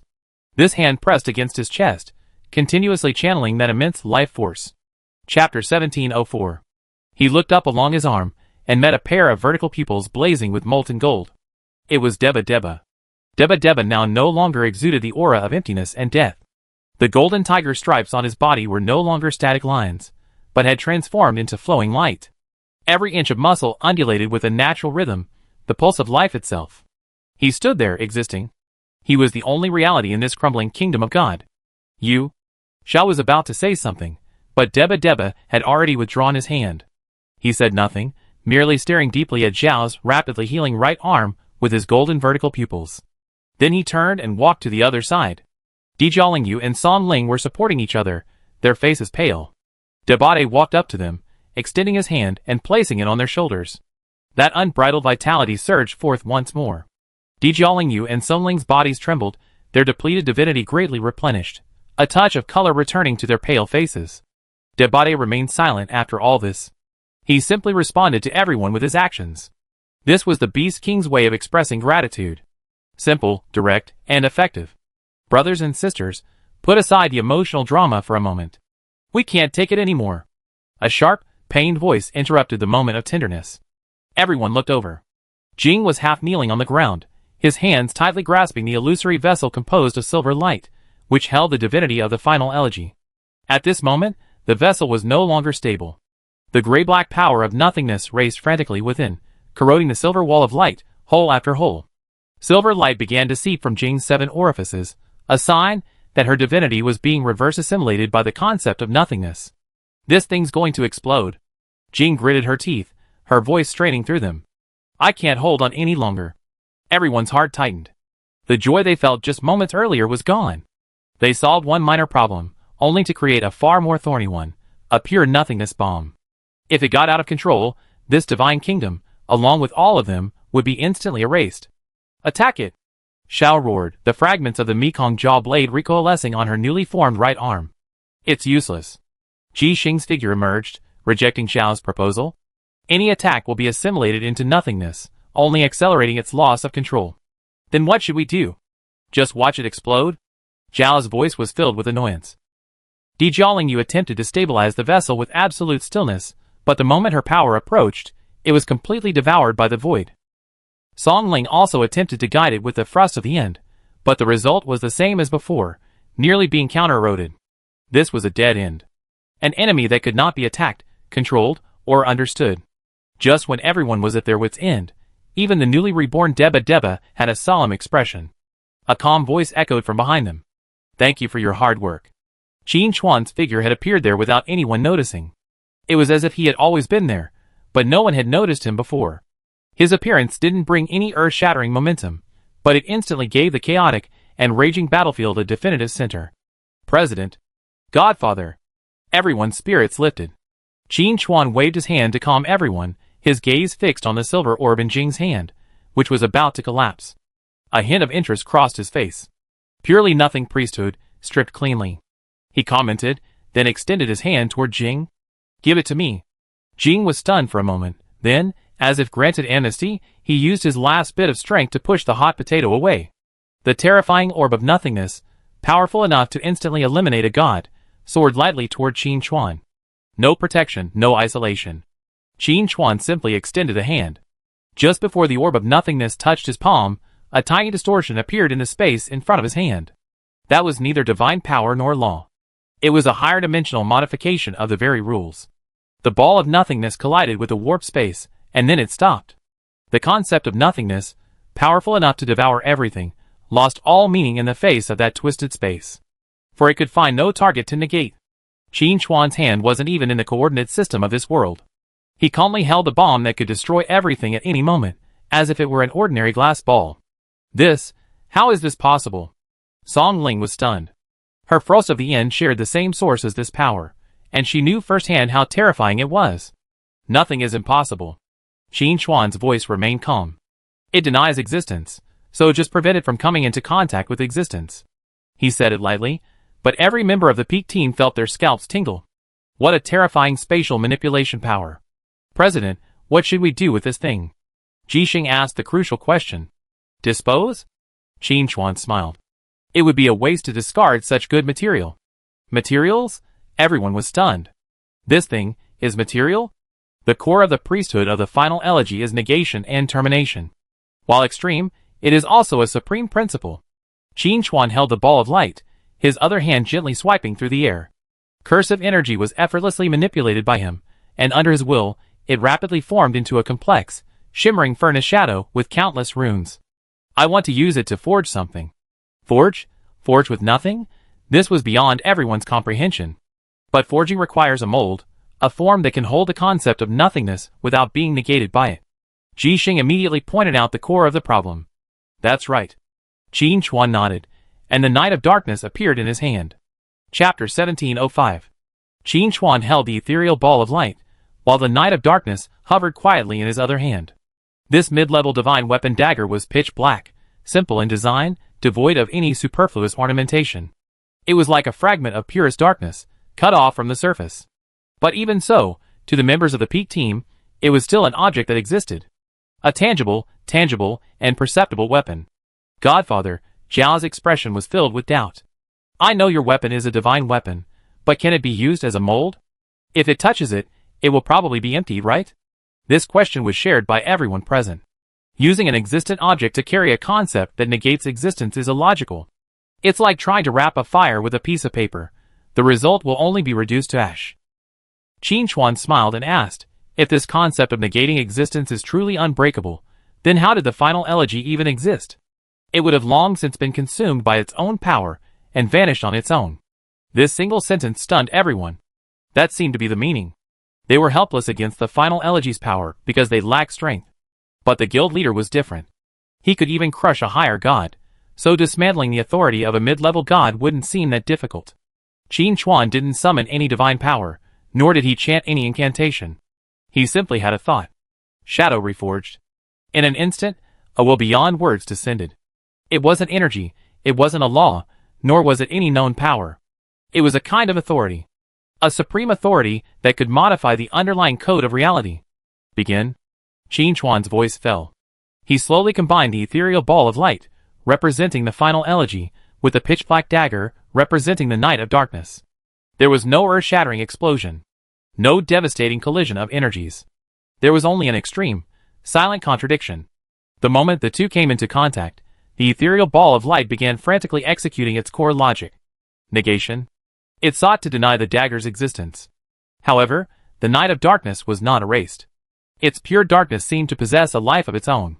Far from being negated, it began to absorb the very concept of negation. This was not a confrontation, but a compatibility. Just like the night, it never fights against darkness, it is darkness itself. The concept of nothingness left a trail of grayish-white scratches on the blade of the night of darkness. The shadowy power of the nightless night, following these scratches, infiltrated in reverse, attempting to imbue the void with its own color. Two extreme concepts of negativity engaged in a silent contest, a battle of who is more empty. The entire process was eerie to the extreme. The space before everyone's eyes seemed like a canvas being repeatedly erased and rewritten. Sometimes, the outline of the dagger was clearly visible, but the surrounding light was completely swallowed up, forming an absolute black hole. Sometimes, the dagger's form became blurred, as if it were about to disappear from this world, leaving only a terrifying nothingness. Is this really okay? Deba's scalp tingled. He had personally experienced the terrifying power of the final elegy, and even now, recalling it, he shuddered. No problem, the president is defining it. Jixing quickly analyzed this bizarre scene. The president is using the concept of shadow to forcibly define nothingness. Simply put, he's using a higher-level attribute to cover up the power of the final elegy. Like a fish in a fish tank, no matter how it moves, it stays in the tank. This explanation left all the peak members present feeling overwhelmed. Forcefully overriding and modifying the definition of an ultimate concept, even though they were both at the divine realm, the gap between them and the president was simply too great. Finally, the silent battle ended. Chapter 1706. All contradictions and conflicts have calmed down. The ethereal ball of light in Qin Chuan's hand has vanished. In its place, a brand new dark night has emerged. Its appearance hasn't changed much.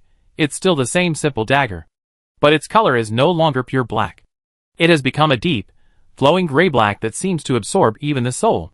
The edge of the blade no longer reflects any light. It feels as if the world ends, the point where light and matter meet. Just looking at it creates the illusion of being erased. Dark Night. Rank, Upper Divine Artifact. Attack Power, 5 million, upgraded to 10 million. Agility, 250,000, upgraded to 500,000. Required level, 100. Special Effect 1, increases damage by 80%, upgraded to 120%. Special Effect 2, each attack increases attack speed by 50%, stacking up to 30 times. Special Effect 3, attacks have a chance to deal 7 damage. Divine Power, when Shadow Domain is activated, divine damage plus 400%, divine defense plus 200%. Features, Chaos Tier. Attacks are accompanied by the power of chaos, ignoring some physical and energy defenses, and making wounds difficult to heal. New Divine Power, Conceptual Negation. Your attacks will be accompanied by the power of negation. You can erase the target's equipment, skills, and even existence at the conceptual level. Each time you use this power, divine power will be consumed. New feature, Blade of Nothingness. The existence of the Night of Nowhere is partially emptied, allowing it to ignore most physical and energy level blocks and parries. Completed. Qin Chuan gazed upon his new weapon with satisfaction.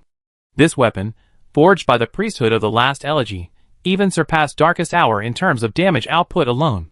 In particular, the conceptually negating divine power was the nemesis of all gimmickry. No matter your invincibility, shield, or immortality, a single strike negated it conceptually. Combined with Darkest Hour's infinite teleportation and displacement, Qin Chuan's strength was further enhanced with 2 divine daggers in hand. The members of the Peak Guild were now completely speechless. They stared blankly at the dagger, feeling as if their worldview had been crushed to the ground and scraped back and forth 100 times. So there was this way to manipulate divine weapons? So priesthood could be used as material. At that moment, an incarnation of divine power appeared beside Qin Chuan. It was Dismartin. Shadow, come back for a moment. I gathered some divine authority. Let's discuss how to distribute it. Qin Chuan shelved his newly born Knight of Darkness, and the chilling concept of nothingness also subsided. He looked at Dismartin's divine incarnation. How many have you gathered? Qin Chuan asked. No more, no less, exactly 3. Dismartin spread his hands, and 3 balls of light emitting a strange aura emerged from his palms.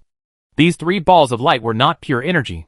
The scenes within them constantly shifted, sometimes revealing a mouthful of eloquence, sometimes a pair of calculating eyes, and sometimes transforming into countless twisted runes, entwining with each other, forming one false logical loop after another. They didn't emanate any powerful pressure, but the members of the Peak team present instinctively felt repulsed and wary. This thing didn't look very serious. Lord of Lies, does this thing of yours work? Xiao, his right arm fully healed, shook it off, staring at the 3 balls of light with suspicion. He now had a psychological scar on this kind of divine power of unknown origin. This is good stuff, Dismartin explained with a smile. I visited the Dawn Theocracy a while ago and recovered some fallen angel debris. I extracted some of the divine power from it, removing all impurities. It's completely honest. The more he spoke, the more unsettled everyone became. A lord of lies, and deception claiming to be honest was itself the biggest lie.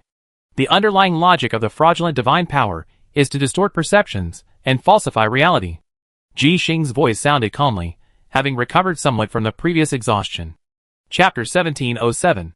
The user needs an extremely high mental barrier, otherwise they are easily assimilated by authority, ultimately lost in the lies they weave, unable to distinguish their true self. Her analysis labeled these 3 seemingly tempting gifts a highly toxic one.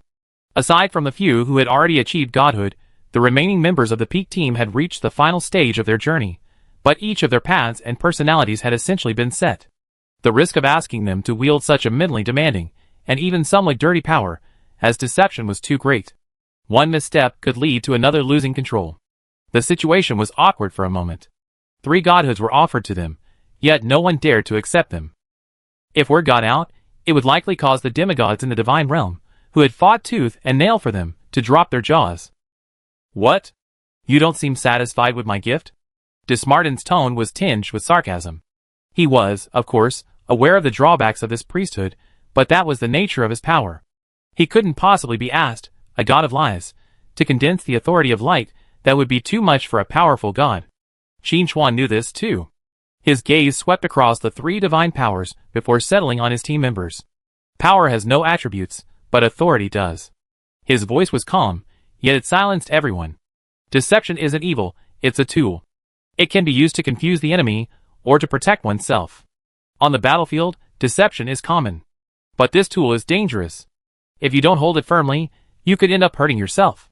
He looked at Xiao, then at Debate, who had just experienced a conflict of divine powers.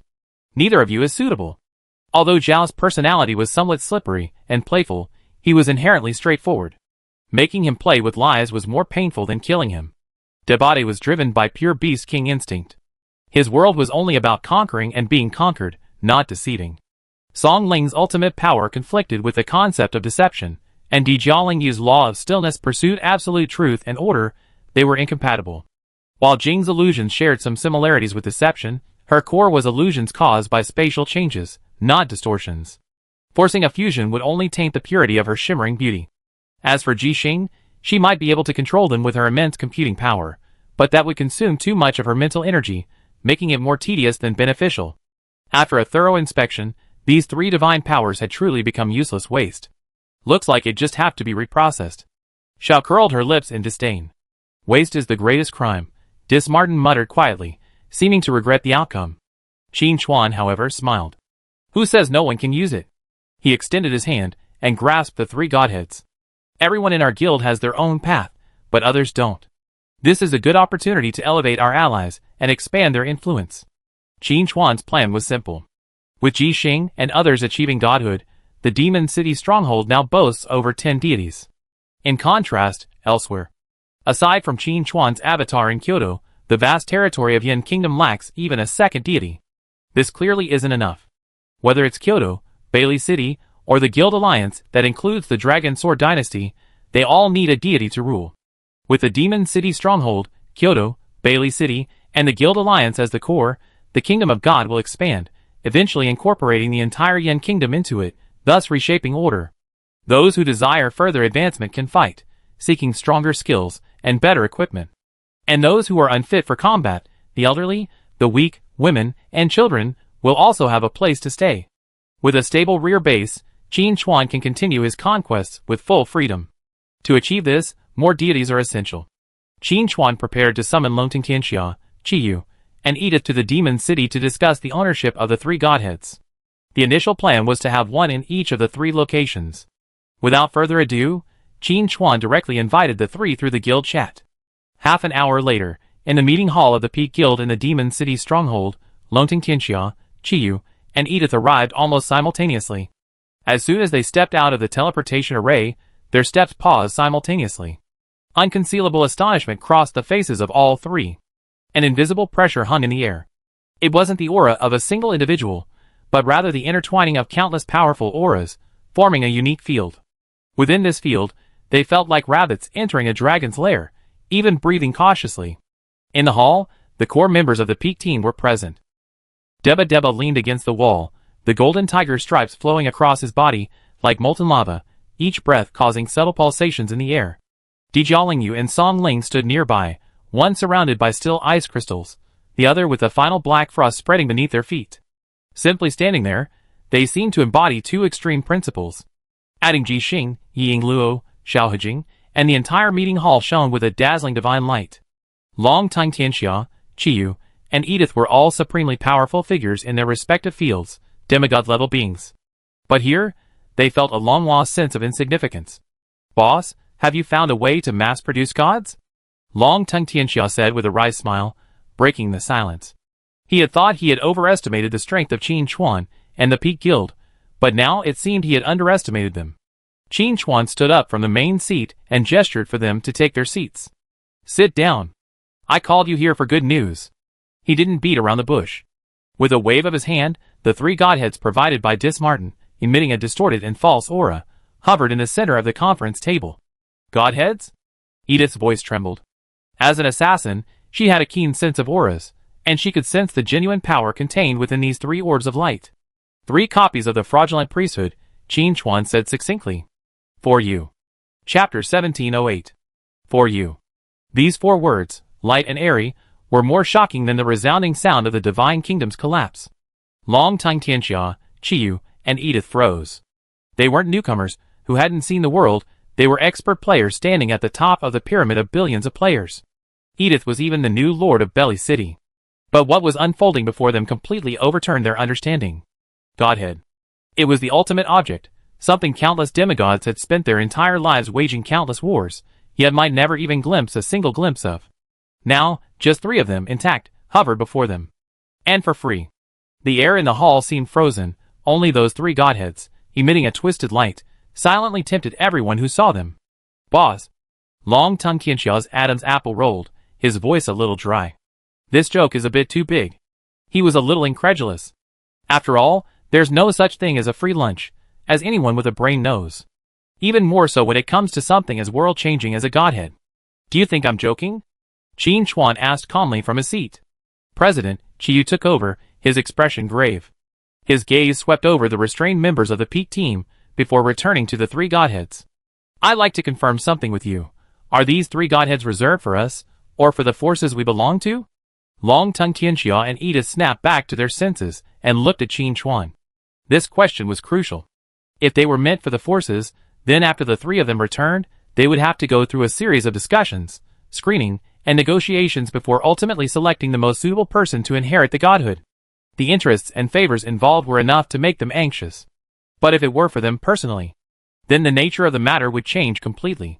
That was Qin Chuan, as the president of Peak, directly recognizing the personal abilities of his three allies, an investment so heavy it was immeasurable. Qin Chuan's gaze swept over the three men's faces without hesitation. The Godhead is for the three of you. Whether you use it for yourselves or give it to others is your business. Long Tongue Tianxia's breathing became somewhat rapid. He forced himself to calm down, looking away from the three Godheads and towards Qin Chuan. Boss, you should know what it means for the entire Yin nation once the three of us become gods. His words were subtle, but the meaning was clear. Once they become gods, the Guild Alliance, Kyoto, and Belly City would no longer be vassals of the Demon City stronghold, but true allies with equal status. This would disrupt the current situation where Peak Guild dominated the world. I know, Qin Chuan replied crisply. I need allies, not subordinates. Yin Nation is too vast for me to manage alone. His frankness completely dispelled the last shred of doubt in Longting Tianxia, Qiyu, and Edith's minds. Qin Chuan wasn't testing them, nor was he offering alms. He truly wanted to support three new gods. The core authority of these three godheads all stems from deception, but with different emphasis. Qin Chuan extended a finger and pointed at the first orb of light. The scene within the orb shifted, revealing countless contracts written in false runes. The first one, a false contract. Its power allows you to set traps only visible to you when signing a contract, or to distort the contract's rules to your own advantage. It's incredibly effective for guild development and power negotiations. He pointed his finger at the second orb of light. Within, a blurry figure constantly shifted in identity, aura, and even life form. The second, shadow of disguise. It allows you to conceptually disguise yourself. Not only your appearance, but also your aura, soul vibrations, and your identity as perceived by others can be tampered with. It is the perfect authority for stealth and assassination. Chapter 1709. Finally, it was the third orb of light. Within it lay a chaotic web of self-contradictory and self-negating logic. The third, distorted logic. The most dangerous. It allows you to forcibly distort an enemy's perception and judgment within a small area. For example, it could make them mistake teammates for enemies and poison for an antidote. This is a mental attack, impossible to defend against. After Qin Chuan finished speaking, the hall fell silent again. The expressions on the faces of the three people, Long Tongue Tianxia, shifted from initial shock to extreme solemnity. Any one of these three godheads would be enough to grant a demigod the power to challenge a true god. But they could also guess the risk Qin Chuan hadn't mentioned. By wielding a false contract, will I become a conspirator who values nothing but self-interest? Manipulating the shadow of disguise, switching between countless false identities, will I ultimately find my true self? Manipulating twisted logic, when your mind perpetually distorts others, can your own logic remain sane? This is a gamble with your soul in mind. Win, and you ascend to godhood. Lose, and you be doomed, reduced to a madman who doesn't even know who he is. I understand. Edith suddenly spoke, breaking the dead silence. She stepped forward, her gaze resting on the godhead of the disguised shadow. Shadow, I want this. Her voice was steady, without a trace of hesitation. Qin Chuan looked at her. Have you thought it through? Once you start, there's no turning back. My path has always been hidden in the shadows. There's nothing wrong with an extra layer of disguise, Edith replied crisply. As an assassin, she knew better than anyone that abandoning unnecessary emotions and transforming oneself into the purest tool was the shortcut to supreme power. Okay. Qin Chuan nodded, no longer trying to persuade. With the first, there will be the second. Long Tongue Tianxia's breathing grew heavy. He stared at the godhead of the false contract, his eyes filled with struggle. He was a man of unbridled generosity, disdaining schemes and intrigues. But he wasn't alone. Behind him stood the entire Long Tongue dynasty, tens of thousands of brothers who trusted him. In this age of rampant gods and demons, who could loyalty and righteousness alone protect? Long Tongue Tianxia slammed his hand on the table, a dull thud. He raised his head, his eyes bloodshot, and stared intently at Qin Chuan. For Long Tongue, I'm taking this gamble. Now Qiyu is alone. He stared at the godhead, a symbol of twisted logic, for a long time, without saying a word. Unlike Long Tongue Tianxia's boldness and Edith's decisiveness, he was the most steady and considered. This power was both the strongest and the most dangerous. Qin Chuan didn't rush him, but gently pushed the disguised shadow's divine power toward Edith. Then, let's begin. Edith took a deep breath and extended her right hand. Her meticulously maintained hand, that of an assassin, was slender and steady. Her fingertips gently touched the shifting ball of light. There was no burst of energy, no shock of souls. Everything was eerily quiet. At the moment of contact, the disguised shadow's divine power transformed into a stream of light and merged with Edith's body. Edith's body trembled violently, and she closed her eyes, as if digesting the immense amount of information and power. After a few seconds, she opened them again. Her expression had changed. She was no longer the calm and composed assassin mentor she had been. Her eyes were empty, unfocused, like a newborn, completely unaware of the world. She glanced blankly at her hands, then raised her head, scanning everyone in the hall. Qin Chuan, Xiao Jixing, Long Tongue Tian Xia. Each face seemed so unfamiliar to her. Finally, her gaze fell on Qin Chuan. Her lips moved, and she asked softly, a tone of deep confusion and distance. Chapter 17:10. Who are you? She paused, then raised a hand and pointed at her chest. Who am I? The atmosphere in the hall instantly plummeted from feverish excitement to freezing. The excitement on Long Tongue Tianxia and Chiyu's faces froze. They stared at Edith, whose eyes were hollow, and who had forgotten even who she was. A chill shot from the soles of their feet to the very top of their heads. This wasn't a godhood. This was clearly a bowl of Mingpa soup that could completely obliterate your brain. Is this a backlash from authority? Long Tongue Tianxia's voice was dry, and he subconsciously stepped a little further away from the two godhoods on the table. Jixing frowned slightly, quickly analyzing. It's not backlash, it's more like formatting. The authority of the shadow of disguise, before merging, requires the host's original self-perception to be purged before the new disguise can be perfectly loaded. Her words made Long Tongue Tianxia and Chiyu's expressions even uglier. Clearing one's self-perception? Wouldn't that mean becoming someone else? Even if one became a god, would it still be the same person? The rest of the Peak team also had solemn expressions. They had all experienced the process of becoming a god, but none of them had become a blank slate like Edith. Only Dismartin's incarnation watched the scene with interest, as if admiring a fascinating work of art. Who are you? Who am I? Edith repeated her question. There was no fear in her voice, only pure confusion about the definition of her own existence. She was like the most sophisticated program, which must first delete all old data before it can be activated. Qin Chuan stepped down from the main seat and stood before Edith. He didn't answer her question. Instead, he extended his hand and grasped the air. A dagger made of pure shadow appeared in his palm. You don't know me, and you don't know yourself. Qin Chuan handed the dagger to Edith. What about this? Do you recognize it? Edith's gaze slowly shifted from Qin Chuan's face to the shadowy dagger. For the first time, a faint flicker appeared in her hollow eyes. She didn't take it, but her fingers subconsciously curled, adopting the perfect grip for the dagger. It was an instinct etched deep within her soul. It's familiar. Edith's voice remained distant, but no longer lost. It's not your weapon, but it shares your path. Qin Chuan's voice was steady, carrying a convincing force. Your entire life has been hidden in the shadows. The daughter of the Lord of Belly City was one disguise. The mentor of assassins in the black market was another. You used these identities to protect yourself and observe the world. Now, the shadow of disguise has given you countless new layers, but it has taken away your original one, which is why you are confused. Qin Chuan's words were like a key, piercing the core of Edith's chaotic cognition. Disguise? Edith murmured the word softly.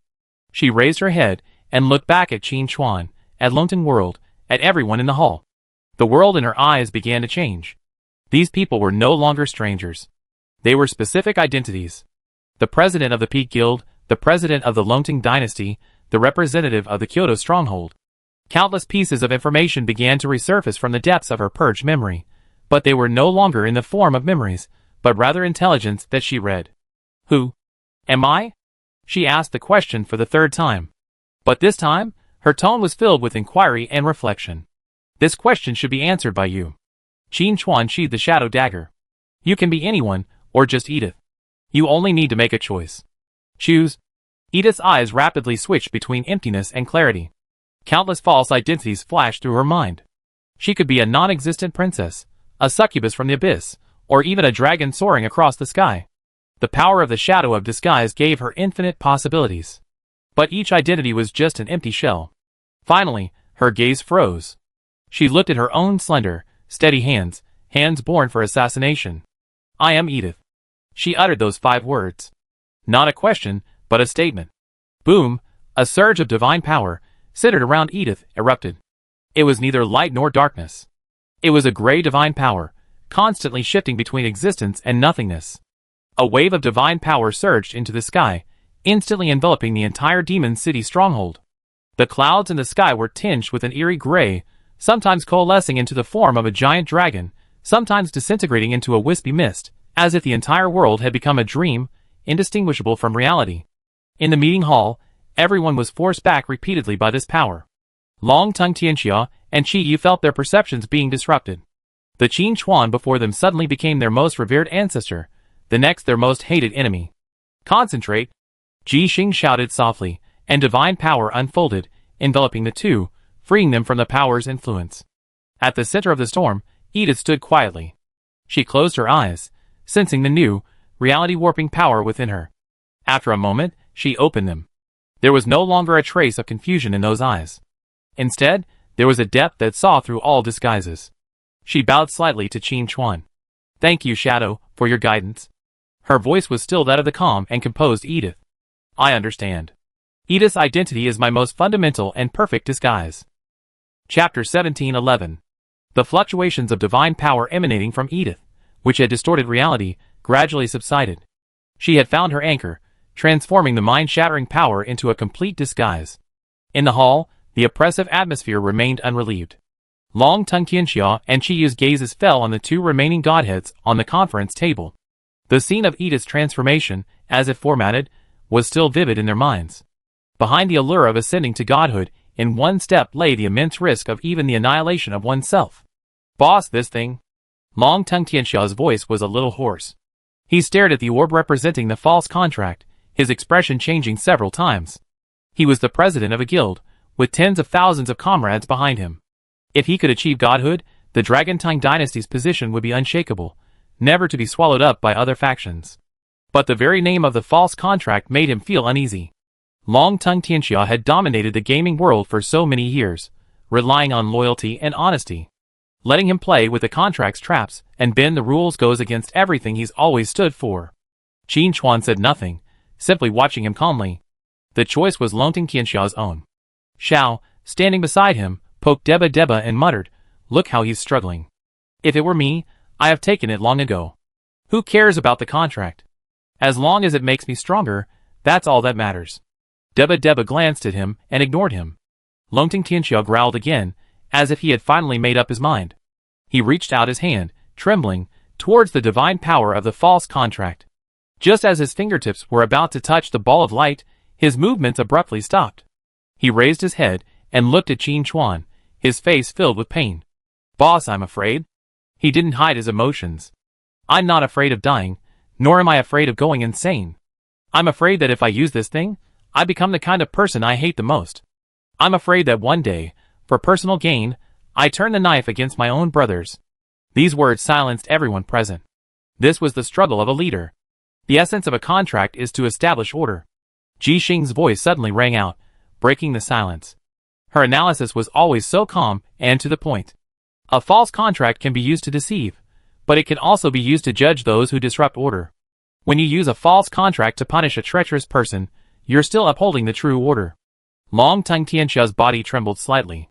Judging a cheater? He had never considered this angle.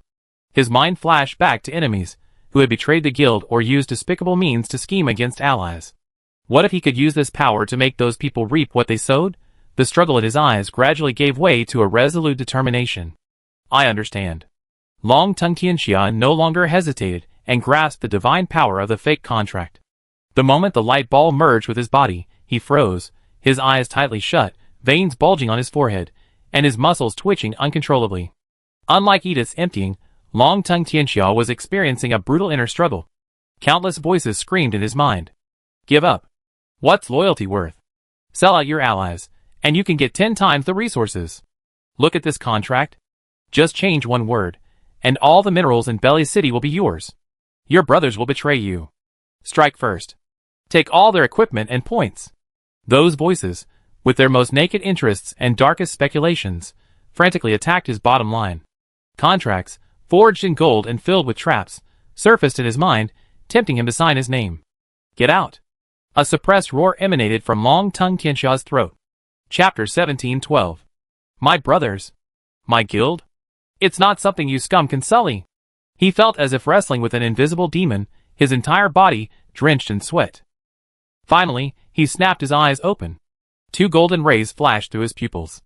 That light held no sacredness, only the coldness of someone who saw through the rules and toyed with the text.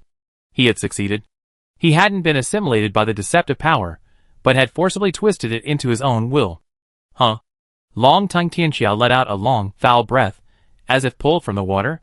He looked at his hands, feeling the newfound power within him, enough to influence the very rules of reality, and a complex smile crossed his face.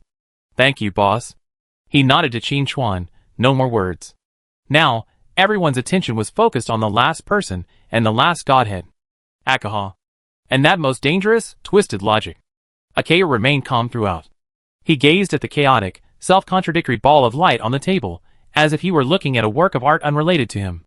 Qin Chuan looked at him. What's your choice? Edith and long-tongued Tianxia also looked over. They had already taken that step, and naturally hoped their allies would follow suit. Akea was silent for a moment. Then, he shook his head slightly at Qin Chuan. I can't accept this power. His answer surprised everyone. Long-tongued Tianxia's eyes widened. Akea, are you crazy? This is godhood. I'm not crazy. Akabane's tone was calm, even cool. Precisely because I'm clear-headed, I can't accept it. He looked at the divine power, his eyes devoid of greed, only vigilance. My path is to protect and stabilize. I need absolutely clear logic and unshakable order. This authority, however, is inherently chaotic and subversive. To control it, I must first distort myself. Perhaps I can succeed, but how can a god whose own logic is on the verge of chaos protect order for millions of people in Kyoto? I refuse. He stood and bowed deeply to Qin Chuan. Thank you, President, for your kindness. But this divine power conflicts with my path. I cannot accept it. The hall fell silent. Rejecting godhood. Faced with such overwhelming wealth, Akabane, using the calmest logic, chose to give up. This steadfastness earned him a higher regard from the other members of the Peak Guild. Qin Chuan looked at him with a hint of approval. Being able to see oneself clearly, knowing what to accept and what not to accept, is in itself a sign of strength. Qin Chuan looked at Dismartin. Although Akabane doesn't want it, I do know a suitable candidate. Dismartin pondered for a moment, a smile playing on his lips. I know who you're talking about. The conversation between Qin Chuan and Dismartin left the others confused. Xiao couldn't help but lean over and asked, Godfather, who is it? Is there anyone more stable than Akabane? In his opinion, Akabane's unyielding personality made him the perfect candidate to wield dangerous power. Qin Chuan didn't answer, but instead looked at Dismartin. Your chosen one, won't you go and see him off in person? That's exactly what I meant. Dismartin's avatar nodded, its figure becoming ethereal. Qin Chuan gave Ji Xing and the others instructions. You guys settle Long-Tongue and Edith. I'll be back soon. Before he finished his words, he, along with Dismartin's avatar, vanished from the meeting hall. The black rain pattered. In the alley, Bruno leaned against the damp wall, a long stub cigarette dangling from his lips, letting the cold rain soak his windbreaker. Ever since the Lady of Night Alessa descended upon Mordor, he had left the City of the Gods, using the pretext of establishing a branch of the Night's Watch. He had taken refuge in this second-tier city. Chapter 1713. Here, there was no soaring divine light, no suffocating pressure, only primal chaos, and no struggling to survive in the apocalypse. This made him feel at ease. As Dismartin's chosen one, he felt like an outlier among the flock. Alessa's pure darkness and protection instinctively repelled him. He feared that the aura of the Lord of Lies within him would taint the sanctity of that lady. So he chose to flee. Suddenly, Bruno's body tensed. Unprecedentedly, two people emerged from the rain at the alley entrance. One was shrouded in shadow, emanating an aura that made the entire world tremble. The other smiled broadly, standing in the rain without a single drop of water on his body, as if he himself were a false illusion. Qin Chuan. And then, there was Dismartin, the god of lies and deception. Bruno spat the soaked cigarette, but out of his mouth, and stood up straight. He knew he couldn't hide. I thought you couldn't find me, Bruno said, his voice tinged with self-mockery. My chosen one, the game of hide-and-seek is over. Dismartin's voice, with a unique rhythm, echoed through the narrow alley. The more you try to hide, the clearer your position becomes in my eyes. Qin Chuan said nothing, simply staring at him. That calm gaze was more oppressive than any judgment. Bruno felt like he was being seen through and through. What do you want from me? He asked bluntly. Akabane of Kyoto has rejected an opportunity to become a god, Qin Chuan said, his voice quiet, yet clear enough to drown out the sound of the rain. Bruno's pupils constricted. Reject godhood? Those 4 words surprised him even more than hearing Dismartin himself arrive. He's a clever man, Bruno commented. Anyone who could resist such temptation was either a fool or a formidably intelligent individual with a formidable will. Akabane was clearly the latter. So, this opportunity is yours. As Qin Chuan finished speaking, a chaotic ball of light, constantly contradicting and negating itself, appeared out of thin air between the 3 of them. It hovered in midair, emanating a force that caused the surrounding walls to begin to warp subtly, and the stagnant water on the ground to ripple in ways that defied the laws of physics. The neon lights at the end of the alley, affected by the ball of light, split into countless contradictory colors. Twisted logic. With just one glance, Bruno understood its essence. Chaos, subversion, contradiction. This was the purest, most dangerous power of deception. It shared the same aura as his own Lord God. Its power allows you to forcibly distort the perception and judgment of your enemies within a small area.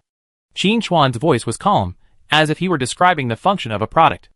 It allows him to treat his teammates as enemies and poison as an antidote. Dismartin added, "This is the most core and fascinating part of my priesthood. Harnessing it, you can see through all the lies of the world and weave a truth that even gods cannot discern. Of course, that assumes you don't go mad first." Bruno stared intently at the divine power.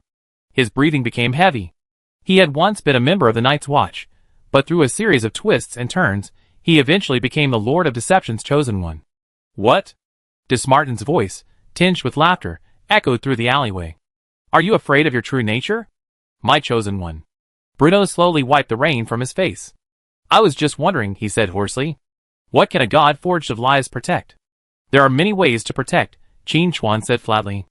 "Akabane chose order, and you can choose chaos. Using a larger light to cover all the smaller lies is itself a form of order. Power itself has no right or wrong. Existence is truth. The ultimate outcome is a personal choice." Bruno was silent for a moment, then suddenly laughed. "Shadow, I must admit you're right." He reached out, no longer hesitating, and grasped the godhead that twisted logic. There was no earth-shattering explosion of energy. The moment Bruno's hand touched the ball of light, the entire world, in his perception, shattered. The ground beneath his feet was no longer solid, transformed into a logical carpet of countless yes-s and no's. Qin Chuan and Dismartin before him disintegrated into countless contradictory possibilities. The raindrops no longer fell, but instead splashed upwards, downwards, left, right, in all directions.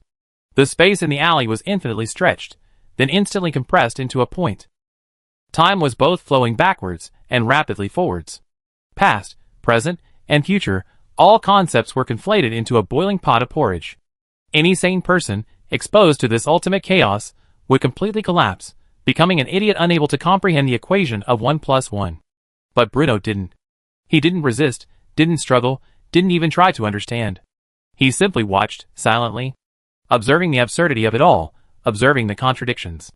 In that moment, his heart found perfect resonance. For he himself was a living logical paradox. A guardian, yet also a deceiver. Chaos is his destiny. In the alley, the distorted light and shadows, and the phenomena that defy common sense gradually subsided. Bruno slowly raised his head. His appearance remained unchanged, but his aura had undergone a drastic transformation. Like a bottomless pool, it calmly reflected the absurdity of the entire world. Chapter 1714. Bruno's world returned to calm. The alleyway remained the same, and the raindrops resumed their plummeting trajectory. Qin Chuan and Dismartin stood before him, seemingly untouched. But he knew that everything was different. He no longer needed to rely on logic to understand the world, for he himself had become the end of logic, a living paradox. "What can a god forged of lies protect?" Bruno whispered, his tone completely different. "No more confusion, no more struggle. I understand." He raised his head and looked at Qin Chuan. "Use a greater, unbreakable lie to protect a fragile truth. This is my way." Dismartin laughed, his laughter filled with genuine joy. "Congratulations, my chosen one. You found a more interesting answer than mine." Bruno ignored his nominal god, his gaze fixed on Qin Chuan. He bowed slightly to Qin Chuan. This gesture had nothing to do with faith, only recognition. Qin Chuan nodded, without further ado. "Let's go! Your allies are waiting for you." In a flash of light, the 3 of them vanished from the dark alleyway, leaving behind only the patter of black rain that seemed to never cease. In the Demon City stronghold, the Summit Guild's meeting hall. When Qin Chuan and Dismartin reappeared, Longting Tianxia had just recovered from the brutal inner struggle. He was drenched, breathing heavily, but his aura had completely changed. If Longting Tianxia was a blazing fire before, now he was an invisible web of contract. Anyone who approached him would instinctively feel bound by the rules. Elsewhere, Edith stood quietly in the shadows of a corner. Her presence had become so subtle that if one didn't deliberately try to perceive her, one might even miss the person standing there. She was like the shadow itself, the most inconspicuous yet most deadly part of the room. Akauyu. Longting Tianxia looked at Akahina, the only one who hadn't accepted the godhood, with a complicated expression. He wanted to persuade her, but he didn't know where to begin. Akaya simply shook his head calmly. This is your path, not mine. His refusal was crisp and decisive, without a trace of regret. Akabane has his own ideas, and we should trust his choices, Qin Chuan commented. He then looked at Longting Tianxia and Edith and asked, How do you feel? It's better than ever, Edith's voice echoed from the shadows, a strange quality in its voice. I can see many things I couldn't before. For example, he has at least 7 conflicting contracts. Her finger pointed at Longting Tianxia. Longting Tianxia's face darkened. He could feel the guild contracts, equipment binding contracts, and even some messy makeshift agreements within him, all exposed by the divine power of the false contracts. My power can reshape the rules, Longting Tianxia said in a deep voice. As long as it's within the framework of the contract, I am the one who makes the rules. His words carried the confidence of a newly ascended god, and the absolute control over his own power. Qin Chuan was very satisfied with the result. He didn't want 3 reckless men with only strength, but 3 intelligent individuals who could harness divine power to its full potential. Very good. Qin Chuan turned his gaze to Akabane. Although you have rejected godhood, I respect your choice. The void gods of Kyoto will remain there until a new god emerges. I am pleased that you have found your path. I look forward to the day when you officially become a god. Akabane stood straight and nodded solemnly. I will fulfill your mission. Qin Chuan's arrangement was the highest recognition of his choice. Chapter 1715. Then, Qin Chuan looked at Longting Tianxia and Edith. Longting, your false contract is for the entire guild alliance. I want you to use this power to unite all guilds willing to abide by order and establish an unbreakable alliance. Use the strictest of contracts to eliminate all betrayal and internal conflict.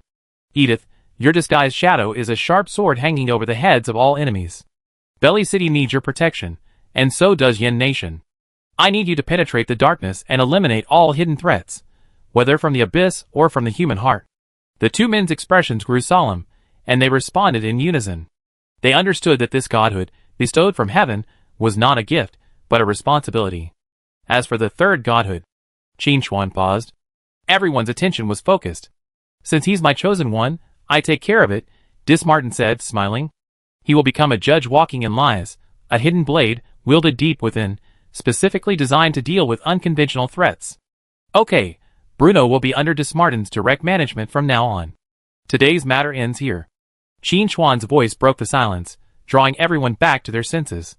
You 2, return to your respective bases as soon as possible, familiarize yourself with your powers, and consolidate your influence. His words were gentle, yet they carried an irrefutable weight. Becoming a god is only the beginning. From now on, countless eyes will be watching you, both from the abyss and from heaven. I don't want my newly supported ally to be sacrificed as a new god's sword. Longting Tianxia grinned, trying to put on a hearty smile, but his newfound power made his entire demeanor cold and calculating.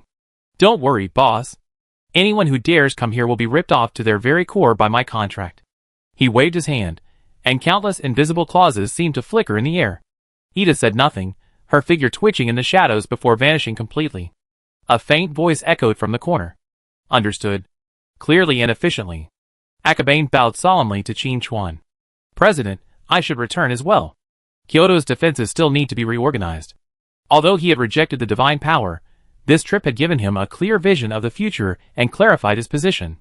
Protect Kyoto, in his own way, on his own path. Go ahead. Qin Chuan waved his hand. The 3 allies vanished one after another in the light of the teleportation array. With the departure of the 3, the tense atmosphere in the hall finally relaxed.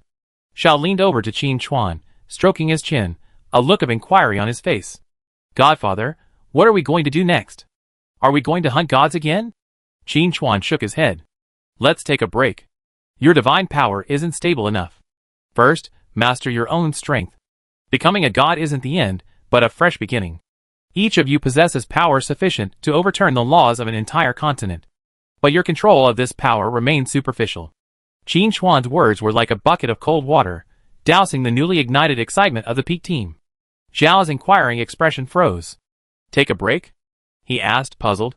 Godfather, shouldn't we strike while the iron is hot and eliminate those stray gods? We're strong and robust now. He stretched his body, his joints crackling with a crisp sound. The others remained silent, but their expressions betrayed similar confusion. They had just undergone a complete transformation, their confidence swollen to its peak. In their eyes, the current peak team was already a highly efficient god-harvesting machine. Strong men and strong horses? Qin Chuan's gaze slowly swept over everyone present. His voice was calm, without any sense of oppression, yet it made the hearts of the new gods present jump inexplicably. Chapter 17:16. You know nothing about power. This sentence instantly changed the atmosphere. Xiao, Qin Chuan called out his name first. Xiao subconsciously straightened. The core of your shadow effect is kinetic energy accumulation. By moving at high speed, you convert that speed into destructive power for your next attack. Theoretically, given enough runway and time, your destructive power has no limit. Qin Chuan's analysis accurately summarized Xiao's abilities. Xiao grinned and was about to agree. But you're just squandering this power in the crudest way possible. Qin Chuan changed the subject. Your accumulated kinetic energy is a chaotic mess. You can only unleash it all at once, causing the greatest possible destruction. If your target isn't a rock, but an equally skilled enemy, how do you hit him? If you need precise destruction, not mutual destruction, how do you control this power? You're just a bull that runs faster and hits harder. Zhao's smile faded. He tried to retort, but found himself speechless. Qin Chuan was telling the truth. His current attack method was indeed simply a blast of all his strength, without any skill involved. Jing. Qin Chuan turned his gaze to Zhao's sister. Jing's body trembled slightly. Mirror flowers and water moons, spatial displacement, creating illusions. When it comes to saving lives and confusing enemies, they are top-notch. But your illusions are just illusions. They have no mass, no energy, and not even independent deceptive power. Any experienced enemy can easily force you out with an indiscriminate area attack. Your mirror flower is but a mirage, dispelled by the wind. When your illusion can block a blow for you, or even strike the enemy, will you be considered truly accomplished? Jing's face paled. She pursed her lips tightly, and lowered her head. Then Qin Chuan looked at Jiaolingyu and Song Ling. Absolute stillness and final frost, marked for deletion, are a perfect combination. But you also seen how fragile your power becomes when stripped of your divinity. Qin Chuan looked at Jiaolingyu. Your absolute stillness is more like a switch, with only two options, on and off. Once activated, you must bear all the backlash from the target. The forceful stillness of your divinity nearly brought you to your knees. If the target were a higher god, you would be shattered by their laws the moment you activated it. A flicker of fear flashed in Jiaolingyu's eyes. When you can stop only the blood flow in an enemy's body, or only the impending energy from his weapon, rather than freezing his entire being, then you have truly reached the threshold. Then it was Song Ling. Your final thrust is an end, an erasure. It's the most efficient attack, yet also the most singular. Besides completely erasing the enemy from existence, what else can you do? Can you simply erase his armor? Can you simply end his spells? Your power is like an irreparable hammer, capable of shattering everything. But what the battlefield needs more often is a scalpel capable of delicate manipulation.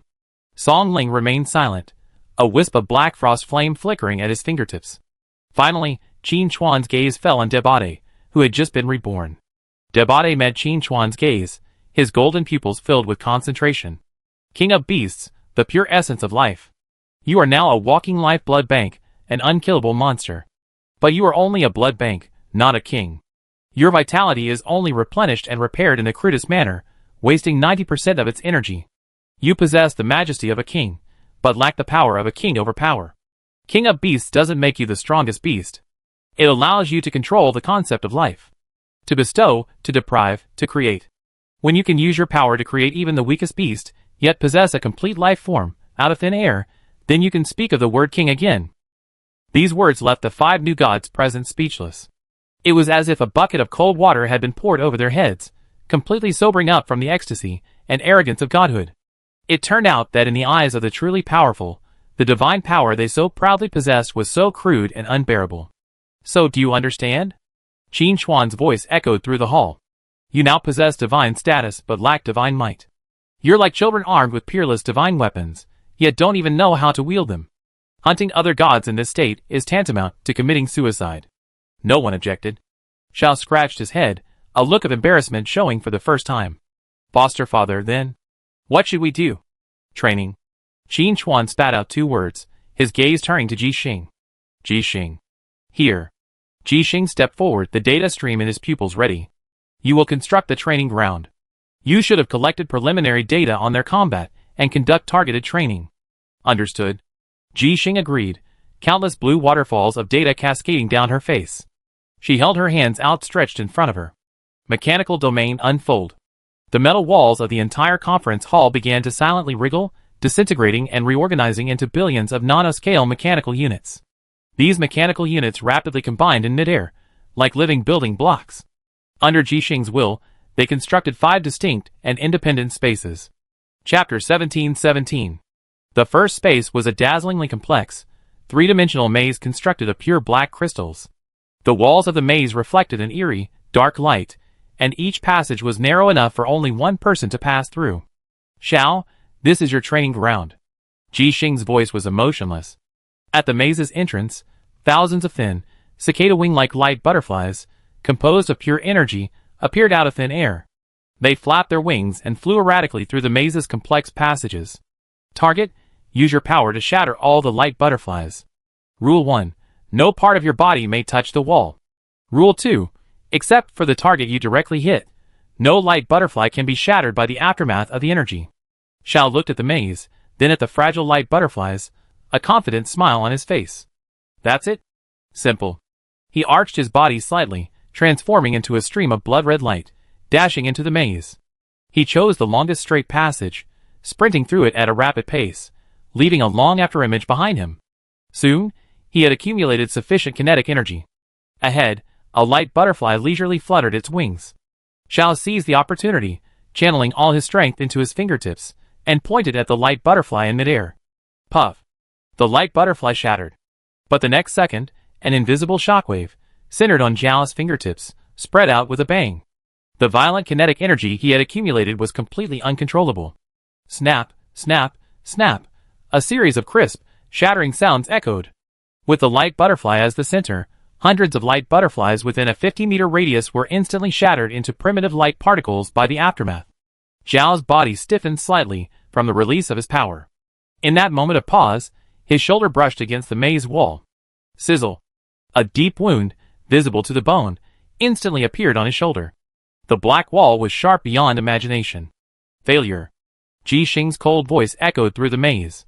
The maze's structure instantly reset, and all the shattered light butterflies regenerated, as if nothing had happened. Xiao's smile froze. He looked down at the slowly healing wound on his shoulder, then at the newly fluttering light butterflies, his expression darkening. The second space was an empty, pure white arena.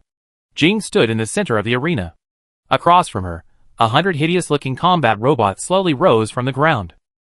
These robots' heads lacked visual sensors, only a constantly rotating, red-glowing energy core. Jing, your opponent, Ji Xing's voice rang out. They can't be deceived by vision, and will only attack targets with the strongest energy and life reflexes. Your mission is to have your illusion take one attack for your true self. Jing took a deep breath, her body swaying slightly. An illusion, identical to her, appeared 10 meters to her side. Almost the instant the illusion appeared, the energy cores in the heads of 100 combat robots simultaneously locked onto Jing's true form. Buzz! 100 scorching energy beams, interweaving into a web of death, shot towards Jing. Jing's face paled, and she immediately activated spatial displacement, switching places with her own illusion. The energy beams penetrated the spot where she had just stood, as well as the incorporeal, lifeless illusion, ultimately striking the distant wall. Deception ineffective. Locked onto the real target.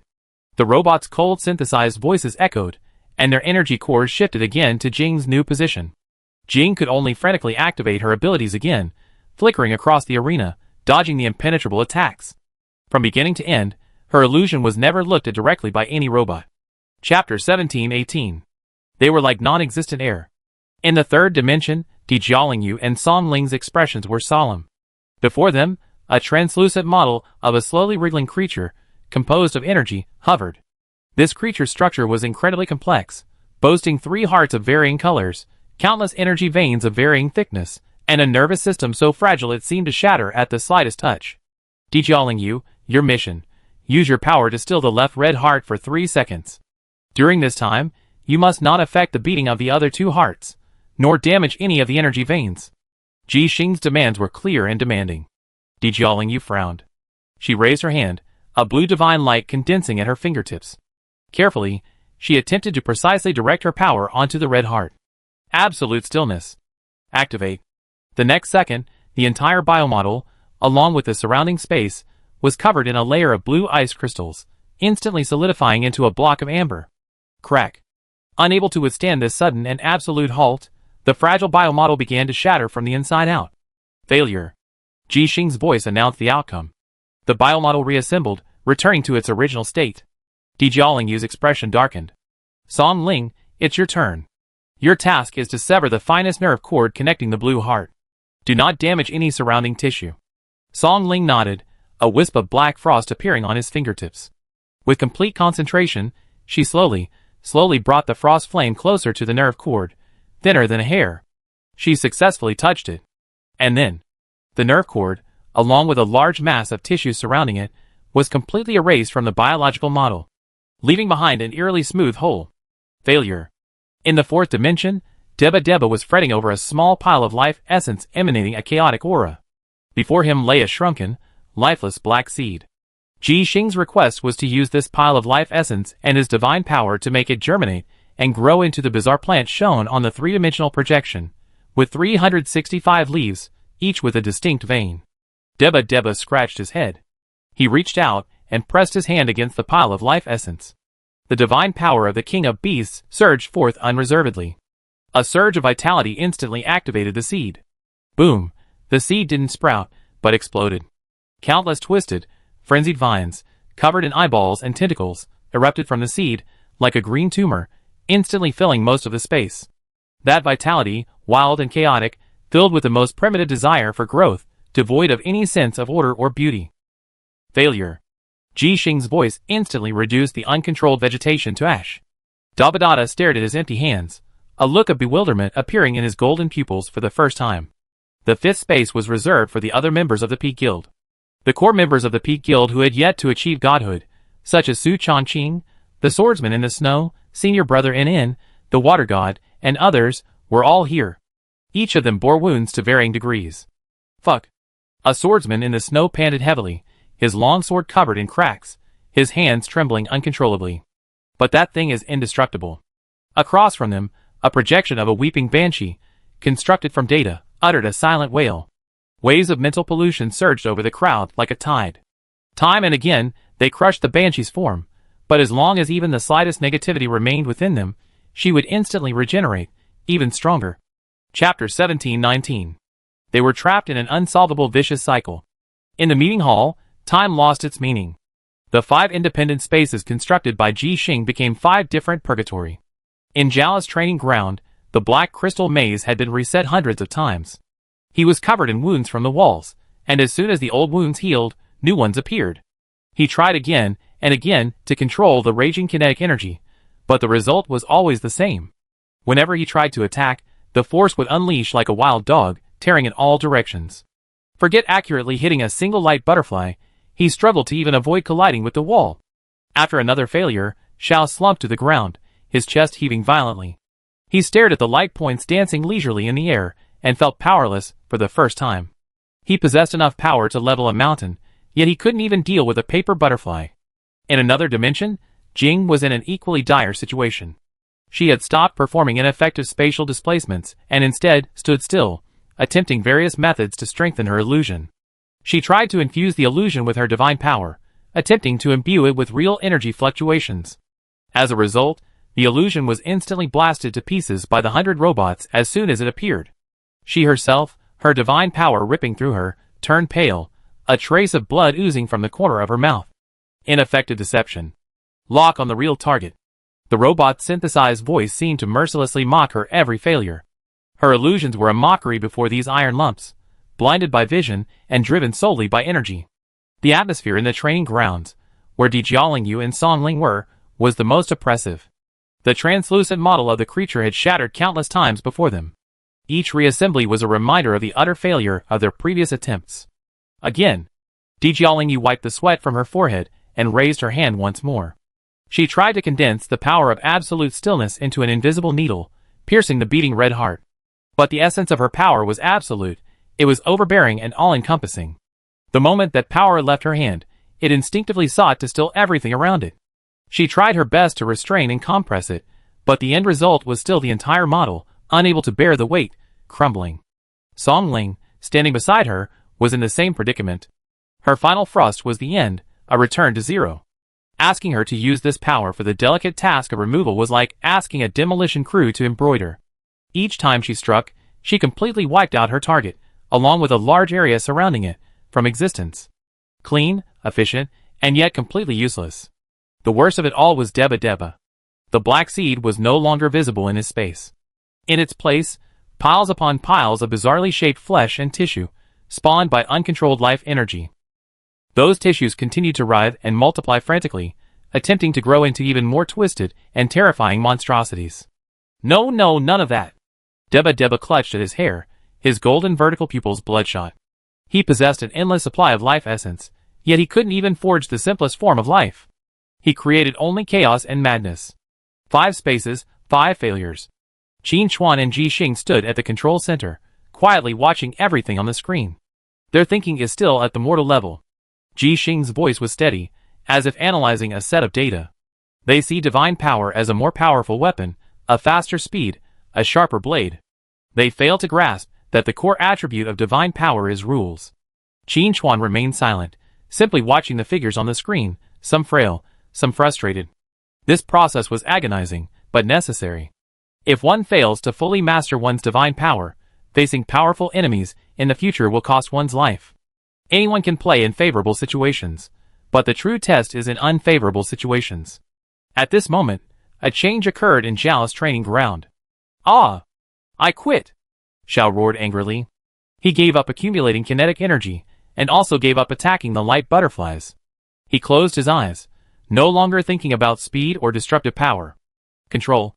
Precision. The 2 words Ji Xing had given echoed repeatedly in his mind. Control of what? Control of speed? No. Control of movement, and stillness themselves. His strength wasn't speed, but instantaneous shadows. The reverberation left behind by movement. So what if he didn't move? What if, at the moment of attack, he could transform his body from extreme movement to extreme stillness? Zhao's eyes suddenly opened. He didn't run a long distance, he simply stood still, his body sinking slightly. Then, he took a step forward. With that simple step, his figure vanished from its original position, instantly appearing before a light butterfly 3 meters away. His body, still thrust forward, remained frozen in midair. From extreme movement to absolute stillness, there was no buffer in between. He extended a finger and gently tapped the light butterfly's wing. There was no violent outburst of energy, no devastating shockwave. All the kinetic energy generated by his step was perfectly compressed, concentrated at his fingertips. Puff. The light butterfly, reduced to the purest point of light, silently dissipated. Around it, the hundreds of light butterflies so close didn't even flutter their wings. Success. A look of surprise crossed Zhao's face, then gave way to immense ecstasy. He understood. The core of his power lay not in his speed, but in his absolute control over both his states of motion and stillness. He could store the energy generated by any movement, then precisely unleash it in any desired form during his next attack. Dynamic as thunder, still as a mountain. This was instantaneous shadowing. Zhao's breakthrough seemed to trigger a chain reaction. In the pure white arena, Jing's eyes also changed. She had been striving in the wrong direction. She wanted to make the illusion more real, to deceive the machines. But the mirror is illusory, the flowers are false, and the water is even more empty. Its essence is illusion. If the illusion can't be made real, then why can't the real be made illusory? 100 combat robots once again locked onto Jing's body. The radiance of the energy core reached its peak. Just before the 100 energy beams were about to strike, Jing didn't dodge or shift. Her body merely swayed slightly. Her form became blurred, as if separated by a layer of frosted glass, losing its physical form. 100 energy beams passed through her body unimpeded, striking the distant wall. She suffered no harm. The moment the beams passed through her, she became solid again. Target lost. Rescanning. For the first time, the robot's synthesized voices took on a jarring, illogical stutter. A smile finally crept into Jing's lips. She didn't need to deceive. She simply needed to temporarily switch her existence to a virtual state the moment the attack reached her. If she didn't exist in this space, how could she be attacked? She was the flower in the mirror, the moon in the water. Observable, but untouchable. Chapter 1720. Xiao and Jing's breakthroughs did not affect the trials in the other 3 dimensions. The atmosphere in the training grounds where Jiaolingyu and Song Ling were standing had reached a freezing point. The translucent model of the creature reassembled and shattered before them, shattered and reassembled again, over and over again, as if silently mocking their incompetence. Come again! Jiaolingyu's voice was filled with a stubborn, unyielding spirit. She once again concentrated her divine power, attempting to shape it into an invisible probe to touch the designated red heart. The result was unsurprising. The overbearing force of absolute stillness once again lost control, dragging the entire model, along with the surrounding space, into a state of suspended time. Then, unable to withstand the drastic disparity between the internal and external rules, the model shattered once more. Jiaolingyu's forehead was covered with beads of sweat. Song Ling, standing beside her, faced a similarly grim situation. The strand of frost at her fingertips was denser and more dangerous than before. She had barely managed to compress this erasing force to the thickness of a hair. But when she used this thread to cut a targeted nerve cord, it still annihilated the surrounding tissue along with it. Her power was too clean. So clean that it left no room for error, distinguishing between target and foil. Once touched, it was reduced to nothingness. We were all wrong. Song Ling suddenly spoke, dispersing the black flames from her fingertips and looking at Jiaolingyu, who was also stuck beside her. Our power is not a tool. Jiaolingyu panted and looked at her, waiting for the next step. Your absolute stillness isn't a freezer for freezing.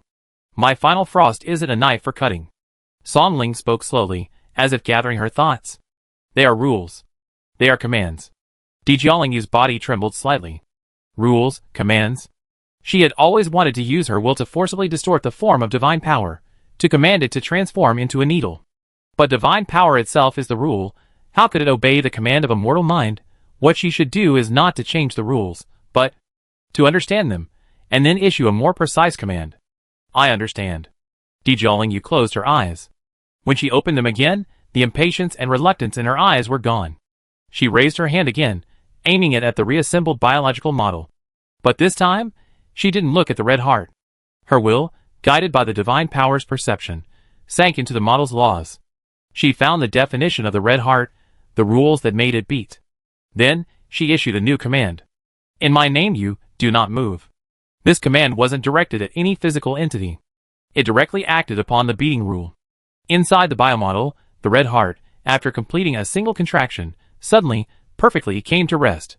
The other 2 hearts continued to beat vigorously. All the energy veins and nerve tissue were intact. No ice crystals, no energy fluctuations, not even a trace of any interference. The heart simply stopped, naturally. Success? Ji Xing's cold voice rang out. Jiaolingyu's face showed a tired, satisfied smile. She turned to look at Song Ling. Song Ling nodded, then returned his gaze to the biomodel. She raised her hand, the black frost of the end curling around her fingertips. Since it was an order, it required a clear target. Her will was no longer condensed into a single thread, but like an invisible net, enveloping the entire biological model. In her mind, she used her will to precisely outline the complete form of the target nerve cord. From the starting point to the end point, not a centimeter more, not a millimeter less. Chapter 1721. Then, she pronounced judgment. You disappear. The nerve cord locked by her will vanished into thin air. No hole was left. No surrounding cells were damaged. It was simply and completely erased from the very concept of existence.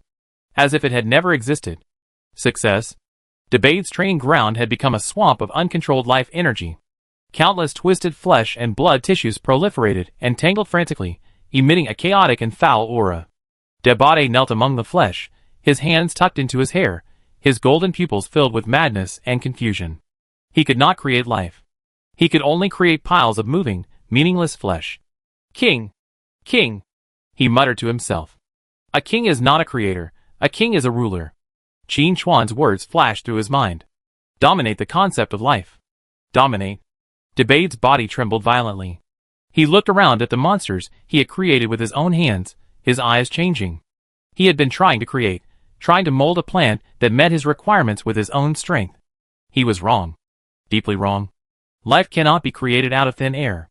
But life can be guided, controlled, and given form. He slowly stood up and spread his arms. Follow my command. His voice was soft, but it carried a majesty that came from the very source of life. Across the entire space, all the frantically wriggling flesh and blood suddenly stopped. They no longer proliferated in disorder, but like the most obedient soldiers, awaiting their king's inspection. Dababas will swept across this land composed of the purest life essence. He extended a finger, pointing to the shriveled black seed he had forgotten in a corner. Use you as the foundation. He then pointed at the flesh and blood tissue. Use this as flesh and blood. Follow your instincts, grow according to your blueprint. He did not inject a single ounce of his own divine power. He simply, as a king, issued orders and provided for his subjects. The static flesh and blood tissue instantly disintegrated, transforming into the purest life energy, flowing like streams towards the black seed. A gentle green light shone from the surface of the seed. A slender sprout broke through the soil. It began to grow at a visible speed, branching out and spreading leaves. Its growth process was harmonious and orderly, imbued with the unique rhythm and beauty of life. Soon, a unique plant with 365 leaves, each with a distinct vein, perfectly appeared before Deba Deba. It exuded a pure and powerful aura of life. Success. Ji Xing's voice brought the trial to a close. 5 separate spaces silently dissipated. Xiao Jing, Dijialing Yu, Song Ling, and Deba Deba reappeared in the meeting hall. The injuries and distress on their bodies had long since vanished, replaced by a reborn confidence and composure. As they gazed at each other, they could sense the distinct, perfectly controlled fluctuations of divine power within each other. Not bad. Qin Chuan nodded, observing the 5 transformed figures. Finally, we reached the threshold. Qin Chuan's gaze passed over the 5 newly transformed figures, and fell to the other side of the hall. There, the 5th trial space had not yet dissipated. Swordsman in the snow, Su Changqing, the water god, senior brother NN, and others were besieging the weeping banshee composed of data. Their attacks grew more ferocious with each blow, the flashes of swords, and the rush of elements nearly shattering the entire space. But the banshee's projection, after shattering time and time again, reassembled itself. With each reassembly, the spiritual pollution it emanated grew more intense. No, this will never end. Swordsman in the snow cleaved the banshee in two with a single strike, but the scattered streams of data quickly coalesced behind him. Chapter 1722. His breathing was already erratic, and the knuckles of his hand gripping the knife were cracked, blood gushing out. Its power stems from our negative emotions. Su Chongqing's expression sank. The more impatient and angry we are, the stronger it becomes. They were trapped in a deadlock that couldn't be broken by brute force. The 5 members of the peak team watched this scene with varying expressions. They seemed to see themselves just a few minutes ago, equally powerless, squandering their strength in the most primitive way. Godfather, this. Xiao looked at Qin Chuan, eager to try. Qin Chuan didn't respond, but calmly raised his chin towards the 5 of them. Go. Let them understand what it means to be a god. The 5 new gods instantly grasped Qin Chuan's meaning. This was their second test. Xiao was the first to vanish from the scene. He created no wind, leaving no afterimage, and suddenly appeared beside the swordsman in the snow. The swordsman was about to strike again, when he was startled by the figure that appeared out of nowhere. Xiao. You. Stop it. Xiao pressed his shoulder. You can keep hacking at it until dark, and it won't die. Then what do you say? The swordsman in the snow's tone was a little harsh, clearly exhausted by this invincible monster. The weeping banshee's projection had once again solidified, its silent wail piercing everyone's mind. Xiao ignored the banshee and looked the swordsman in the snow in the eyes. You're not going to hack it to death, you're going to starve it to death. Starve it to death? The swordsman in the snow was stunned. Its food is your anger, your resentment, your murderous intent. Zhao's finger tapped the swordsman in the snow's chest. You put the whole bowl of food before its mouth, of course, it's getting fatter and fatter. With that, Xiao released his hand. Facing the overwhelming mental shock, he entered a strange state. His body stood there, yet it felt empty. The weeping banshee's mental shock passed through him without causing a ripple. Put away your sword, and put away your emotions. Zhao's voice echoed directly into the swordsman in the snow's mind. Your will is your world. There is no place for it in your world. The swordsman in the snow was stunned. He looked at Zhao, then at the long sword in his hand, which hummed incessantly with its owner's emotions. Will is the world. At the same time, Jing's figure, swaying like a wave, appeared beside the water god. Your heart is in turmoil. Jing's voice was soft. The water god was straining the water, attempting to cleanse the spiritual pollution brought on by the banshee, but the effect was minimal. This thing is too polluting. My purifying power cannot eradicate it. The water god gritted his teeth. Why eradicate it? Jing asked. Water reflects everything and embraces everything. It's your heart that's been polluted, not your water. Jing extended her hand, and a mirror, as smooth as new, appeared in her palm. The shadow of the weeping banshee was clearly reflected on the mirror. Look, it's in the mirror, but it can't harm it at all. Let your heart become a mirror. When it comes, you reflect it. When it leaves, you forget it. Without leaving a trace, how can it contaminate you?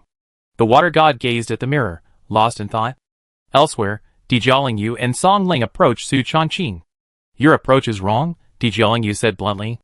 Su Chongqing cast one holy light array after another, trying to isolate the banshee's power, but an invisible spiritual force was able to penetrate all his defenses. Please advise, Su Chongqing said sternly. Song Ling pointed at the constantly regenerating banshee. It can regenerate because Sister Ji gave it a rule. As long as it detects negative emotions, it can regenerate. You have been attacking its form, but not its rules. Dijiaolingyu took over. So, don't fight its form, and don't defend against its attacks. What you need to do is enact a new, higher priority rule. A blue light flashed from Dijiaolingyu's fingertips. For example, here, my emotions are not considered negative. Su Chongqing's body trembled violently. He suddenly understood. Finally, it was Debade. He walked up to senior brother Inan. This man, known for his defense and resilience, now looked frustrated. Debade walked around him, and scratched his head. Senior brother, what do you think it is? An enemy! Senior brother Inan answered matter-of-factly. No. Debade shook his head, a strange light flickering in his golden pupils. It's not an enemy, it's a cancer growing within you. The more you forcefully try to cut it off, the more nutrients it draws from you, and the faster it grows. You don't need to fight it. Deba reached out and placed a hand on senior brother Inan's shoulder, slowly infusing him with pure life force. You need to tell it, this land is mine, and you can't grow here. Take your life force from it. Without its nourishment, it will wither. These words awakened everyone. The swordsman in the snow slowly closed his eyes, and lowered his blade. He no longer suppressed his emotions, but instead concentrated his will into an invisible barrier, completely isolating himself from the outside world. The water god's heart became clear and unruffled. Su Chongqing's fingertips began to trace new runes, pointing directly to the rules themselves. Senior brother him seized his futile defenses, and began to sever his connection with the banshee from its very source. Almost instantly, the once arrogant weeping banshee began to flicker, and become unstable. It had lost its source of food, its rules overridden by higher-order commands. Finally, with a silent, unwilling roar, the banshee's projection completely transformed into a stream of primitive data, dissipating into the air. The trial was passed. A mysterious aura simultaneously rose from Snow's swordsman and the others. It was the radiance of the divine, a sign that their respective paths were about to coalesce into form. Chapter 1723. The fifth trial space completely disintegrated with the dissipation of the weeping banshee. Snow's swordsman, Su Chongqing, the water god, and the others returned to the meeting hall. Each of them lingered with a faint, mystical aura, the embryonic form of their own unique Tao, rapidly merging with their very being. I feel it. Snow's swordsman clenched his fist. The long sword in his hand had returned to its original state, but the blade seemed to have acquired an invisible edge. That membrane is about to break. What he was referring to was a bottleneck that everyone present felt. The bottleneck of godhood. If they could pierce this barrier, they would be reborn like Xiao, Jing, and the other five, entering a whole new realm of life. Holy light gently flowed from Su Chongqing's body, no longer simply healing energy, but carrying a conceptual attribute. Around the water god, the water element in the air danced joyfully, as if it had a life of its own. They had found the key, now, they just had to find the keyhole and push open the door. Now! The swordsman in the snow was the first to act. He closed his eyes, sinking his entire mind into his body, attempting to condense the nascent sword Dao will into a true godhead core. The energy within him, guided by his will, began to converge and compress frantically towards a single point. However, just before the energy was about to coalesce, it trembled violently, then dissipated with a bang, dispersing throughout his limbs and bones. Puff! The swordsman in the snow groaned, his face paling instantly, and a trickle of blood flowed from the corner of his mouth. The condensation failed, and the backlash of energy left him with severe internal injuries. What happened? He opened his eyes, bewildered. Not only him, but Su Chongqing, the water god, senior brother Hum, and others also tried, but the results were identical. They possessed immense energy, and had grasped the core of their own paths, but these forces were like loose sand, unable to coalesce into that crucial point. It was as if some crucial glue was missing. Because your path is incomplete. Qin Chuan's voice sounded calmly. He walked up to them, his gaze sweeping over the restless energy within them. Xiao and the other 5 received ready-made godhood. It's like inheriting a complete family fortune. All they need to do is learn how to manage it. You, however, chose a different path. Starting from scratch, building from scratch. Qin Chuan looked at the swordsman in the snow. You have comprehended the will of the sword, but for whom do you wield it? What is its purpose? You have only found the technique, but not the name that bears it. The swordsman in the snow was stunned. For whom? He instinctively wanted to answer, for the guild, for my companions, but the words faltered as they reached his lips. For he knew deep down that this was merely a reason, a goal, not the essence of his path. Godhood is not merely the concentration of power, it is the birth of a concept. This concept is the definition of your own power, the unique divine name you will proclaim to the world. Qin Chuan's voice, like a key, unlocked the last shackles in everyone's minds. You need to complete the final, most crucial piece of the puzzle for your path. Its name. Everyone fell into deep thought. Give your path a name. It sounded simple, but it spoke directly to the heart, leaving no room for falsehood. My light is to protect my companions. Su Chongqing muttered to himself, the holy light radiating from him flickering with his thoughts. He recalled his journey from an ordinary student to the chief paladin of a pinnacle guild. In every battle, he stood at the rear of the team, using his light to heal the wounded, dispel the darkness, and provide unwavering support to his charging teammates. Chapter 1724. Protect. Help. Benefit. These words flashed through his mind, yet he rejected them all. These were actions, processes, not the essence of his power. My light isn't simply healing. When I bestow the holy light upon my teammates, I hope for more than just the healing of their wounds. I hope they become stronger, more courageous, and more hopeful.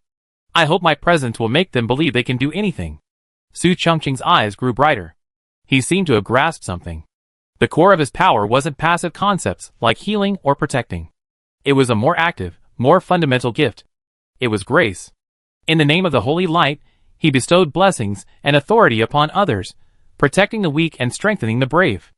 I understand. Su Chongqing raised his head, a divine glow radiating upon his rugged face. My path is called the grace of holy light. The moment the words fell, the previously scattered holy light energy within him seemed to have found its master. They converged frantically, yet with remarkable order, toward Su Chongqing's chest. A diamond-shaped, almost tangible crystal of light, emitting pure white light, began to slowly condense. That was not a godhood bestowed by others. It was the prototype of a godhood that he, Su Chongqing, had forged from nothing, with his own will and path. A divine power, distinct from that of Dijiaolingyu and the others, emanated from Su Chongqing. This divine might lack Zhao's swiftness, Jing's illusion, or Songling's finality. It was gentle and inclusive, yet carried an unquestionable majesty. It seemed to announce to the entire world that a new god was about to be born. The sacred yet gentle pressure emanating from Su Chongqing was like a stone dropped into a calm lake, rippling through the meeting hall. The swordsman in the snow and the others, feeling this divine might forged by their companions, their expressions shifted from initial shock to a complex mixture of envy and anxiety. They were only one step away from the door. But this kick was inexorable. My sword. The swordsman in the snow closed his eyes, trying once again to gather the strength within him.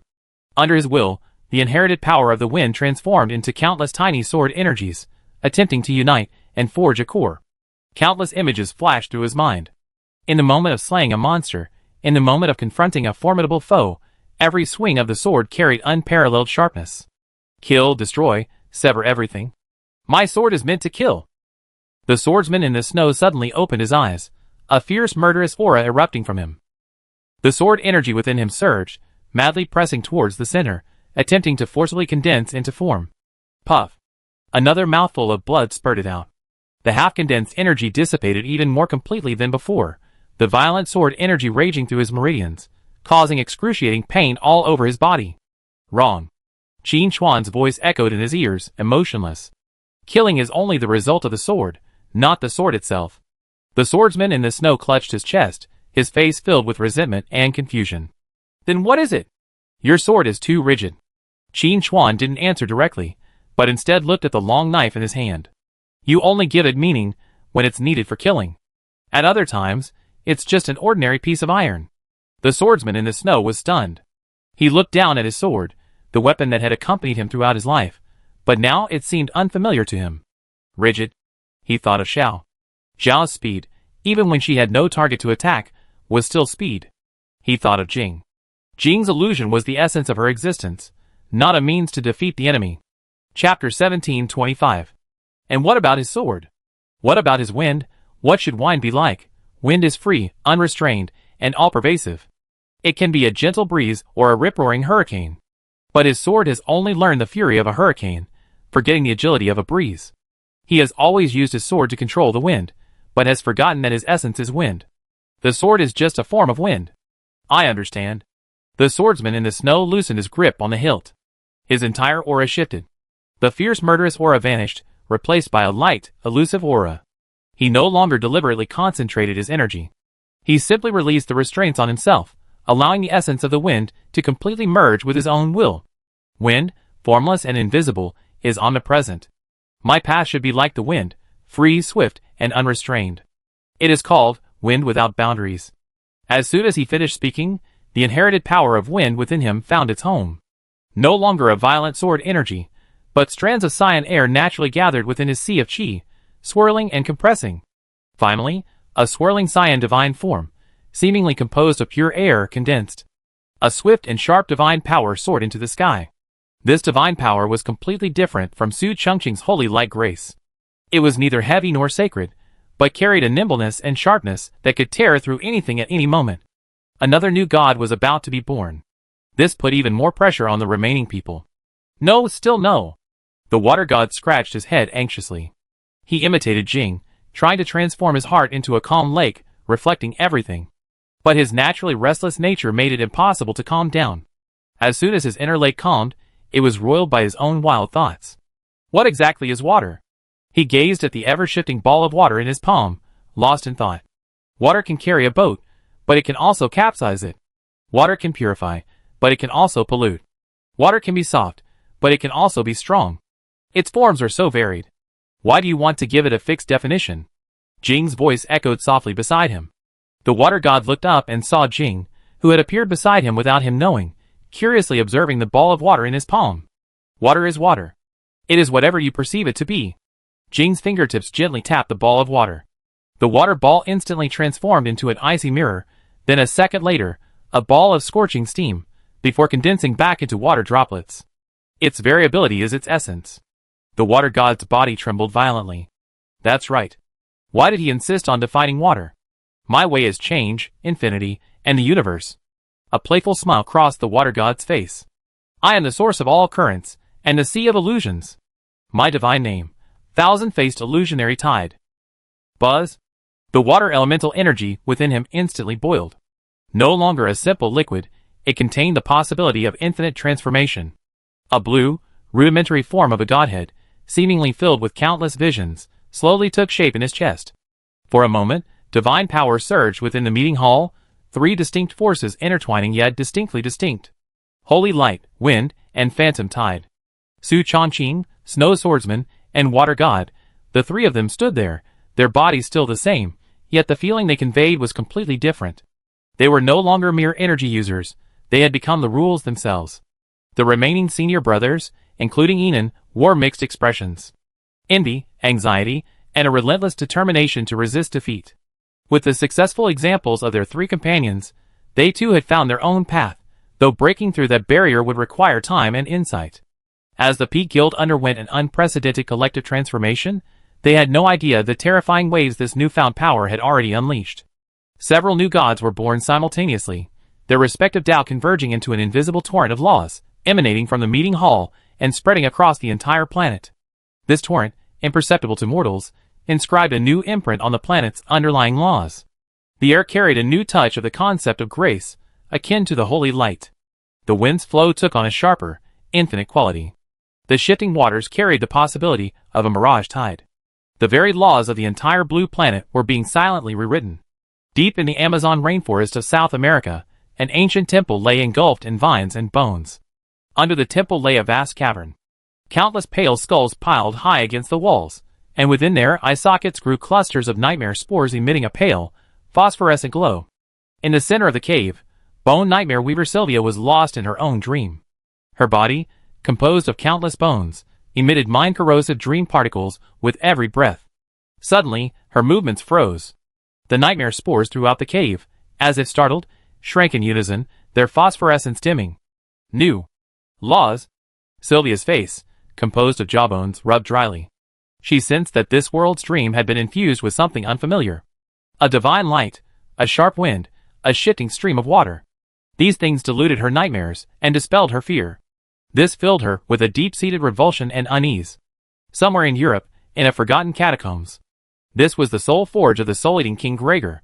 Scarlet chains coiled around the furnace, like venomous snakes, bound at their ends by translucent, wailing souls. Gregor was enjoying his delicacy, dropping a freshly captured soul into the blazing soulfire furnace. At that moment, he jerked his head up. He felt it. Several new, vibrant, and powerful soul waves surged through the air. These souls, like blazing torches in the darkness, held a fatal attraction for him. But at the same time, he sensed within these soul waves something both extremely familiar and deeply resented. Divinity. Were the natives of this planet mass-producing gods? Chapter 1726. In the meeting hall, 3 distinct divine powers shone brightly, yet remained independent of each other. Holy light, wind, and phantom tide. Su Chongqing, the swordsman in the snow, and the water god, they became the most dazzling presences in this space. The remaining senior brother, An, and the others, their faces filled with anxiety. They too had found their own paths, but were always blocked by an invisible membrane that they could not pierce. My sword. My power of flight. Senior brother N's forehead veins bulged as he gripped the long sword tightly, attempting to combine his 2 most powerful powers. He imagined himself transforming into a stream of light, man and sword united as one, piercing the heavens. But the energy within him was like 2 stubborn bulls, neither willing to yield. The sword energy remained sword energy, sharp and heavy. The power of flight remained the same, light and elusive. The 2 collided through his meridians, stirring his blood and chi, causing him to feel extremely uncomfortable. No, it's still not right. He stabbed his sword into the ground, letting out a low growl of resignation. He wanted to be a sword immortal. Fly with his sword, taking heads from 1,000 miles away. But now, even getting his sword to fly felt incredibly sluggish. Qin Chuan looked at him and shook his head. Your sword is too heavy. Senior brother him suddenly looked up at Qin Chuan, his eyes filled with confusion. Your heart is too heavy too. Qin Chuan's gaze fell on his long sword, deeply embedded in the ground. You treat it like a weapon, a killing tool. You imbued it with weight and murderous aura, and naturally, it can't fly. Look at him again. Qin Chuan gestured for him to look at the swordsman in the snow. The swordsman in the snow had his eyes closed, quietly sensing the changes within him. He was like a wisp of wind that could dissipate at any moment, without a fixed form or weight. Senior brother Hum's gaze shifted between the swordsman in the snow and his own sword. The wind. The wind is weightless. The wind is also free. But he had shackled himself layer upon layer. The title Sword Immortal was a shackle. The goal of killing the enemy was a shackle. He had always believed that flight was a means to an end, and the sword was the goal. He was wrong. Freedom was the goal. Both flight and the sword were merely tools to achieve freedom. Senior brother Hum's eyes gradually changed. The anxiety and stubbornness on his face slowly faded, replaced by a sudden, clear, and enlightened look. He loosened his grip on the hilt. He no longer contemplated the idea of merging man and sword, nor did he force the fusion of the 2 powers. He simply issued a simple command to himself in his heart. I will break free. Buzz. There was no violent energy surge, no dazzling light effect. Senior brother Innan's body, naturally and slowly, floated upwards. Not lifted by air currents, nor by the recoil of a burst of energy. He was like a speck of dust freed from gravity, lightly freeing himself from the ground. The long sword, rooted in the ground, let out a clear, resonant cry, soared upwards on its own, hovering quietly beside him. At this moment, the sword was no longer heavy iron. It had become a feather capable of carrying him through the skies, severing all restraints. I understand. A brilliant smile crossed Senior Brother Innan's face. My path is not about killing, nor is it about protection. It's about absolute freedom, free from all. The sword becomes wings, my body becomes the sky. My divine name is Sky-Splitting Feather. The moment the words fell, the ethereal power of flight within him, and the sharp sword intent no longer separated. They blended perfectly, transforming into a new, agile yet deadly force. A crystal clear, feather-like embryo of a unique divine nature coalesced in his chest. A fourth divine power soared into the sky. This power, imbued with the free will to break free from all shackles, seemed to declare to the entire world that nothing could stop it. Chapter 1727. South America, deep in the Amazon rainforest. Bone nightmare weaver Sylvia suddenly awoke from her dream. All the nightmare spores within the cave trembled violently, their pale phosphorescence flickering, as if enduring immense pain. Another one born. Sylvia's skeletal body creaked under the weight of the heavy burden. The birth of free will had a profound impact on her dream realm of fear. The greatest fear of all was fearless freedom. This power was her natural enemy. Europe, underground soul furnace. Soul-devouring King Gregor paused his action of feeding souls into the furnace. In his crimson eyes, soul fire pulsed violently. For new gods born in such a short time. Gregor sensed an unprecedented threat. These newly born gods, like the world's immune system evolving on its own, are precisely targeting these foreign germs, producing antibodies that suppress them. We can't wait any longer. We must find them, forge their souls into my chains before they fully grow. Another unknown dark dimension, the Whispering Abyss. Here, there is no matter, no light, only endless distorted knowledge and insane whispers. In the center of the abyss, an eyeball of indescribable size slowly rotates. Valak, the soul gazer. It feels neither anger nor fear. As the named one of the abyss, its emotions have long since merged with this very space, leaving only the purest thirst for knowledge and curiosity. On Blue Star, several new, distinct laws emerged almost simultaneously. Blessings of holy light. Unending wind. Thousand-faced illusionary tides. Sky-piercing feathers. The emergence of these new laws was like a few drops of ink of varying colors dripping onto a perfectly white sheet of paper. This piqued Valak's interest. Interesting, variables.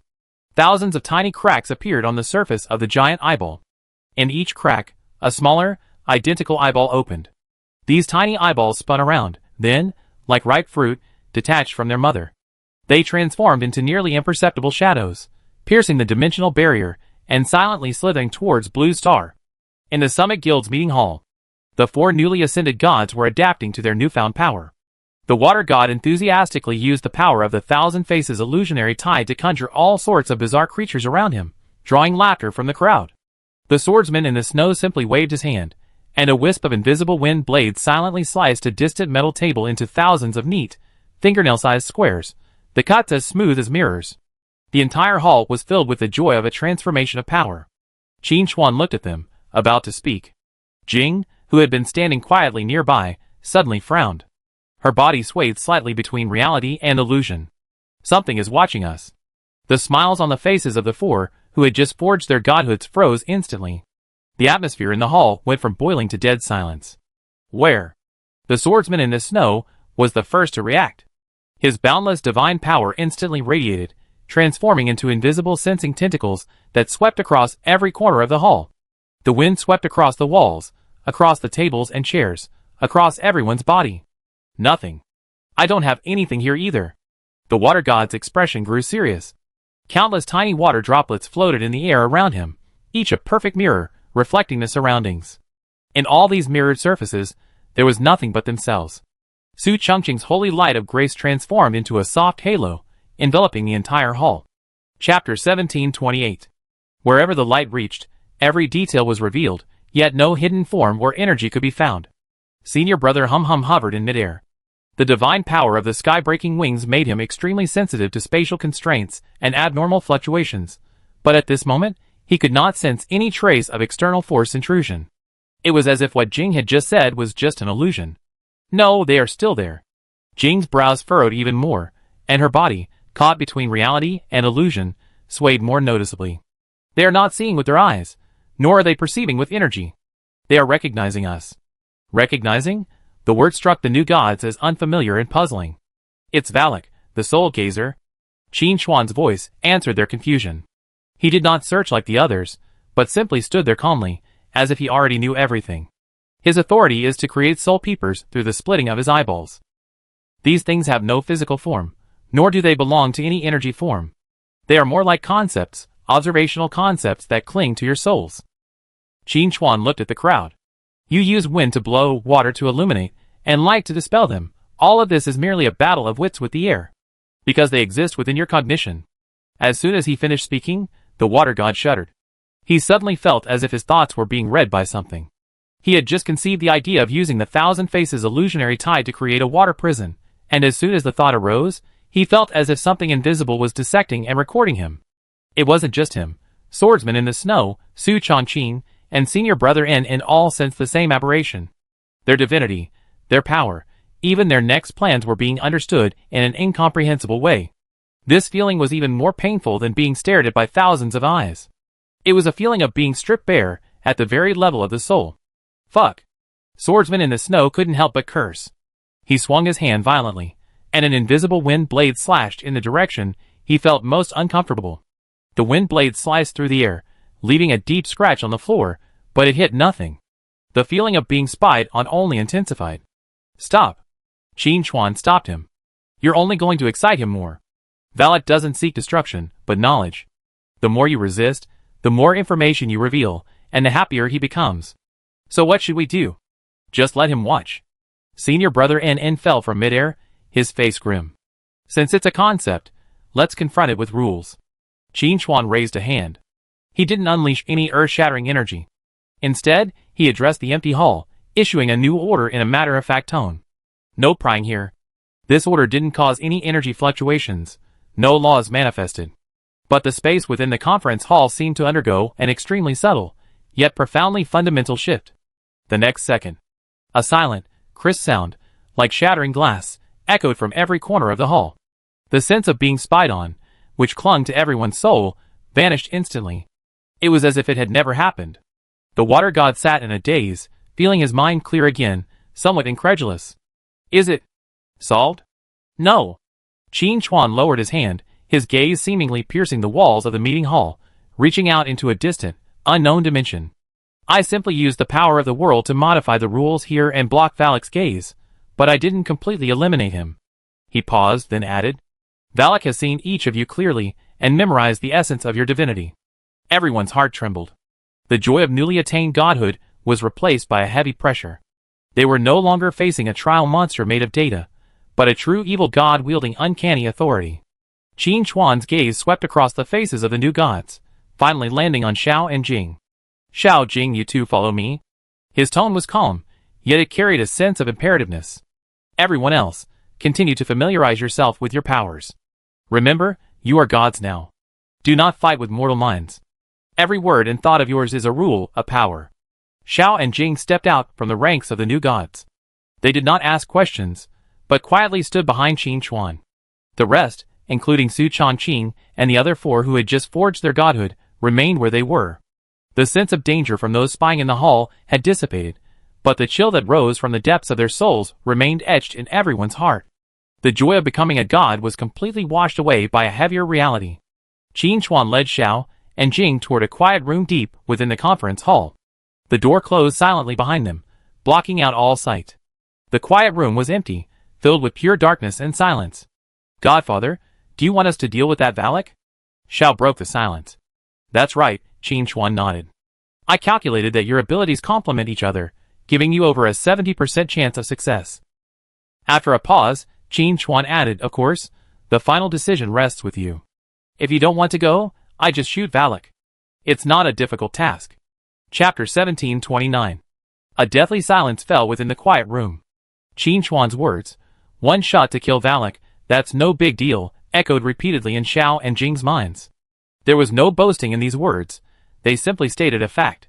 The slight tension that had just risen between the siblings was instantly replaced by a more complex emotion. In the eyes of the guild leader, the evil god who had made them feel like a formidable enemy, who could even silently peer into the souls of gods, was nothing more than a nuisance that could be solved with a single shot. Godfather, I go. Xiao was the first to break the silence, his response without hesitation. This wasn't a show of strength, nor was it to prove himself. As a god under Qin Chuan's command, it was his duty to share his burdens and handle this trouble. Jing didn't immediately express her opinion. She had more to consider than her brother. President, where is Valak's true form? A dimension called the Whispering Abyss, Qin Chuan answered. A space composed purely of distorted knowledge and insane concepts, devoid of physical matter. Even if you went there, you wouldn't find a target to attack. Qin Chuan looked at Xiao. No matter how fast you are, you can't outrun a thought. No matter how sharp your knife is, it can't cut through a piece of information. He looked at Jing again. No matter how real your illusions are, they can't fool a being that is itself a collection of cognition. Xiao and Jing didn't object. They knew Qin Chuan was telling the truth. Using conventional combat methods to deal with Valak is like hitting a shadow with a fist. So, your goal isn't to trouble it in the abyss. Qin Chuan's tone was calm. Instead, we need to chop off the tentacles that extend into our world. Valak's soul peeper didn't appear out of thin air. It requires an anchor point, a coordinate connecting the abyss and the real world. It's like a signal tower, responsible for receiving and transmitting information. What I want you to do is find this tower, and then destroy it. Xiao leaned forward slightly, already in combat readiness. Where is the anchor point? Europe, Vatican City, beneath St. Peter's Basilica. Qin Chuan revealed a location that surprised both of them. In the deepest part of that church, a massive petrified eyeball lies suppressed. It is the remains of a fallen evil god from the previous era. Valak has taken over it, transforming it into his own base station. A wisp of ethereal light flickered from Jing's fingertips. Since it's a base station, it must have defenses. Indeed. Qin Chuan nodded. That anchor point is encased in countless stolen memory clusters by Valak. Once an outside force approaches, these memory clusters will activate. They will read your thoughts, find your deepest memories, and then materialize them, transforming them into enemies to attack you. Your most trusted comrade might stab you in the back.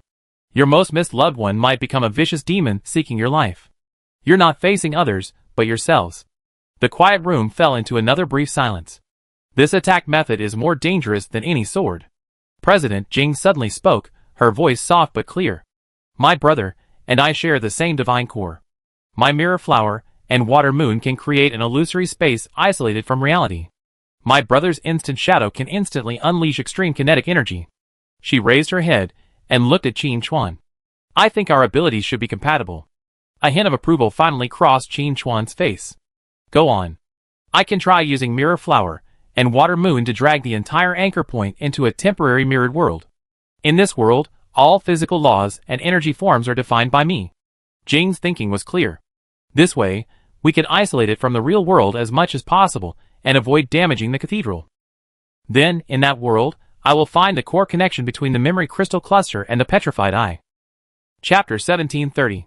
Leave the rest to my brother. Xiao took over, clenching his fist, his knuckles crackling softly. My instant shadow can concentrate power into a single point. No matter what concept or memory it is, as long as it has a core, I can shatter it. One is responsible for creating a battlefield and isolating the enemy. The other is responsible for precise strikes, delivering a fatal blow. The brother and sister's resonant bloodline and shared divine nature allowed them to instantly find the most suitable tactics for each other. Excellent. Qin Chuan expressed his approval of the plan. This plan is feasible.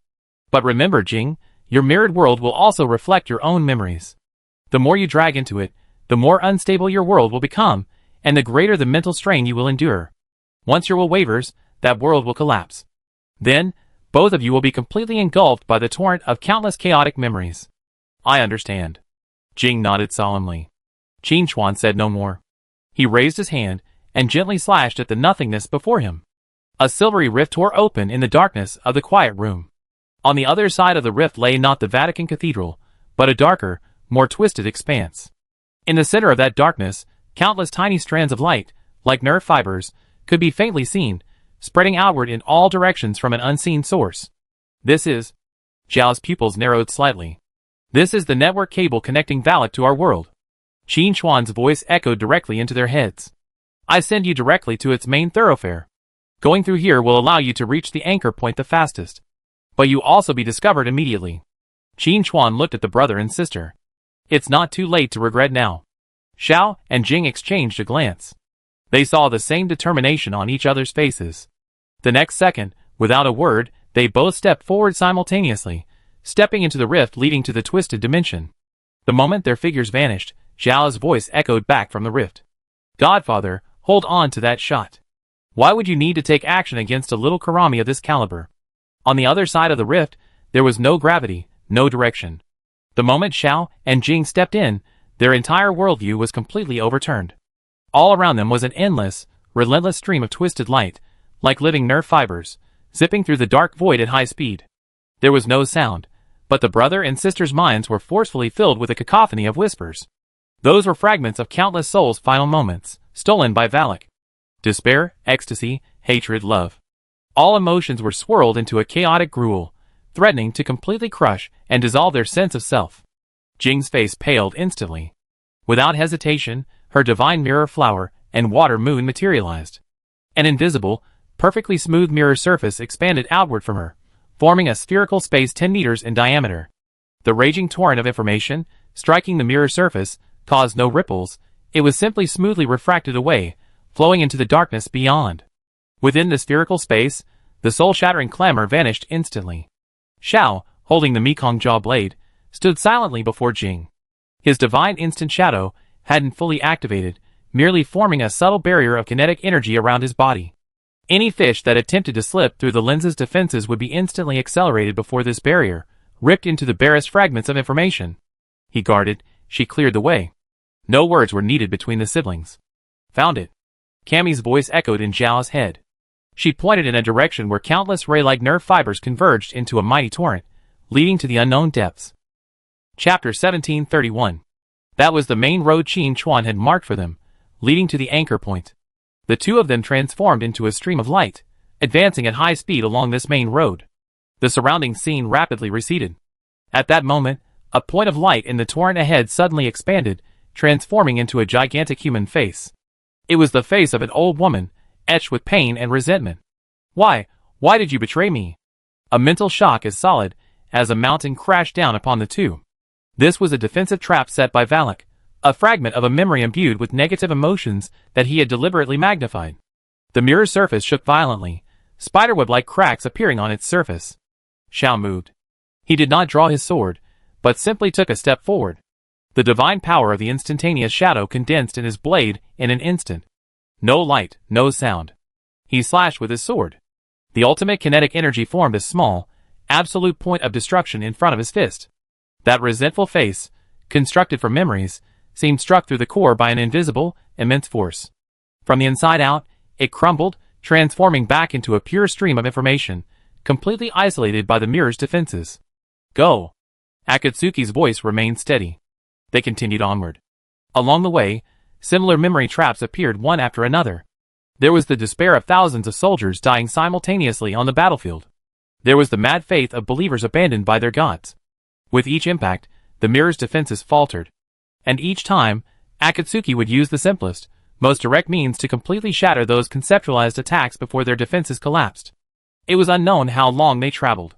At the end of the main road, they finally saw their target. It was a petrified eyeball, indescribably massive. It hovered quietly in the center of the void, its surface densely studded with countless crystal clusters gleaming with a myriad of colors. Each crystal cluster represented a stolen, complete memory. Billions of memory crystals converged, forming an immense mental pressure that threatened to collapse this entire dimension. This was Valak's base station, his fangs extended toward the blue star. Prepare. Jing's thought transmitted to Xiao. She took a deep breath, mobilizing all her divine power. The mirrored space that protected them began to change. It no longer refracted outward, but instead contracted inward, becoming thicker and more real. Then, this small mirrored world began to expand frantically. Its goal was to drag the enormous petrified eyeball, along with all its memory crystals, into the mirrored world created by Jing, a world independent of reality. The petrified eyeball seemed to sense a threat. All the memory crystals simultaneously erupted with blinding light. The memories of billions of souls transformed into an irresistible torrent, launching a fierce counterattack against Jing's will.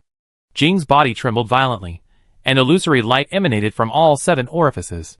Her will was in conflict with the combined power of billions of souls. "Brother." She uttered a pained cry. Zhao's figure vanished the moment she called out. The next second, he appeared directly in front of the petrified eyeball. The Mekong jaw blade was unsheathed. The divine power of the instant shadow poured unreservedly into the blade. He did not attack the eyeball, which could not be physically harmed. He slashed at the invisible connection between the eyeball and this dimension. Sever it. With one slash, the entire dimension seemed to have been silenced. The torrent of counterattacks from billions of memories came to an abrupt halt.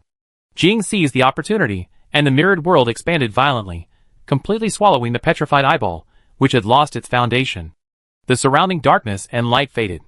In its place, a gray, boundless plain and a silver, cold sky appeared.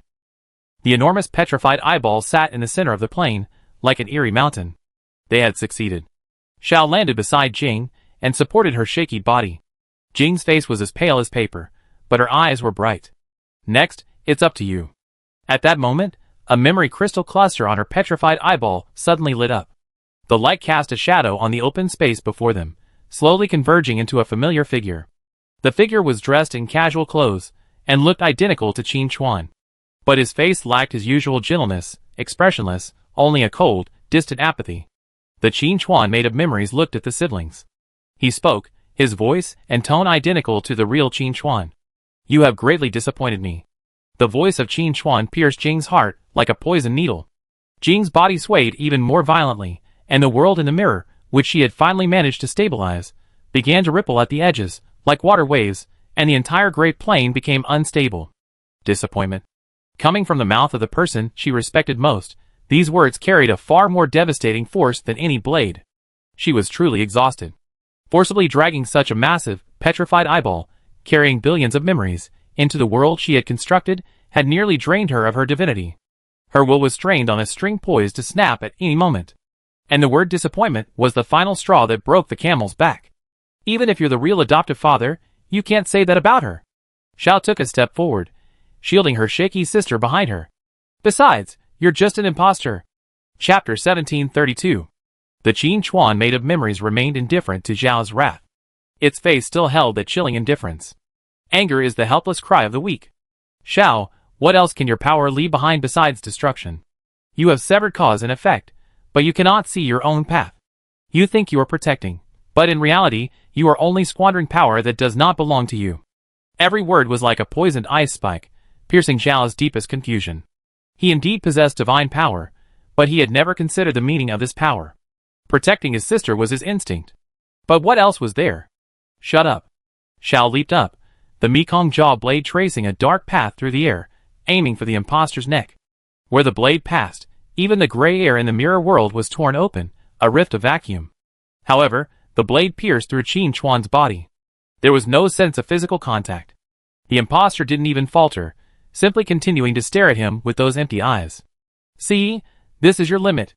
You can only vent your incompetence against an illusion." Zhao's attack missed, and his rage intensified. He could sense his sister's presence growing weaker behind him.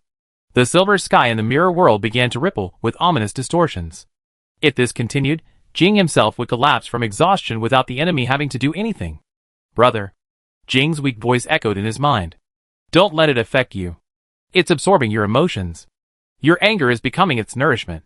Zhao's movements suddenly froze. He turned and saw a shimmer of ethereal light lingering at the corner of Jing's mouth, her body translucent. But she still struggled to maintain the stability of this world. Xiao took a deep breath, forcing down his surging rage. He was wrong. Getting angry at a disembodied memory phantom was inherently foolish. Valet didn't want to defeat them, but to understand them. Rage, confusion, pain, these were the information that made them up, the food he craved most. Xiao slowly closed his eyes, no longer looking at the imposter's face. He immersed all his senses in the divinity of the instant shadow. The wind died. The light and shadow vanished. Even the presence of his sister behind him was temporarily blocked out. In his world, only the purest flow of energy remained. "Give up?" The imposter's voice continued. "Escape won't solve the problem. The emptiness within you will one day consume you." Xiao remained unmoved. In his perception, the entire mirrored world was a vast energy circulation system. And that imposter was merely a projection within this system. The true source was one of the billions of crystal clusters within the petrified eyeball. A faint but continuous stream of energy flowed from that crystal cluster, forming the image of Qin Chuan on the great plain. Found it. It's you. Xiao's eyes snapped open. He didn't rush toward the distant petrified eyeball. Instead, he stood still, gripping the hilt of the Mekong jaw blade with both hands. He pointed the blade's tip at the empty ground before him. Shunning's divine power was compressed to its limit. It wasn't a burst of energy, but a concentration of concepts. Slash. He spat out a single word. The blade in his hand thrust downwards forcefully. It struck nothing. But the entire mirrored world trembled violently at that moment. An invisible ripple, composed purely of kinetic energy, centered on the blade's tip, instantly spread across the great plain. This ripple didn't destroy a single speck of dust on the ground. It pierced space, it pierced the laws of nature. In the distant center of the plain, on that mountain-like petrified eyeball, an insignificant memory crystal cluster emitted a crisp crack. Chapter 1733. A crack appeared on the surface of the crystal cluster. The Qin Chuan illusion standing before Xiao stiffened suddenly. For the first time, a change appeared on its impassive face. A crack spread from its forehead to its chin. You? It seemed to want to say something. But Xiao didn't give it the chance. I told you, you're just an imposter. Who the hell are you? How dare you use your adoptive father's face to spout such nonsense? Xiao raised his head, his eyes clear of any confusion. What is my power for? To shred trash like you. The moment he finished speaking, the Mekong jaw blade in his hand stabbed down again. A second ripple of kinetic energy traveled along the ground, precisely impacting the same memory crystal cluster. Bang! The crystal cluster was completely shattered into dust. The illusion of Qin Chuan flickered violently several times, like an image with a signal interruption. Then, it transformed into a wisp of green smoke and dissipated into the air. As the illusion vanished, the heavy mental pressure also dissipated. Jing's body slumped, and she almost collapsed to the ground. Xiao instantly appeared behind her, holding her up. Are you okay? You can still hold on. Jing leaned against her brother's back, breathing heavily, a hint of color finally returning to her pale face. The sky in the mirror world had regained stability. They had won the first round. However, before they could breathe a sigh of relief, in the center of the plain, the giant petrified eyeball suddenly underwent a strange transformation. Hum! A dull roar, as if from the depths of the soul, resounded throughout the world. The billions of memory crystals on the surface of the petrified eye no longer flickered sporadically. They all lit up simultaneously. The blinding light dyed the entire great plain a chaotic hue of color. The next second, countless beams of light emanated from those crystals, landing around Xiao and Jing. The light condensed, transforming into one human figure after another. There were knights in ancient armor, savages wielding primitive bone spears, hideous abyssal monsters, and even soldiers in modern combat uniforms. Thousands and thousands. Countless. Those were the mightiest warriors, and most ferocious monsters, from countless memories stolen by Valak. They came from different eras and worlds, but now, they shared a common goal: kill the invaders. The petrified eye no longer engaged in a single psychological attack. It chose the most direct and violent method. Using the millions of powers it knew, it completely overwhelmed the two ants that dared to challenge it. Across the great plains, the deathly silence was shattered. Legions constructed from memories closed in from all directions. There were no battle cries, no clattering footsteps, only a pure, murderous intent to tear all living things apart. These warriors, hailing from different eras, possessed a myriad of unique combat techniques. At the forefront stood a phalanx of knights clad in heavy armor and bearing tower shields. Their march was perfectly synchronized, each step causing the ground in the mirror world to tremble slightly. On either wing, ghostly archers rode skeletal warhorses, their drawn longbows brimming with arrows of resentment powerful enough to pierce souls. Behind the legions, drifted spellcasters of various shapes, chanting lost spells. The air began to condense with the energies of frost, fire, and shadow. Farther away, countless grotesque monsters roared and twisted, emanating the most primal chaos and madness. This legion was a war museum, a collection of the strongest fighting forces Valak had culled from countless devoured memories. Ahem. Jing's body grew even more ethereal, and she could only barely stand by leaning on Akatsuki's back. This world was an extension of her will. The appearance of such a vast and hostile legion was like billions of steel needles piercing her mind simultaneously. Every inch of the world was tainted and oppressed by the presence of these outsiders. Chapter 1734. The silver sky began to dim. Hold on. Xiao's voice was low, yet it carried an unshakable strength. He held the Mekong jaw blade across his body, and the divinity of the instant shadow formed a kinetic energy field invisible to the naked eye around him. I take care of them. No. Brother, there are too many. They drain your strength. Jing's voice was intermittent. I can still create illusions, fight for you. Save your energy. Xiao interrupted her. Just maintain this world and prevent it from collapsing. Leave the rest to me. He turned, facing the silent tide of death that pressed forward. He didn't strike any defensive stance, simply standing there calmly. Human wave tactics? Zhao's mouth curled into a cold arc. For me, it's the most foolish choice. The moment he finished speaking, his figure vanished from his original position. It wasn't high-speed movement, nor was it a spatial jump. Just like that, it vanished. The heavily armored knights charging in the front phalanx halted in their tracks. They had lost their target. The next second, on the far left of the legion, a ghostly archer was about to release his bowstring when, without warning, his head flew up. The cut was smooth, without a drop of blood. Almost instantly, on the far right of the legion, a demon mage, conjuring a fireball, was severed in two. Followed by this, at the rear of the legion, a minotaur wielding a massive axe saw its limbs and torso separated in an instant. Puff. Puff puff puff. There were no earth-shattering explosions, no dazzling light effects. Only subtle, muffled sounds, like the tearing of cloth, echoed simultaneously throughout every corner of the legion. Thousands of memory warriors, whether knights, mages, or monsters, suffered fatal wounds without warning. Some were beheaded, some cut in half, some slicing to pieces. The attack came so fast that these warriors, made of memories, didn't even have the program to react. They even maintained their charging stance, their attacking posture. And then, at the same instant, the entire legion, every warrior collapsed. Their bodies turned into the most primitive points of light, like sand paintings blown away by the wind, dissipating across the great plain. In just 3 seconds, the terrifying legion, capable of leveling an entire kingdom, vanished completely and cleanly. Zhao's figure reappeared before Jing, as if she had never left. The Mekong jaw blade in his hand remained pitch black, devoid of any luster. Jing stared blankly at the emptying plain before her, momentarily unable to react. What had just happened? She could only barely register that, at the moment Xiao vanished, the entire mirrored world seemed momentarily enveloped by an invisible net woven from kinetic energy. Each mesh precisely landed on the vital points of each enemy. And then, the net closed. One man is an army. Xiao illustrated the meaning of this phrase in the most direct way possible. See, it's solved. Xiao sheathed her blade and smiled back at the mirror.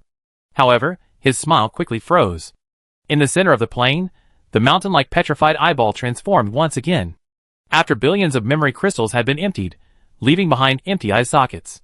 Now, from those pitch-black eye sockets, a black liquid, as viscous as oil, began to seep. This liquid exuded an aura completely different from memory. It was a pure, undisguised malice from the abyss. It was the most fundamental power of authority of Valak, the soul abyss gazer. Soulworm swarm. Zhao's expression grew solemn for the first time. The black liquid gathered on the ground, wriggling, quickly forming a black tide that spread toward their location. Where the swarm passed, deep furrows were eaten into the great plains. The laws of the mirror world were being eroded and disintegrated. Brother! Retreat! Jing cried out in terror. Her mirrored world was as fragile as paper before the swarm of soul-boring insects. This wasn't an energy attack, nor was it a physical attack. This was a direct attack on the law of nature, a consuming force. Xiao immediately pulled Jing back, but the black tide spread at a speed far beyond their imagination. Even more terrifying, the silver moon in the mirrored sky began to develop black spots, as if stained by ink. The entire world was being devoured from the inside out. Zhao's instant shadows could sever entities and concepts. But he couldn't sever the gnawing itself. Even if his blade could slice through the swarm, it couldn't stop their erosion of the world's laws. It's useless. Jing's body had become nearly transparent, and her voice carried a hint of suppressed pain. It's devouring my world. Xiao stopped retreating. There was no way back. For 100 meters, all that remained was a wriggling black, a symbol of the end. He looked at his sister, who was about to dissipate in his arms, then at the petrified eyeball that still hovered in the distance. Valak's true form, through that eyeball, admired their despair. Rage surged once again from the depths of Dao's heart. But this time, he suppressed it forcefully. Rage was useless. Getting angry at something whose instinct was to devour would only make him look even more ridiculous. He needed to think. Think like a god. Chapter 1735. A black tide spread silently. It wasn't liquid, but more like a living, expanding void. Wherever it passed, the gray earth of the mirror world vanished, as if erased by an eraser, along with its laws and concepts. The silver moon in the sky had been eroded by black spots, and the entire world's light was rapidly fading, plunging into a despairing dimness. Brother. Jing's voice echoed in Zhao's mind, its breathless voice faint. Her figure had faded to a point of near invisibility, countless illusory specks of light peeling off her body, only to be swallowed up by the darkness in midair. This world was dying. And she was this world. Zhao supported her sister, clearly feeling her life force fading with the collapse of this world. There was no way back. The darkness that represented the end had compressed their last foothold to less than 10 meters. Zhao raised his head, his gaze piercing the gloom, resting on the mountain-like petrified eye in the distance. Valak's swarm of soulworms was pouring out from there. Rage surged again, but he extinguished it instantly. Useless. Getting angry at a manifestation of the law that knew only to devour was pointless. He needed a way out. A method not for mortals. Blink. His divinity. It was speed, kinetic energy, and ultimate destructive power. But this was only its most superficial manifestation. A crazy thought flashed through Zhao's mind. What is the essence of speed? It is the distance traveled per unit time. So what if speed surpassed time itself? What if his movement was no longer bound by the concept of unit time? Zhao's breathing paused for a moment. He no longer looked at the approaching darkness, nor did he feel his sister's fading life. He closed his eyes, sinking all his will into his own divine core. The power of the instant shadows surged within him. But this time, it wasn't to condense into a blade, nor to build a kinetic barrier. It was for a purer, more essential purpose. Accelerate. Infinitely accelerate oneself. Hum. A vibration, indescribable, emanated from Zhao's body. He suddenly opened his eyes. The world had changed. The wriggling black tide, threatening to engulf them in the next second, had stopped. It froze in midair, maintaining its forward-moving stance, like a black relief filled with malevolence. The fading silver moon in the sky no longer dimmed its light. The fragments of light that had ripped from his sister's body, representing life force, also froze in the air, each one clearly visible. Time hadn't stopped. It was Zhao's speed that transcended the passage of time. In his perception, the entire world fell into a state approaching an infinite stillness. Zhao released his hand from supporting his sister.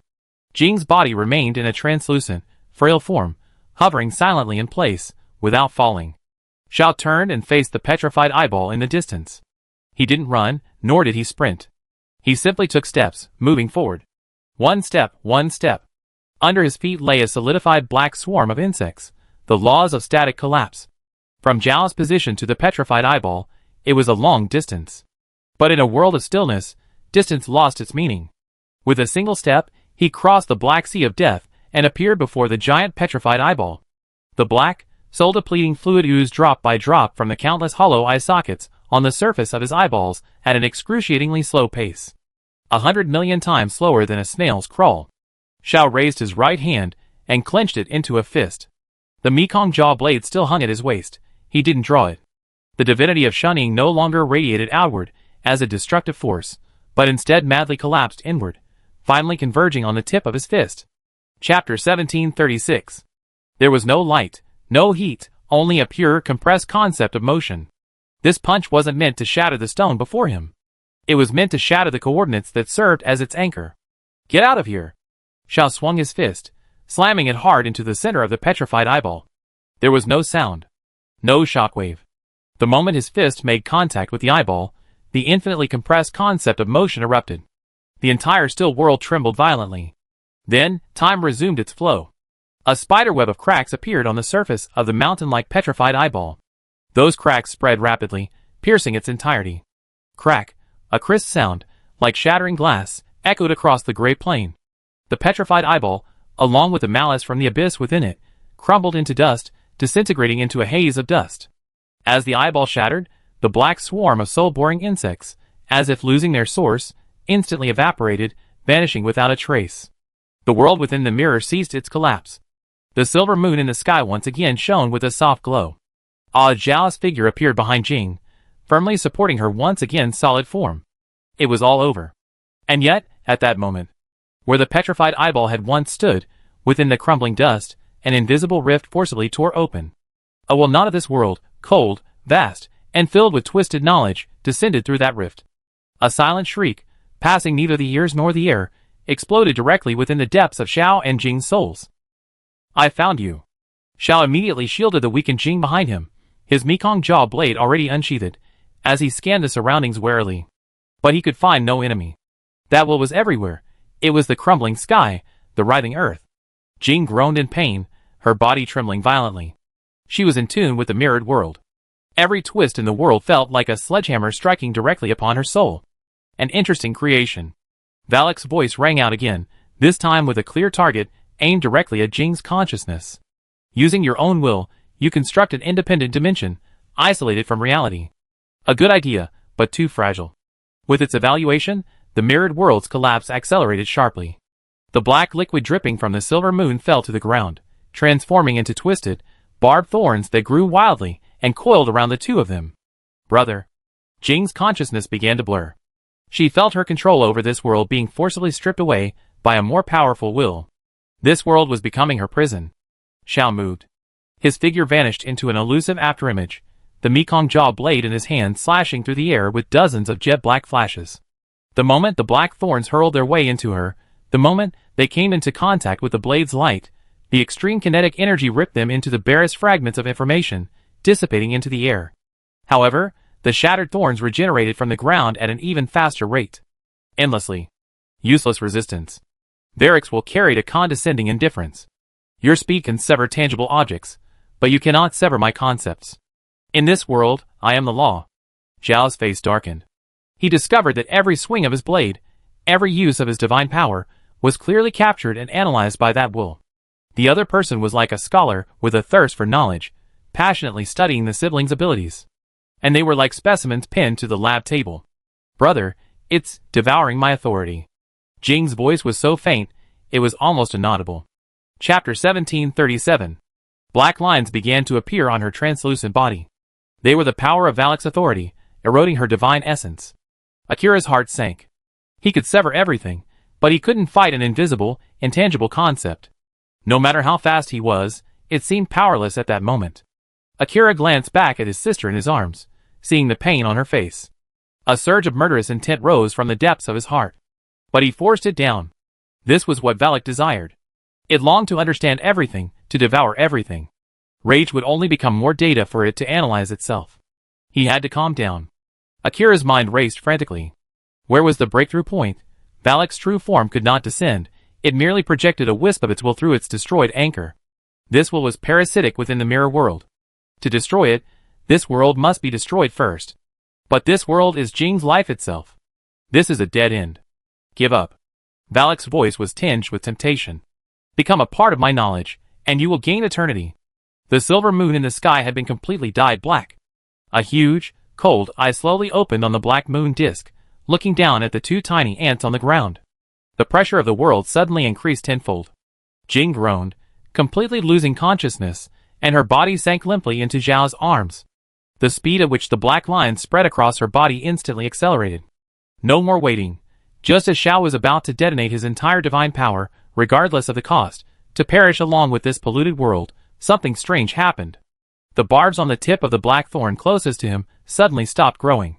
Then, as if losing its life force, the thorn, starting from its tip, transformed into purest gray dust, drifting away. Then came the second, the third.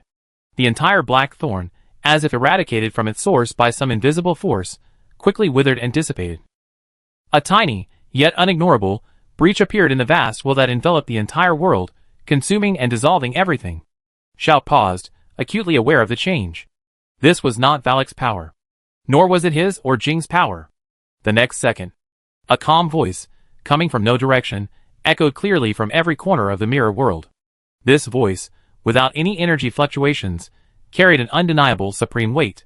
The moment it descended, it overwhelmed Valak's clamorous and chaotic will. Have you had enough fun?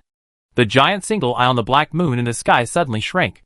For the first time, that previously commanding will trembled violently, no longer indifferent, but filled with shock and alarm. Who? Valak's will, transformed into a sharp whistle, assaulting the very foundations of the world. It tried to locate the source of the sound, but found it omnipresent. It was as if the world, about to be completely devoured by it, itself bore another person's name. This is the world my subordinates built. Qin Chuan's voice was emotionless, simply stating a fact. Her will is under my jurisdiction. Therefore, this place is my property. You're on my territory, touching my people. Who gives you the guts? The moment the words fell, the black moon in the sky, the giant single eye that represented Valak's will, suddenly cracked in the center of its pupil without warning. Crack. A crisp cracking sound resounded throughout the world. Impossible. Valak's will roared in disbelief. I have eroded the laws of this world. I am the god here. Who are you? How dare you? The roar abruptly stopped. For the crack was rapidly spreading at an incomprehensible rate. This was not physical destruction, nor was it a confrontation at the energy level. It was a higher dimensional authority overlay. God? Qin Chuan's voice held a barely audible hint of mockery. In front of me, you dare call yourself a god? Boom, the massive black eye exploded completely. It didn't transform into energy, but instead decomposed into countless chaotic, meaningless streams of junk information, forcibly expelled by the laws of this world. The black thorns that covered the earth simultaneously turned to ash. That heavy, twisted, and malicious will seemed to be violently plucked from this world by an invisible hand, vanishing without a trace. The world was peaceful. The pressure that could have suffocated a god vanished.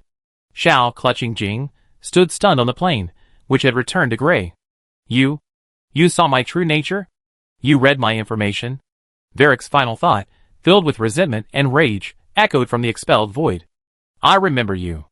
In my perception, you can no longer hide. Qin Chuan did not respond to its cries. With the complete demise of Valak's will, the mirrored world, without external support, began to destabilize. The sky and the earth began to become transparent, like a dissolving phantom. Xiao felt her body lighten, and the scene before her rapidly shifted. The next moment, he was back in the quiet room deep within the conference hall. In her arms, Jing, deep in a coma, the black markings on her body completely faded. Beside her, a silvery rift in space slowly closed and vanished. Qin Chuan stood before them, his expression calm, as if he hadn't moved an inch. His outstretched hand remained poised to tear through space. President. Xiao opened his mouth, his throat dry. Take her to rest. Qin Chuan lowered his hand, his tone calm. The depletion of her divine power was quite significant, but fortunately, the root cause wasn't damaged. A good night's sleep will heal. Yes. Xiao carefully picked up his sister and turned to leave. He took 2 steps, then paused, looking back at Qin Chuan with a hint of worry on his face. That Valak, it said it remembered you. Yes. Qin Chuan nodded, seemingly unconcerned. I remember it too. Chapter 1738. Xiao, holding Jing, left the quiet room. The heavy metal door slowly closed behind them, isolating everything. Qin Chuan was the only one left in the quiet room. He stood there, unmoving. Valak's final threat still echoed in the air. In my knowledge, you can no longer hide. It was originally a vicious curse. For the soul abyss gazer, once it knows a person, it leaves an indelible mark in their knowledge system. No matter where the target fled, or in what dimension they hid, they could not escape its prying eyes. But now, this curse had become a precise, undeniable death sentence. Qin Chuan closed his eyes. His consciousness, following the trace of Valak's knowledge that had just been forcibly expelled, flowed upstream. This trace, like an invisible thread, spanned reality and illusion, pierced through layers of dimensional barriers, and connected precisely to its source. The Whispering Abyss. This was Valak's realm. There was no up or down, no left or right, no concept of time or space. Only endless twisted knowledge surged through the darkness. Countless fragments, filled with taboos and mad whispers, constituted everything here. At the center of the abyss, the indescribably enormous eye of Valak, the soul gazer, trembled violently. The will it had directed toward the blue star was crushed and driven away by an incomprehensible, brutal force. This filled it with unprecedented terror and anger. Even more unacceptable, the other party, while crushing its will, also read its essence, its authority, and all its information. It became the one being recognized. Damn it! Damn you, native. Just wait. Once I find your true coordinates, I weave your soul, your bones, everything about you into my most painful chapter of knowledge. On the surface of the massive eyeball, thousands of newly shed eyeballs were rapidly regrowing. It would, regardless of the cost, once again send down the peeper to find the being that dared to challenge it. At that moment, the entire Whispering Abyss, its endless torrent of knowledge, suddenly stopped without warning. All the frantic whispers fell silent at the same moment. Varric's massive eyeball froze. It felt as if its realm, this abyss constructed by its will, had been invaded. Not a physical intrusion, not an energetic infiltration, but a more fundamental, irresistible covering. A calm voice echoed through the silent abyss, resonating directly into Valak's core consciousness. I'm here. The pupil of Valak's massive, single eye instantly contracted to its limit. This voice, it was the same voice from before. How could you possibly have found this place? For the first time, its will was gripped by the emotion of fear. The whispering abyss was a dimension it had constructed with its own authority. Its coordinates shifted constantly within the endless void, making it impossible to pinpoint it. Didn't you say you remember me? Qin Chuan's figure appeared out of thin air at the center of the abyss, standing before the enormous eye. There was no trace of energy emanating from him, like an ordinary person who had stumbled upon this place by mistake. But standing here, this abyss, once belonging to Valak, felt as if it had found its true master. The stagnant torrent of knowledge, the silent, frantic whispers, all expressed their submission to him. You remember me, and I can remember you, so naturally we can find this place. Qin Chuan raised his head, staring at the planet-sized eyeball before him. Now, it's my turn. He extended a finger. No light, no fire, no unnecessary movement. He simply addressed Valak, issuing a new, final ruling that overrode all other rules of this place. Chapter 1739. I declare that you do not exist here. The words fell. The soul abyss gazer, Valak, that indescribably enormous eyeball, began to dissolve from the edges, bit by bit. Not collapsing, not dissipating. It was being erased. Like a mistaken sentence on a piece of paper, erased from this world, from all dimensions, by an invisible hand with an eraser. No. No. This is impossible. My authority is cognition. As long as knowledge exists, I am immortal. I am eternal. Valak roared with utter terror, yet without a sound. Its will, its existence, everything about it, was being negated by an incomprehensible rule. What you call cognition is merely a low-level record of information. Qin Chuan looked at it, and calmly pointed out the essence of its authority. And I define information.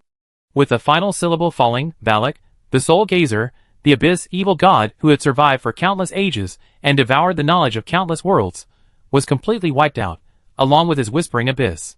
From the plane of existence, he vanished completely. In his place, only pure, unadulterated nothingness remained.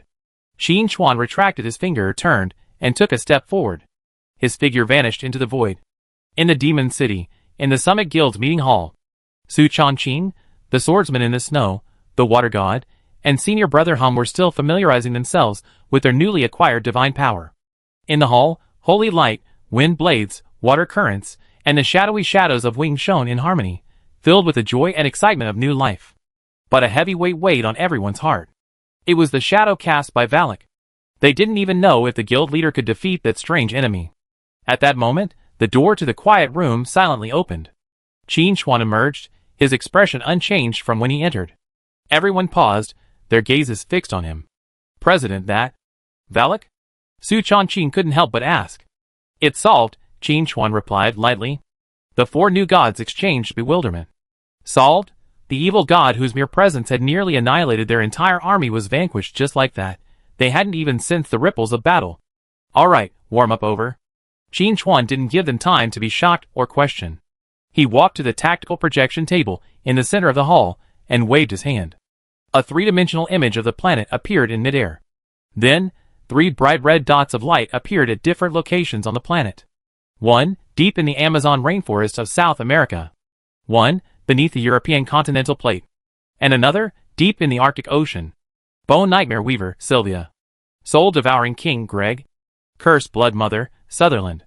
Qin Chuan's fingers touched the 3 points of light one after another, reciting a name with each touch. Your aura of godhood has alarmed them. Right now, they are at their most alert and vulnerable. Qin Chuan's gaze swept over the 4 new gods before him, as well as Xiao, who had just emerged from the meditation room. Your first mission. Go, eliminate them from this planet. The air in the conference hall froze at Qin Chuan's words. The newly born joy and excitement were instantly extinguished by the 3 bright red points of light. In their place, a solemn atmosphere, the solemnity of embarking on a true battlefield, filled their place. A swordsman in the snow's breathing grew heavier, the long sword at his waist tinkling softly. It wasn't excitement, but rather a sense of a kindred spirit, a distant malevolence. The water surrounding the water god ceased its playful swirls and transformed into a thin film, enveloping him. The three-dimensional image of the planet was reflected in the film, constantly calculating distance, environment, and energy reactions. Bone Nightmare Weaver, Soul-Devouring King, Mother of Cursed Blood. Chapter 1740. Su Chongqing whispered these three names, each word carrying weight. He knew full well that this was no longer the simulated confrontation from before, nor was it about resisting a single incoming will. This was a proactive attack. It was about destroying the lairs of the other three evil gods. Chairman, how should we divide the groups? Senior Brother Him spread his wings behind him, his expression at his calmest, already considering the details of tactical execution. Qin Chuan's fingers traced the tactical projection, about to assign tasks. Squeak! The metal door leading to the quiet room swung open from the inside. Xiao stepped out. He had already settled Jing, but the weakness he felt from excessive divine depletion was masked by a more chilling aura.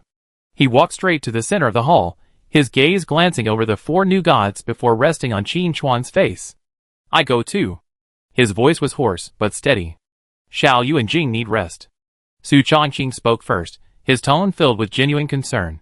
Your battle with Valak consumed you greatly, and your divine essence hasn't fully recovered yet. Only the weak need rest.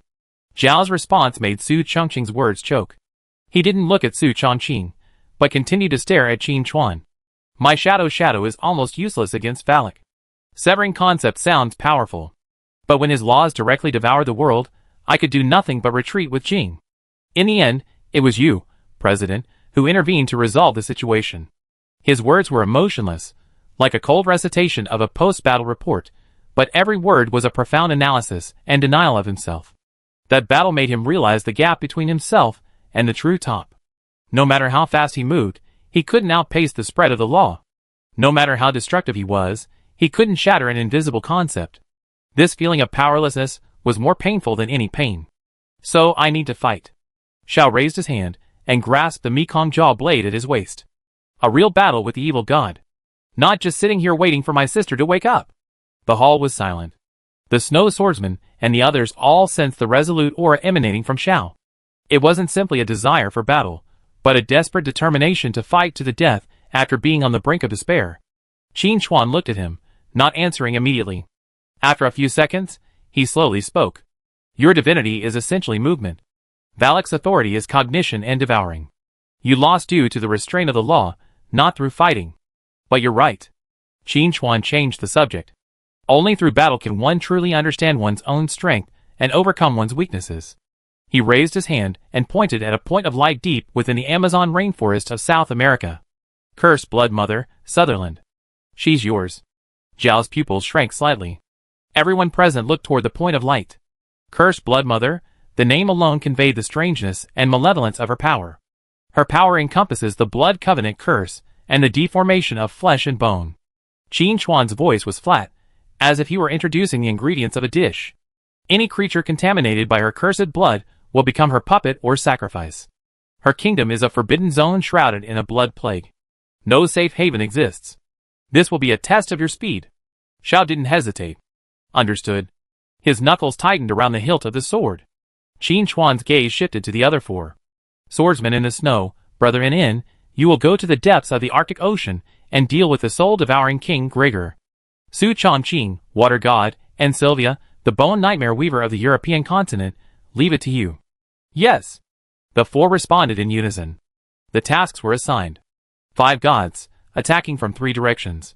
Gregor's soul forge is hidden beneath the deep-sea trenches, where the pressure is immense and the environment is closed. Qin Chuan looked at Swordsman in the snow and Brother In. His power is Soul Devourer, capable of extracting the enemy's soul and forging it into chains. You must break through his defenses before he completes the ritual. Snow Swordsman's wind roaming can tear through all obstacles. Senior Brother In and Sky-Splitting Feathers will allow you to ignore the pressure and obstacles of the deep sea and maneuver at high speeds. You two, one responsible for breaking through defenses, the other for advancing, are the perfect combination for an offensive. Snow Swordsman and Senior Brother In exchanged a glance, each sensing absolute confidence in the other.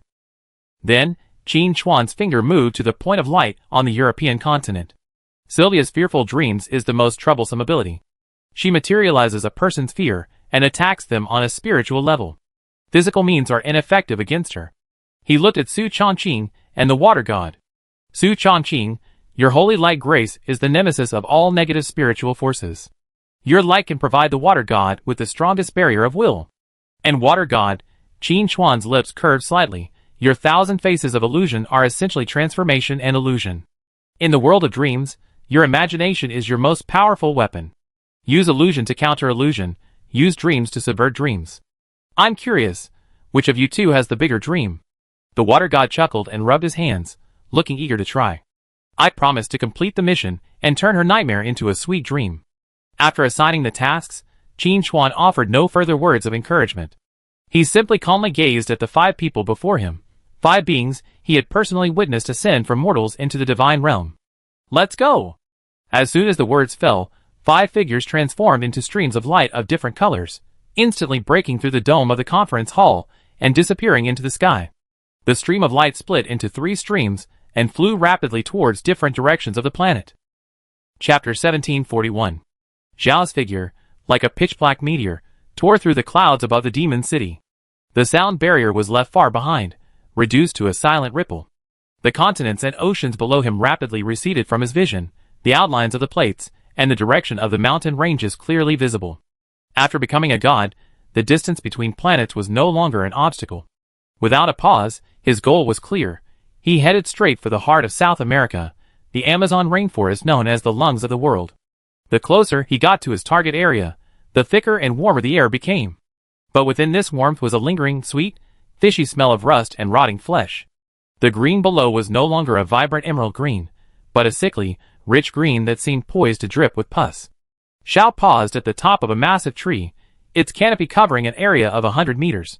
He tapped his toes lightly on a leaf, and it sank only slightly. Looking down, the rainforest was dead.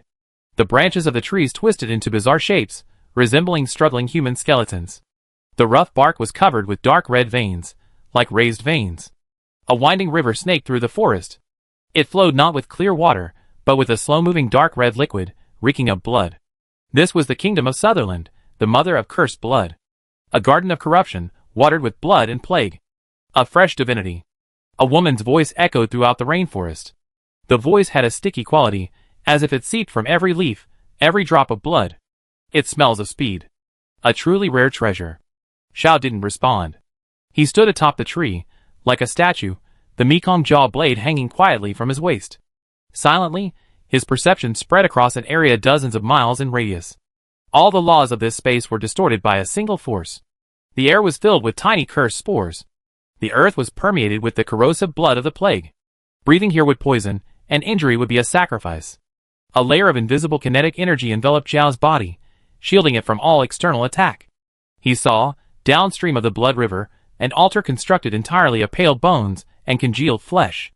Atop the altar, a massive, misshapen heart, still slowly beating, the source of all the power in this divine kingdom. That was Sutherland's true form. Why aren't you talking? Sutherland's voice held a hint of amusement. Are you scared? Don't worry, I'm always patient with new acquisitions. I peel your skin first, then extract your bones. I use your blood as paint, adding another touch of color to my garden. As her words fell, the river of blood below began to surge violently. Gulp. Gulp. Huge bubbles of blood burst on the surface. Something stirred beneath the surface. The next moment. Splash. One pale skeleton after another rose from the bloody river. In their eye sockets burned crimson soul fire, and in their hands clutched bone blades cut from their own ribs. There were hundreds, even thousands. They marched forward, stepping on the sticky blood, and from all directions, they surrounded Zhao's position. These were bone puppets, formed from the pain and bones of their victims. Play with my children. Sutherland chuckled. Zhao's gaze swept over the puppets. These creatures were powered by the curse in their blood. Physical attacks could only destroy their skeletons, but could not erase the curse. As long as the blood river remained, they could be reborn endlessly. He finally made a move. Not by drawing his sword, but by taking a step forward. His figure plummeted from the treetops to the ground. Chapter 1742. Just as his feet were about to touch the contaminated earth, his figure faded from sight. When he reappeared, he was already in the very center of the skeleton army. Puff. A soft sound. The head of the skeleton puppet closest to him flew up without warning. The cut was as smooth as a mirror. Then, Puff, puff, puff. The dense and continuous sound of slicing echoed simultaneously in every corner of the army. Zhao's figure seemed to have transformed into millions. He did not use large-scale attacks. Every movement, every strike of his sword, served a single purpose: precision. The pitch-black edge of the Mekong jaw blade traced a series of unpredictable paths. Each strike precisely severed the skeleton puppet's core bloodline, the channel that channeled the curse's power. The movements of the puppets froze in an instant. The soul fire in their eye sockets quickly dimmed like a snuff candle. Then, the massive skeletons clattered to the ground, becoming a pile of useless, ordinary bones that no longer posed any threat. In the space of a single breath, thousands of bone puppets were annihilated. Zhao's figure regrouped in the same spot. He sheathed his sword, his jaw blade unstained by a single drop of blood. In the rainforest, Sutherland's playful voice, for the first time, held a hint of surprise. You actually found the core of the curse. Your control over your power is more refined than I imagined. But so what? Do you think I'd let you in just to dismantle these little toys of mine? A sudden sense of alarm surged in Zhao's heart. He abruptly lowered his head. He saw the pale, severed bones scattered on the ground, the blood oozing from them, still lingering. They seemed to come alive. Countless tiny threads of blood emerged from the cracks between the bones, quickly connecting to form a vast, blood-red spiderweb covering a kilometer in radius. And he stood at the very center of this web. No blood spilled in my garden will be wasted. Sutherland's voice rose with excitement. The vast web of blood suddenly contracted. Each thread erupted with a powerful binding force and curse, entwining Zhao at the center. This was her true killer move. Using the bone puppets as bait, she forced the enemy to attack, then used the blood and broken bones created by the enemy's own hands to create a dragnet. Welcome to my bloody garden. Now, let me see the true color of your bones. The bloody net contracted faster than sound could be heard. It was about to completely envelop Zhao. Zhao raised her head. She gazed at the cursed web beneath her head, her face devoid of panic. Your blood, he said, his voice steady. Not as fast as my knife. The vast web woven from blood threads and bone spurs descended with a sharp whistling sound. Each blood thread held the power of Sutherland's authority, enough to instantly corrode the body of a god, transforming flesh into deformed pustules. Sutherland's voice echoed throughout the fleshy garden, filled with the triumph of a precious treasure. In my bloody garden, speed is the most meaningless thing. No matter how fast you run, you can't outrun the curse that seeps into your body. The moment the bloody net contracted, Zhao vanished. It wasn't an afterimage left by high-speed movement. Nor was it the ripples of a spatial jump. He simply stood there, and just before the blood net reached him, it faded, becoming completely transparent. It was as if he had never existed. Crash! The vast blood net suddenly closed in, completely enveloping the spot where he had stood, tightening. Countless blood threads rubbed violently against the bone spurs, yet they encountered no solid object. The blood net had hit nothing. The next second, Zhao's figure reunited at the other end of the blood net, unharmed. Chapter 1743. He didn't even draw his sword. In the rainforest, Sutherland's triumphant laughter abruptly ceased. What's going on? For the first time, an incomprehensible confusion crept into her mind. That net, an extension of her authority, sealed off space and imprisoned the laws. No creature could cross it without touching the bloodline. I told you. Zhao turned, facing the massive altar of flesh and blood downstream of the blood river. Your blood isn't as sharp as my blade. Before he finished his words, he vanished again. This time, not to dodge, but to attack. Puff! Without warning, a pitch-black gash appeared on the neck of the twisted treeman closest to the altar. The tree froze for a moment, then, as if losing all support, it collapsed, turning into a pile of rotting sawdust. Followed by a second, and then a third. A black line, invisible to the naked eye, began to crisscross the decaying rainforest. Where it passed, the deformed trees, the flowing blood, the wriggling flesh, everything belonging to Sutherland's kingdom, was severed from its very roots. With each flash of the Mekong jaw blade's blade, a trace of life was snatched from the garden. Ah! Sutherland screamed in agony. It felt like a part of her body was being torn apart alive, inch by inch. This wasn't physical damage, it was the purging of her ownership of her kingdom. Stop! Stop! She roared angrily. The entire rainforest began to tremble violently. The winding river of blood surged with torrential waves, transforming into a massive bloody hand that slammed down fiercely at the darting black line. On the ground, countless chunks of flesh and bones fused, forming hills of bloody flesh, attempting to block Zhao's path. But it was futile. The bloody hand, covering the sky and the sun, struck only empty space, shattering a deep crater in the earth. The mountains of flesh rose endlessly, yet couldn't even touch Xiao's shadow. His speed completely surpassed the limits of the laws of this divine kingdom. In this rainforest, Sutherland was the rule. But Xiao, with absolute speed, was leaving her rules far behind. Damn it! Damn rat! Sutherland's will grew frantic. She found that her curses and control, which she prided herself on, seemed so clumsy against this foe who could only run. Her attacks could only reach past him. Furious and shocked, Sutherland made a decisive decision. She relinquished her control over the entire rainforest. Since I can't catch you, I leave you with nowhere to escape. Clatter. Across the rainforest, every deformed tree withered and crumbled simultaneously.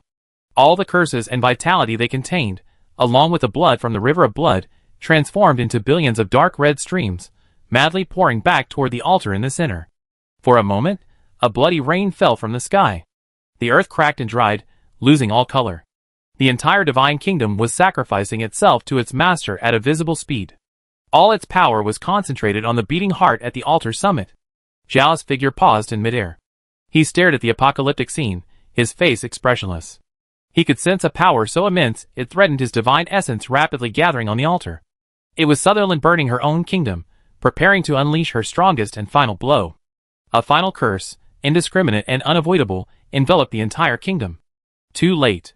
Sutherland's voice grew hoarse and distorted, yet tinged with a desperate glee. In this final blood plague, you will rot with me. The massive heart beat faster and faster. Every beat shook the entire space. Its surface shone with a blinding, soul-searing crimson light. The final curse was about to be fulfilled. Xiao moved. He did not retreat, but instead charged head-on at the altar, where the power was most concentrated. His speed was faster than ever before. The entire figure transformed into a pure, black line that ripped through space. It's useless. I locked onto you. Sutherland screamed frantically. The curse only needed one final heartbeat to form. However, just as the heart was about to complete its final beat and unleash the devastating blood plague, Xiao's figure appeared on the altar, before the massive heart. He extended his left hand, fingers spread, and pressed against the beating heart. No blade was used. No destructive energy was released. He simply poured the divinity of shunning, the pure concept of movement, into it without reservation. Buzz! The massive heart trembled violently. Its once powerful, rhythmic beat was instantly disrupted. An uncontrollable, high-frequency vibration erupted from within. It tried to contract, but was forcibly stretched. It tried to expand, but was brutally compressed by another force. The energy flow within it became utterly chaotic. The ultimate curse, about to take shape, roiled like boiling water, tumbling madly in a pot, unable to find an outlet. No. You. Sutherland's voice was no longer filled with anger, but with an unprecedented sense of terror. What have you done to my heart? Xiao withdrew his hand, watching indifferently as the creature began to tear itself apart under his divine power. Nothing, just made it beat faster. Chapter 1744. Beat faster? For the first time, a trace of genuine bewilderment, born of confusion, surfaced within Sutherland's mind. Then, this bewilderment was replaced by a sharp pain radiating from her core. The enormous heart, the source of her kingdom and power, had failed. The moment Zhao's palm touched it, an absolute, irresistible concept of movement was forcibly injected into its internal circulatory system. This heart was a part of her body, the embodiment of her authority. Every beat, every flow of energy, followed the most precise laws, incubating the ultimate blood plague. But now, this law had been broken. The heart's pulsation was no longer a steady, powerful boom, boom, but a rapid, chaotic throbbing. Puff, puff, puff, puff. On the heart's surface, the thick blood vessels connecting the entire kingdom began to burst one by one. The dark red divine blood didn't splatter outward. Instead, it was pulled back into the heart by an invisible force, swirling into a chaotic vortex of energy. The ultimate curse, about to take shape, powerful enough to cover the entire South American continent, roiled like a pot of soup that had suddenly boiled, churning furiously within, unable to break through the lid. No. Stop. My power. Sutherland's voice became sharp and distorted. She tried to regain control of her heart. She transformed her divine consciousness into countless invisible tentacles, burrowing deep into the heart, attempting to forcibly calm the raging kinetic energy. However, Sutherland's intervention, far from calming the heart, was like forcing a few more crowbars into a pile of out-of-control gears. Crack, a crisp sound, like breaking bone, echoed from within the heart. Xiao remained standing on the altar, her palm pressed against the massive, already deforming creation, her expression unchanged. He could clearly sense that Sutherland's authority was in direct conflict with the divinity he had infused into it. Sutherland's authority was control and distortion. His divinity, on the other hand, was the qualitative change of kinetic energy caused by movement. Sutherland wanted the heart to stop, to obey her will. But stopping itself was a state of movement. The more she tried to control it, the more she was antagonizing the very concept of movement. It would only make the heart's internal vibrations more violent and unpredictable. What on earth have you done? Sutherland's will was already tinged with fear. She discovered that the high-frequency vibrations were fracturing her connection to her core. I didn't do anything.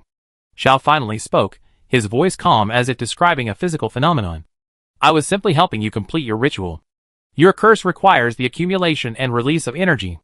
I simply sped up the process a billionfold. Now, the energy has accumulated to a point where it far exceeds the limits of your vessel. But your release command can't keep up. Xiao withdrew his hand. He took a step back, away from the altar of flesh and blood. At this stage in the battle, there was no need for him to continue attacking. An energy core that lost control had only one end, self-destruction. No! No! Sutherland roared in despair. The massive heart had expanded to its limit. It ceased to beat, and began to collapse inward in a strange manner. The surface flesh and blood was torn apart by the raging energy within, devouring it. Countless rays of crimson cursed light shot forth from the fissures within the heart, not toward the outside world, but rather at itself. Her most powerful, ultimate blood plague, moments before it took shape, found its first and only target. Chapter 1745. Its creator, Sutherland, the mother of cursed blood. Boom! No earth-shattering explosion. The heart, silently, suddenly collapsed inward, all light and matter instantly swallowed by a single point. Then, that point abruptly vanished. The altar was empty. The heart, along with Sutherland's own will, was completely wiped from existence by her own uncontrolled power. With the disappearance of the core, the entire decayed rainforest, like a weathered sandcastle, rapidly crumbled. Twisted trees turned to ash. The cracked earth regained its earthy color. The sweet, fishy smell of rust and decaying flesh in the air was replaced by the fresh scent of grass and trees. The sun pierced the clouds, illuminating this surviving land once again. Everything was over. Xiao stood there, gripping the hilt of the Mekong jaw blade and closing his eyes. He was reliving the battle just now. In the battle with Valak, he had been defeated by the crushing force of the law. Speed was meaningless in the face of the world-devouring concept. And this time, he had won. He had not cut off the river of blood, nor destroyed the puppets.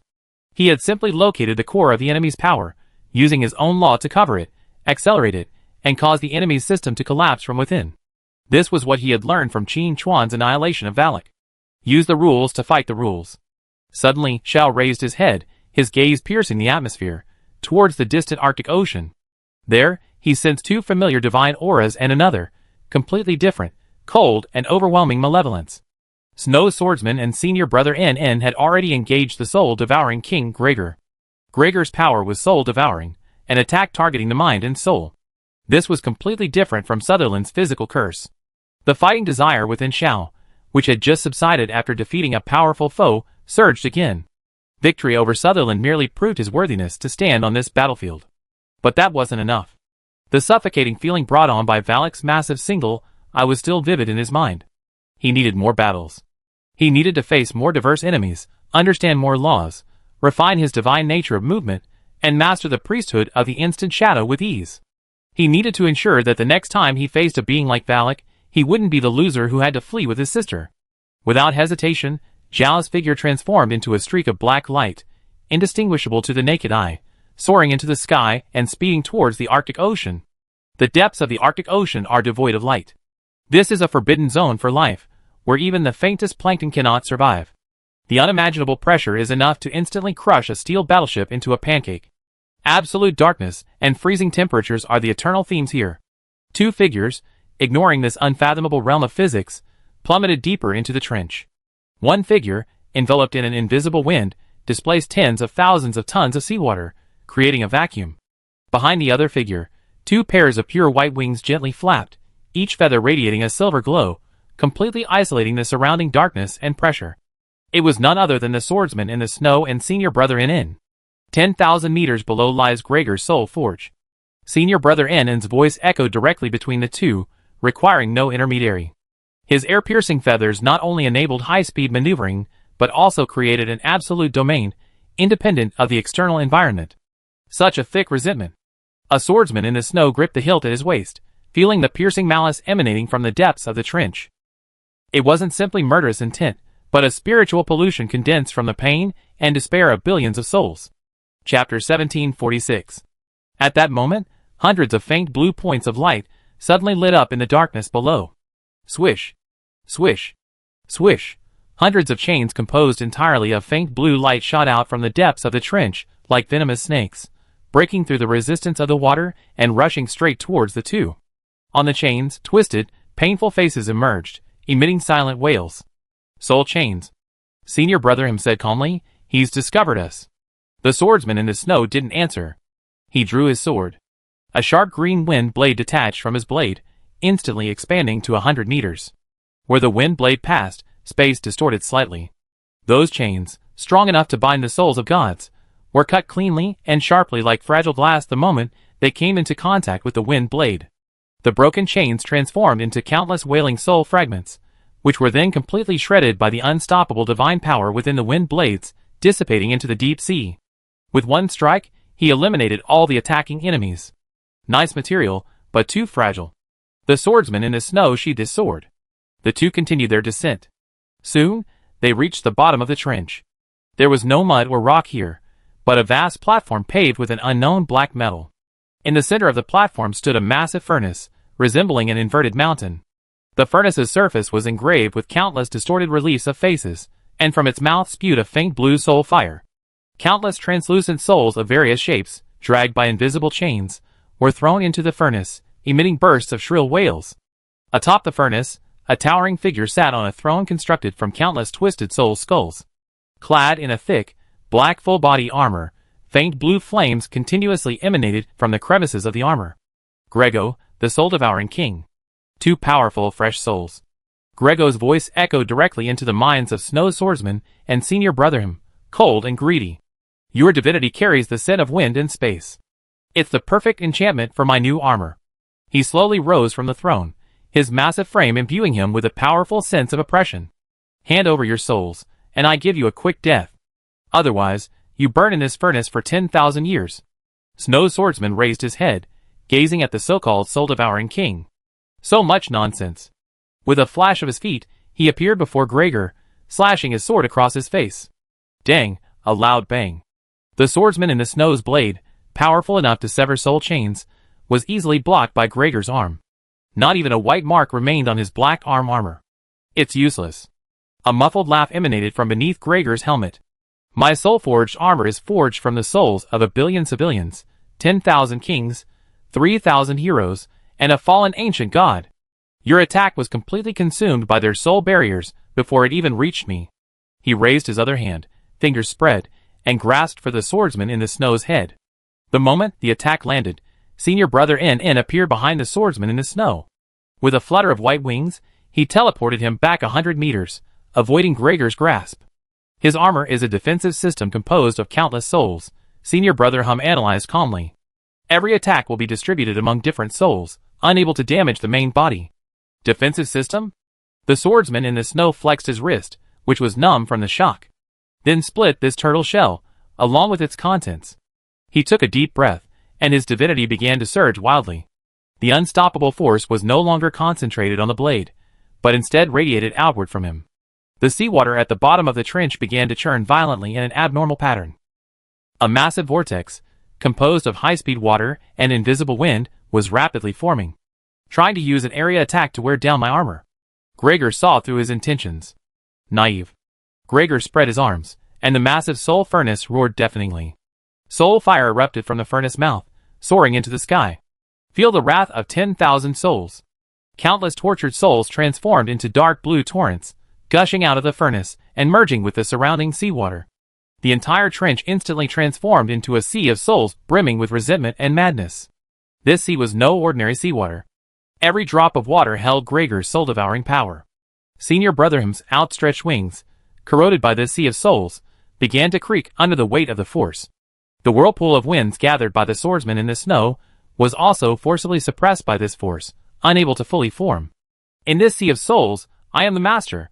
Gregor's voice carried the authority of total control. Your souls are being extracted from your bodies bit by bit. Soon, you will become part of my collection. The swordsman in the snow gritted his teeth. He could feel an invisible force trying to penetrate his divine defenses and reach the very core of his soul. This was a fighting style he had never experienced before. The opponent's attack, disregarding physical distance, struck directly at the very root. Found it. At this moment, Senior Brother In, who had been silent until then, suddenly spoke. In his eyes, countless silver runes swirled rapidly, as if performing some unimaginably complex calculation. What? The swordsman in the snow asked. The energy node of this armor. Senior Brother In raised his hand, pointing to a nondescript breastplate on Gregor's chest. The soul fluctuations there are 137 times greater than anywhere else. That is the core of the entire defense system. The swordsman in the snow's mouth curled into a proud arc. Should have said so earlier. He stopped trying to concentrate a ranged attack. In an instant, all his divine energy was retracted into his body, then channeled into the long sword in his hand. The azure light on the blade receded, leaving only a pure, sharp edge that seemed capable of slicing through everything. It's useless, Gregor noticed his movements. Even if you knew the core, you couldn't break through the barrier of 10,000 souls. Really? The figure of the swordsman in the snow vanished. The wind blew without end. The wind penetrated every pore. He chose not to confront the layers of soul barriers head-on. Instead, he transformed into an elusive wisp of wind, slipping through the tiny gaps between the countless soul barriers, so tiny that even Gregor himself hadn't noticed. The next moment, he appeared before Gregor's chest. Your soul, in my opinion. The tip of the sword thrust out, piercing the hard guard with pinpoint accuracy. It's just a pile of scrap metal. Chapter 1747. The moment those words fell, the swordsman in the snow flicked his wrist. The azure divine power on the blade's tip didn't erupt, but quietly advanced an inch. Just that 1 inch. Crack. A subtle, yet distinct, shattering sound, echoing throughout the sea of souls, emanated from the center of the hard guard. Gregor's massive body trembled violently. For the first time, his will beneath his helmet froze. It wasn't the pain of being attacked, but the astonishment of having its very foundation ripped away. Without warning, a thin black line appeared from the hard guard's center, then rapidly spread across the entire surface of the soul-forged armor. Where the black line passed, the twisted, wailing soul reliefs on the armor's surface instantly stilled. The faint blue soul fire in their eyes, as if blown by the wind, extinguished one by one. Impossible. Gregor roared in shock and rage. He could feel the billion souls that comprised this armor losing connection with him. Not destruction, but a more thoroughgoing severing. The swordsman's unstoppable power in the snow was essentially about severing the very concept of obstacle. Gregor's soul armor was a barrier formed by the connections between countless souls, layer upon layer. This strike didn't destroy those souls, it simply precisely severed their connections to each other and to Gregor. Without connection, the barrier ceased to exist. This indestructible armor, conceptually, had disintegrated into a pile of loose sand. My soul armor. Gregor looked down at his armor, which was rapidly losing its luster and showing countless cracks, his mind in turmoil. This was the foundation of his authority, a masterpiece he had forged over thousands of years, devouring countless souls. Now, it was becoming a pile of useless scrap metal. Scrap metal, that's how scrap metal should be. A swordsman in the snow drew his sword and retreated. He held it horizontally before him, gathering strength for his second strike. This time, the blade whipped up a storm powerful enough to rip the deep sea apart. Ah! Absolute humiliation, and the fear of losing his power drove Gregor mad. He abandoned the crumbling armor, and focused all his divinity into his true form. Clatter! The thick black armor peeled off his body, shattering into countless fragments that sank to the seafloor. Beneath the armor lay no flesh and blood, but a dark blue figure, composed of pure soul energy, constantly shifting shapes. This was the true form of the soul-devouring king. Even without soul armor, my essence remains a soul devourer. Greg's body suddenly expanded, transforming into a vast, dark blue maw that covered the entire trench, swallowing Snow's swordsman and senior brother Enon head first.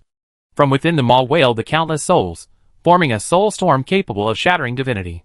This was his final, most fundamental attack. Abandoning all defenses, He channeled all his strength into devouring. Too late.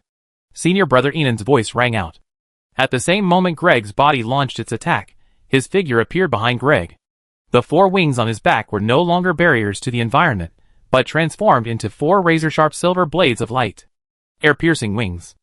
Not only capable of spatial maneuvering, but also capable of slicing through space itself. Puff! 4 silver blades of light silently sliced into Greg's vast mass of soul energy. Gregor's maw faltered. He could feel 4 incomprehensible coordinates piercing his energy body.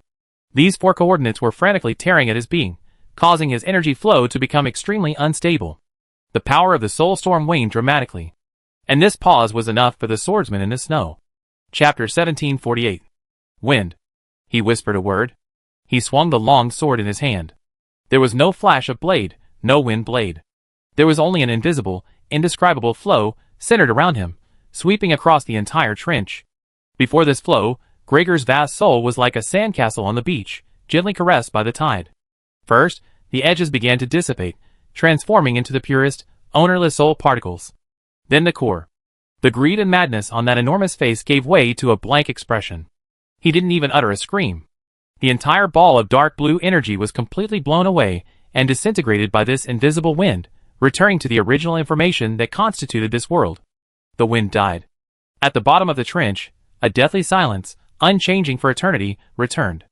The vast soul furnace, deprived of its energy supply, quickly extinguished the soul fire on its surface, transforming into a cold, metallic mountain. Countless imprisoned, translucent souls drifted out from the cracks of the furnace. They didn't wail or harbor resentment, simply drifting quietly toward the surface of the sea, eventually dissipating into the waters, returning to their rightful cycle of reincarnation. The swordsman in the snow slowly sheathed his blade. Solved. Yes, senior brother NN flew over to him. His defense system has a fatal logical flaw. It relies too much on the stability of the nodes. Once the core is breached, the entire system will be paralyzed. The swordsman in the snow curled his lips. Speak plainly. It's just a turtle shell. Break it, and it's gone. Senior brother NN said succinctly. The two were about to leave, returning to the surface, when a dark figure appeared before them without warning. The newcomer wielded a strangely shaped black blade, a lingering aura of purified blood and curse. It was Xiao. Swordsman in the snow and senior brother NN paused. They could sense that Xiao was different now than before they set out. That sharp aura had become more restrained, and more dangerous. Has Sutherland been dealt with? Senior brother NN asked. Xiao nodded. He had no interest in recounting the battle, his gaze pierced the 10,000-meter deep waters, gazing towards the European continent. One more to go. His voice was flat, yet carried an undeniable rhythm. Su Chongqing and the water god might be in trouble. Bone Nightmare Weaver Sylvia, her power lies in psychic attacks. Those are the most difficult to deal with. Swordsman in the snow gripped the hilt. Then go and cleave her dream with one sword. The 3 people's gazes met in the darkness of the deep sea. Then, 3 streaks of light broke through the pressure of the deep sea, ripping through the surface and hurtling towards the European continent. Deep beneath the European continental plate, there was no cold rock.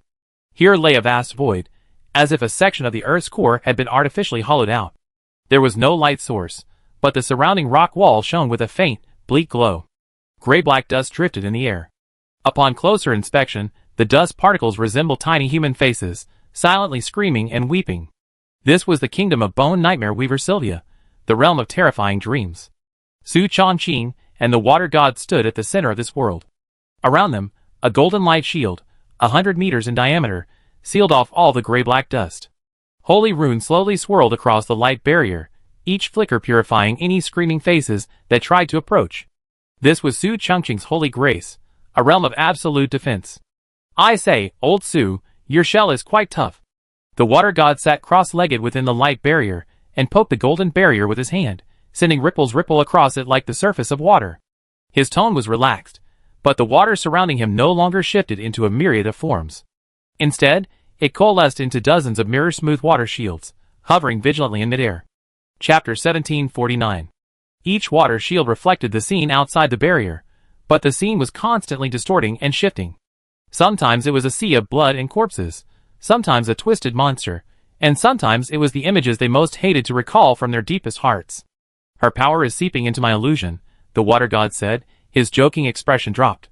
This woman's mental power is pervasive. She wants to find our fear and amplify it, Su Chongqing said in a steady voice. He maintained the stability of the holy light domain, beads of sweat already forming on his forehead. This dream realm constantly eroded their will. The holy light could purify negative energy, but it could not eradicate the fear growing within them. A guy who enjoys prying into others' privacy. What a disgusting taste. The water god curled his lips. The moment he finished speaking, the dim light of the entire terrifying dream realm dimmed without warning. Absolute darkness enveloped everything. Even Su Chongqing's holy light domain was suppressed by the darkness, its radiance dimming by an inch. Here it comes, Su Chongqing growled. The water god abruptly stood up, and dozens of water shields instantly closed, enveloping the two men. A soft female voice echoed directly into their minds. Holy light. Such a nostalgic yet irritating smell. Let me see what kind of shadow lies behind this radiant light. In the darkness, Su Chongqing's vision suddenly shifted. He was no longer underground, but back in the demon city. Countless tall buildings were collapsing, and civilians were torn to pieces amid their cries. He saw himself, exerting all his might to release holy light, but he could only save a handful of people around him. Many more perished in despair where his light could not reach.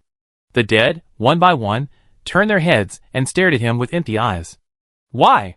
Why is your light so weak? You can't save us. You can't save anyone. Questions surged from all sides like a tide, threatening to completely drown his will. Su Chongqing's body stiffened for a moment. The light within the holy light realm also fluctuated violently. Old Su! Wake up! The water god's voice was like a stern warning, pulling him back from the despair of his memories. Su Chongqing snapped back to reality, the illusion before him shattering like glass. He was still within the light barrier, but the edges had been eroded by gray-black dust, leaving several cracks. That was a close call, Su Chongqing said, still feeling a lingering fear. Water god, I'm glad you're here, otherwise I'd probably die here. It's not time to relax yet. The water god's expression grew grim. I can't take it anymore. Before he finished speaking, the world around him shifted. He found himself standing in an endless maze of mirrors. In each mirror, there was a version of him. Some were laughing, some were crying, some were angry, and some were begging. Thousands of water gods looked at him with varying expressions. Which one is the real you? Your thousand-faced illusion can transform anything. But you can't even find your truest self, can you? Your very existence is a joke. Countless water gods spoke simultaneously, their voices overlapping to form a soul-piercing cacophony. The water god groaned, a trace of golden divine blood spilling from the corner of his mouth. This was a sign of a damaged will. Wake up! Su Chongqing's voice pulled the water god back from the illusion. But it was undeniable that he and Su Chongqing were at a stalemate. They could resist the encroachment of the dream realm, but they couldn't find Sylvia's true form. And Sylvia, time and again, could uncover their deepest wounds. At this moment, 3 distinct auras, without warning, tore through the top layer of this horrifying dream realm. One pitch black, carrying extreme kinetic energy. One azure, carrying unparalleled sharpness. One pure white, carrying the rhythm of space. Shao, the swordsman in the snow, yes, senior brother, we're here. The 3 figures appeared directly outside the holy light realm. They were not directly affected by the dream realm, merely frowning as they watched the screaming faces flying around them like dust.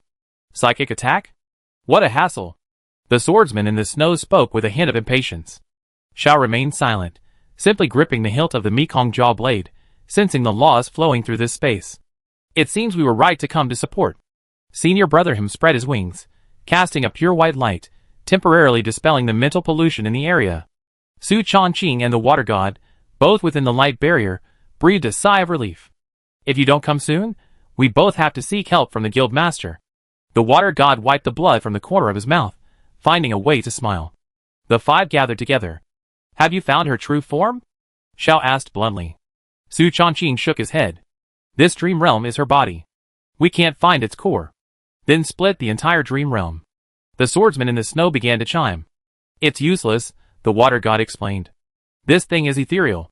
Physical attacks won't have much effect. Even if you split it in 2, she reassemble instantly. We must completely crush her spiritually. For the first time, the 5 gods fell into a brief silence. Faced with an enemy hiding in the shadows, constantly harassing them with mental attacks, their immense strength seemed to be at a loss. Ha! Sylvia's chuckle echoed again in everyone's mind. 5 fresh divine souls. What a feast! Your fear will become my most beautiful treasure. Hey, hey, hey, the water god suddenly spoke, breaking the oppressive atmosphere. He shouted into the void, Hey you, are you mistaken? Now it's 5 of us fighting you. How can we lose against one? If this gets out, will our peak guild still have any face? As soon as the words fell, Xiao's figure moved. He didn't attack the ethereal illusions. Instead, he transformed into a black line, gliding along the ground, and charged straight in one direction. Found it. His voice echoed in the minds of the other 4 people simultaneously. The energy in this dream realm is not evenly distributed. At 3 o'clock southeast, 900 meters underground, there is a convergence point of energy flow. That's her heart. Al's words pointed the way. The swordsman in the snow and senior brother NN, without hesitation, instantly followed him. Old Su, clear the way, the water god shouted. Su Chongqing poured all his divine power into the holy light realm. Holy light dawn. The golden light shield seized its defensive posture and transformed into a massive, rapidly spinning drill, slamming fiercely in the direction indicated by Xiao. The 5 gods, transformed into a 5-colored torrent, charged into the deepest reaches of this horrifying dreamland. Sylvia's chuckle faded. In its place, a tone tinged with excitement and cruelty filled her voice. Finally. Are you willing to come in? Do you think you found my heart? No, I opened the door to your true nightmare. In the darkness ahead, torn apart by the holy light drill, a vortex of countless twisted bones and weeping souls slowly swirled. Chapter 1750. The 5-colored torrent, formed by the 5 gods, was unstoppable. Su Chongqing's holy light grace transformed into the sharpest spearhead, its golden radiance tearing through the darkness and distortion ahead, creating a straight path. The wind of a swordsman in the snow, the spatial power of Brother NN, the illusionary tide of the water god, and Zhao's speed, the 4 divine powers followed closely behind, continuously widening and stabilizing the path. They were like red-hot blades piercing cold butter. Sylvia's layered mental barriers seemed fragile before this pure force, condensed from 5 different laws. Here! Zhao's voice echoed in everyone's mind. Ahead, at the end of the holy light drill, the vortex of bones and souls was within reach. Break! Su Chongqing unleashed all his divine power at once. Bang! The last invisible barrier was completely pierced. The 5 figures instantly rushed into the vast hollow where the vortex lay. The ground beneath their feet was solid, composed of some kind of black crystal. Overhead, a massive vortex of bones slowly swirled, making a teeth-grinding sound. The passage they had just rushed through quietly closed and vanished the moment they entered. The entire space was completely sealed. Sylvia's playful chuckle echoed from all directions, as if every particle of space was vibrating. Welcome to my showroom. You are truly more eager than I thought. The water god looked around. The water shield suspended around him no longer reflected a distorted illusion, but instead a clear reflection of the 5 of them. The laws here are very stable, Senior Brother Hum frowned. It's not an illusion, but a real demi-plane. She hid the core of her kingdom here. At this moment, the massive vortex of bones overhead began to spin faster. Whoosh! 5 thick, gray-black mists, each carrying a different aura of fear, descended from the vortex's center and landed on the ground in front of the 5 of them. The mist swirled and condensed, and 5 figures slowly took shape. Standing before Su Chongqing was a humanoid monster, a composite of countless broken limbs and despairing faces. There was no trace of malice in the monster, only endless pain and pleading. It opened its mouth, and a voice that Su Chongqing knew all too well uttered. Why? Can't you save us? Standing before the water god was another water god. In appearance, aura, and the 1,000-faced illusory tides surrounding him, he was identical to the real one. The only difference was that the water god wore a mocking, all-seeing smile. Still pretending? You even fooled yourself? The swordsman in the snow's opponent was a down-and-out swordsman wielding a broken blade. The swordsman's armor was riddled with cracks, each ripple of a sense of defeat. He raised his head, revealing a face that bore a striking resemblance to the swordsman in the snow, one etched with resentment and dejection. What Senior Brother him faced was the most bizarre. It was an indefinable, constantly shifting mass of chaotic color. Sometimes it was a ripped space, sometimes a collapsing data stream, sometimes a paradoxical rune of laws. Its very existence was a mockery of logic and analysis. And before Xiao stood a motionless figure shrouded in a thick gray cloak. The figure made no movement, nor emanated any aura. But it stood there, like an absolute point of stillness, bringing the surrounding light and dust to a standstill. Your fear is truly the finest work of art. Sylvia's voice was filled with admiration. Now they're alive. Show me how you can conquer yourselves. Chapter 1751. Before he finished speaking, the 5 figures moved simultaneously, playing tricks. The swordsman in the snow was the first to strike. He could not tolerate the existence of his failed self. He unsheathed his long sword, a cyan wind blade slashing straight at the downtrodden swordsman. Clang! The broken sword lifted, precisely blocking the wind blade. The two forces of the same origin collided, emitting a sharp sound. The swordsman in the snow felt a massive recoil from the blade, his knuckles numb. Even on the other side, Su Chongqing's holy light was reduced by 90% when it shone upon the monster composed of limbs. The grace of his holy light was originally meant to redeem and protect. Facing this enemy composed of the regret of unsalvation, his power was fundamentally negated. The water god's battle was both the most comical and the most dangerous. He and his clone simultaneously unleashed the 1,000 faces of illusion. For a moment, the entire space was filled with countless water mirrors, water dragons, and water prisons. The two used identical moves, each attack countered by the other in exactly the same way. But the water god could feel his divinity being depleted at a double rate. It's useless. Sylvia's voice held a hint of instruction. They are projections of your inner shadows. The more you resist, the clearer their outlines become, and the stronger their power grows. With every attack you consume, the divinity consumed will be absorbed by this display room and used to strengthen them. It's a vicious cycle. Soon, you will be completely depleted of all your strength, and become my most perfect collection. The battle situation instantly reached a stalemate and deteriorated. Xiao remained motionless.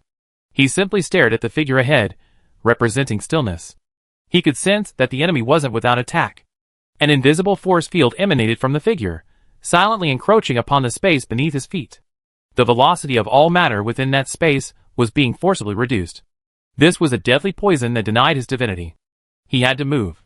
With absolute speed, he must rip the enemy's force field apart before it could completely block it. Zhao's figure finally transformed into a black line, charging towards the motionless figure. The Mekong jaw blade aimed for the enemy's head. However, the moment he entered the enemy's force field, Zhao's movements froze imperceptibly. It was as if the air around him had suddenly transformed into a viscous swamp. His speed was being forcibly reduced.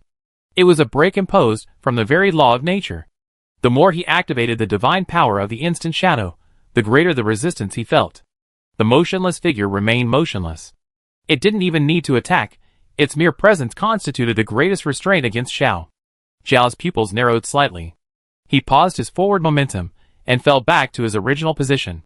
Looking at his hands, which trembled slightly from the forced activation of his divine power, a long-lost feeling of powerlessness rose from the depths of his heart. This was different from facing Valak. Valak had crushed him, a sheer disparity in power. But this thing before him was a restraint of attributes, an annihilation of his very being. Zhao's gaze passed past the motionless figure and gazed behind him, at the very center of the vast vortex of bones. There was a faint, distinctive glow. Stop fighting. Zhao's voice interrupted the other four's bitter struggle. Everyone froze, their gazes turning to him. Stop, he repeated. If you keep fighting, we all die here. Zhao's voice was flat, devoid of any power, yet it caused the other four to pause imperceptibly. The swordsman's long blade clashed again with the broken blade of the fallen swordsman, sending his arm numbing and causing him to retreat 3 steps. Stop? We stop, but they won't. Chapter 1752. He roared angrily, about to charge again. Elsewhere, Su Chongqing's holy light domain had been compressed to its limit, its golden glow flickering as if it would extinguish at any moment. The monster made of limbs was advancing towards him, step by step, each step testing Su Chongqing's will. The water god was in the most dire straits. He and his clone shuttled through countless illusions, each divine clash making him feel as if a layer of his existence was being shaved off. Senior brother him faced the chaotic mass, the runes in his eyes energizing to the utmost, yet he still couldn't decipher the other party's actions, and could only passively defend himself. He's right. Sylvia's laughter rang out again, a playful, cat-and-mouse atmosphere. Once your fear is unleashed, it can never be retracted. You are facing not my power, but your own. Give up. Struggling will only make your end more painful. As she spoke, the 4 nightmare incarnations' attacks intensified. The destitute swordsman's blade work became even more cunning than the swordsman in the snow, each strike aimed at the weakest spot he was least prepared to defend. The mocking smile on the water god's clone's face grew increasingly glaring, the level of his illusion even faintly surpassing that of the water god himself. Shut up. The swordsman in the snow was completely enraged. He ignored Akatsuki's warning, his divine power boiling as he prepared to unleash his full might. But at that moment, Akatsuki moved. He ignored the swordsman in the snow's rage, and he didn't look at the others. His figure vanished into a black line, but he didn't charge at the cloaked figure in front of him, representing stillness. But just before the cloaked figure's stillness field was about to completely envelop him, his body slid past the edge at an incredible angle. He didn't use speed to fight stillness. He simply found the trajectory of motion, slipped through the cracks in the law, and slipped out. For the first time, the still figure changed. It slowly turned its body, seemingly unable to understand why its lock had failed. Look up. Zhao's voice rang out for the second time. This time, everyone instinctively looked up, gazing at the slowly rotating vortex of bones overhead. These things have no core of their own. All their energy comes from that vortex. Attacking them is like helping Sylvia consume ourselves. The real enemy is that vortex. The moment the words fell, Zhao's Mekong jaw blade was unsheathed. A pure black blade of light, not striking any of the nightmare incarnations, shot straight at the vortex of bones overhead. Sylvia's laughter abruptly ceased. Don't even think about it. A sharp surge of will formed an invisible mental barrier in midair, blocking Zhao's blade. The blade and the barrier collided, annihilating both. Though the attack was blocked, this scene made everyone see the truth clearly. So that's how it is. The runes in Brother Hum's eyes instantly ceased their chaotic calculations and locked onto the vortex above. The wings behind him fluttered, and his figure instantly vanished, dodging the chaotic color block's attack. The source of energy is the core of her kingdom of God. Destroy the core, and these nightmares will dissolve on their own. The swordsman in the snow also reacted. A trace of irritation crossed his face, not at Xiao, but at his own foolishness. I've been tricked. Ignoring the defeated self before him, he swung his long sword, gathering all his wind divine energy and slashing towards the sky. Wind sweeping. The massive azure wind blade tore through space, slashing fiercely at the vortex of bones with the force of severing everything. Boom! The entire exhibition room shook violently. Where the vortex of bones was struck by the wind blade, countless bones were instantly reduced to dust. On the ground, the down-and-out swordsman attacking the swordsman in the snow suddenly flickered, becoming more ethereal. It worked! Old Su. Water God. Senior Brother Yi shouted. Su Chongqing and the Water God no longer hesitated. Holy light, judge this evil. Su Chongqing condensed all the suppressed holy light into a thick golden beam, which shot up into the sky. I show you what true illusion is. The Water God clasped his hands together, and all the water shields and mirrors around him merged in an instant, transforming into a blue water spear that pierced the sky and earth, swirling and piercing the vortex. At this moment, the five gods abandoned their struggle with their inner shadows and poured all their attacks into a single target. No! Sylvia screamed in panic. She hadn't expected them to see through her trap so quickly. The nightmare avatar on the ground began to dissolve, transforming into a gray-black mist, rushing back into the vortex of bones, attempting to reinforce its defenses. But it was too late. Xiao, swordsman in the snow, Su Chongqing, and the water god, for distinct divine attacks, had already bombarded the vortex. Under the onslaught of these four forces, the entire skeletal vortex wailed in a wail of strain, its rotation slowing abruptly, and cracks on its surface multiplied. Not enough yet. Zhao's gaze pierced through the layers of bones and mental barriers, fixed intently on the faint point of light at the very center of the vortex. Her defenses are too thick. Our power was consumed before we even reached the core. The water god panted heavily. The previous attack had nearly drained half of his divinity. We must create a rift, one that will allow our attack to directly impact the core. Azure light once again condensed on the blade of swordsman in the snow. I do it! Senior Brother NN, who had held back from launching his full-strength attack, slowly floated to the front of the group. The four wings behind him fully unfolded. Each feather glowed with a silver pattern, a complex pattern of countless spatial runes. The essence of the sky-splitting feather is to cut through space. I can tear open her divine plane and create a channel of absolute vacuum outside her core. His voice was incredibly calm. But this channel can only last for a breath at most. After a breath, the laws of the plane will automatically repair themselves. Brother Him looked at the four people behind him. Prepare your strongest attacks. You only have one chance. Chapter 1753. As soon as Senior Brother Him's words fell, the air seemed to freeze for a moment. This chance only one. The swordsman in the snow said nothing more. He held his long sword across his chest, the blade humming. The azure wind blades that had been spreading wildly were now compressed back onto the blade's edge. The 100-meter-long blade light vanished, replaced by a nearly invisible, sharp line of pure divinity along the blade's edge. To concentrate this strike, he abandoned all defenses, gambling every ounce of his strength on the ultimate penetration of this strike. Holy light, grant me the power of judgment. Su Chongqing raised his hands high, and the golden light shield behind him stopped expanding and instead contracted and condensed. All the holy runes, all the radiant divinity, converged into a golden holy spear, hovering above his head. The holy spear's surface bore no ornate patterns, only pure, destructive power capable of purifying all evil. The water god grinned, the relaxed expression on his face completely vanishing. Let's do something big. He clasped his hands together before him. The countless water mirror illusions that filled the space shattered in an instant. All the thousand-faced divine power transformed into a torrent of the most fundamental water element, forcibly compressed into a fist-sized, deep blue, almost black, water ball. The surface of the water ball was impeccably smooth, yet it contained a terrifying mass that could crush a mountain. Xiao was still the quietest of the five. He leaned forward slightly, pointing the tip of the Mekong jaw blade upward. There was no sign of any energy leaking from his body. All his speed, all his kinetic energy, was stored in this point, waiting for the moment of explosion. Do you think I give you this chance? Sylvia's shrill scream echoed throughout the space.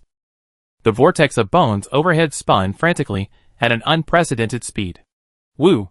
Countless blades composed of pure spiritual energy, mingled with soul-shattering wails, transformed into an impenetrable rainstorm, pouring down upon the five people below.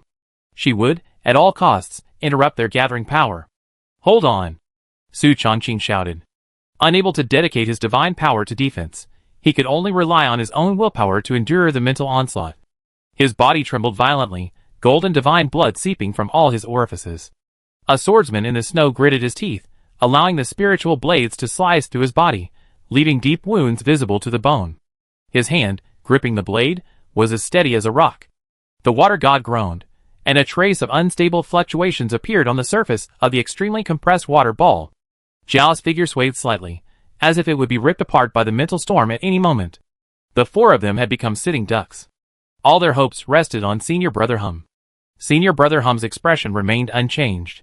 He ignored all attacks, calmly gazing at the vortex of bones above. At that moment, the four wings behind him radiated an unprecedented silver glow. Amidst this radiance, countless spatial runes, finer than dust, arranged and combined at a speed beyond the limits of computation. Open. He whispered the word softly.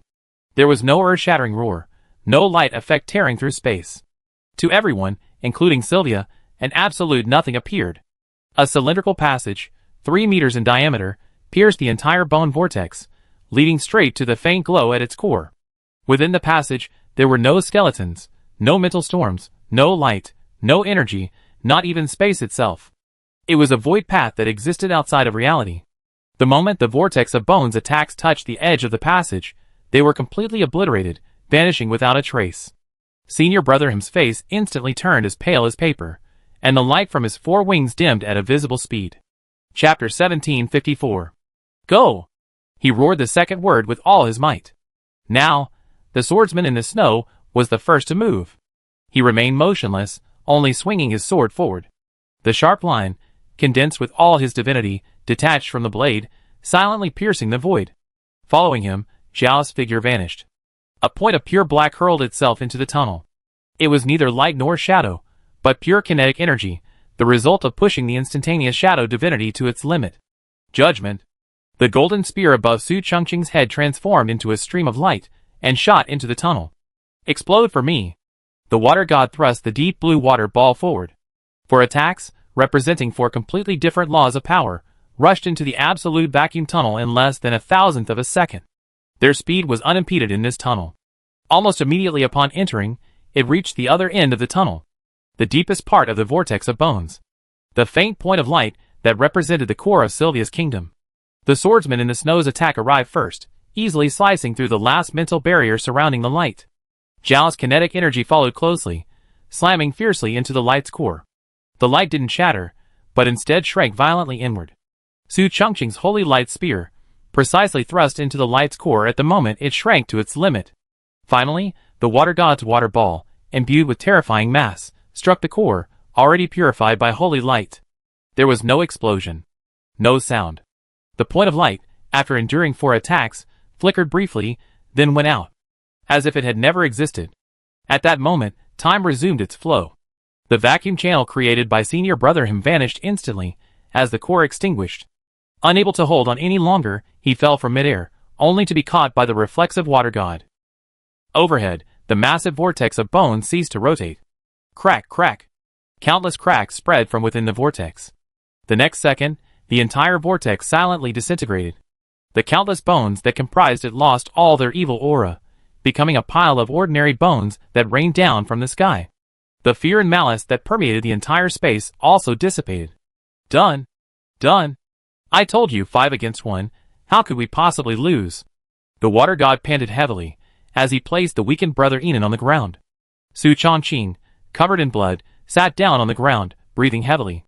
A swordsman in the snow sheathed his sword, his right hand still trembling slightly. Of the 5, only Xiao, in the best condition, remained standing, vigilantly observing his surroundings. The walls of the exhibition room were peeling away, revealing the rock formations deep within the European continent outside. This demiplane was collapsing. They had won. Just as the water god was about to make a witty remark to lighten the mood, the bones falling from the sky, which should have shattered into pieces, stopped dead a meter from the ground. They remained motionless in midair, as if held by an invisible hand. A hoary, dry, unfamiliar voice echoed through the cave. That voice didn't belong to Sylvia, nor to any of their known enemies. Thanks so much. To you all. Finally, you helped me get rid of this noisy guard. As the words fell, all the bones suspended in the air ignited with a layer of faint green flames. They began to automatically combine and merge. Not to reshape into a vortex, but to build a massive and magnificent throne composed of countless bones in the center of the cave. The water god tried to speak, but his throat was dry, and he couldn't utter a single word. He supported the frail senior brother in, and the two of them stumbled back half a step, joining the other 3. Chapter 1755. The 5-man formation shifted from attack to defense. Click, click. The countless skeletons suspended in midair, enveloped in a shimmering green flame, began to dance and connect. The bones snapped together with a crisp, resonant sound. A vast, complex throne, imbued with the aura of the dead, lay before them, constructed from countless bones. Atop the throne was a canopy formed from the intertwined ribs of a giant beast. As the last finger bone sank into the backrest, the entire bone throne landed heavily in the center of the cave. The ground shook. The throne was empty. But a tremendous pressure, as if silent for eons, emanated from it, temporarily stabilizing the entire crumbling demiplane. 13,000 years. This noisy little girl has finally shut up. The old voice, this time, emanated from the throne itself. You did well. The swordsman in the snow suppressed the surging blood and energy within him, and tightened his grip on the hilt of his sword. What are you? His voice was hoarse, tinged with lingering fighting spirit, and a heavy sense of vigilance. Thing? The pressure from the throne suddenly sank. The swordsman in the snow groaned, feeling as if an invisible mountain had pressed down on his shoulders. His knees buckled uncontrollably. He used his long sword to support himself, barely avoiding kneeling. Young man, you must remain in awe of the ancients. Xiao's figure moved. He didn't attack, but retreated swiftly, putting distance between him and the throne and arriving at Senior Brother Hum. He glanced at Senior Brother Hum's pale face, then at the bone throne. The situation was worse than he had imagined. You used us to break Sylvia's seal. Xiao's voice was flat, emotionless. Ha ha ha. The throne let out a dry laugh, and the entire cave shook. Use? No, it's called taking what you need. You need to kill her, and I need freedom. If you hadn't shattered the core of her kingdom, I don't know how long this old man, would have been imprisoned. As he spoke, a faint green flame ignited on the throne. A figure slowly coalesced within the flames. It was a withered figure clad in a tattered black royal robe and crowned with a vertebral crown. Its body was a dried-up skeleton, and 2 balls of faint green soul fire flickered in its eye sockets. It sat casually on the throne, surveying the 5 people below with its hollow eye sockets, as if examining its trophies. Introduce myself. I am the King of Bones, Lord of all Bones, the former ruler of the Nidhogg Plains. You may call me Ulrich the Skeleton King. Ulrich the Skeleton King. Ha, a prestigious title, but nothing more than a loser. The swordsman in the snow straightened up, spat out a mouthful of blood, a sneer on his face. You're so powerful, how could Sylvia capture you? The Skeleton King's soul fire turned towards the swordsman in the snow. It showed no anger, and the pulse of its soul fire didn't change at all. Catch? No, she's not capable of that. She simply took advantage of my battle with that thing, leaving both of us wounded, and dragged my sleeping body here. She used her dream realm to weave a cage, attempting to extinguish my will and steal my divinity. Skeleton King Ulrich extended a bony finger, pointing toward the cave ceiling. The rocks, which should have collapsed, instantly solidified. This girl is clever. She knew she couldn't kill me, so she turned me into a battery to maintain the stability of her kingdom. Unfortunately, she's too noisy. For 13,000 years, she whispered in my ear. Now, I can finally find peace. The water god swallowed and whispered to Su Chongqing beside him. Old Su, I feel like we done something foolish. Su Chongqing didn't answer. He was concentrating his remaining holy light divine power to repair his injuries, while also keeping a vigilant eye on the Skeleton King's every move. The man calling himself Ulrich gave him a far greater sense of oppression than Sylvia. Sylvia's power was uncanny, specializing in psychic attacks. But this Skeleton King was the pure, ancient law of death itself. As a reward for bringing me freedom, Skeleton King Ulrich's eyes swept over everyone present. I will grant you the honor of becoming part of my eternal kingdom. Your divinity is delicious, and your bones will become the most magnificent decoration on my throne. Before he finished speaking, all the skeletons that had fallen from the sky in the cave moved. They were no longer suspended in midair, but rose from the ground as if alive, forming into bizarrely shaped skeletal soldiers. A dense army of bones surrounded the 5 men. Again, the human wave tactic? The swordsman in the snow snorted coldly, a green light once again gathering on his long sword. No, not the human wave tactic. Skeleton King Ulrich's voice was tinged with teasing. I simply want you to understand that in this realm, any resistance you have is meaningless. His soul fire finally landed on senior brother NN, the weakest among them, who was being supported by the water god. Let's start with you. The divinity of space, an interesting collection. The next moment, senior brother NN's body suddenly stiffened.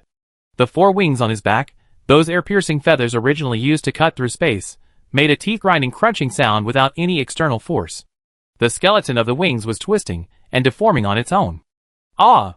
Senior brother Enon let out a suppressed groan of pain, his face instantly turning pale. What did you do? The water god was horrified and tried to envelop senior brother Enon with his water stream, but found it was useless. That power didn't originate from outside, but from within senior brother Enon's body. My power is the authority of bones. Skeleton King Ulrich's voice echoed through the cave. All living things, as long as they have bones within their bodies, are under my control. I am a part of your body. Crack! One of the main bones in senior brother Enon's wing, unable to withstand the twisting force, broke abruptly. Chapter 1756. Crack!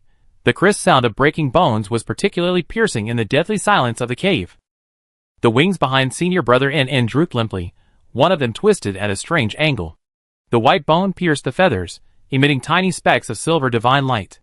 The excruciating pain caused his body to suddenly arch, and his forehead instantly covered with cold sweat. You're courting death. The water god's eyes glowed red. He supported the shaky senior brother NN, and with his other hand, he swung violently. Dozens of rushing streams of water appeared out of thin air, transforming into soft bandages, attempting to wrap around the broken wing. But as soon as the water touched the wing, senior brother NN let out an even more painful groan. The broken bone, within his flesh, twisted again, as if an invisible hand were wreaking havoc within. The water god's treatment was ineffective. Give up. Skeleton King Ulrich's voice was filled with an ancient indifference. As long as I'm here, his bones will never heal. You damn piece of bone. The snow swordsman's rage was ignited. He ignored the Skeleton King's unfathomable pressure, and the wounds he sustained from the previous battle. The azure light surged from the blade once again. I tear your bones apart and boil them into soup. The snow swordsman transformed into a cyan whirlwind, carrying an unparalleled sharpness, as he charged straight towards the massive bone throne. Faced with this ferocious blow, Skeleton King Ulrich didn't even rise from the throne. He simply lifted a withered finger bone. Boom! In the ground before the throne, countless white bones burst forth, instantly coalescing into a massive bone shield several meters thick. The cyan blade slashed fiercely against the shield. Countless bones were severed and reduced to dust, but more bones surged from all directions, instantly repairing the gaps in the shield. The swordsman in the snow's full-strength attack was unexpectedly blocked. Such vibrant bones! The Skeleton King commented, as if admiring a piece of art. His hollow eye sockets turned towards the swordsman in the snow. "Let me see how strong a swordsman's pride can be."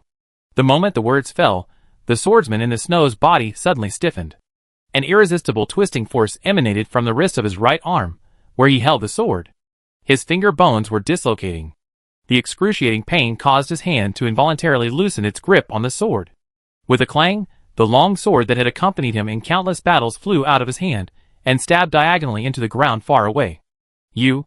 The swordsman in the snow covered his deformed right wrist with his left hand, and knelt on one knee, his face filled with humiliation and resentment. This was completely different from being injured. This was his own body betraying him. Su Chongqing's expression was extremely solemn.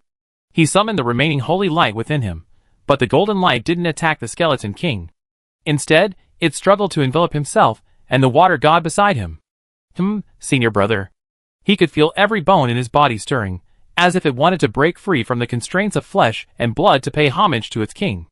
The power of holy light could purify evil, but it could not isolate this domination from the very source of life. The situation instantly slid into the abyss. After the five of them had fought tooth and nail to defeat Sylvia, they faced an enemy they could not possibly defeat. They were defeated. They didn't even have the right to resist. Amid this despair, the previously silent Akatsuki finally moved. He didn't charge, didn't retreat, simply took a step forward. That single step captured everyone's attention, including the skeleton king on the throne. "Oh! Even the quietest one can't help it."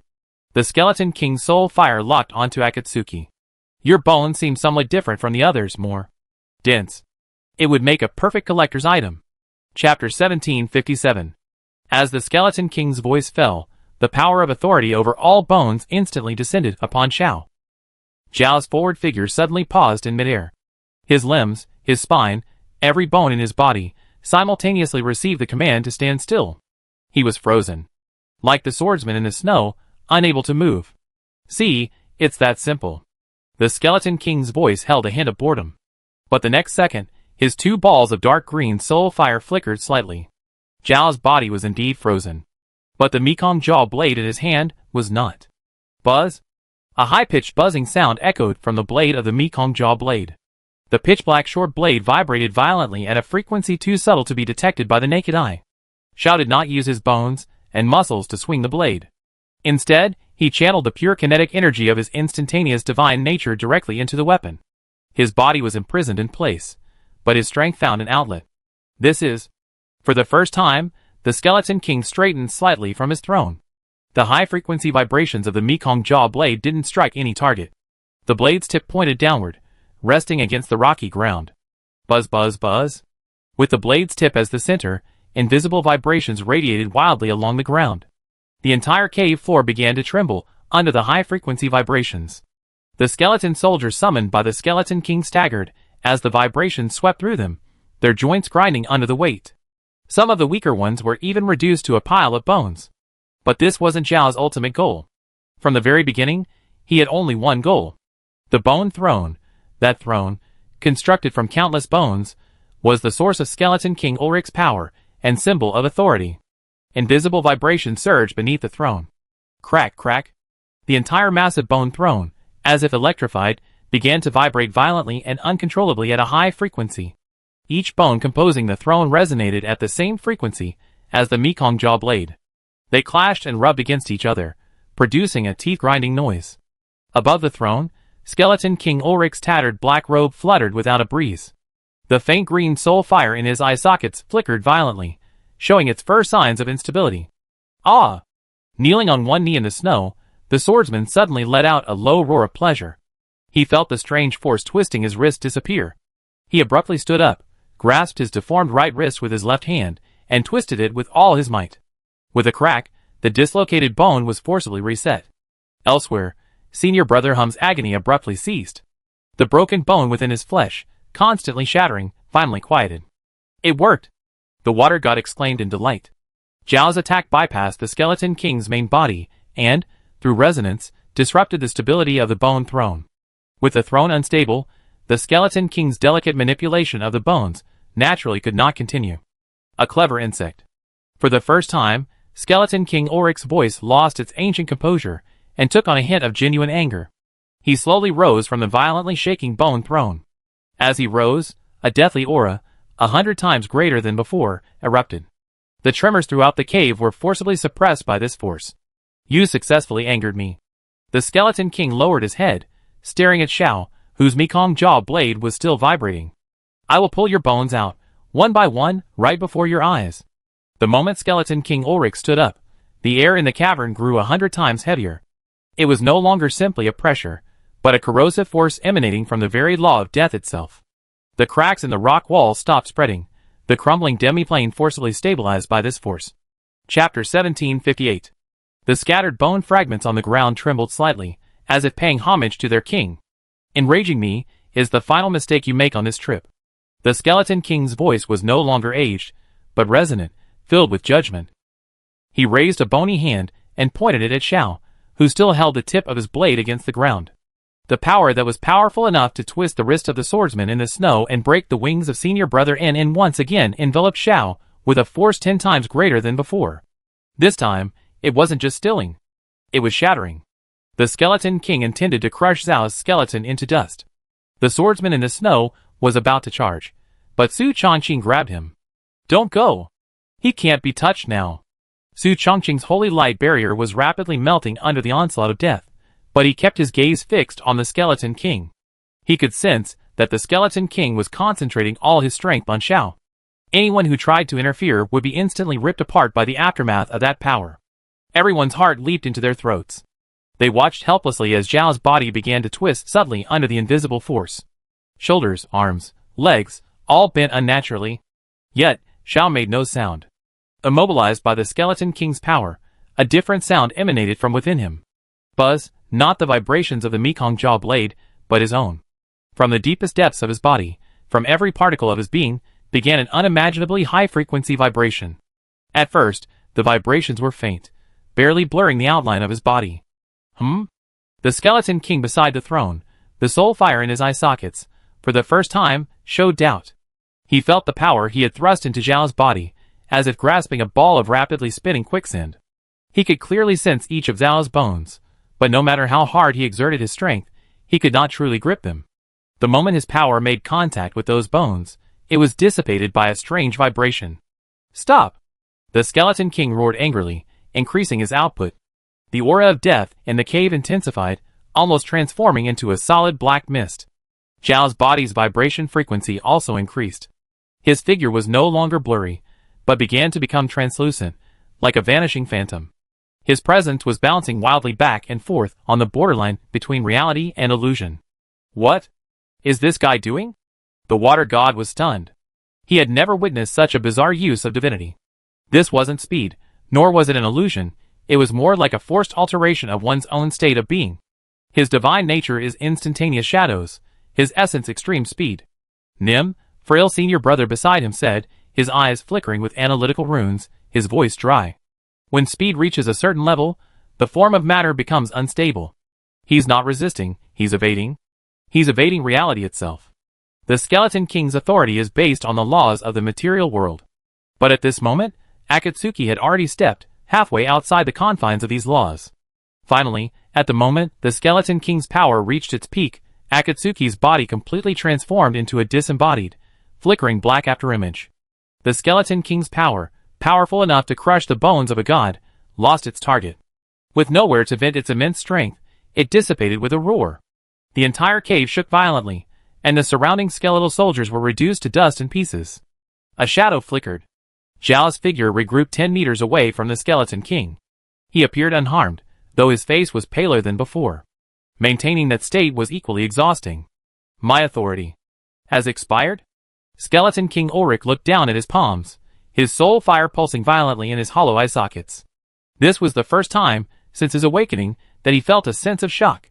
Your power only affects existing things. Zhao's voice echoed, its vibrations carrying a strange, almost omnipresent resonance. And I, for one, can temporarily render myself non-existent. Arrogant! The Skeleton King was utterly enraged. He no longer attempted to control Xiao with authority, instead channeling the immense force of death into a direct attack. With a fierce wave of his hand, the dust, slag, and fragments of bone on the ground were instantly imbued with life. They converged into a torrent of countless shattered bones, sweeping toward Xiao with a howl of death. Protect him! Su Chongqing shouted, transforming his remaining holy light power into a golden shield, blocking Zhao's side. A swordsman in the snow retrieved his long sword, and a cyan wall of wind rose from the ground. The water god also struggled, summoning layers of water curtains. Boom! Boom! Boom! The three men's defenses, under the impact of the torrent of shattered bones, lasted less than 2 seconds before being shattered one after another. But those 2 seconds were enough for Xiao to vanish once more. Not into a mere afterimage, but a true, divine movement of the fleeting power of shadow. He appeared behind the Skeleton King. This time, his target was no longer the throne, but Skeleton King Ulrich's body. But the Skeleton King's reaction speed was just as incredible. He didn't even turn. From the tattered black royal robe behind him, for pale bone whips, made of vertebrae, suddenly emerged, lashing at Zhao's figure like venomous snakes. Xiao didn't resist. In a way that defied the laws of physics, he twisted 4 times in a row, dodging all the bone whips. A black light shone on the Mekong jaw blade. He concentrated all his speed into this single strike.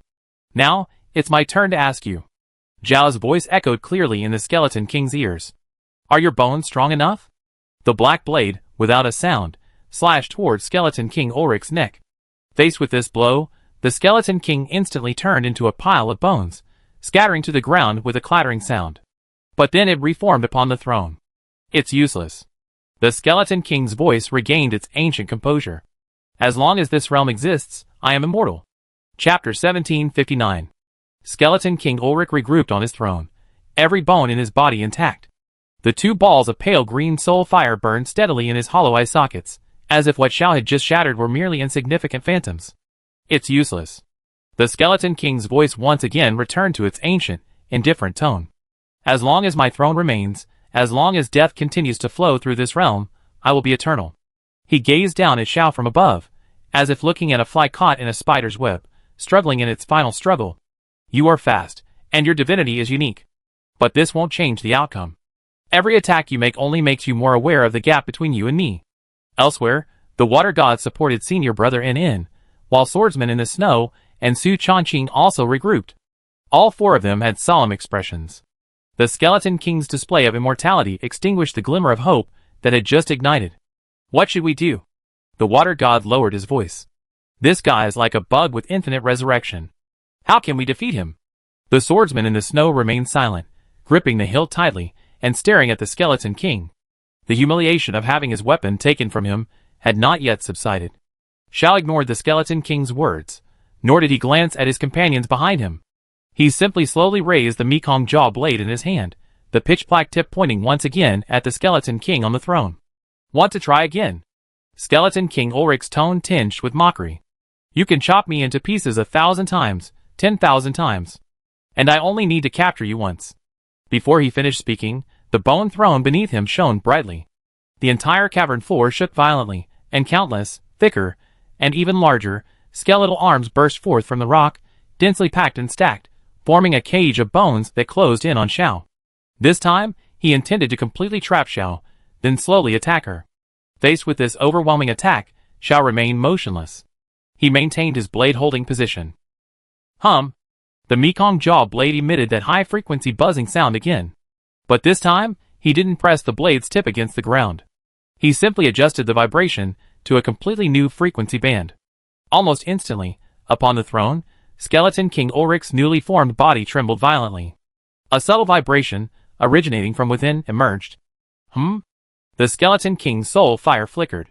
He tried to suppress the abnormal tremors, but the vibrations, like a virus, had already penetrated the very core of every bone in his body. For the first time, as the master of the Bone Authority, he felt a sense of disharmony within his body. The massive bony hands closing in on him faltered. You don't seem to have a very good way to counter this resonance, Zhao's voice rang out. As his words fell, the humming of the Mekong jaw blade suddenly intensified. On the throne, Skeleton King Ulrich's body also violently resonated. Crack! Crack! Crack! Every bone in his body, from his fingertips to his skull, clashed frantically at an uncontrollable frequency, emitting a toothacheing, dense noise. His raised arms twitched uncontrollably. He tried to stand from the throne, but his legs trembled madly, making it impossible for him to support himself. The The soul fire in Skeleton King Ulrich's eye sockets pulsed and flickered violently, revealing for the first time an emotion called horror. He discovered that the connection between him and his bones was being forcibly severed by an external force. He, the King of Bones, was losing control of his own bones. Fuck? The water god's eyes nearly popped out. Reverse control? How did he do that? Chapter 1760. Resonance. Senior brother NN, pale beside him, uttered 2 words. In his eyes, countless runes rapidly calculated. When Shao shattered him just now, he imprinted the high-frequency vibrations of the instant shadow divinity into his bone fragments. The Skeleton King reassembled his body, essentially installing a motor. Now, Shao has flipped the switch. The swordsman in the snow watched the Skeleton King tremble wildly on his throne, like a ridiculous puppet, and a sense of pleasure welled up in his heart. He recalled the moment his wrist was twisted and his long sword slipped from his hand. Skeleton King, oh Skeleton King, you never imagined this day would come. Roar! Skeleton King Ulrich roared with utter fury. The immense death divinity erupted from his body, attempting to forcibly suppress the vibrations emanating from within his bones. The entire cave wailed at his wrath. The encircling giant skeletal hands, crushed into a cloud of bone dust by this divine impact. Nonetheless, the vibrations of his body remained undiminished. That frequency felt like an integral part of his being, inextricable from him. Crack! Unable to withstand the ultra-high frequency resonance, a distinct crack appeared on the surface of his left arm. Then, a second, and a third. No! Skeleton King Ulrich was completely mad. His proud immortal body, the symbol of his authority, had now become the most terrifying cage and torture device. He wanted to disintegrate once more, to transform into a cloud of shattered bones, to break free from this control. But he found he couldn't. Zhao's vibrational frequency had locked the structure of every bone in his body. He was trapped within his own body. Your bones are my responsibility. Zhao's voice was like a final judgment. The Mekong jaw blade's edge shone brightly. In that instant, the vibrational frequency of Skeleton King Ulrich's bones reached its peak.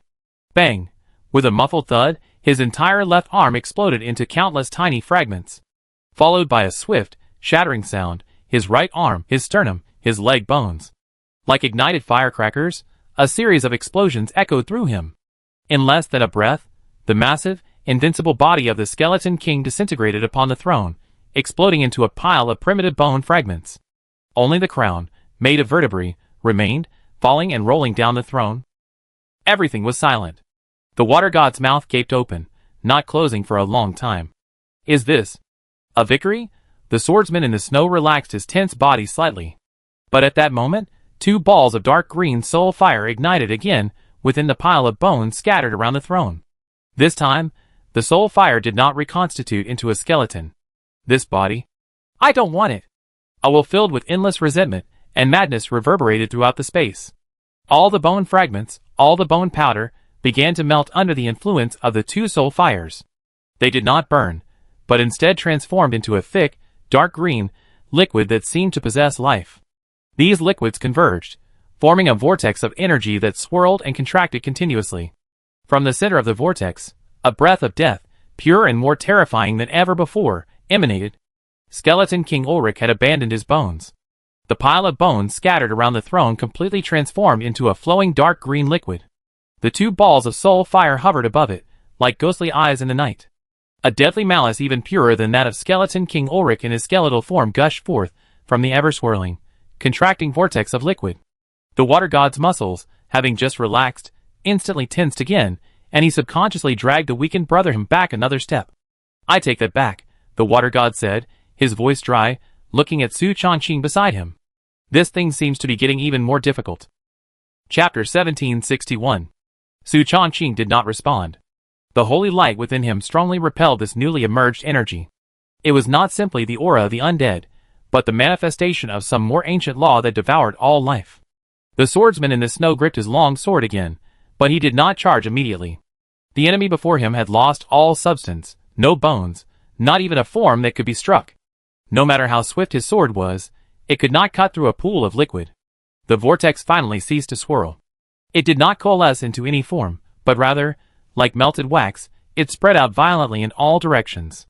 The dark green liquid, like a living carpet, quickly covered the entire cave floor. The moment the rock came into contact with the liquid, it sizzled softly and silently dissolved, becoming part of the liquid, expanding the scope of this sea of death. Two balls of soul fire, one on the left and one on the right, floated above the green liquid.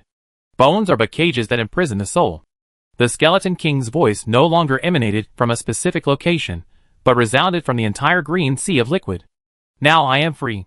As soon as the words left his mouth, the dark green sea of liquid, like a rising tide, slowly surged toward the five people. It's consuming energy. The water god formed a wall of water before him, attempting to block it. But the green liquid barely touched it, and the wall shrank like a sponge drained of water, eventually disintegrating into nothingness. The color of the liquid sea seemed to deepen even further. Holy light barrier. Su Chongqing channeled all of his remaining divine power into a golden shield of light. The green sea of liquid collided with the shield. Sizzle. Acrid white smoke rose from the intersection of the golden light and the green liquid. The barrier of holy light dimmed and thinned at a visible speed. It won't hold out much longer. Su Chongqing gritted his teeth, veins bulging on his forehead. The Skeleton King's full attention was focused on Xiao. The surface of the liquid sea suddenly arched, transforming into a formless green hand that crossed the barrier of holy light and reached directly for Xiao. You destroyed my most perfect treasure. Now you fill the void? Xiao's figure flickered, and he attempted to activate instant shadow again. But as soon as he exerted his strength, his body suddenly froze, and his face instantly paled. The previous ultra-high frequency vibrations had not only destroyed the Skeleton King's skeleton, but also placed a tremendous strain on his body. He could feel his bones groaning under the weight. Just as the giant green hand was about to fall, a cyan blade slashed across. A swordsman in the snow thrust his sword forward, striking the giant hand. Without a sound of impact, the blade's light vanished like a drop in the ocean, swallowed by the liquid hand and vanishing without a trace. It's useless. The Skeleton King's voice was tinged with sarcasm. An atmosphere of despair once again enveloped everyone. At this moment, Senior Brother Nin, who had been supported by the water god, suddenly spoke. His voice was weak, yet remarkably clear. Its core is those two balls of fire. Nonsense, the water god said anxiously. Everyone can see it. But it's floating in the sky, and the demons on the ground can't get through. How can we defeat it? Senior Brother Hum shook his head, raising a still slightly trembling hand and pointing at the two soul flames. No, its core isn't two. He took a breath and continued. It's one. Everyone was startled by this and focused again. Only then did they realize that the two seemingly independent soul flames had exactly the same flickering frequency and brightness. They were like two reflections of the same object in water. He split his soul in two. Senior Brother Hum's eyes flashed with analytical runes. One controls this sea of death and maintains his domain. The other is the true essence of his will. If we can attack both simultaneously, we can break his balance and make him lose sight of one thing. This realization was like a flash of lightning, splitting the haze in everyone's hearts. A feasible plan emerged. I will suppress this ground. Su Chongqing acted decisively. He withdrew the holy light barrier that was about to break and pressed his hands hard into the ground.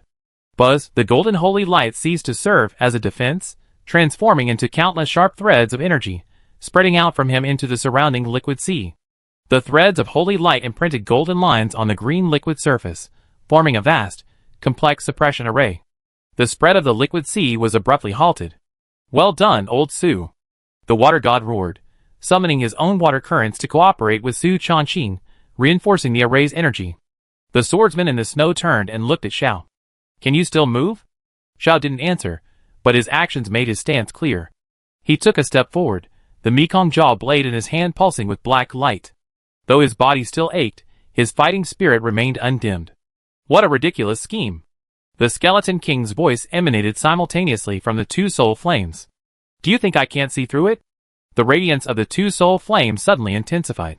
The suppressed sea of liquid below began to churn violently, madly attacking the holy light formation set by Su Chongqing.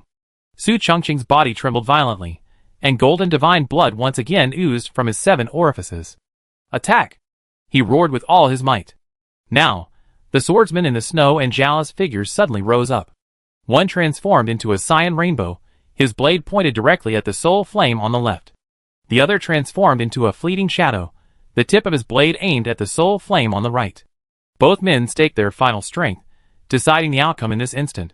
However, just before their attacks were about to strike, the two soul flames suddenly merged in midair. They merged into a larger, brighter dark green flame. The powerful energy surges sent shockwaves through the two charging forward, sending their blood surging.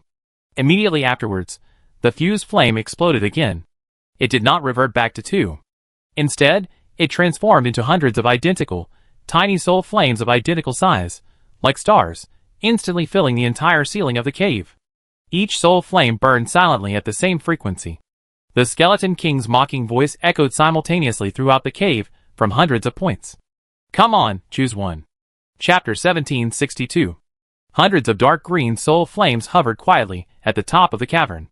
Each radiated the same energy fluctuations, each echoing with the mocking voice of Skeleton King Ulrich. Come on, choose one.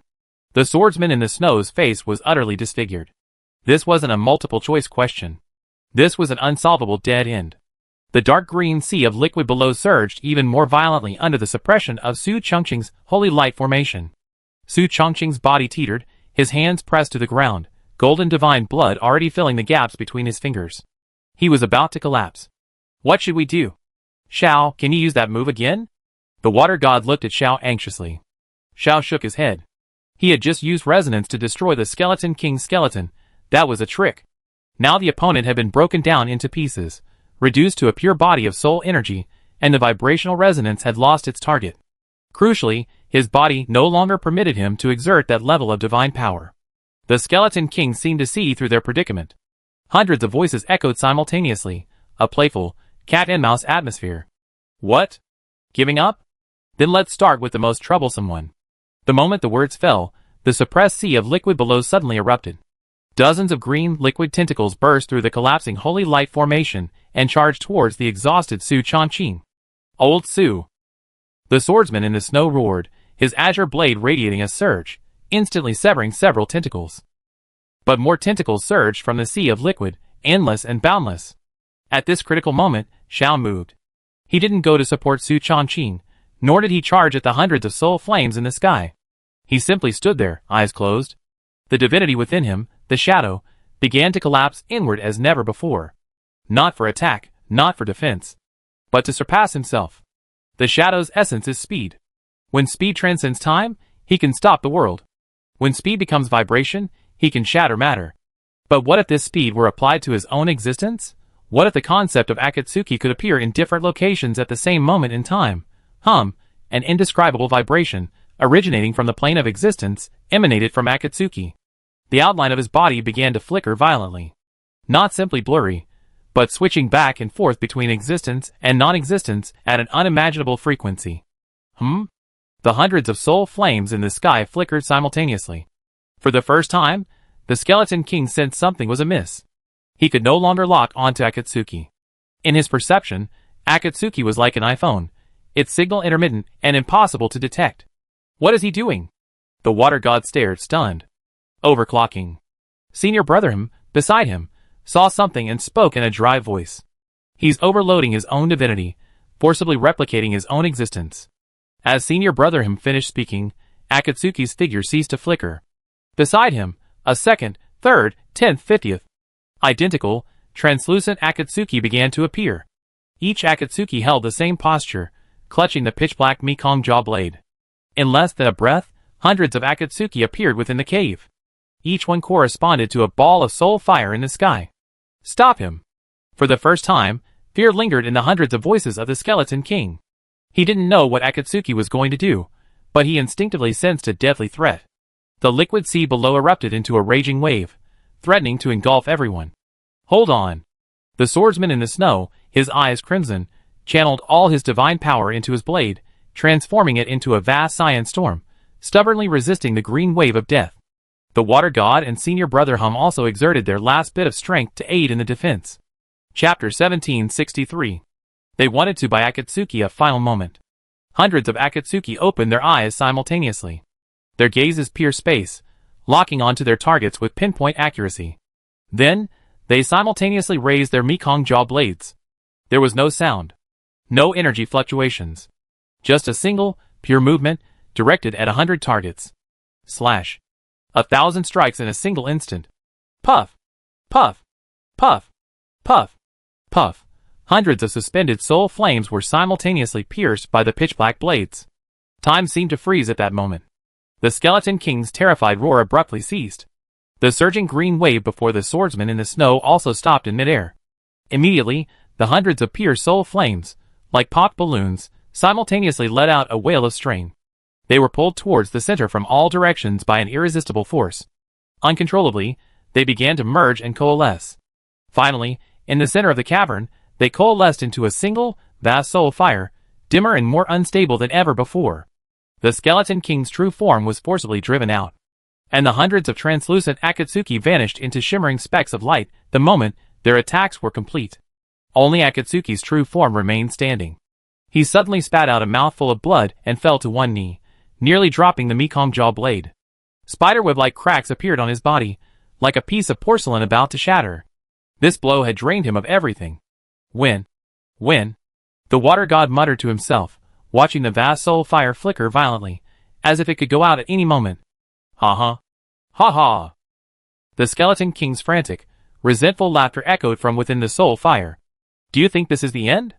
I admit I lost. But don't even think about leaving alive.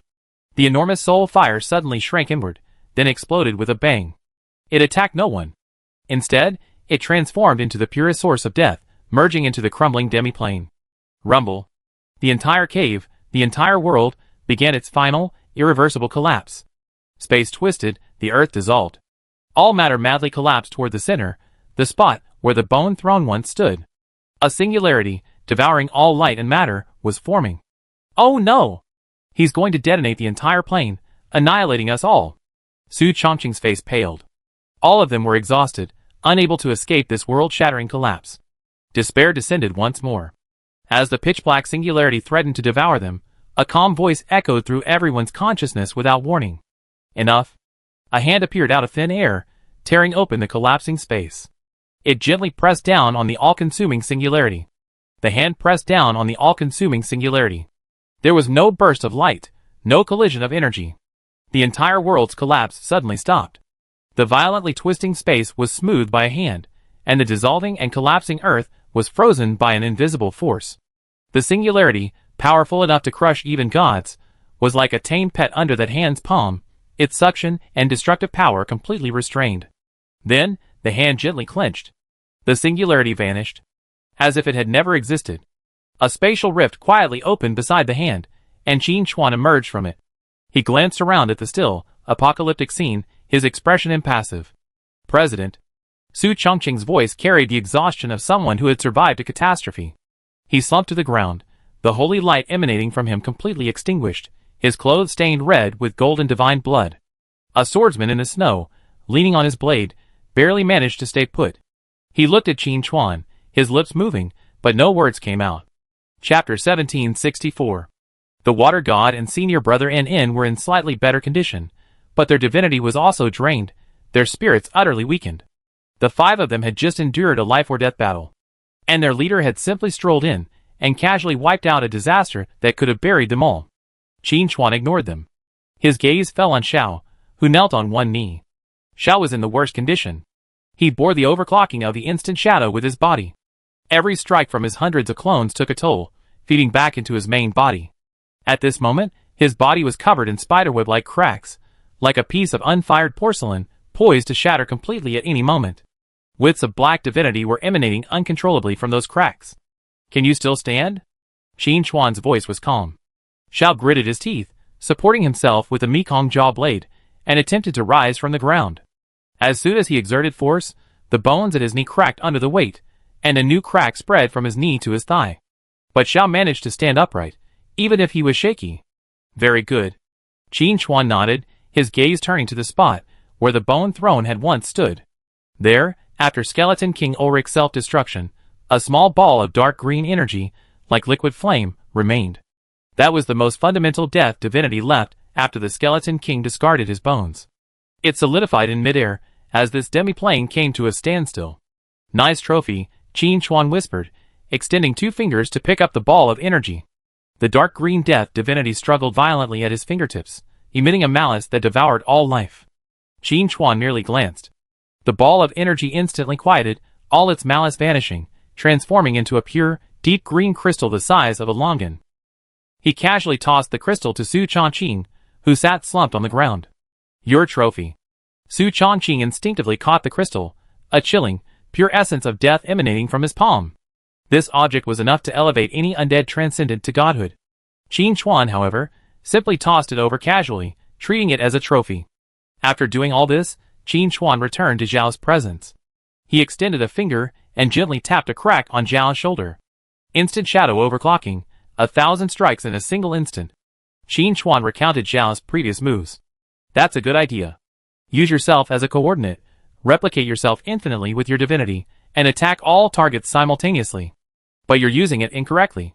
Xiao suddenly raised his head, his bloodshot eyes fixed on Qin Chuan. He didn't understand. If it weren't for that one move, they would all be dead here. You used instant shadow as instant explosion. Qin Chuan's fingers slowly traced the crack on Zhao's shoulder. The hideous crack didn't heal where his fingertips passed. But the uncontrolled black divinity emanating from the crack had ceased. No longer a chaotic stream of energy, it was being reorganized and woven by an invisible force, forming a stable and orderly structure. Xiao could clearly feel the energy within him, on the verge of collapse, being forcibly stabilized. You imbued each of your clones with the full power of kinetic energy and the concept of slashing. So, hundreds of attacks are equivalent to hundreds of complete expenditures of divinity. You're not attacking the enemy, you're using your body to ignite 100 explosive packs. The fact that you survived only proves your divinity's foundation is a bit more solid than I thought. And you're lucky. Every word Qin Chuan said made Zhao's spirits sink a little. What he thought was a final, all-out attack. In the eyes of the guild master, it was just a crude, self-destructive act. Then, how should I use it? Zhao's voice cracked with weakness and shock. Qin Chuan didn't answer directly. He stared at the pitch-black Mekong jaw blade in Zhao's hand. Let me borrow your blade. Xiao instinctively loosened his grip. The Mekong jaw blade automatically floated up and flew in front of Qin Chuan. Qin Chuan didn't grip the hilt of the sword, but simply extended his index and middle fingers, gently gripping the blade. You're using your strength on the surface.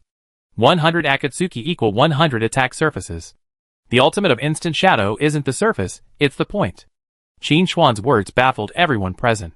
Even senior brother In, who possessed the deepest understanding of divinity, saw a flicker of confusion in his eyes. What's the difference between a point and a surface? Qin Chuan didn't explain further. He held the Mekong jaw blade between his fingers and gently swung it towards the empty, collapsing space before him, frozen in time. There was no gust of wind. No sound. Not even a fluctuation of energy. No one present saw anything happen. The swing of the sword was so gentle, like brushing away a dust cloud. A swordsman in the snow frowned. He caught nothing of Qin Chuan's swing. The water god scratched his head in bewilderment, completely bewildered. Only Zhao's pupil shrank. He saw it. At the moment Qin Chuan swung his sword. The entire frozen, collapsing demi-plane, from the rock walls to the rubble suspended in the air, to the edge of the ripped dimensional rift in the distance.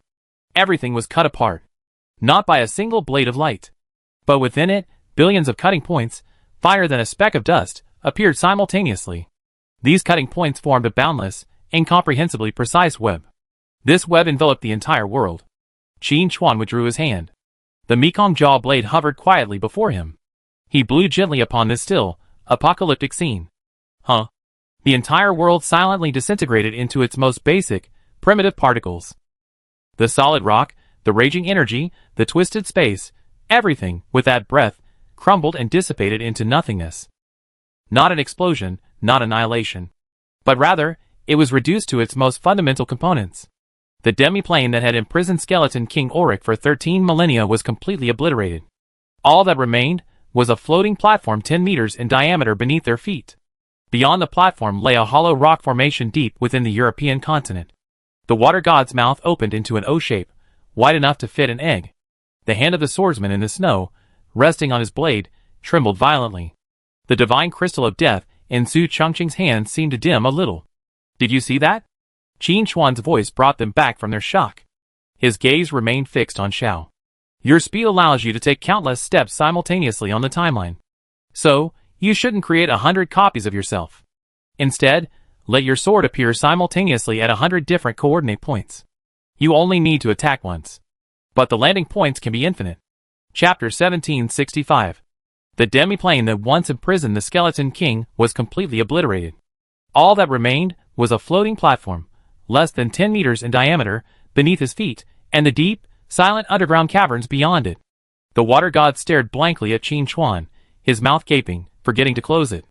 The hand of a swordsman in the snow, resting on his blade, trembled uncontrollably, not from exhaustion, but from the shock of the previous scene, which still resonated in his consciousness. That single swing, aimless, yet severing everything. Qin Chuan returned the Mekong jaw blade to Xiao. Only one strike is needed. But the landing point can be infinite. These two words lingered in Zhao's mind. He extended his cracked hand and caught his weapon. As he touched the blade, he no longer felt the familiar flow of divinity, but a whole new world. So this was the instant shadow, and he had been using it incorrectly. Qin Chuan said nothing more, simply casually creating a crack in front of him. On the other side of the rift lay the bright lights and familiar metal walls of the demon city stronghold. Go back and rest. The water god supported the frail senior brother Nin as they stumbled across the rift. The cold, dry air replaced the suffocating silence that had reigned before the demiplane's collapse. The scene before them shifted from a chaotic apocalypse to the straight lines of a metal corridor. This stark contrast gave the few who had just endured a life-or-death battle a sense of unreality. It was as if everything that had just happened was just an all-too-real nightmare. The swordsman in the snow, Su Chongqing, and finally Xiao, also approached. As Zhao's footsteps fell, the spatial rift behind him silently closed and vanished. Who? The water god gasped heavily, unable to hold on any longer, and slid down against the wall. The adrenaline faded, and a wave of exhaustion instantly overwhelmed every nerve in him. He looked at his still trembling hands, then at Su Chongqing, whose face was as pale as gold, and at senior brother Nin, who had already passed out. Survived a catastrophe. The swordsman in the snow didn't sit down. He simply leaned against the other wall, cradling his long sword in his arms, his head lowered, and remained silent. No one spoke. The only sound in the quiet corridor was the heavy breathing of a few people. After a long moment, the swordsman in the snow whispered, almost a dreamlike mutter. That swing. He didn't look up, his gaze fixed on the scabbard in his arms. Did you see clearly? The water god shook his head blankly. He only saw the president's movements, and then, that world was gone. Like a pencil drawing erased with an eraser, not even a trace remains. Su Chongqing sat cross-legged, his palm open. The dark green crystal Qin Chuan had casually tossed to him lay quietly in his grasp. He could sense the purest source of death within it. This trophy, enough to drive any outside force wild, seemed so insignificant in the face of the devastating scene just now. It's normal not to see clearly. Su Chongqing's voice was a little hoarse. What the president demonstrated wasn't skill, or even the application of divine power. It was a kind of principle. He closed his eyes, carefully savoring the feeling of that moment. He extracted the concept of cutting from the world we know, and then applied it to the entire demi-plane. Thus, we can't see the blade's light, nor can we feel the energy. Because what's being attacked isn't matter, but the very principle of matter's existence. These words plunged the water god and the snow swordsman into a deeper silence. They had fought tooth and nail, even risking their lives, to barely defeat a loser imprisoned for 10,000 years. And their leader, with a single blow, cleaned up the mess, and in the process, taught them a lesson. A lesson they might never fully digest. Chapter 1766. Xiao, who had been silent until then, moved. He took a step forward, heading deeper into the corridor. You're using it incorrectly. You only need to attack once. But the number of impact points can be infinite. Qin Chuan's words, like a brand, etched deep into his soul. The speed he had always prided himself on, the instantaneous divine power he relied on for survival, had been misused from the very beginning. It felt like a self-righteous child, armed with a peerless divine weapon, only to crack walnuts with it. What he needed now wasn't healing. It was shattering himself, along with all his past perceptions, and then rebuilding himself. Hey, Xiao. The water god couldn't help but call out. You're the most seriously injured. Don't you want to heal first? Xiao continued walking forward without looking back, his voice lingering in the corridor. Only the weak need rest. The concentration of divine power in the demon city is high, and recovery will be rapid. Zhao's figure disappeared at the end of the corridor, leaving behind a dead silence. The water god leaned against the cold metal wall, feeling every muscle in his body protest. He glanced in the direction Xiao had left, then at the swordsman in the snow, who sat silently beside him clutching his sword, and couldn't help but curse. Is this guy a lunatic? He's so badly injured, yet he's still thinking about training instead of going to the treatment room? Su Chongqing, sitting cross-legged on the ground, slowly opened his eyes. He glanced at the deep green death divine crystal in his arms, his voice weak. For him and the swordsman in the snow, the president's strike just now was more effective than any healing. That's the direction. The swordsman in the snow suddenly tightened his grip around his sword. He didn't protest, nor did he agree. He simply pushed the wall aside silently, stood up straight, and headed in the other direction toward the training area. His pace was slow, each step like dragging a 1,000-pound burden, but his back remained straight. Qin Chuan demonstrated the ultimate power of the instant shadow for Xiao. For the swordsman in the snow, it was also a sermon on the art of slashing itself. All right. The water god looked at the departing figure and chuckled self-deprecatingly. Every one or two of them are cultivation maniacs, and I'm the only normal person. He looked down at his senior brother, N, who lay unconscious in his arms, his wings broken, and sighed. Okay, including this, that's 1.5. No! Su Chongqing interrupted him. He spread his palm, and the dark green crystal hovered quietly in his palm. Neither am I. The water god was stunned, looking at the crystal in Su Chongqing's hand. Old Su, are you going into seclusion too? The president's gesture was a display of reason. Su Chongqing's gaze fixed intently on the crystal. And this thing is the key to reason. He could sense that within this crystal lay the fundamental law of death, embodied by skeleton King Ulrich after he abandoned his bones. My holy light embodies life and order. To advance further, you must understand its opposite. Su Chongqing closed his fingers, gripping the crystal tightly. I want to see what the end of death holds. Devil City Stronghold, top floor. This was Qin Chuan's private space, devoid of any extraneous decorations, only cold metal walls, and an equally cold table and chairs. The room was so empty that one could hear his own heartbeat. Qin Chuan sat alone in a chair, dozens of light screens floating in the void before him. Each screen displayed the real-time status data of a core member. On Zhao's dashboard, the value representing the stability of his divine nature was fluctuating wildly. Spiderweb-like red cracks covered his avatar, but a new, more concentrated power was brewing deep within these cracks. Next to the snow swordsman's dashboard, an icon of a cyan knife was rapidly spinning, disassembling and reassembling. Su Chongqing's dashboard was completely dominated by two colors, one black and one gold. These two diametrically opposed forces formed an uncanny balance within his data model.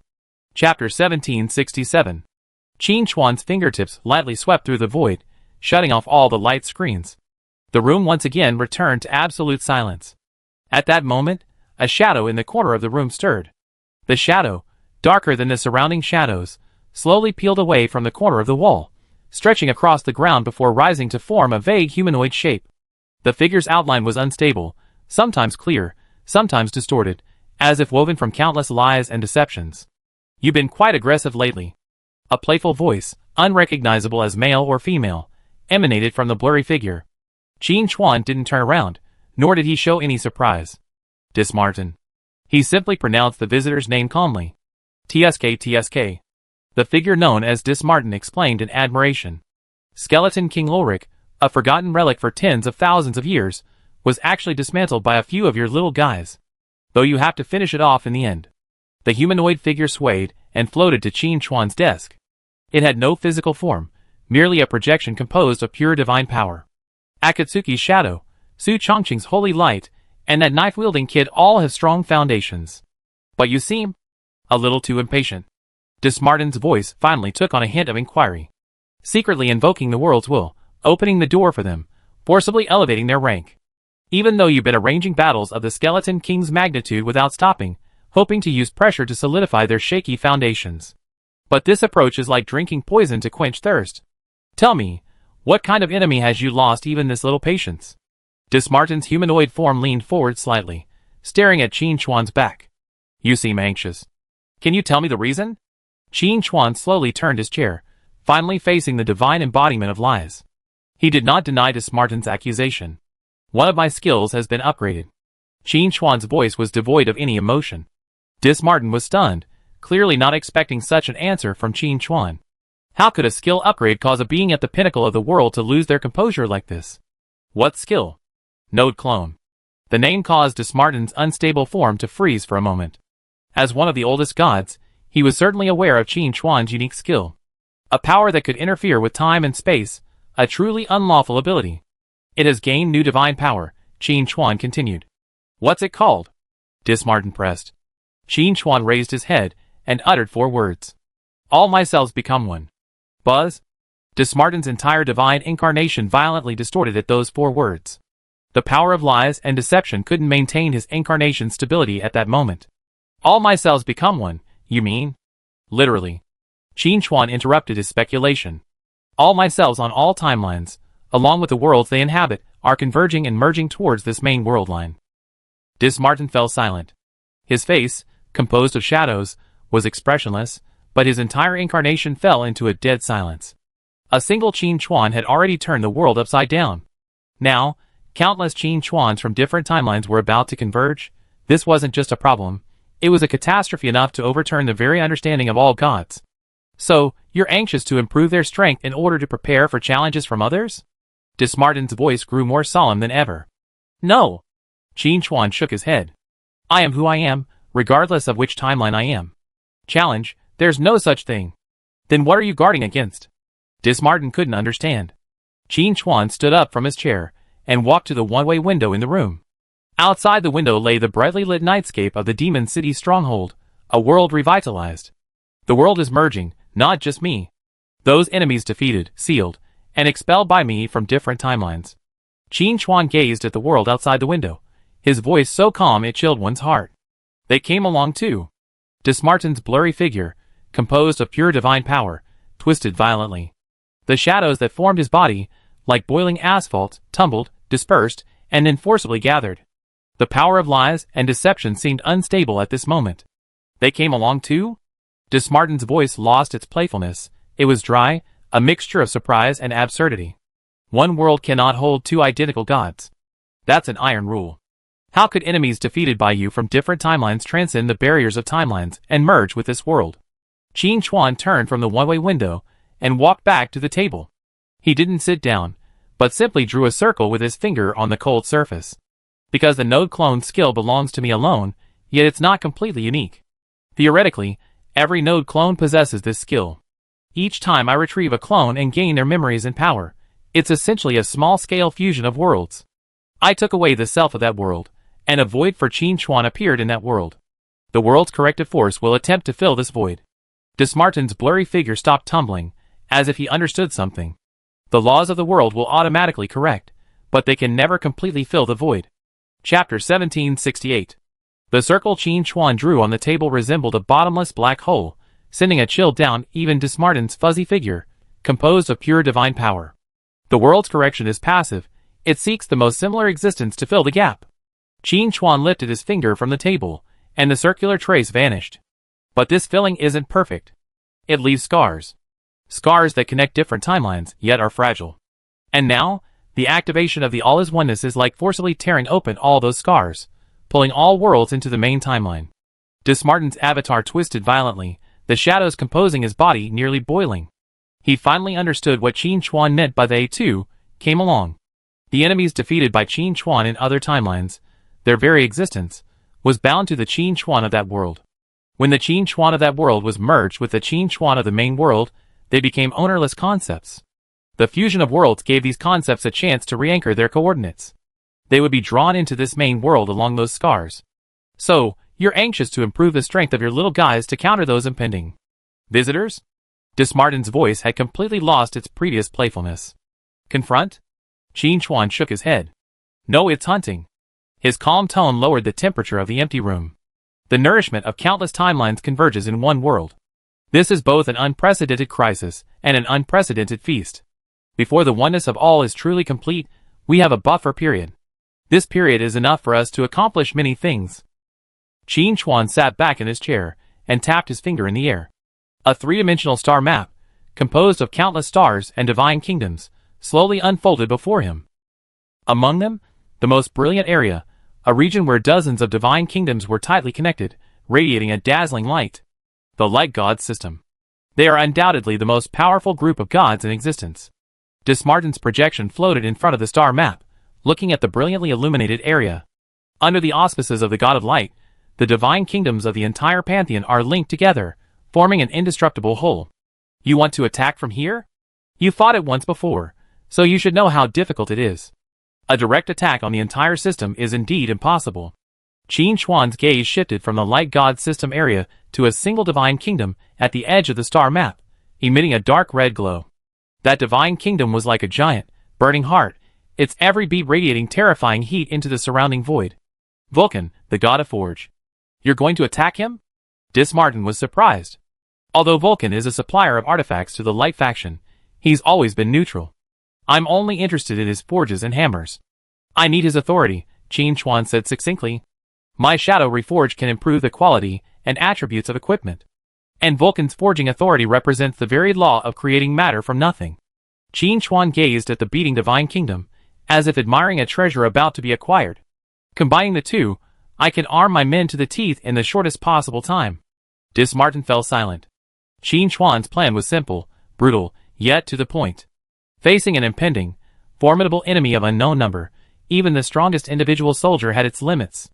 The only way to achieve this is to exponentially increase the team's combat power through equipment. And there's no quicker way to achieve this than to seize the authority of the god of Forge. Vulcan's Forge, the Eternal Forge, is one of the most sturdy divine kingdoms known, Dismartin reminded him. The fortress of his kingdom is constructed from the divine metal orichalcum, forged by him personally. Even the god of Light himself would have no hope of easily opening his gates. Chapter 1769. Qin Chuan did not respond to Dismartin's reminder. He simply extended a finger and gently tapped the dark red dot of light on the star map that represented the Vulcan kingdom. Ripples spread across space like the surface of water. His fingertips pierced the dimensions of reality and directly touched the coordinates of that distant kingdom. Who says we have to knock? The moment his fingertips touched the dot of light, Qin Chuan vanished from the chair. Leaving behind only a calm voice, it echoed in the empty room. Vulcan's kingdom is a vast forge floating in the endless void. At its core is a dying star, imprisoned by an invisible divine force, serving as an eternal fuel. Countless thick metal pipes, like the veins of a giant dragon, extend from the star's surface, connecting to steel islands suspended in the air. The air was thick with the scent of molten sulfur and metal, and every breath felt like swallowing a mouthful of boiling hot iron. In the center of the kingdom, on the largest iron island, stood a towering obsidian anvil. A bare-chested giant, his muscles like cast iron, wielded a hammer ignited with molten lava, striking a long sword, still taking shape, on the anvil. Each blow unleashed the energy of the star at its core, unleashing a roar powerful enough to shatter the stars. He was Vulcan, the god of the forge. Suddenly, Vulcan's hammer stopped swinging. His prosthetic, mechanical, eye flickered red as he turned to the other side of the forge. There, two figures appeared without warning. Qin Chuan and Dismartin emerged from the twisted space. The smell of shadows is truly awful. Vulcan slammed the flaming hammer to the ground, sending the entire steel island trembling. He looked at Qin Chuan, his voice as sharp as the grinding of metal. Tell me your purpose, or I add 2 new materials to my furnace. I want to borrow something from you. Qin Chuan ignored the heat, which could melt a god's body, and walked straight towards the massive obsidian anvil. Your authority. Vulcan froze for a moment, then erupted in a deafening roar of laughter. The laughter unleashed a storm of energy, shaking Dismartin's shadow avatar slightly. My authority? Vulcan's mechanical eye fixed intently on Qin Chuan. For countless years, the bones of gods, who have coveted my power, have been hammered into my creations. Do you think you're any different? Shadow Remnant, I will use your power to forge a brand new artifact. Your death will be a worthy one. Vulcan's laughter echoed throughout the kingdom of God, and every steel island shook with his laughter. A red light flashed in his mechanical eye, and he fixed his gaze on Qin Chuan. Take my authority? Vulcan raised the massive hammer, ignited with molten lava, and pointed it at Qin Chuan. Ignorant creature! My authority has long been fused with this eternal crucible. To claim it, first shatter this world forged by my own hands. The moment his words fell, the obsidian anvil beneath his feet suddenly lit up. Crimson lines spread from the anvil, instantly covering the entire central island. The temperature in the air suddenly rose. Even space itself began to show signs of being scorched and distorted. Feel the wrath of the star's core! Vulcan roared, slamming his massive hammer down on the anvil. Clang!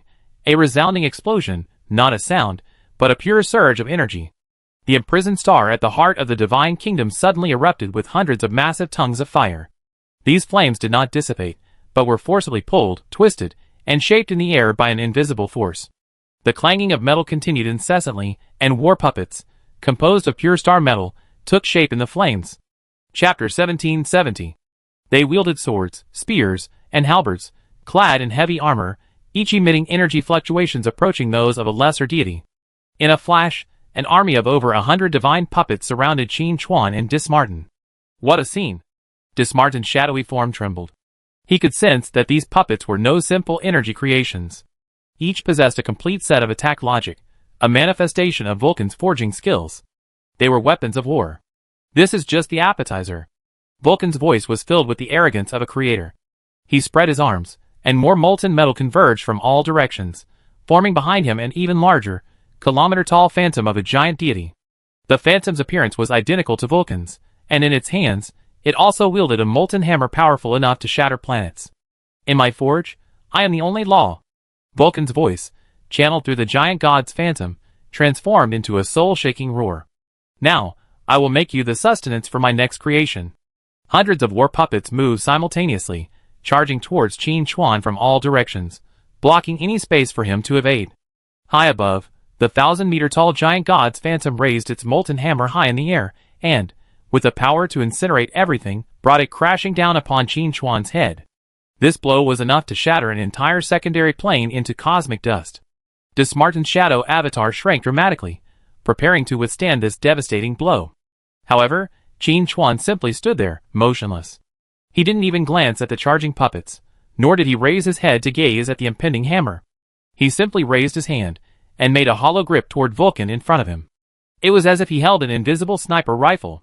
Vulcan's mechanical eye captured Qin Chuan's movements, but couldn't comprehend his intentions. No energy converged. No laws fluctuated. Not even a killing intent. What was this remnant of the shadows doing? Qin Chuan didn't answer him.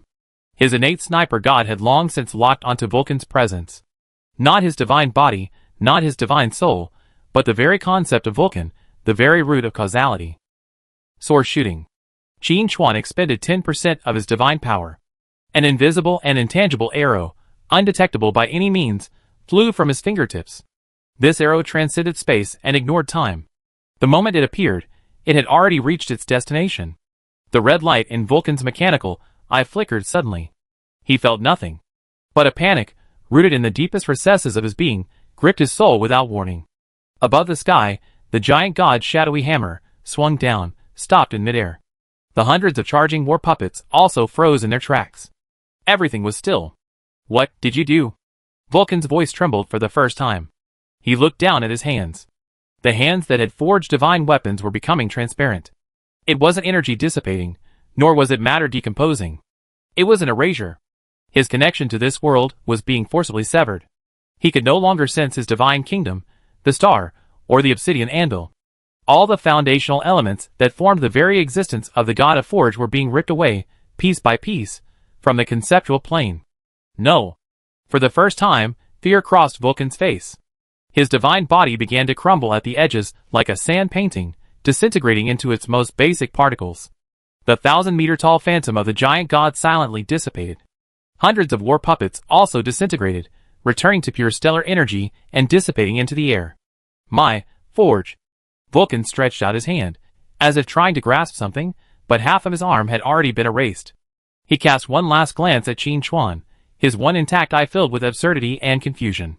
He hadn't even seen the enemy's attack.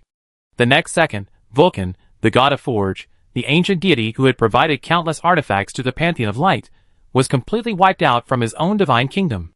Nothing remained, as if he had never existed. Dismartin's shadowy incarnation froze in place. He watched everything unfold before him, the lies and deceitful authority that had shaped his body faltering. One strike. Just one strike. A greater god in his prime, along with the divine legions upon which he owed his fame, was gone. The moment Vulcan was completely annihilated, the entire eternal forge lost control. The chains of divine power binding the core star shattered, inch by inch. The star, suppressed for countless years, finally broke free from its shackles. Boom! An indescribable storm of energy erupted from the core of the divine kingdom, sweeping in all directions.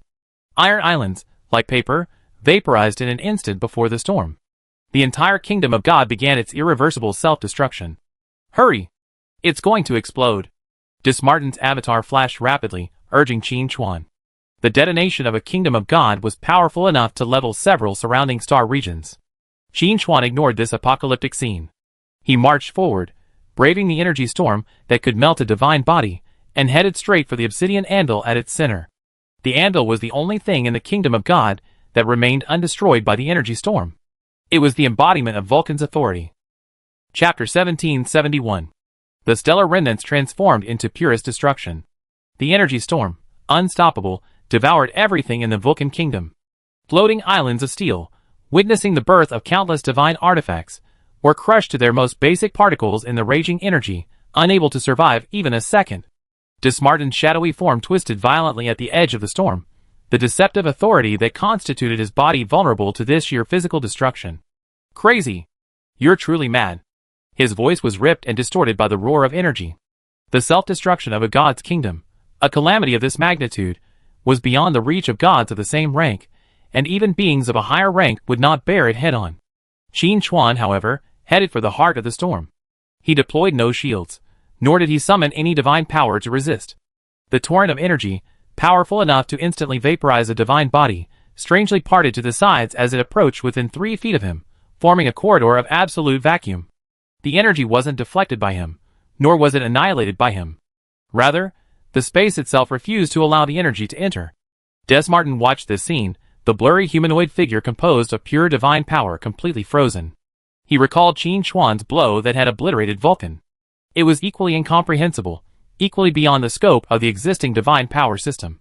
Qin Chuan's pace was slow, each step treading on the void, yet more stable than on the most solid ground. He passed through layers of surging energy, finally stopping before the obsidian anvil. The anvil was the only thing in the entire divine kingdom that hadn't been destroyed by the energy storm. It was the condensation of Vulcan's forged authority, the cornerstone of this divine kingdom's existence. At this moment, it hovered at the very center of the storm, radiating a dark red glow as it frantically absorbed the energy of the surrounding exploding stars, like a dying beast making its final struggle. As if sensing Qin Chuan's approach, the obsidian anvil shook violently. Buzz, a heat even more terrifying than the previous stellar explosion, erupted from the anvil's interior. This was no mere flame, but the very laws of creation and smelting. This was the ultimate defense, engraved within Vulcan's power throughout his life. This heat was powerful enough to incinerate even concepts themselves. Qin Chuan extended his hand. His palm, devoid of any energy, simply pressed down upon the anvil, ablaze with the flames of the law. The moment his fingertips were about to touch the anvil, a dark, abyssal force emerged from his palm. Shadow reforging. When Qin Chuan's palm finally pressed against the obsidian anvil, there was no earth-shattering collision. The flame of the law, powerful enough to forge concepts, the moment it came into contact with the darkness in Qin Chuan's palm, felt like it had met its nemesis, uttering a silent wail and retreating step by step. Vulcan's forging power was to create something from nothing. Qin Chuan's shadow reforging was to alter something already existing, to reshape it. At this moment, 2 completely different laws came into direct contact through the anvil. Reshaping was devouring creation. Crack. A subtle, crisp sound emanated from within the anvil. A pitch-black crack appeared on the indestructible obsidian surface. This crack, like a living vine, rapidly spread across the entire anvil. Where it passed, the originally dark red divine lines were covered and assimilated by a deeper darkness. The anvil's form began to shift under Qin Chuan's hands. No longer a solid mass, it transformed into a wriggling mass of dark matter, somewhere between solid and liquid. The energy from the exploding star continued to pour madly into it, but instead of charging it, it became fuel for its reshaping. Chapter 1772. Qin Chuan withdrew his hand. The dark mass slowly spun and stretched before him, eventually condensing into a brand new warhammer. The hammer was pitch black, yet non-reflective, as if absorbing all light. One side of the hammerhead was as smooth as a mirror, reflecting the crumbling divine kingdom. The other side was dotted with tiny, star-like points of light, each flickering like the birth and death of the universe. This was the new shadow reforging, after integrating with the power of the forge. Qin Chuan grasped the hammer handle. A stream of information flowed down his arm, and directly into his consciousness. The divine power had been successfully integrated. Shadow reforging had consumed the power of the forge, ascending to the god-level power of creation of all things. Creation of all things. You can analyze and reorganize all matter and concepts, or consume divine power to create anything you understand. At this moment, the explosion of the eternal furnace finally reached its end. The last of the light and heat was completely consumed. Beneath Qin Chuan's feet, the void that had supported him vanished. The entire Vulcan kingdom, along with its spatial coordinates, was completely wiped from the world map. Only Qin Chuan, Dismartin, and the newly born Warhammer remained, quietly suspended in the void where the kingdom once stood. Dismartin's shadowy avatar drifted over, staring at the Warhammer in Qin Chuan's hand, speechless for a long moment. He had witnessed the fall of a mid-level deity. He had also witnessed the birth of a new kind of authority. From start to finish, all of this took less than 10 minutes. You really killed him. Dismartin's voice contained neither joking nor surprise, only the calmness of stating the truth. An ancient god, gone just like that. Qin Chuan said nothing, simply swung his warhammer. The hammerhead slashed through the void, creating no sound, yet in Dismartin's perception, it left a trail of intertwined creation and reconstruction. The light god system will not let this go, Dismartin continued. Vulcan was their most important weapons supplier. His fall severs a vital arm of the light god system. They will come for you. Let them come, Qin Chuan finally spoke. He sheathed his warhammer and cast his gaze towards a certain direction in the void. There, beyond time and space, so far away that distance could no longer be measured, a brilliant galaxy composed of dozens of divine kingdoms radiated in eternal, unchanging light. The kingdom of light. Even across the endless void, Qin Chuan could sense several majestic gazes casting their gazes from the depths of that galaxy. Vulcan's fall had been noticed. Are you going to say hello to them? Dismartin's projection swayed. No need. Qin Chuan turned and created a fissure in front of him. On the other side of the fissure lay the familiar metal wall of the Demon City stronghold. If they don't come, we won't go. The most urgent thing is to arm our own people. With that, he stepped into the fissure. Dismartin watched his disappearing figure, then glanced back at the distant kingdom of light. The blurry figure chuckled incomprehensibly. It's getting really lively now. His figure slowly faded, blending into the endless void. Qin Chuan stepped out of the fissure and returned to the Demon City stronghold. Without pausing for a moment, he simply raised his hand and lightly tapped the air in front of him. An invisible command, transmitted instantly through the entire stronghold's network, reached the central control system. The metal floor in the center of the room silently slid open to the sides, and a huge lifting platform rose from below. Piled high on the platform were the highest-grade rare metals and energy crystals in the entire Demon City stronghold's inventory. These strategic supplies, enough to drive any major guild crazy, were now piled together like garbage, emitting a halo of mixed energy that illuminated the entire room with a dazzling array of colors. Chapter 1773. Qin Chuan spread his palm, and the pitch-black warhammer, newly transformed by Vulcan's power, quietly appeared in his hand. The hammer lacked a shimmer, like a black hole capable of swallowing everything. He didn't look at the pile of materials, but simply closed his eyes, a thought spreading out like a ripple. In the training room, Xiao sat cross-legged. The ground beneath him was covered with fine, spider-web-like cracks. His body was constantly cracking, healing, and cracking again. The divinity of shunning was undergoing a complete revolution within him. At that moment, a voice echoed directly into his mind. Top floor now. Zhao's eyes snapped open, and the disintegration and reassembly of his body ceased instantly. Without hesitation, he vanished from the spot. Elsewhere, a swordsman stood amidst a chaotic gravitational field in the snow. He swung his long sword again and again, yet without a trace of blade light, he merely left invisible slash marks in the space before him. In Su Chongqing's secret chamber, two divine lights, one black and one gold, intertwined and swirled. Death and holy light, guided by him, maintained a delicate balance. The water god, bathed in the highest concentration of healing fluid, repaired his damaged body while cursing and recalling every detail of the battle with the Skeleton King. They were all, in their own ways, digesting the shock of Qin Chuan. Then, a single voice echoed in their minds simultaneously. Top floor now. Top floor room. The space rippled slightly, and Zhao's figure was the first to appear. He saw Qin Chuan, the unprecedented pitch-black warhammer in his hand, and the small mountain of precious materials. Soon after, the swordsman in the snow, Su Chongqing, and the water god arrived. Each of them carried lingering energy fluctuations. Their expressions varied, but upon seeing Qin Chuan, they all remained silent in unison. President. Qin Chuan opened his eyes. Without explaining anything, his gaze fell directly on Xiao. Give me your Mekong jaw blades. Xiao was stunned for a moment, then without hesitation, handed over his weapon set. Qin Chuan took the daggers and glanced at them. A nice artifact set, but a bit out of place in combat. With that, he tossed the pair of Mekong jaw blades. The daggers arced through the air and landed among the pile of materials. There was no sound of collision. The moment the lower-level artifact-level daggers touched the materials, like ice falling into lava, they silently melted, disintegrating into the purest energy and matter. Zhao's pupils constricted. Those were the weapons that had accompanied him for so long. "Don't panic, I give you something better." Qin Chuan's voice was emotionless. He raised the pitch-black hammer in his hand and aimed it at the mountain of materials. Buzz! No loud bang, no explosion of light. The mountain, made of countless rare materials, along with the Mekong jaw blade melted within it, lost its original form in that instant. The metal turned into streams of light, the crystals turned to mist. All matter was broken down by the hammer's power, reorganizing into a slowly rotating chaotic nebula of light and darkness. The water god was stunned. What kind of divine power was this?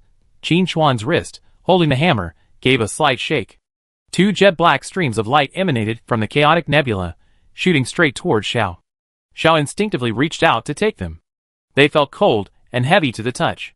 They were a pair of brand new daggers, simpler in design than the Mekong jaw blade. They were pitch black, devoid of any unnecessary patterns, and even light could not be reflected from their surface, as if they were two hollow holes carved directly from space. A new wave of information immediately surfaced in his mind. Formless blade. Rank, mid-level artifact. Attack power, 12 million. Agility, 600,000. Special effect 1. Attacks ignore 90% of the target's physical and energy defense. Special effect 2. Each of your attacks has a chance to create an additional intangible impact point on the target, lasting 3 seconds. Divine power. Instant shadow shuttle. Consumes divine power to travel between all impact points without cooldown, empowering the next attack. Xiao gripped the daggers, his body trembling uncontrollably. He could sense that this was no longer a weapon, but an extension of his fleeting divine power. The landing point can be infinite. Qin Chuan's words echoed again. Now, he had the tools to make them come true. Next, Qin Chuan's gaze turned to the swordsman in the snow, clutching his long sword. The swordsman in the snow, without a word, handed him his saber. Qin Chuan took it, without even glancing, and tossed it directly into the still slowly swirling chaotic nebula. It also silently dissipated. He flicked his wrist again. A brand new long sword flew out of the nebula and lodged itself on the floor before the swordsman in the snow. The blade was azure blue, as thin as a cicada's wing. Within, one could vaguely see countless hairline cuts constantly appearing and disappearing. A swordsman in the snow grasped the hilt of his sword, a pure desire to cut surging through his arm and into his soul. His old sword had sought sharpness. This new sword, however, embodied the very concept of slashing. Next came the water god. He didn't even wait for Qin Chuan to speak before hurriedly handing over his staff. Qin Chuan followed the same routine, tossing it in, shaking it out. A brand new staff, gleaming with the faint glow of the deep sea, fell back into the water god's hands. Gripping it, the water god felt as if he had established a connection with all the liquid matter in the world, as if even the moisture in the air could be harnessed. Qin Chuan's gaze finally fell on Su Chongqing, who sat cross-legged. Su Chongqing opened his eyes. The holy light and aura of death had receded, but his contradictory yet unified aura had intensified. Until now, he had used a cross as his primary weapon. But now, having initially mastered the law of death, the holy light was no longer pure, and the cross no longer suited him. "Your authority is holy light," Qin Chuan said. "It represents life and order, but you have also touched death, its opposite. Light and darkness, life and death, forced to merge, will only lead to your own destruction." Su Chongqing remained silent. This was the dilemma he faced. Qin Chuan reached out and, from the chaotic nebula, directly grasped a ball of pure white light and a ball of inky darkness. The two energies clashed violently in his palm, yet remained firmly contained. Since they cannot merge, let them coexist. Qin Chuan's hammer gently struck the center of the two energies. Dang! A soft sound. Light and darkness were forcibly separated, then rewoven by an invisible force. Finally, a code composed half of holiness, half of darkness, took shape in his palm. The code automatically floated before Su Chongqing. Codex of Life and Death. Rank, mid-level artifact. Spirit, plus 500,000. Constants, plus 300,000. Special effect 1. Holy light skills gain 200% more effectiveness. Cost reduced by 50%. Special effect 2. Death skills gain 200% more effectiveness. Cost reduced by 50%. Divine power. Reversal of life and death. You can designate a target and forcibly reverse their life state. Used on the living, it causes withering. Used on the dead, it causes resurrection. The strength of the resurrection depends on the integrity of the soul. Su Chongqing reached out and touched the codex. He could feel the two conflicting forces within him finding a perfect outlet for the first time. Chapter 1774. At the same moment Su Chongqing took the Book of Life and Death, two figures appeared in the room again. Ji Xing and Ying Luo arrived almost simultaneously. Ji Xing, wearing work clothes stained with motor oil, her hair casually tied back, spoke loudly upon her appearance. "President, what's the rush? I only just finished disassembling my annihilator." Her words caught in her throat. She saw the chaotic nebula in the center of the room, formed from the decomposition and reassembly of countless top-grade materials. She also saw the weapons in the hands of Shao, the swordsman in the snow, the water god, and Su Chongqing, radiating a new divine aura. The power of that weapon completely surpassed their previous equipment. Holy crap. Ji Xing's mouth opened into an O shape. Whose treasury? Did you rob? Ying Luo was much quieter. He said nothing, his gaze sweeping over the new artifacts one by one, finally settling on the pitch-black warhammer in Qin Chuan's hand. He could sense that the warhammer was the source of all this. "It's your turn." Qin Chuan's voice drew everyone's attention back. He first cast his gaze upon Ji Xing. "Give me your mecha core modules." "Huh? Oh." Ji Xing hurriedly withdrew two hexagonal metal blocks emitting a faint blue glow from her storage space. They were the control cores of her two giant mechas, the Destroyer and the Annihilator, creations she had poured countless efforts into. Qin Chuan raised the warhammer in his hand. The two core modules flew uncontrollably into the air, hovering in midair. The essence of a mecha is an extension of firepower, the embodiment of war. Qin Chuan's voice echoed through the room. "Your previous design was too conservative." As soon as he finished speaking, he gently swung his hammer towards the chaotic nebula. The swirling nebula suddenly accelerated, splitting into two torrents, like two giant pythons devouring the world, swallowing the two core modules in one gulp. Ji Xing's heart tightened. "President, be gentle." Qin Chuan ignored Ji Xing's wailing. He gripped the hammer with both hands and fiercely smashed it down on the now violent nebula. Dang, this time, it was no silent reshaping. A crisp sound, like the first cry of the universe at its dawn, echoed deep within everyone's soul. Under this blow, the entire chaotic nebula instantly collapsed inward, all light and matter compressed into a fist-sized energy singularity that exuded a destructive aura. Then, the singularity exploded. It didn't transform into any weapon, but rather into a virtual blueprint composed of countless data streams and energy circuits, imprinted directly into Ji Xing's mind. Ji Xing's body trembled violently, and her eyes momentarily lost focus. In the ocean of her consciousness, an incredibly vast and complex mechanical structure unfolded. It was a creation beyond her imagination, beyond all her knowledge. Heavenly Punishment Armament Core. Rank, Mid-Level Artifact. Core Effect 1. Increases all stats of the Destroyer and Annihilator mechas by 300%. Core Effect 2. Increases energy shield strength by 500% and recovery speed by 300%. Core Effect 3. Weapon System Overload. Can be activated automatically, increasing all weapon attack speed by 200% and damage by 100% for 10 seconds, followed by a 120-second cooldown. Divine Power 1. Mechanical God Domain. Expands a 5-kilometer radius, strengthening all allied mechanical units within it, and suppressing enemy mechanical units, with a chance of being seized. Shenwei 2. Star Destroyer Mode.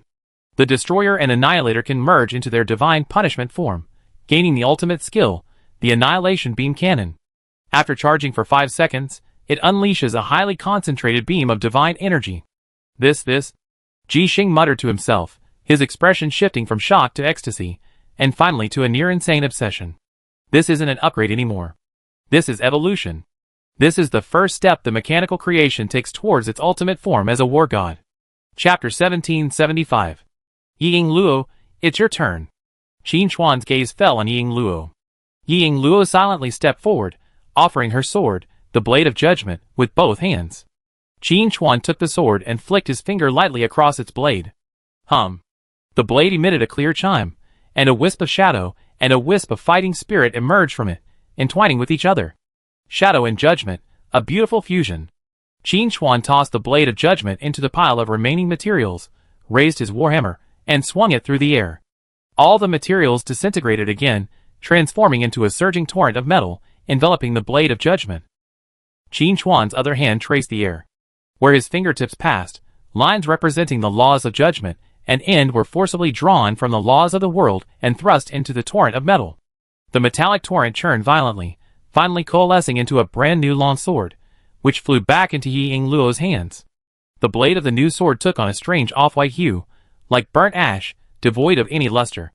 The hilt was a pure darkness. The moment he grasped it, Ying Luo's body trembled slightly. He felt that what he held in his hand was no longer a sword, but a command that would pronounce final judgment on all things in the world. Endless Judgment.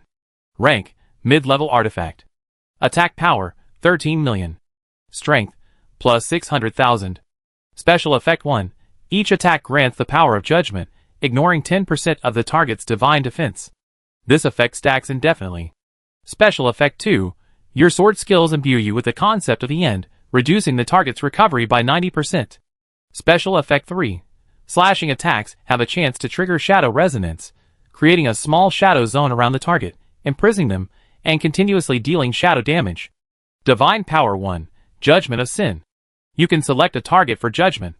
If the target possesses negative divinity or sin value, your next attack deals 300% true damage. Divine Power 2. Shadow's End. Infuse the blade with divine power, delivering a guaranteed strike.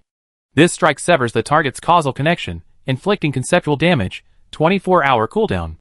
Yazakura Luo slowly exhaled, his eyes filled with unprecedented fighting spirit. With a gentle swing of endless judgment, the air seemed to slice through. With this weapon in hand, his combat power could potentially double. Seeing the crowd immersed in joy, Qin Chuan said, "The others are out there training. I replenish your equipment first, and then call them back. Attack without defense alone won't last long. I need to equip you with some defensive gear." Qin Chuan cast his gaze towards the remaining half of the Chaos Nebula. This time, he didn't ask for equipment. He simply extended his other hand and stirred the nebula. The nebula's rotation accelerated again, dividing the matter and energy within it evenly into 5 parts. Qin Chuan gripped the hammer of creation, his movements no longer the wild, open and closed ones of before. Each of his swings became incredibly delicate, the hammerhead tracing intricate paths through the air, as if weaving an invisible web of laws. The 5 materials were stretched, compressed, and shaped within this web. Breastplate, shin guards, helmet, gauntlets, combat boots. The 5 components took shape almost simultaneously. 5 complete sets of uniformly styled jet black heavy armor hovered silently before the crowd. The armor shape exuded a sense of heaviness and strength. Its surface wasn't smooth metal, but a crystalline structure similar to obsidian, covered in dark golden lines like a circuit board, flickering with the flow of energy. The water god couldn't help but reach out, wanting to touch the breastplate closest to him. Even before his fingertips approached, a stream of information flooded his mind. Abyssal Barrier Breastplate. Rank, mid-level artifact. Defense, 8 million. Constitution, plus 400,000. Chapter 1776. Special Effect 1, all damage reduction plus 30%. Special Effect 2, when attacked, there is a 35% chance to generate a void shield that absorbs Constitution * 200 damage, lasting 5 seconds. Special Effect 3, when not in combat, restore 1% of maximum health per second. Divine Power 1, Law Cleansing.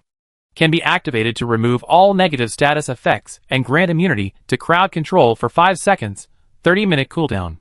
Divine Power 2, Countercurrent, passive. Reflects 15% of received single target damage back to the attacker, as pure shadow energy. The water god gasped, his voice changing tone. Holy crap, a single breastplate is so outrageous.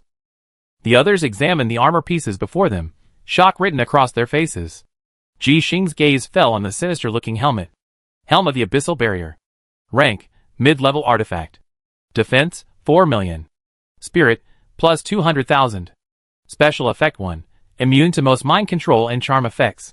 Special Effect 2, significantly enhances your ability to sense danger. Special Effect 3, mark up to 10 targets, sharing their vision and basic information with all team members. Divine Power 1, True Sight. Your vision penetrates all disguises, illusions, and stealth effects. Divine Power 2, Barrier of Will. After leaving combat, generate a shield based on mental attributes, absorbing all types of damage. This attribute is invincible. Ji Xing couldn't help but exclaim. At this moment, Su Chongqing beside him exclaimed, This is actually a suit. His voice was quiet, but it instantly silenced the room. Everyone's attention shifted from the individual pieces in front of them to the bottom of the equipment information. There, indeed, was a line of inconspicuous small text. Abyssal Bulwark Set. Abyssal Bulwark Set, February 5th, the first time your health drops below 30%, you automatically activate Abyssal Sanctuary, granting a shield equal to 50% of your maximum health for 10 seconds. This effect can only be triggered once per battle. Abyssal Bulwark Set, April 5th, when you or a friendly unit equipped with Abyssal Bulwark within 200 meters takes fatal damage, that damage is forcibly shared among all wearers of the suit within range. Abyssal Bulwark Set, May 5th actively activates Abyssal Link, causing all wearers to enter a symbiotic state lasting 30 seconds. During this time, all damage received is reduced by 50%, and the damage is evenly shared among all Link units. Cooldown, 2 hours. A deathly silence fell in the room. Only the sound of heavy breathing echoed. Am I seeing this correctly? The water god's voice was dry as he repeatedly confirmed the last set effect. Damage reduced by 50%, then shared equally among all? What does this mean? This means that as long as they stand together, it's virtually impossible for any one of them to be killed instantly. Even if they faced a full-strength attack from a higher god, as long as they weren't instantly killed, the damage shared by each person might not even be enough to break the shield of abyssal protection. It's more than just defense. Ji Xing's eyes lit up. From a tactical perspective, she instantly understood the core value of this equipment. It binds us all together. The survivability of assassins and mages has been forcibly raised to the same level as the top tanks. This means that on the battlefield, each of us can unleash our maximum damage without fear. The swordsman in the snow silently stroked the jet black Shin guards before him, silent, but his slightly trembling fingers betrayed his inner turmoil. With this equipment, his life or death swordsmanship would no longer be a concern. President Xiao looked at Qin Chuan, her voice filled with an indescribable complexity. He had never imagined that one day he would be able to wear this level of defensive equipment. Qin Chuan simply spun the hammer of creation in his hand and casually waved it at the remaining half of the Chaos Nebula. With this little bit of material, we can make a dozen more sets. His tone was as calm as if he were saying the weather was nice today. But to everyone's ears, this sentence was no less deafening than a divine explosion. Make a dozen more sets? Trying to produce a mid-level artifact set like an assembly line product? Oh my god! The president is awesome! The water god shouted subconsciously. Before he finished his words, Qin Chuan had already responded with action. Qin Chuan raised his other hand and grabbed the chaotic nebula in midair. Buzz, the nebula was forcibly torn apart by an invisible force, breaking into a dozen or so clumps of matter of varying sizes. Then, the warhammer in Qin Chuan's hand moved. This time, he didn't engage in any complex weaving. Instead, he smashed the hammer head into the clumps again, and again, with an almost brutal force. Clang! Clang! Clang! With every strike, the power of the laws of creation and reshaping was forcibly infused. The masses of matter tumbled violently under the hammering, compressed, and shaped, like red-hot iron billets being forged into shape in a blacksmith's furnace. A dozen complete sets of abyssal barrier suits were simultaneously forged amidst the simple, rough sounds of hammering. They hovered quietly in midair, each emanating the same divine vibrations. Dark golden lines slowly flowed across the deep, pitch-black crystal surface, as if possessing life. Light armor, heavy armor, and robes. 3 styles available. Choose the one that suits you best. Chapter 1777. Water God, Ji Xing, and the others gazed at the dozen or so suits of pitch-black armor hovering silently in midair, feeling their perceptions being shattered and reshaped time and again. This was a mid-level divine weapon set. In any pantheon, it would have been sufficient standard equipment for core combat power. Now, Qin Chuan had casually manufactured it in a near-wholesale manner. Qin Chuan ignored their shock and simply waved his hand. The 5 suits of abyssal barriers hovering before Xiao, the swordsman in the snow, water god, Su Chongqing, and Ji Xing instantly disintegrated into separate components, transforming into jet-black streams of light that flew towards the 5. The streams of light struck their bodies without any impact. The cold armor plates adhered to their bodies, as if possessing life, automatically snapping and expanding, ultimately forming a set of heavy armor that perfectly fitted their forms. Crack. As the last armor plate snapped shut, a deep, heavy sense of power emanated from within the armor, instantly coursing through their bodies. The 5 of them sank slightly simultaneously. They could feel an invisible connection, forged between them through their armor. It was as if their life forces were connected, forming an indestructible whole. I feel I can withstand a single blow from the Skeleton King's axe. The water god clenched his fists, feeling the immense sense of security imparted by the armor, and couldn't help but mutter. Jixing moved her arms and legs, a subtle hum of energy erupting from the jet-black armor's joints, her movement seamless. This isn't just about defense, she said, her eyes flashing with data streams. Its energy transmission efficiency and neural response speed are faster than any exoskeleton I designed. President, how does this work? Xin Chuan didn't explain. He simply raised his hand, slicing a curtain of light through the air. Above the curtain, a deadly void appeared, the spatial coordinates left behind after the Vulcan Kingdom was wiped out. At the end of that void, a burning golden light was approaching at an extremely fast speed. Helios, patrolling divine envoy of the Light Pantheon. Xin Chuan's voice was calm and composed. Lower-level deities, responsible for patrolling the void sector surrounding the Vulcan Kingdom. He pointed at the approaching light. He's heading for the coordinates, where the Vulcan Kingdom was wiped out. Your mission is to test the damage tolerance of the Abyss Barrier, and then eliminate him. Okay. The first to respond was the swordsman in the snow.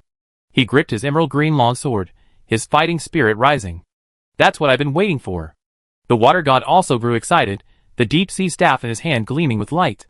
Yingluo said nothing, silently carving a deep, shadowy rift in front of him.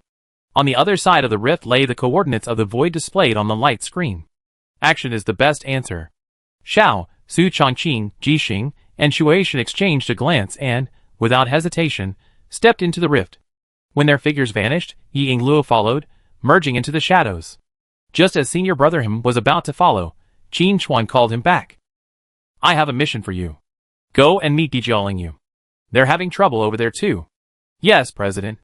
In the deathly silence of the void, 6 figures clad in pitch-black armor silently appeared. As soon as they stood still, the golden light in the distance approached. The light faded, revealing a magnificent chariot pulled by 3 radiant horses. Atop the chariot stood a deity clad in golden armor, wielding a flaming spear. It was the patrolling divine messenger, Helios.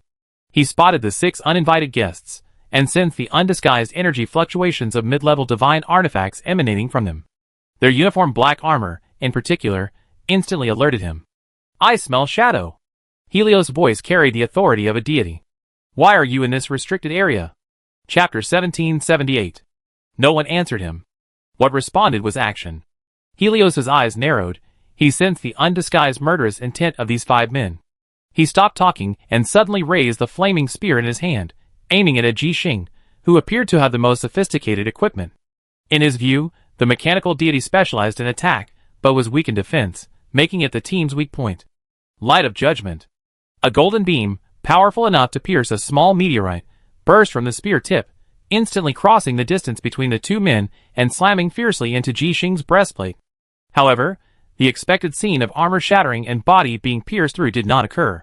The moment the golden beam struck the breastplate, dark golden lines suddenly illuminated the seemingly thin black armor. Buzz, an invisible wave spread out from Jixing's center. Almost simultaneously, not far away, Xiao, the swordsman in the snow, the water god, Su Chongqing, and Yingluo all groaned in unison, their abyss barrier breastplates illuminating with the same dark golden pattern. The damage inflicted by Helios' full-strength attack, the moment it touched Jixing, was forcibly distributed among all 6 suit wearers present. Jixing stood still, motionless. The tiny amount of damage she received wasn't even painful. What? For the first time, a look of surprise crossed Helios' face. In that moment of daze, the counterattack began. Now! Xiao was the first to vanish, the formless blade slicing 2 dark trails in his hand. The next second, dozens of invisible attack points appeared out of thin air around Helios' body, blocking all his escape routes. A swordsman in the snow followed closely behind him, swinging his sword. There was no blade light, only a pure slash as it landed on Helios' divine body. Helios felt his divine power stagnate for a moment, as if something had been forcibly severed. Whither? Su Chongqing flipped open the book of life and death in his hand, and a dark page illuminated. A force representing end and decay enveloped Helios. The protective divine light on his body dimmed at a visible speed. Water realm? Imprisonment? The water god raised his staff. Although there was no water in this void, he forcibly extracted the liquid energy from Helios' divine power, transforming it into icy chains that wrapped around Helios's limbs. A series of attacks unfolded in a flash. It took Helios less than half a second from launching his attack to being completely suppressed. He was completely panicked and tried to break free, but found that his divine power recovery rate had been suppressed to a low point. At that moment, a figure appeared directly in front of him. Yingluo grasped the gray-white infinite judgment, his eyes icy cold. Judgment of sin. As a member of the God of Light, Helios bore the sins of conquering countless alien civilizations. At this moment, these sins became the perfect fuel to fuel infinite judgment. An unprecedented aura of destruction erupted from the long sword. No! Helios roared in terror. Yingluo swung the long sword without a word. The blade swept past, and Helios' roar ceased abruptly. His divine body, along with the magnificent chariot, was cut in two. The dissipated divine power formed a small energy storm in the void. But just as Helios' soul was about to be completely annihilated, his dissipated golden divine power did not dissipate. Instead, it forcibly gathered in the air. The light condensed into a huge and majestic face. That face did not belong to Helios, but to an even more ancient and powerful being. Chapter 1779. His gaze pierced the void, ignoring the 5 people before him, as if gazing at some distant place. A cold, resounding voice reverberated throughout the entire void sector. Shadow Remnant, you have crossed the line. A massive face composed of pure light gazed down upon the void. His appearance distorted the laws of space around him. An absolute suppression, rooted in his life force, like an invisible tide, instantly engulfed the 6 people, including Yingluo. I can't move. The water god gritted his teeth, finding it incredibly difficult to even lift a finger. The divine power within him, like a frozen river, slowed to an extreme. Forget casting spells, even maintaining levitation became a struggle. The others suffered equally. A swordsman in the snow gripped the hilt tightly, attempting to summon his divine power of slashing. However, he found that his invincible concept of cutting, faced with this immense divine might, was like hitting an unshakable wall. Ji Xing's mecha system sounded a shrill alarm, and all parameters plummeted. This wasn't a physical attack, but rather the overlay of a higher dimensional law. The majestic face ignored their struggles, its gaze seemingly piercing through endless space, resting on an unknown coordinate. Shadow Remnant, you have crossed the line. The mighty voice rang out again, this time no longer a simple warning. As the words fell, light appeared out of nowhere in the void. Not a beam of light, not a ball of light, but an all-pervasive, pervasive light. At that moment, the entire world seemed transformed into a pure kingdom of light.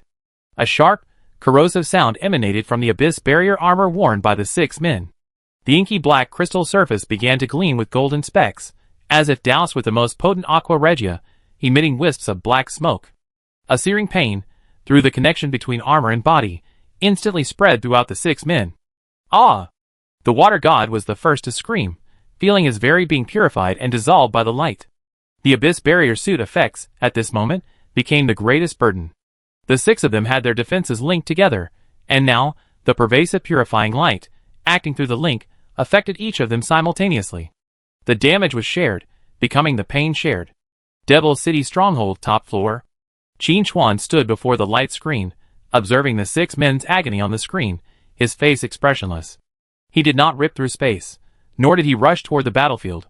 He simply slowly raised the hammer of creation. He knocked softly at the air before him, at the empty room. Ding.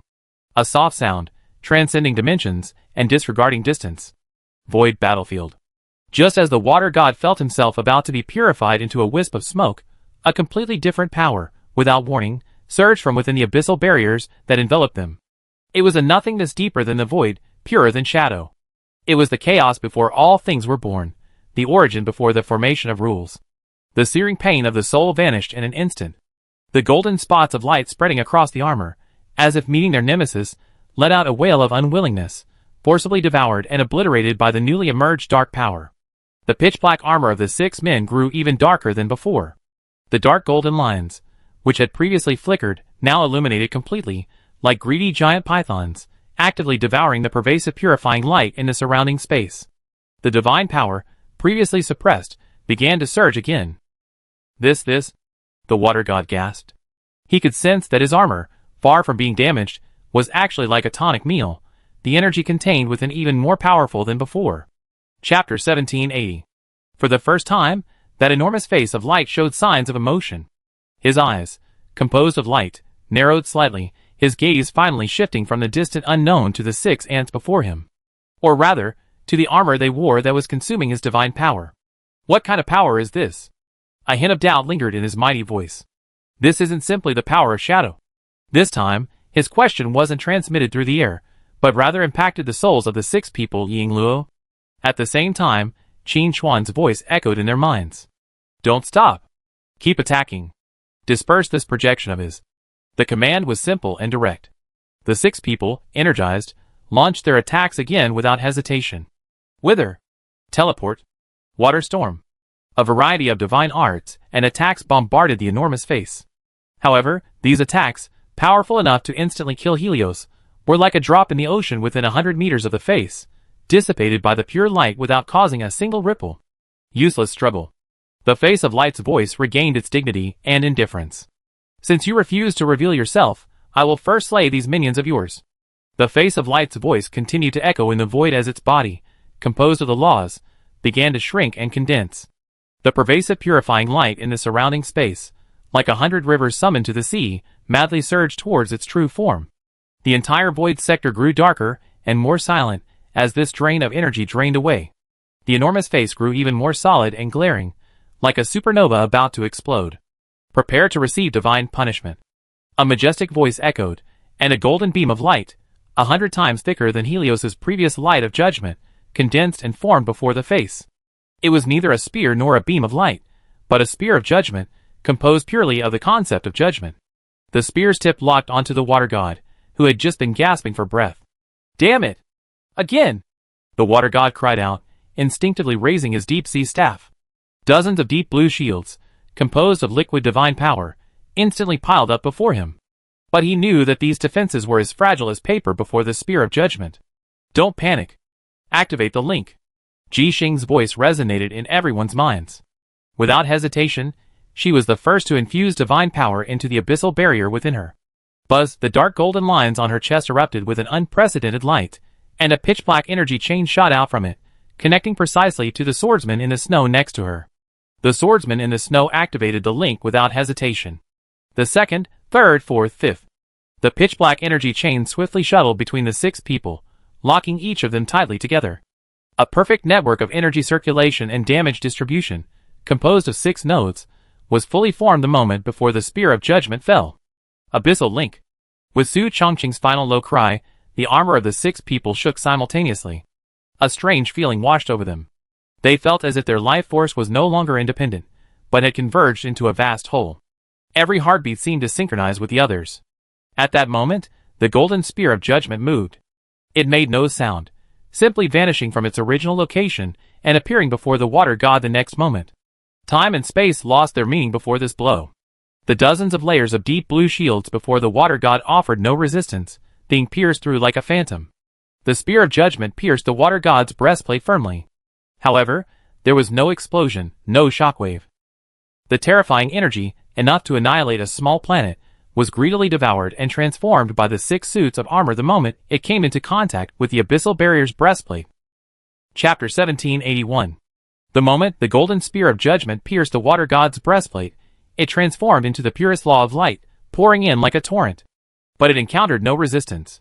The abyssal link instantly split this destructive force into 6 parts, channeling them evenly into each suit of armor. The water god stood still, not even taking a single step back, let alone being injured. He simply felt a slight warmth in his chest. There was no sign of burning, but rather a warm sensation, like a sip of warm water in winter. The energy, powerful enough to annihilate a god, entered the armor, and was forcibly transformed by a deeper, more domineering law, transforming it into the purest energy, stored within each node of the armor. Ah? That's it?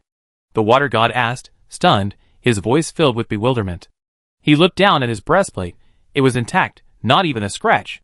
The dark golden lines now glowed with a faint glow. Energy overload, 120%. Still pouring in. Ji Xing's voice echoed in everyone's mind, tinged with a hint of uncontrollable excitement. This armor. It's absorbing the opponent's attacks. In the void, the enormous face of light fell silent for the first time. His eyes, formed of law, stared intently at the water god, or rather, at the jet-black armor he wore, which greedily devoured the energy of divine punishment. It was incomprehensible.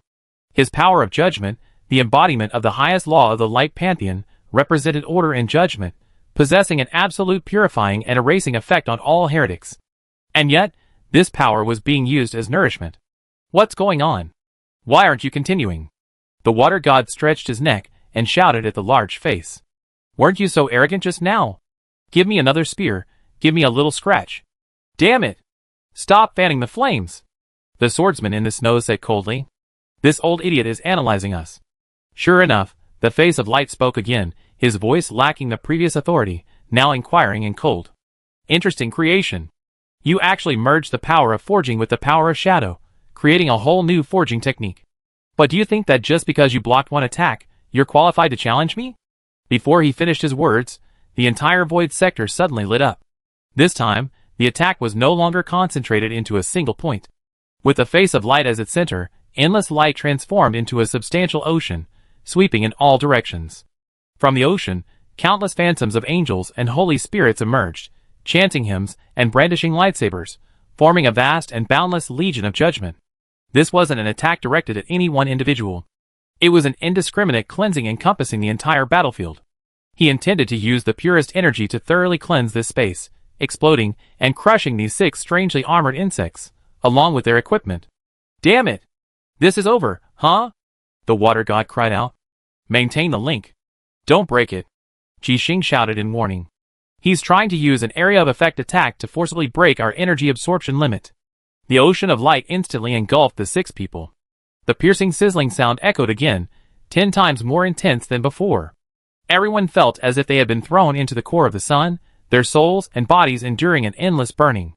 The energy stored in the abyssal barrier instantly surged.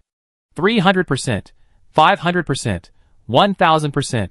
The dark golden lines on the armor surface had shone to the utmost, as if ready to explode from an energy overload. No! I'm almost at my limit. Su Chongqing's voice was strained.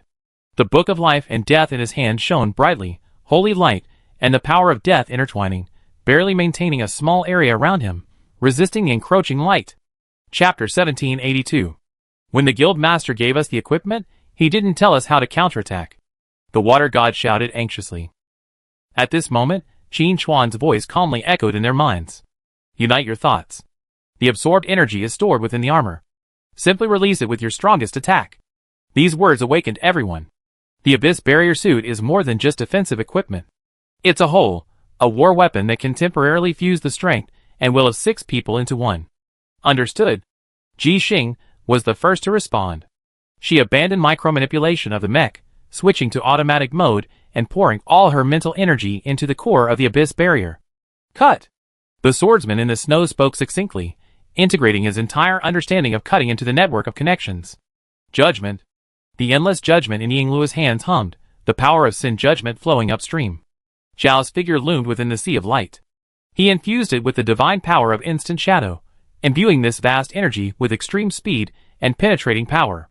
Su Chongqing and the water god also unreservedly contributed the power of holy light, death, and storm.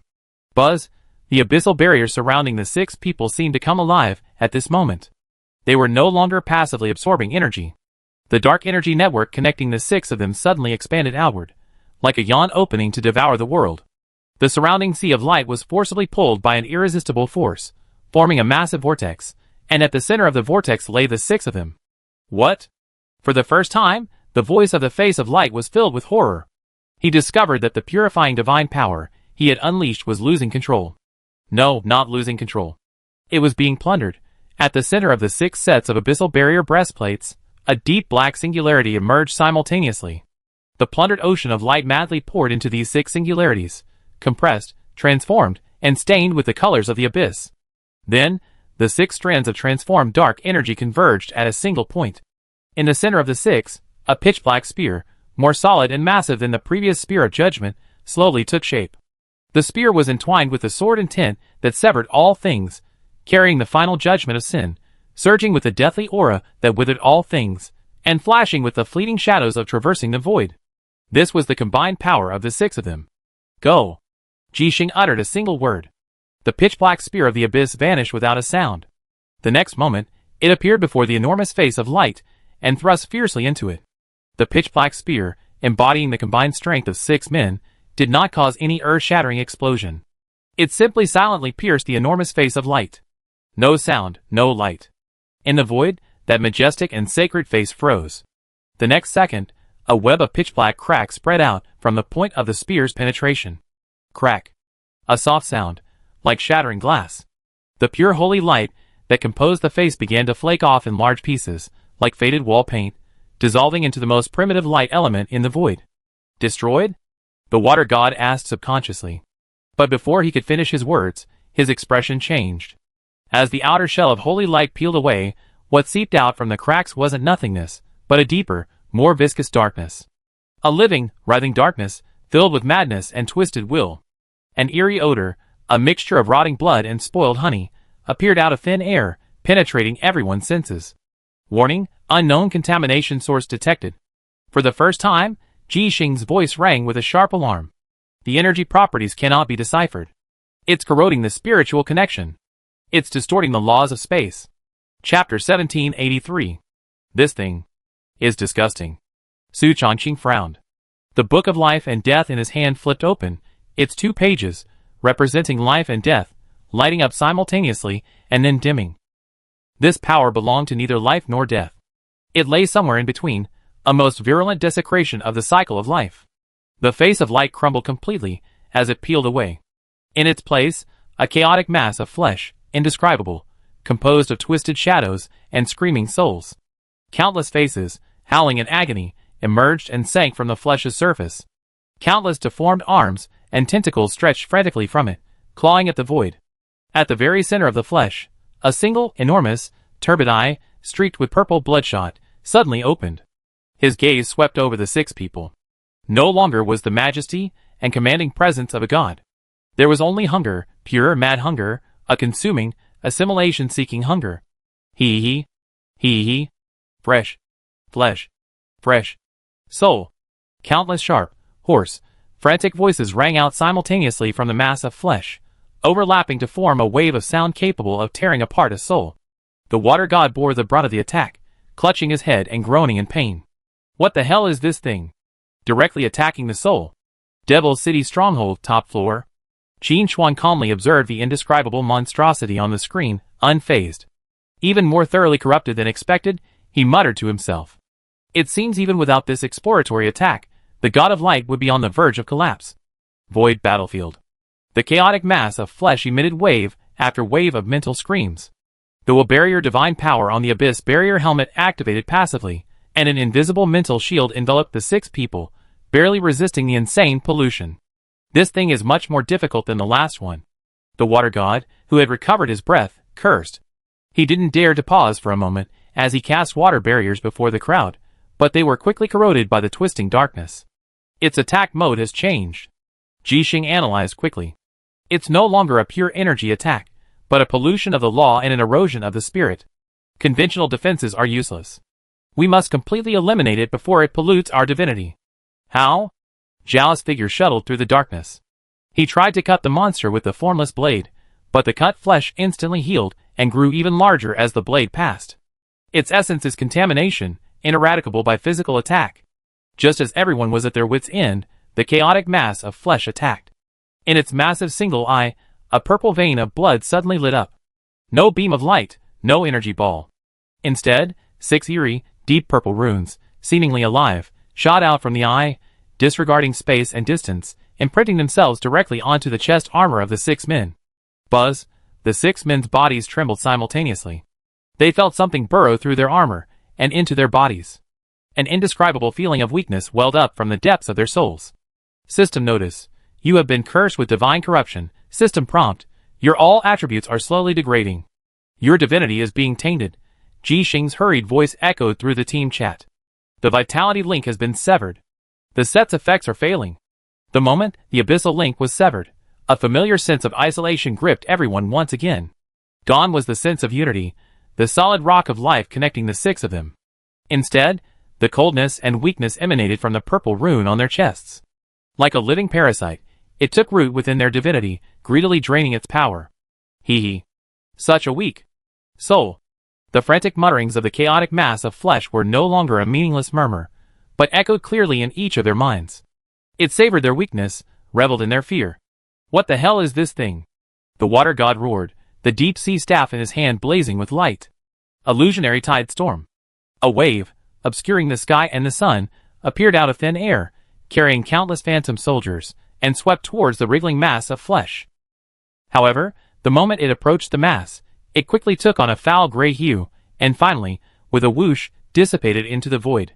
A swordsman's figure flashed through the snow, appearing on the other side of the mass. Without a word, he swung his emerald-long sword. The dazzling blade illuminated the surrounding void. The blade slashed, leaving a dark gash in the flesh. But no fluid flowed from the wound. Instead, like a torn ant nest, more twisted arms and wailing faces emerged, and the entire mass of flesh swelled in size. Physical attacks are ineffective, and energy attacks are corroded. Jixing analyzed quickly. Its essence is contamination, assimilating all our attacks. Conventional means have completely failed. Let me do it! Su Chongqing raised the Book of Life and Death. This time, he opened not the pitch-black pages representing death, but the pristine white pages representing life. He mobilized the power of the holy light within his body and chanted a prayer of purification. Holy light can cleanse all impurities. A pure, warm, holy white beam of light shot up from the Book of Life and Death, scattering down upon the mass of chaotic flesh. This powerful purifying divine art was enough to reduce an entire army of corpse demons to ash in an instant. Sizzle. The holy light came into contact with the twisted darkness, emitting a violent corrosive sound. The mass of chaotic flesh trembled violently, emitting an unprecedented sharp hiss. It worked! The water god perked up. But the next second, his expression froze. The monster's roar wasn't one of pain at all, but rather of a morbid excitement and pleasure. The holy light, far from purifying the twisted flesh, was absorbed madly by it like the finest nourishment. The flesh mass expanded at a visible rate, and the expressions of the wailing faces on its surface shifted from pain to ecstasy. The purple veins within the massive, single eye at its center grew thicker and more eerie. The situation was now even worse than before. The chaotic flesh mass, having absorbed the divine purification spell, took on an even more terrifying aura. Its massive, single eye locked onto everyone, seemingly preparing a more deadly attack. A deep sense of powerlessness enveloped them all. At that moment, Qin Chuan's impassive voice echoed directly into the six of their minds. Everyone, retreat. This thing is more than you can handle. Chapter 1784. Qin Chuan's voice echoed through the six people's minds, calm and composed, yet like a stabilizing force, instantly steadying their nearly collapsed minds. The six people instinctively stepped back, clearing the battlefield for the approaching entity. The indescribable mass of chaotic flesh seemed to sense some kind of threat. His massive single eye no longer locked onto the six water gods, but instead turned toward the void behind them. His turbid eyeballs swirled violently, and purple bloodshot veins proliferated madly. New food. A more powerful soul. Countless frantic whispers mingled in the void, brimming with a morbid longing. Just then, swish, a piercing tearing sound echoed without warning. The space before their eyes wasn't a crack created by a human, but rather forcibly torn apart by an extremely brutal force. An irregular, pitch-black gap, its edges shimmering with the turbulence of space and time, appeared out of thin air. A figure slowly emerged from the void. Clad in a black windbreaker, and wielding two daggers of distinct shapes, it was Qin Chuan. The moment he appeared, he didn't exude any formidable aura, but the chaotic mass of flesh momentarily paused in its wriggling. President, the water god blurted out. He. The chaotic mass's reaction was even faster than the water god's. It seemed to regard Qin Chuan as an unprecedented delicacy. Its single central eye suddenly shrank, and six more eerie, deep purple runes shot out, aimed directly at Qin Chuan, who had just stepped out of the spatial rift. President, be careful. That thing will taint your divinity. Jixing hurriedly warned. Before she finished her words, the six runes had already crossed the distance and were imprinted on Qin Chuan's body. Qin Chuan made no move to dodge or block. He simply lifted his eyelids and glanced at the six rapidly approaching purple runes. And then, nothing happened. The six runes, imbued with terrifying, polluting power, suddenly stopped less than half a meter from Qin Chuan's body. Then, as if erased by an invisible eraser, they gradually dissipated from the edges, disintegrating, and finally fading into nothingness. The entire process was silent. The expressions on the faces of the water god, Jixing, and the others were completely frozen. The corrupting curse they had fought so hard to resist the one they dared not even touch, was gone just like that? How is this possible? Su Chongqing muttered to himself. He knew only too well the despair of seeing the holy light swallowed up. Qin Chuan ignored the astonishment behind him. His gaze fell on the chaotic mass of flesh, his tone flat. Conceptual negation? The Knight of Illumination in his hand hummed softly. In that instant, he had invoked the power of negation, directly erasing the existence of the 6 runes at the conceptual level. They were not defended or purified, but rather forcibly defined as not present. Roar! The chaotic mass of flesh seemed unable to comprehend what was happening before it. Its chaotic mind could only sense that its attack had failed.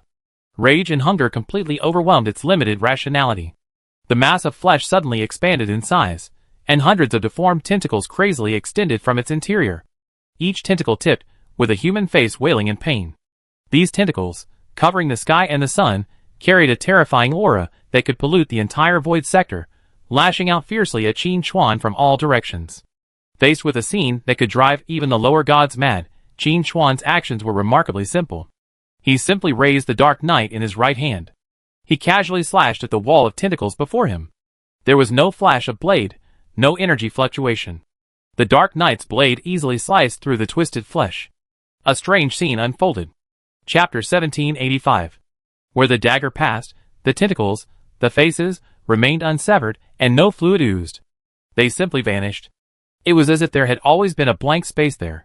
A smooth, clean, absolutely empty cut appeared in the wall of madly dancing tentacles. And this was only the beginning. That cut of nothingness began to spread wildly in both directions in an incomprehensible manner. The flesh affected was assimilated by the concept of non-existence, completely erased from this world. Ah! This time, the chaotic mass of flesh uttered no more frantic ravings, but the deepest shriek of fear, born from the annihilation of existence itself. For the first time, he felt death. No, it wasn't even death. After death, perhaps there was reincarnation, the echoing of the soul. But this kind of negation purged even the traces of existence. Are you a good eater? Qin Chuan's figure flashed, appearing above the chaotic mass of flesh, the Dark Knight in his hand raised once more. What a coincidence! I'm quite good at it, too. His other artifact, the unholy Holy Grail, materialized before his chest, its mouth pointed at the rapidly vanishing monster below. Buzz, an irresistible suction emanated from the Holy Grail. The pure soul energy and tainted divinity, expelled from the monster by the Dark Knight's erasure, had yet to fully dissipate before the unholy Holy Grail forcibly captured it, transforming it into streams of gray-black air that madly poured into the cup. Soul extraction. Qin Chuan didn't even bother storing these souls, opting for the most brutal extraction possible. System prompt: Unholy Holy Grail storage value plus 15,000. System prompt: Unholy Holy Grail storage value plus 18,000. A series of system prompts flashed across Qin Chuan's screen. Under the combined effects of the two divine artifacts, the massive mass of chaotic flesh shrank and dissipated at a visible rate. One was responsible for erasing its existence. The other was responsible for extracting its value. The coordination was flawless. No, the great devourer will not. In the final moments before disappearing, the monster's remaining will emitted a series of intermittent mental waves filled with resentment and fear. Qin Chuan's movements remained unbroken. The final blow fell. The twisted mass of chaotic flesh, along with its final voice, was completely erased from this space and time. On the spot, only absolute silence remained. No spoils, no remaining energy. Because everything about this monster had been negated. Damn. The water god paused for a moment, finally uttering only 2 words. Guild leader, isn't the gap between us too great? Qin Chuan sheathed his daggers and turned to look at the 6 of them. His gaze fell on the dimmed, yet still unfading purple rune on their breastplates. Though the monster had been eliminated, the mark of contamination it had left remained. Qin Chuan reached out and gently tapped the water god's breastplate with his fingertips. The purple rune, as if encountering its natural enemy, let out a soft whine before completely dissipating. Qin Chuan withdrew his finger, his voice devoid of emotion. This thing is a coordinate. The moment it was activated, the Kingdom of Light had already locked onto you. As Qin Chuan finished speaking, the water gods felt a chill run from the soles of their feet to the top of their heads. Coordinates? That purple rune, like a maggot on the tarsal bone, wasn't just a curse, but also a locating beacon? President, are you saying? Ji Xing's voice was a little dry. The main force of the Kingdom of Light is coming? Not coming. Qin Chuan corrected her, raising his head and casting his gaze into the depths of the void. They already arrived. Almost as soon as he finished speaking, the deadly cosmic background lit up. Not a star, not a battleship. Chapter 1786. It was a radiance. A vast expanse, seemingly threatening to engulf the entire sector of the void, a divine kingdom so vast it defied visual inspection. Thousands upon thousands of floating temples forged from pure white rock and gold, connected by bridges of rainbow light, formed a sacred continent suspended in the universe. A melodious hymn, transcending the barriers of vacuum, resounded directly from the depths of everyone's soul, praising the greatness of light and order. However, having witnessed firsthand the filth hidden beneath that light, the 6 people of Yazakura Luo felt a chill run down their spines as they listened to this hymn. Their gaze penetrated the holy radiance and beheld the true nature of the divine kingdom. On the pure white temple walls, faintly distorted human faces could be seen writhing. The rainbow bridges connecting the temples were not pure in color, but rather had a sickly, dull quality, like the dullness of coagulated blood. Even within the mighty hymns, if one listened carefully, one could discern the forcibly twisted praises uttered by countless souls in utter agony. The entire kingdom of light was a gigantic, stitched-together monster cloaked in holy light. Oh, damn! The water god's voice trembled. He gazed at the encroaching cluster of kingdoms, obscuring his entire field of vision, his throat dry. How can we fight this? A single spit from each person could drown us. This was no longer a battle, it was a mortal facing a natural disaster. Ji Xing's mecha system blared a sharp alarm, countless data streamed swirling frantically across her retina. Over 3,000 independent divine responses detected. No, the signal source is abnormal. These divine signals are all highly active contamination sources. Threat assessment in progress. Assessment failed. Target out of range. For the first time, Ji Xing's tone tinged with a hint of panic. This meant that within this cluster of divine kingdoms, there were at least 3,000. No, 3,000 corrupted gods. The swordsman in the snow silently tightened his grip on his blade. Su Chongqing opened the book of life and death, and Ying Luo held the infinite judgment across his chest. They didn't speak, but their tense bodies made their stance clear. It was the determination of someone who, facing an unbeatable foe, still chose to wield their sword. President Wei. Zhao's figure appeared beside Qin Chuan, wanting to ask, what should we do now? Retreat? But how could one retreat against an enemy of this magnitude? Qin Chuan simply gazed calmly at the crushing light, his lips twitching suddenly. A buffet served right to your door. There's no reason not to eat. As soon as these words were spoken, all 6 people were stunned. Before they could grasp the meaning of these words, Qin Chuan had already demonstrated them with his actions. He summoned no weapons, nor did he adopt any fighting stance. He simply opened up his domain. With him at the center, a darkness of utter purity began to spread silently in all directions. It was not the shadows created by the obstruction of light. It was a higher dimensional nothingness. It was an absolute darkness that devoured all light, all energy, and all laws. The Shadow Realm. The Shadow Realm expanded at an incredible speed, enveloping the void for thousands of kilometers in the blink of an eye, creating a veil of absolute darkness. The vast kingdom of light finally crushed within reach. The sickly holy light, like a tidal wave, slammed fiercely onto the borders of the Shadow Realm. A strange scene unfolded. The holy light, powerful enough to purify everything, upon contact with the black border of the Shadow Realm, was like a drop of water falling into boiling oil. Without even a ripple, it was silently devoured. The twisted hymn, which had a direct effect on the soul, also abruptly ceased the moment it reached the Shadow Realm, as if strangled by an invisible hand. The Shadow Realm was like a vast black cloth stretching across the universe, completely absorbing and swallowing up all the attacks of the Kingdom of Light. This, the water god gaped, his mouth wide open, at a loss for words to describe his current state of mind. One person, one domain, directly blocked an entire divine kingdom? Everyone, come in! Qin Chuan's voice echoed through the Shadow Realm. The 6 of them didn't dare to delay, and immediately retreated into the center of the Shadow Realm, standing behind Qin Chuan. As soon as they entered this darkness, the suppressed purple rune on their chests let out a final, unwilling wail before completely dissipating. The feeling of weakness from their tainted divinity also vanished. Here, shadow was the only law. For the first time, the advance of the Kingdom of Light stalled. Those thousands of temples seemed to have hit an invisible, yet indestructible dam. They seemed unable to comprehend how their light could be so easily swallowed up. After a brief pause, an even more frantic reaction erupted. Roar! It was no longer a distorted hymn. It was a roar emanating from thousands of tainted gods, mingled with countless imprisoned souls, filled with tyranny, hunger, and madness. The entire divine kingdom cluster lit up. The sickly holy light no longer shone softly, but coalesced into thousands of immensely powerful pillars of judgment, pounding down like a rainstorm upon Qin Chuan's shadow realm. They intended to blast this darkness that dared to devour the light with their most brutal, purest energy. However, these pillars, powerful enough to easily destroy a star, were like a drop in the ocean after falling into the shadow realm. Qin Chuan's shadow realm was like a bottomless black hole, welcoming all who came. In fact, as it absorbed more and more energy, the shadow realm's scope, far from shrinking, slowly yet steadily expanded outward. Hee hee. Hee hee. A chilling, childlike laughter suddenly emanated from the deepest reaches of the divine kingdom.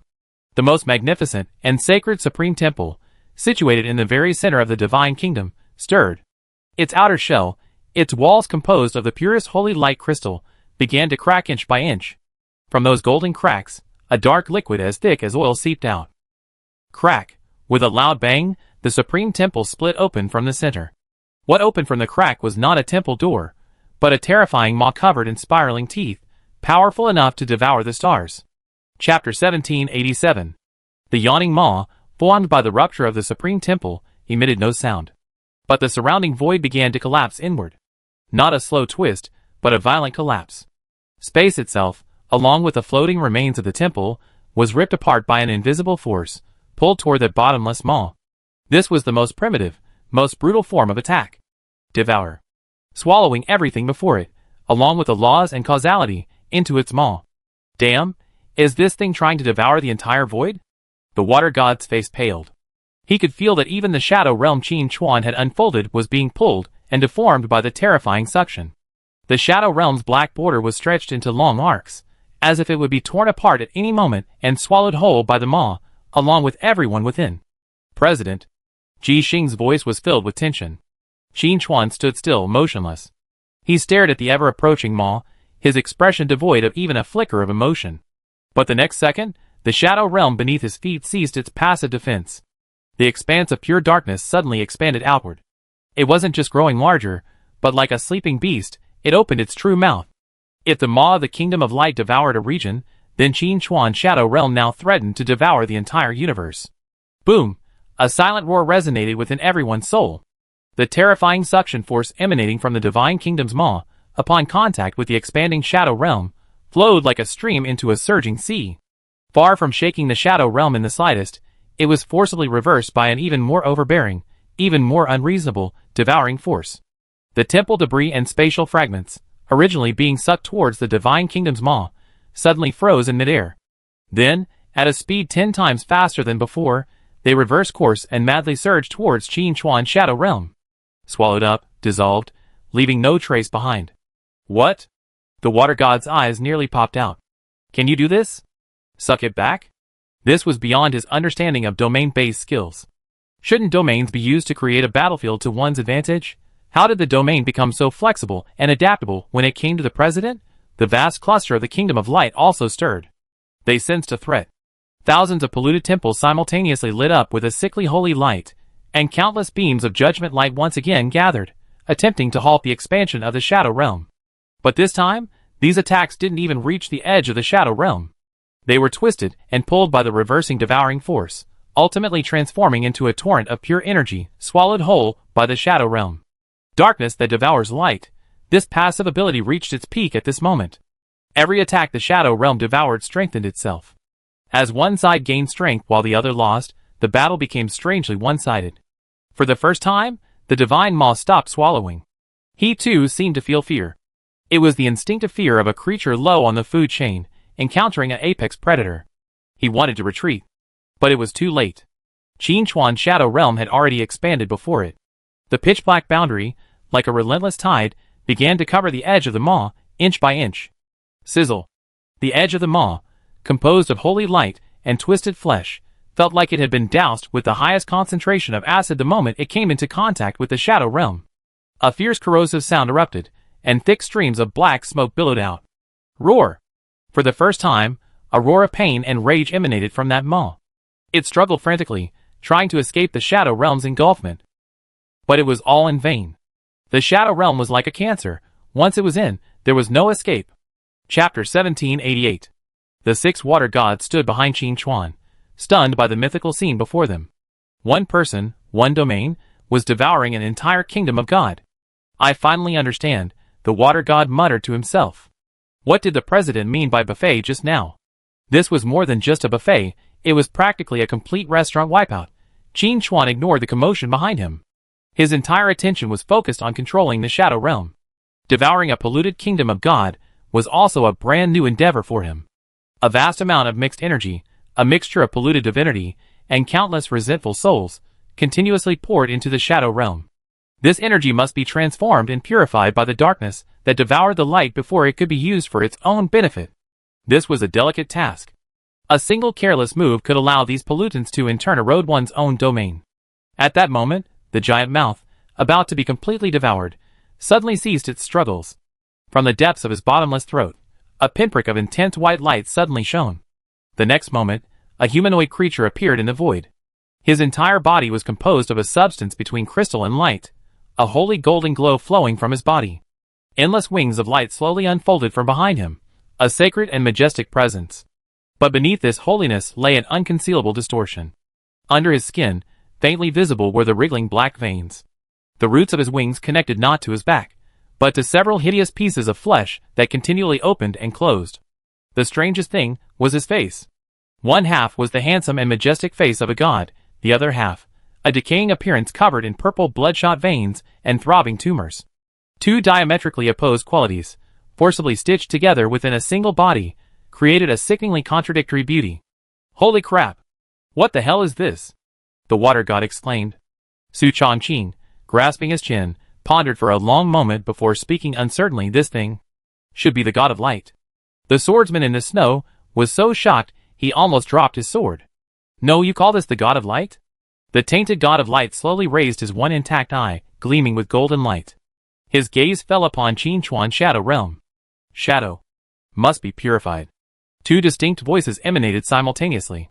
One was grand and holy, like the chorus of 1,000 choirs.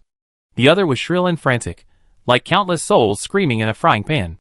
The two voices intertwined, forming a strange wave of sound capable of tearing apart the laws of nature. As he finished speaking, he raised his intact right hand, composed of pure light. He didn't gather an energy ball, nor summon the spear of judgment. He simply pushed forward gently. Instantly, a completely new kind of light surged from his palm. It was no longer the sickly, polluted holy light of before, but a conceptual light of utter purity and dominance. This light had no temperature, no brightness. But the moment it touched the edge of Qin Chuan's Shadow Realm, the absolute darkness began to transform. A small patch of pitch-black border suddenly turned pure white. Then, like a virus, this white began to spread frantically throughout the Shadow Realm. It wasn't dispelling darkness, but rather rewriting the laws of nature. It was forcibly transforming the Shadow Realm into a realm of light. For the first time, a color other than darkness appeared in Qin Chuan's Shadow Realm. That pure white, like a drop of pure water dropped into thick ink, stood out, abrupt and invasive. It was rewriting the rules, forcibly substituting the concept of light for the essence of shadow. President, the water god exclaimed in shock. He had never seen a force so powerful as to directly erode Qin Chuan's domain. Qin Chuan did not respond. He simply raised the Knight of Illumination in his right hand. Chapter 1789. No radiance flowed from the black dagger, it was pure black, as if even a part of its very existence had been ripped away. The tip of the dagger pointed at the spreading pure white. Conceptual negation? Qin Chuan spat out those 4 words. Buzz? An invisible wave spread from the tip of the Night of Darkness. The madly expanding pure white area suddenly froze. An even stranger scene unfolded. The white boundary, transformed by the concept of light, began to fade. It wasn't being swallowed up by darkness again, but rather dissolving itself. It was as if the existence of this white area had been a mistake from the beginning, now being forcibly corrected by the laws of the world. In a few breaths, the eroded Shadow Realm returned to its original pitch black. In the void, the half-divine, half-corrupted god of light, for the first time, showed astonishment on his handsome face. He couldn't understand. Why had his own authority, the supreme law he had plucked from the very origins of the world, become ineffective? Why was it being directly erased in such an even more brutal way? He refused to believe in evil. He raised his intact, luminous right hand once more, and an even more majestic, even purer conceptual light continuously flowed from his palm, pouring into the shadow realm before him. The boundary of Qin Chuan's domain lit up once more, transforming into pure white. And Qin Chuan calmly maintained the posture of holding up the Night of No Light. From the moment the conceptual light was born, the authority of conceptual negation was also activated. With the birth of pure white, a pure white was also erased. At that border, the shadow realm fell into a bizarre state of madly alternating black and white.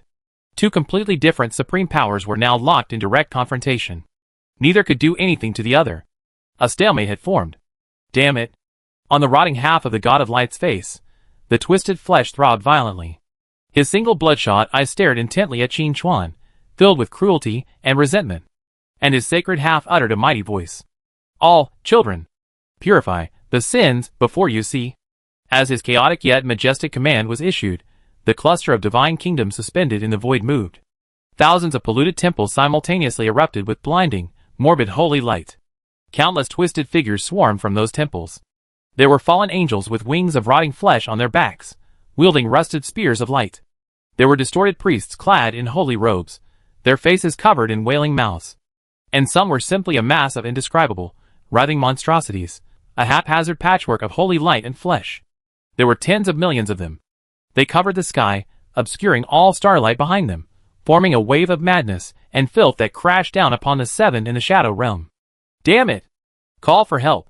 The water god screamed, his face pale. The president's been held back by that thing. We have to handle this. Form a formation. Ji Xing's voice was remarkably calm, and he instantly took command. With me as the center, tighten the defensive circle. Xiao and Jianxiao will lead the outer thrusts, Yi Sakura Luo will judge in the center, and Lao Su and the water god will prepare area of effect spells. The six responded instantly. The abyssal barrier suits glowed faintly once more. Though they could no longer establish a life link, their formidable defense remained. Come on! Let's see who gets the better of whom. The water god roared, venting all his frustration. He raised his deep sea staff high in his hand, and a curtain of deep blue water, imbued with the power of a terrifying storm, unfolded before the six. Raging sea. Boom! The massive wave crashed fiercely into the foul tide. Countless fallen angels were swept up in it, torn to shreds by the raging current. But more monsters, stepping over the corpses of their companions, continued their charge. The sickly holy light emanating from them was rapidly corroding the water god's spells. Kill! A swordsman's figure flashed through the snow. A flash of emerald light, like a hot knife through butter, carved a 1,000-meter-long vacuum through the sea of monsters. Wherever the blade flashed, all the distorted priests were severed in half.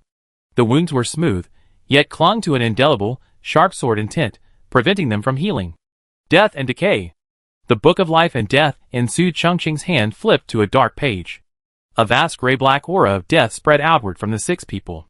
The monsters that rushed into the area quickly shriveled and decayed, their life force forcibly stripped away, ultimately reducing them to ash. Sin, punishable by death. The infinite judgment in Yingluo's hand erupted with unprecedented brilliance. With each swing, a blood-red wordson appeared above the head of the largest and most powerful monster. The next second, the monster spontaneously combusted, consumed in the endless flames. Zhao's figure vanished completely from the battlefield. Only at the rear of the monster formation would a dark shadow occasionally flash by. Every time a shadow passed, a commanding distorted priest would silently fall. 6 individuals, relying on their divine weapons and extensive combat experience, held their ground against the siege of a horde of tens of millions of monsters. But everyone's expression was utterly solemn. For they could see clearly that the bodies of the slain monsters would soon be devoured by their comrades behind them. The monsters that devoured their comrades' bodies grew more ferocious and larger in size. The enemy's number showed no sign of diminishing. This was a war of attrition. A desperate war of attrition with no end in sight. At this moment, the grand and piercing voice of the God of Light, who had confronted Qin Chuan, rang out again. In my kingdom, struggling is futile. This darkness is not your refuge. His intact right hand, made of light, maintained its power struggle with Qin Chuan. His left hand, twisted and rotten with black veins, slowly rose. 5 deformed, beast-like claws pointed at the 6 water gods fighting bloody battle. It is the cage that holds you captive. Before he finished his words, the rotten left hand clenched violently. The shadows beneath the water gods and their companions suddenly sprang to life. Countless pitch-black chains shot out from their own shadows, wrapping around their ankles. Chapter 1790. The chains that emerged from the shadows were incorporeal, and possessed no warmth. The moment they wrapped around the ankles of the 6 men, a chilling, sticky sensation pierced their very souls. It was as if countless hands of the drowned were tugging at them, dragging them into an endless abyss. What the hell? The water god was the first to react. He paused with his staff, and a whirlpool formed beneath his feet as he tried to break free. However, the pitch-black chains only shivered slightly. Far from being broken free, they tightened around him, even creeping up his leg armor. A sense of self-rejection washed over him. This was Qin Chuan's shadow realm, their sanctuary, but now it had become a prison. Kill! A swordsman in the snow shouted, backhanding his sword. A turquoise blade slashed with pinpoint precision at the chains around his ankles. Swish! The chains snapped. But before he could breathe a sigh of relief, the broken chains transformed into 2 puffs of black smoke, rising once again from his shadow and reconnecting, intact as new. Physical attacks are ineffective, and energy attacks can't block them. Ji Xing said quickly, her mech analyzing the strange energy. These chains. Their source is our own shadows. As long as we stand here, they are indestructible. The god of light's rotting face twisted into a twisted smile. In this darkness, your shadows are my best weapons. Feel the despair of your own denial. As soon as he finished speaking, the chains wrapped around the 6 people suddenly melted. Like a pool of living ink, they flowed to the ground and merged into their respective shadows. The next second, the 6 shadows began to wriggle, stretch, and stand. 6 shadow figures, identical to themselves, but completely black, with only 2 crimson spots of light around their eyes, rose from the ground. In their hands, they also held weapons made of shadow. The water god's deep-sea staff, the snow swordsman's emerald long sword, even the mecha wings behind Ji Xing were perfectly replicated. Damn! The shadow has become a spirit. The water god felt his scalp tingle as he looked at the shadow across from him, striking the same pose as himself. The shadow water god didn't give him time to think. It raised its shadow staff. Illusion storm. The water god was horrified to discover that the shadow across from him had actually called out the name of his skill in the same voice. A foul, pitch-black wave filled with a corrosive aura suddenly appeared out of thin air and swept towards the 6 people. Be careful. It copied my skills. The water god shouted hurriedly, waving his staff and summoning a pure water curtain to block it. Boom! The black wave collided violently with the blue water curtain, making a violent evaporation sound. The water god's summoned water curtain was corroded and riddled the moment it came into contact with the black wave. Its skills are as powerful as ours. Ji Xing immediately judged, dodging a shadow energy cannon fired from his own shadow. The battlefield instantly descended into chaos. The 6 faced 6 enemies who knew them best. They had copied not only their appearance and skills, but even their combat habits to perfection. Zhao's figure darted at high speed around the edge of the battlefield, trying to find a breakthrough. But his shadow, like a shadow, transformed into an elusive black line, following him everywhere, perfectly intercepting his attack every time. Damn it, this guy knows what I'm trying to do. Zhao's voice, for the first time, tinged with annoyance. Fighting oneself is the most difficult. Every opening move, every combat intention, was known to the opponent. Puff. A swordsman in the snow, his own shadow slashed a deep wound across his shoulder, visible to the bone. No blood flowed from the wound. Instead, a dark aura lingered, frantically corroding his flesh and preventing it from healing. Chapter 1791. Their attacks have a contaminating effect. Su Chongqing immediately wielded the Book of Life and Death. A soft white light fell on the wound of a swordsman in the snow, barely suppressing the dark energy. But his own situation was equally dire. His shadow, also holding a pitch-black tome, summoned from it not undead spirits, but howling monsters twisted by holy light. This won't work. We be worn out? The water god panted as he drove his shadow back with a water dragon bullet. Each of their attacks was countered or blocked by the shadow in the same way. And each of the shadow's attacks carried a deadly contamination. As one weakened, the other was defeated, only a matter of time. Just as the 6 were about to be completely crushed by their respective shadows, the battle situation shifted subtly. The shadow locked in combat with Xiao suddenly froze in its thrusts for a moment. It was this momentary delay that allowed Xiao to escape. He paused, not immediately counterattacking. Instead, he gazed toward the edge of the battlefield. A tiny, water-like ripple appeared in the air there. A soft voice echoed directly in his mind. Brother. The next moment, the entire battlefield changed. The shadow of the water god, raising its staff to gather the next wave of inky black, suddenly turned and blasted the empty space to the side, with a spell powerful enough to corrode divine iron. It roared at the void, as if its mortal enemy stood there. The shadow of a swordsman in the snow slashed wildly at the air, the blade flashing fiercely, but all its blows missed. Jixing's shadow, the mecha wings behind it spread out, and dozens of energy beams poured out, targeting its own feet, exploding into ripples of dark shadow. 6 powerful shadows, simultaneously trapped in their own illusions, launched a fierce attack on the non-existent enemy. What's going on? The water god was stunned, watching his own shadows go mad, unable to react for a moment. Illusion? Su Chongqing adjusted his glasses, his tone tinged with uncertainty. Whatever it is, attack. Jixing's voice was the calmest. Even before she finished her words, the 6 had already seized this once-in-a-lifetime opportunity. Bewildered by the illusion, the shadows lost their prized abilities of prediction and imitation, becoming sitting ducks. No longer holding back, they unleashed their strongest attacks. Boom! Unable to parry or dodge, the 6 shadows were torn to shreds by the raging energy, eventually transforming into wisps of black smoke before sinking unwillingly back into the ground, returning to their primordial shadows. The crisis was averted, for now. The men gasped for breath and looked in the direction Xiao was staring. At the edge of the darkness, a girl in white mage robes stood quietly. In her hands, she held a translucent tome, its pages moving without a breeze, shimmering with a star-like brilliance. It was Zhao's sister, Jing. Jing! Why are you here? Zhao's figure flashed before the girl, her tone tinged with a hint of reproach, but more with concern. Why are you here when you're not resting in the magic city? I sensed my brother was in danger. Jing's voice was soft. Well done, sister. The water god grinned and gave a thumbs up. If you'd been a little later, we have been killed by our own shadows. Jing's appearance brought a moment of relief to the tense atmosphere on the battlefield. Brother, are you okay? Jing approached Xiao, his eyes filled with pure worry. I'm fine. Zhao's voice softened. But it's too dangerous here. You shouldn't have come. A bunch of shadows have messed you up so badly. If I hadn't come, you'd be dead. Jing's words were soft, yet filled with undeniable logic. The water god grinned beside him, laughing. That's right, Xiao, stop fussing. Your sister is far more useful than you. Chapter 1792. The crisis was temporarily averted, and the 6 finally had a moment to breathe. But this respite didn't last even half a second. Useless tricks. The god of light, standing in opposition to Qin Chuan, a tyrannical expression growing increasingly intense on his rotting face. His authority, tightly clamped by Qin Chuan's negation, was unable to free himself to deal with these ants.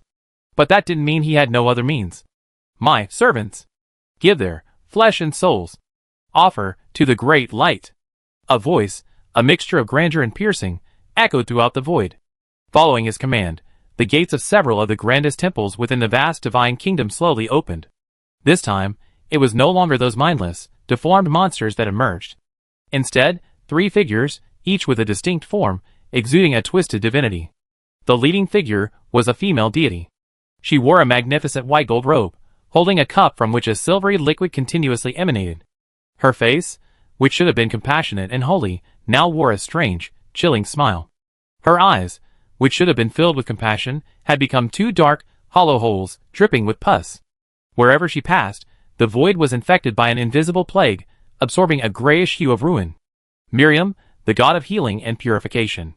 Su Chongqing's expression darkened instantly. He recognized the other person's identity from the Book of Life and Death. A deity who should have represented life and healing had now become the source of plague and decay. Behind Miriam stood an even taller figure. It was a male deity holding a massive shield, his skin petrified, a deathly gray. The shield he held, where protective runes should have been engraved, was now covered with faces wailing in agony. With every step he took, an aura of overwhelming despair spread, causing the water deities and others to feel a tightness in their chests, making even breathing difficult. Turan, the god of protection and fortification. The third figure was a goddess holding a rose gold chain. Her figure was graceful, her face strikingly beautiful yet eerie. Her skin was as pale as paper, her lips a vibrant red that seemed to bleed. A faint, wailing sound lingered around her, piercing into her mind, evoking the deepest feelings of love, hate, and resentment. Aaliyah, the goddess of love. 3 true gods, once masters of different powers, now became the vanguard of corruption under the throne of the god of light. The oppressive feeling brought by their presence was far greater than the tens of millions of monsters that had just appeared. This is serious trouble. The water god swallowed. This is a true clash of gods. Prepare for battle. Ji Xing's voice brought everyone back from their shock. She didn't need any reminder. Miriam, the corrupted god of healing, had already raised her silver cup. The silver liquid that continued to overflow was no longer holy water of healing, but the source of a plague condensed from billions of viruses. She smiled and tilted the cup. A torrent of silver water, crossing the void, poured down upon the 7 people. Wherever the silver liquid passed, space rustled with a corrosive sizzling sound. Mirror flowers, water moons. Jingjiao cried out, the translucent volume in her hands radiating brilliantly. The space before the 7 people instantly became like the surface of water, rippling with ripples. The silver plague torrent rushed into these ripples, its speed suddenly slowing, its trajectory distorted. It finally passed by the 7 people and shot into the distant void. But even though it barely brushed past, the overwhelming stench and decay still made everyone nauseous. Well done, the water god exclaimed. But the attack wasn't confined to one spot. While Jing was fending off the plague, Torgon, clutching a massive shield, had already launched a charge. His petrified form, yet he ran with the force of thunder. Bang! He slammed the massive shield into the air. A gray shockwave, mixed with the desperate wails of countless faces, fanned out.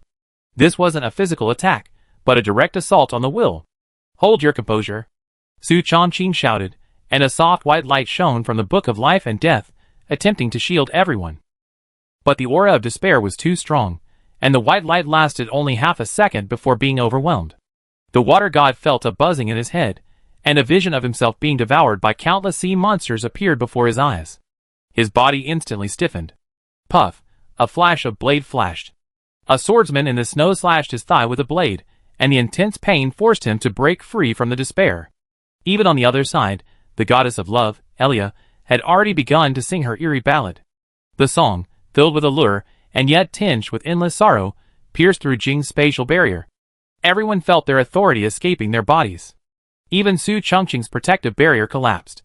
If it weren't for the powerful properties of the Abyss barrier set, they would have been shattered in this encounter. Jing's face paled slightly. Simultaneously dealing with the encroachment of 3 gods' authority was taking its toll on her. No, this is too passive. Ji Xing's voice echoed across the communication channel, her computing core churning, analyzing the enemy's attack patterns. Their divine authority has been distorted, but their essence remains. Miriam's plague is the opposite of healing. Torgon's despair is the opposite of protection. Elia's curse is the opposite of love. We must interrupt their spell casting. As soon as the words left her mouth, Ji Xing's wings suddenly unfolded, and dozens of micro-missiles, trailing flames, bypassed Torgon in front, and swooped down on Miriam and Elia behind. It's useless. The corrupted Torgon uttered a dull murmur. He simply held his massive shield in front of him. The moment the missiles approached, their momentum was forcibly stripped away by an invisible force, and they fell limply to the ground without even a spark. Within his protective domain, all foreign entities were suppressed. Get close. A fierce glint flashed in the eyes of the swordsman in the snow. His figure transformed into a streak of green light, and he charged towards Torgon. He wanted to create an opportunity for the others. Brother, cover me.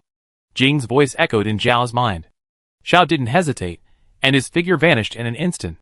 Jing took a deep breath, clasped her hands together, and the translucent tome hovered before her, its pages turning at an unprecedented speed.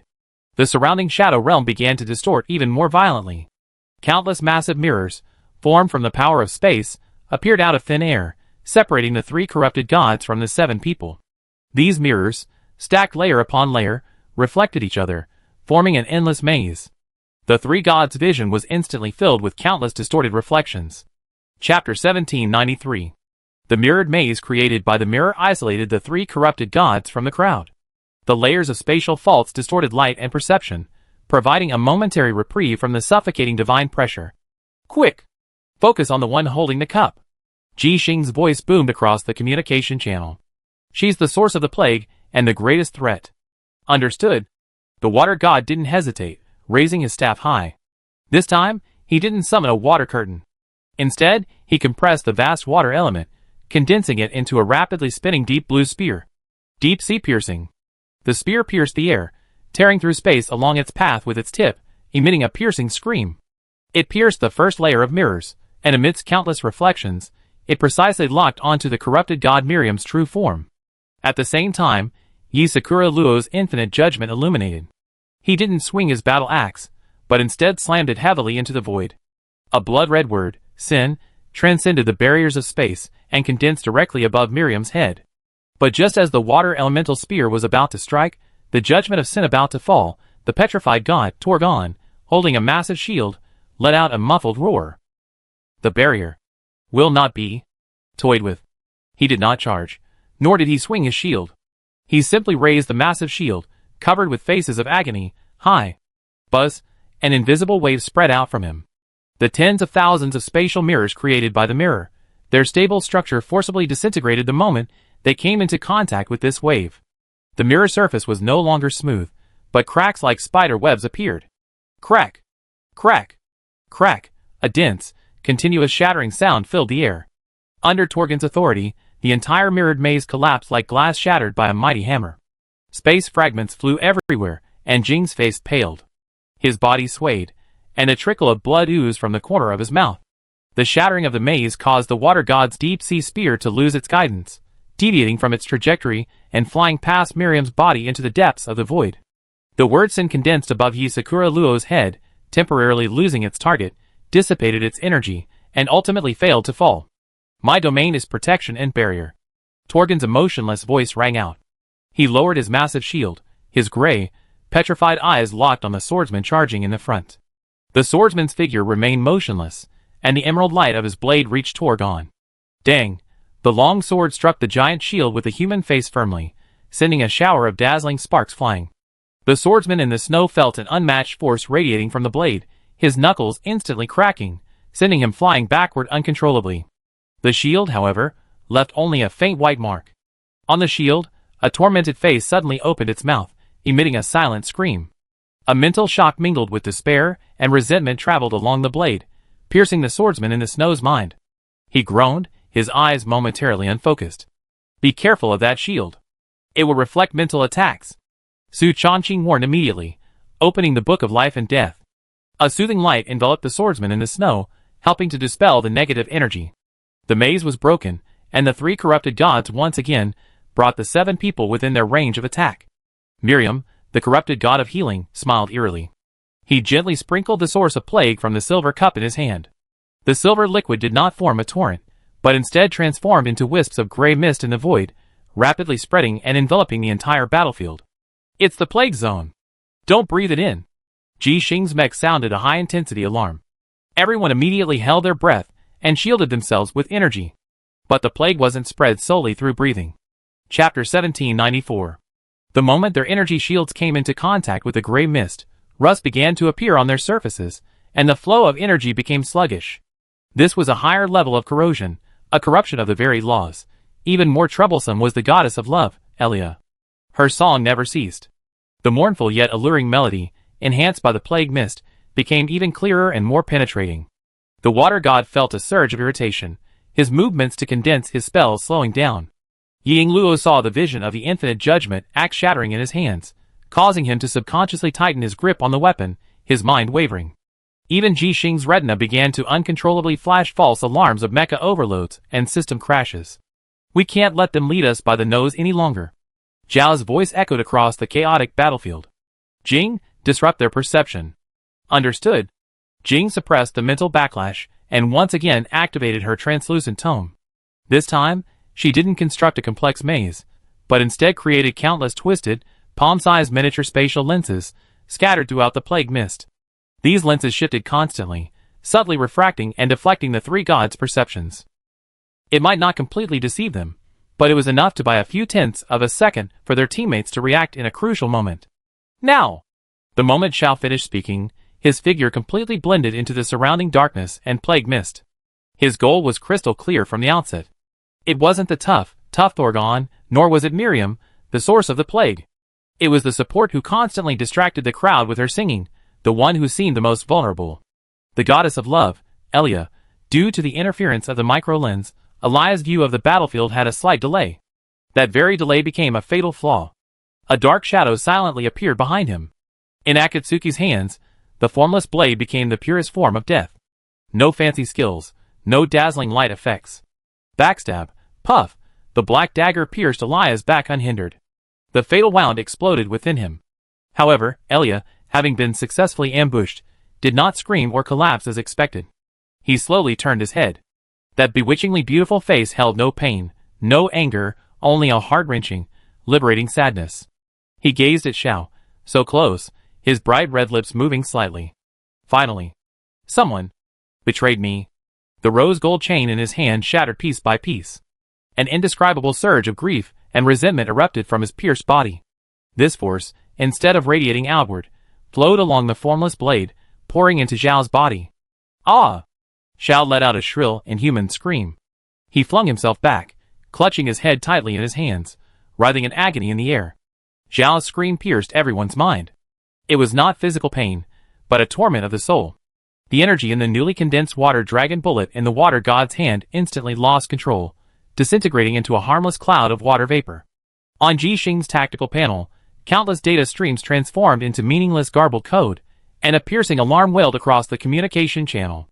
The body of the goddess of love, Ilya, transformed into tiny specks of golden light and dissipated under Zhao's dagger. But her authority, the laws of love and betrayal that had been distorted for millennia, was completely unleashed at this moment. An invisible, irresistible sadness, like a rising tide, flooded the entire battlefield. Chapter 1795. In the void, countless tiny, overlapping cries and whispers began to echo. Why didn't you look back at me? Our vows. Have you forgotten? It's so cold. Hold me. Those voices echoed directly from the depths of everyone's soul. The water god's vision blurred, and he seemed to see his companions, who had perished at sea due to his recklessness during his first voyage. Their pale, swollen faces pressed against his energy shield, silently questioning him. No. It's not my fault, he muttered, his eyes beginning to blur. For the first time, the swordsman's hand gripping his blade in the snow began to tremble. He heard a woman's voice, repeatedly chanting a long-forgotten children's rhyme from his hometown. The swordsman's heart was in turmoil. Warning! The mental connection is highly contaminated. Willpower failed. Disconnecting the emotional module, Ji Xing's mech emitted a cold electronic tone. She forced herself to shed her emotions, but the voice still penetrated the barrier of logic. She saw countless unfamiliar faces, questioning why her calculations hadn't saved them. Even Su Changqing, the team's constant support, wasn't immune. The pages of the Book of Life and Death in his hands flipped frantically, and the records of the deceased seemed to come alive, transforming into resentful spirits, questioning why he disturbed their peace. This realm, formed by Elia's authority, spares the body, only the heart. It evokes your deepest regrets, your most irreparable regrets, your most terrifying memories, then magnifies them 1,000-fold, leaving you drowning in the mire of self-denial. Roar. Torgon seized the opportunity. He took heavy steps, each step deepening the despair in the crowd. He didn't attack, merely stood there. The massive shield, covered with faces of agony, became the final straw that broke everyone's mental defenses. The corrupted god of healing, Miriam, wore an increasingly strange smile. She raised her silver cup, and the plague mist that drifted through the air suddenly increased in density. With their minds broken, their energy shields became riddled with holes. The gray mist seeped through these holes. Small patches of corpse-like spots began to appear on the water god's skin. Rust covered Yuzakura Luo's battle axe. Their bodies and equipment were decaying from the inside. Wake up! A crisp cry, like the ringing of a bell in a hollow valley, barely pulled a sliver of consciousness back from the brink of collapse. It was Jing. Her face was as pale as paper, and faint streaks of blood oozed from all her orifices, clearly under immense pressure. The translucent volume in her hand emanated a soft, star-like light, barely creating a mental safe zone around the 7 people. In this area, the whispers and sobs were much muffled. Don't listen. Don't think. It's all fake. Jing's voice was sharp, strained by the strain of his mental energy. Easy to say, the water god gasped, slapping his forehead hard. These things are like they're etched into my mind. I can't tell what's real. This is a conceptual attack. Logical defenses are useless. Ji Xing silenced the blaring alarm, his voice regaining its composure. Its essence is the resentment brought on by betrayal. Killing him is the ultimate betrayal of him, and so we bear the strongest curse. What then? Wait for death. Yinglu growled, feeling his strength draining away. No. Ji Xing's gaze swept across Torgon, pressing forward, and Miriam, spreading the plague behind. They are the real thing. Get rid of them first. Use your fighting spirit to suppress these distracting thoughts. Her voice was like a shot of strength. Yes, dwelling on past regrets is useless. The enemy before us is the most real threat. Sister G is right. Why dwell so much? Just fight. The water god roared, forcibly suppressing the illusions in his mind. His staff shone once more. Fight, it's awesome. Even before the water god's roar faded, he pointed his staff forward. This time, there were no surging waves or raging storms. Just a stream of deep blue water, compressed to the limit, barely thicker than an arm, hurled at Torgon with the speed of tearing through the void. Fighting is the ultimate release. Shatter all those damned whispers and illusions in my mind, along with the enemy before me. Faced with this blow condensed with the wrath of the water god, the petrified god Torgon calmly held the massive shield with a human face before him. Sizzle. The high-pressure water stream struck the shield, but without a resounding sound. It felt like a red-hot iron being doused with a basin of cold water. A vast cloud of white steam rose, obscuring my vision. The water instantly evaporated, leaving not a trace on the shield. Physical attacks will be suppressed by his domain. Ji Xing's voice echoed over the communication channel, calm and emotionless. His authority is a barrier. Any form of energy or matter that approaches his domain will be forcibly deprived of its kinetic energy. Iron bastard. The water god spat, but he continued to cast the spell. Since single target attacks are ineffective, then use area of effect spells. A deep blue expanse of water, centered around him, rapidly spread toward the battlefield, attempting to alter the void's environment. But the spreading plague mist proved to be the nemesis of his spells. The pure water element, upon contact with the gray mist, was contaminated, becoming turbid and sticky, losing its original power. I purify. Su Chongqing immediately followed.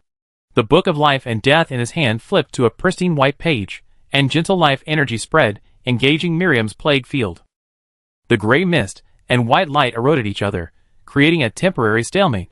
Yi Sakura net? Ji Xing commanded again, mark that shield with your sin. Understood. Chapter 1796. Yi Sakura Luo didn't hesitate for a moment. Ji Xing's order was the only command on the battlefield.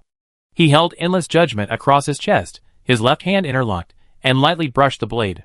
Divine power, judgment of sin. A scarlet word, composed of countless twisted runes, peeled from the blade and floated forward. It ignored the distance and the pervasive plague mist, and imprinted itself directly onto Torgon's massive shield, covered with the faces of suffering. Buzz, the massive shield trembled violently.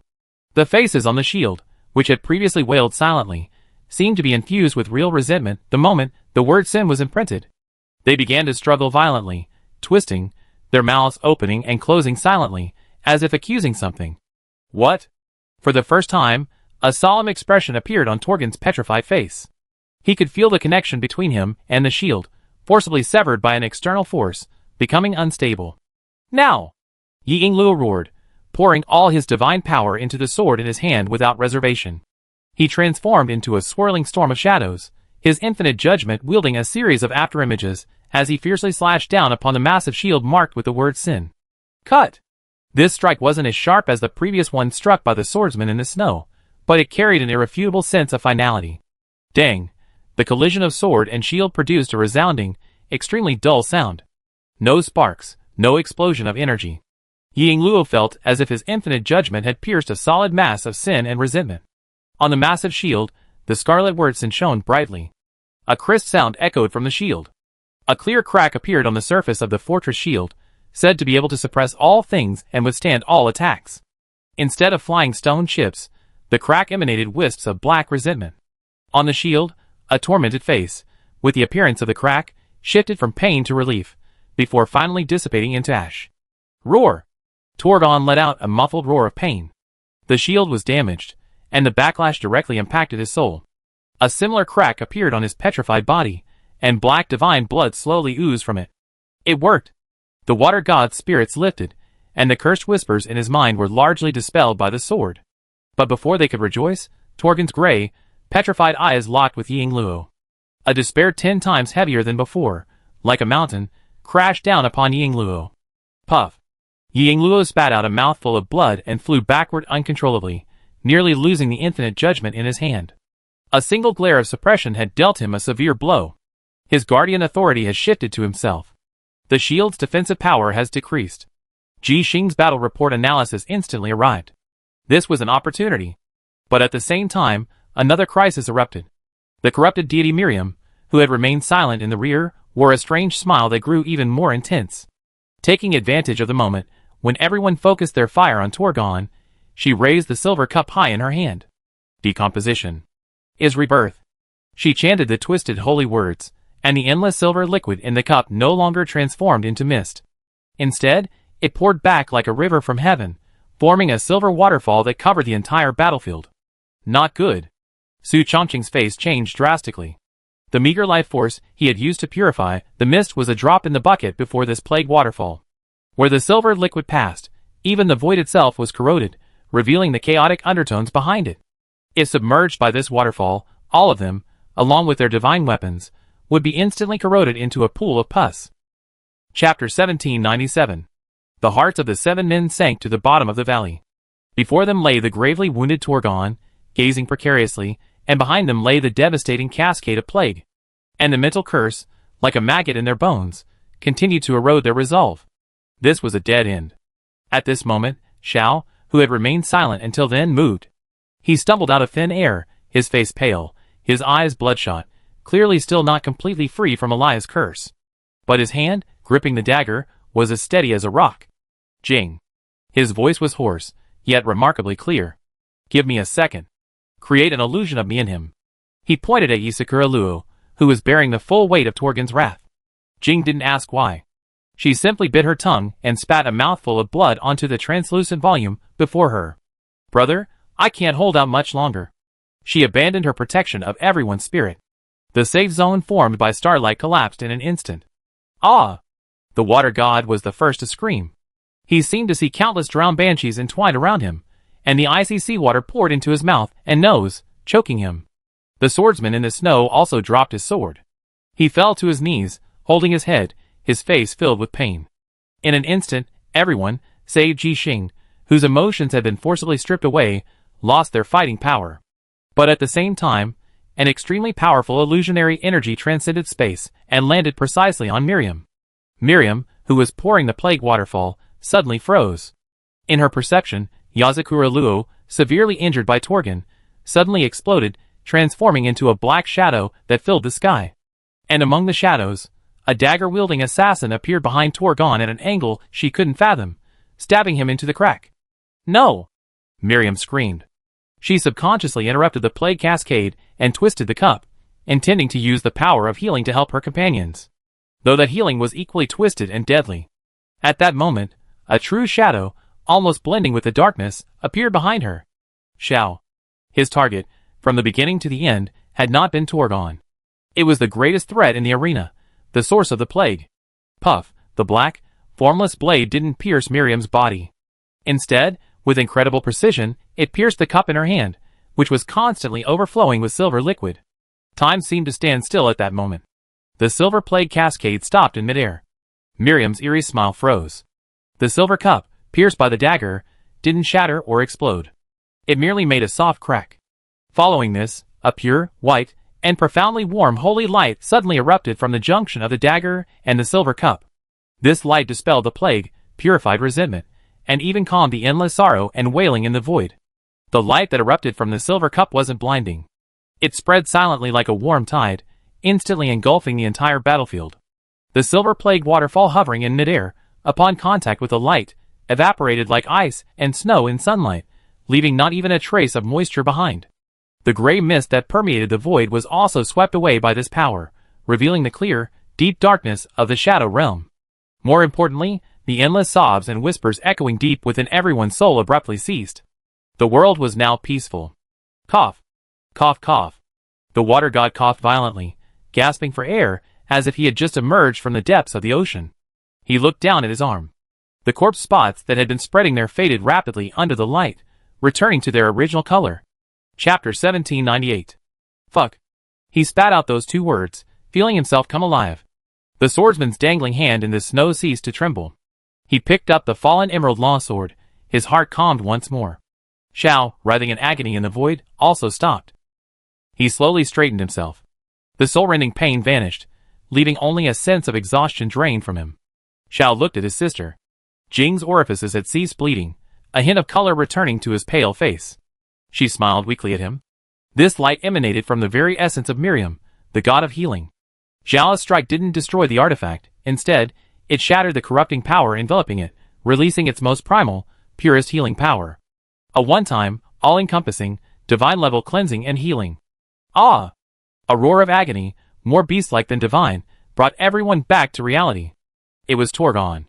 This utterly pure life and healing energy was a deadly poison to his tainted, petrified form. The cracks in his petrified body, cut by the night cherry tree, now belched black smoke. The holy light, like a branding iron, seared every inch of his body. Again Miriam, the corrupted god of healing, stood there, stunned.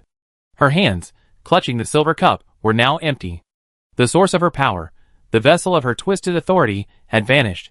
The eerie smile on her face froze, and then, spiderweb-like cracks began to appear on her divine form, a composite of holiness and decay. Well done! Kill the auxiliary first, Xiao, you're a fucking genius. The water god shouted excitedly, waving his staff, and a majestic water dragon swirled around him, his fighting spirit high. Stop talking nonsense. Ji Xing's icy voice echoed across the communication channel. Miriam is disabled, and Torgon is severely injured. This is our best opportunity. Ying Luo, swordsman, continue attacking his rifts. Su Chongqing, suppress his divine regeneration. Water god, entangle him with your waters, don't give him a chance to regroup. The order was given, and the action began. Behind Ji Xing, two massive mechas. The Destroyer and the Annihilator. The energy cores in their chests erupted with unprecedented brilliance. The systems, previously disrupted by mental pollution, had now fully recovered. Buzz? Star Destroyer mode, activated. The two mechas quickly merged in midair, transforming into a single, even more ferocious heavenly punishment form, its guns flashing with destructive brilliance. Target locked, Torgon. Annihilation beam cannon, charging. A 5-second charge is a near-fatal flaw in a god-level battle. But now, someone will buy her those 5 seconds. Want to run? Have you asked your water god? The water god roared, and a deep blue water centered on him expanded wildly, instantly transforming Torgon and the surrounding void into a viscous swamp. Death coil. Su Chongqing flipped the book of life and death in his hand, and countless gray-black death auras transformed into chains, rising from the waters and tightly entangling Torgon's legs, continuously draining his divinity. Death. Slash. The figures of Snow Swordsman and Knight Sakura Luo appeared simultaneously at Torgon's sides, one on each side. Knight Sakura Luo's infinite judgment remained aimed at the blazing sin on the shield. The Snow Swordsman's emerald longsword aimed at the crack in Torgon's body, which continuously emitted black smoke. Two angles, one target, completely destroy the core of this petrified deity's defenses. Roar! Torgon was in an unprecedented predicament. He tried to raise his shield to block, but the water and chains beneath him slowed his movements. Dang! Puff! Two distinct sounds echoed almost simultaneously. Knight Sakura Luo's sword widened the crack in the shield, and the entire shield groaned under the weight. The Snow Swordsman's blade precisely sank into the crack in Torgon's body, its sharp blade energy churning wildly within him. Torgon's body trembled violently, cracks spreading across his petrified form like spiderwebs. He was defeated. However, just when everyone thought victory was certain, all the anger and pain in Torgon's gray, petrified eyes extinguished. A dead, resolute will took its place. Guard. The end, he muttered, using up his last remaining divine power. He ignored the long knife piercing his body, nor did he look at the shield about to shatter. He slowly raised his equally cracked stone hand and pointed it at his chest. It's Guishu. The moment his words fell, his hand plunged fiercely into his heart. Bang! The massive shield, covered with faces of agony, exploded completely. But the expected collapse of Torgon's body did not occur. From his body, a terrifying attraction suddenly erupted. The exploding shield fragments, his own crumbling petrified body, even the surrounding light and shadows were forcibly pulled and twisted by this force, beginning to collapse madly towards the hollow in his chest.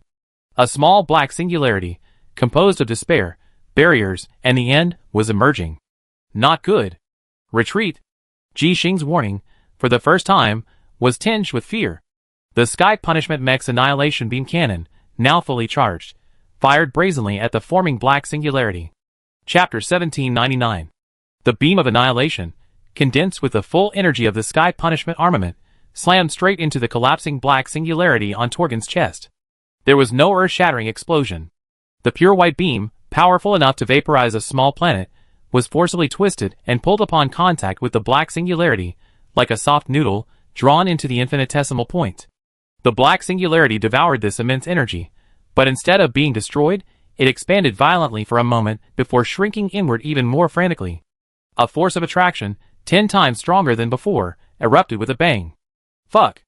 I can't hold it back. The water god roared. The deep blue water beneath him ripped into countless tiny strands, shrieking as they were sucked into the singularity. The death chains cast by Su Changqing crumbled inch by inch, transforming into the purest death energy, becoming nourishment for the enemy. The closest ones to him were Snow Swordsman and Knight Sakura Luo. Their bodies slid uncontrollably toward the black dot, their feet rubbing against the air, stirring up endless ripples of divine power, yet they couldn't stop even a little. Hold on!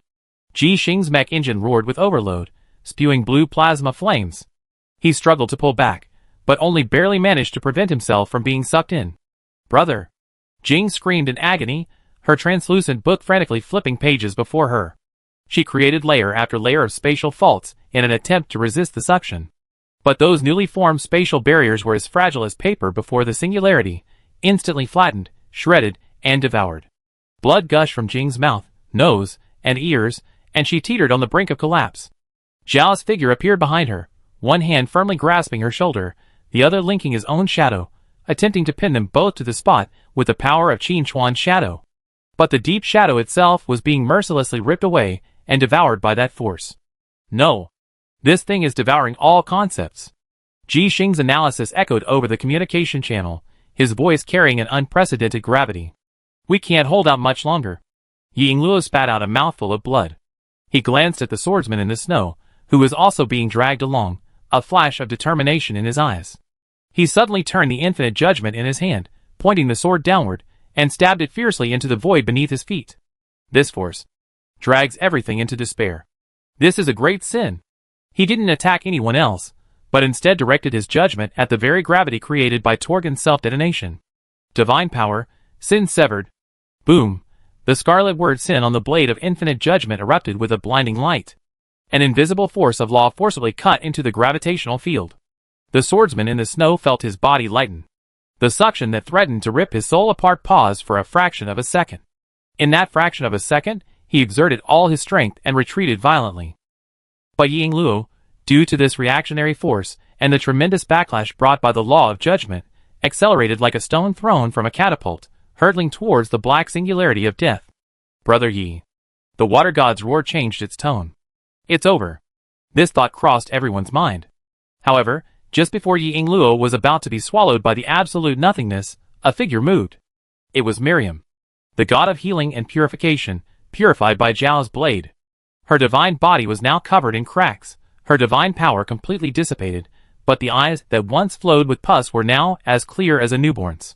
The eerie smile on her face was gone, replaced only by the compassion and calmness of someone who had been reborn after millennia of decay.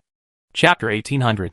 She looked at Yingluo, about to be devoured, and then glanced at the crowd struggling to hold on within the gravity. The end of healing. She whispered softly, her voice gentle, yet resonating clearly into everyone's soul. The end of all suffering. She began to walk. Without divine power, without light, she simply walked like a mortal, calmly, step by step, toward the black singularity that was devouring everything. She walked in front of Yingluo, blocking him with her crumbling divine body. Then, she stretched out her hands, and gently embraced the singularity formed by despair and the end. There was no sound. Time and space, at that moment, stood still. Centered at the point of contact between Miriam's body and the black singularity, a pure, indescribable, warm white light suddenly erupted. It was the source of life and healing, the ultimate of protection and despair, two diametrically opposed principles, a fiercest collision. The white light formed an unstoppable shockwave, instantly sweeping across the battlefield. It was not an attack. It was simply a pure push. Yingluo's body was gently pushed aside by this force, returning to her teammates. Ji Xing's mecha, the water god's spells, Xiao and Jing's figures, were all violently propelled outward by this force, escaping the death zone. The 7 people tumbled in the void, steadied themselves, and turned back. They witnessed a scene they would never forget. The black singularity flickered violently in Miriam's arms.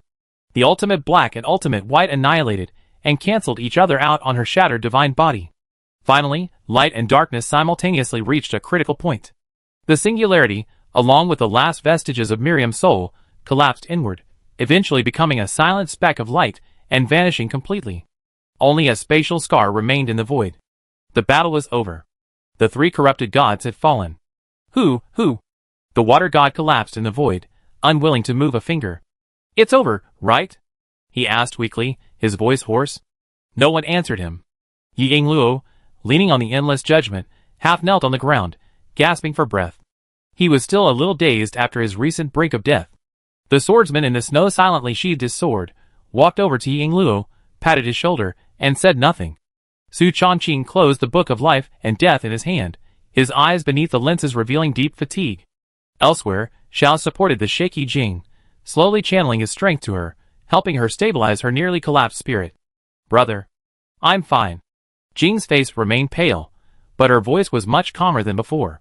This battle had been brutal. Each of the three corrupted gods had pushed them into a desperate situation. They had nearly exhausted all their trump cards, even paying the price of nearly losing a few men to secure this victory. We were almost wiped out. The water god took a deep breath, sat up from the ground, and cursed. He glanced around, his eyes suddenly lighting up. Oh, right. What did those guys do? He scrambled to his feet and rushed towards the spot where Miriam had last disappeared. Don't move. Ji Xing's cold voice stopped him. The energy had just been annihilated, the spatial structure is still unstable, and... Don't you find it strange? The water god was stunned. What's strange? The spoils of war. Su Chongqing pushed his glasses up and took over. When gods fall, their authority and artifacts become ownerless spoils of war. But the annihilation just now was so complete, I suspect. Before he finished his words, a soft white light quietly lit up where Miriam had disappeared. It was a small silver cup.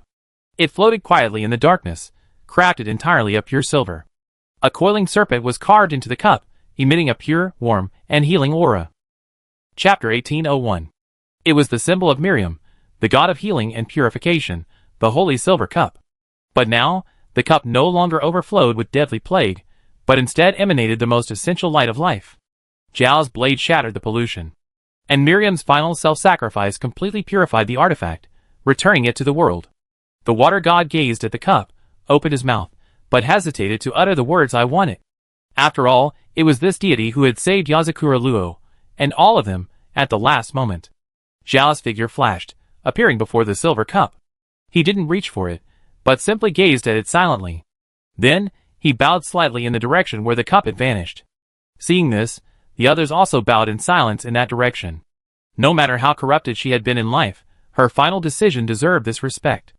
At that moment, the silver cup trembled slightly, transformed into a stream of light, and flew towards Xiao.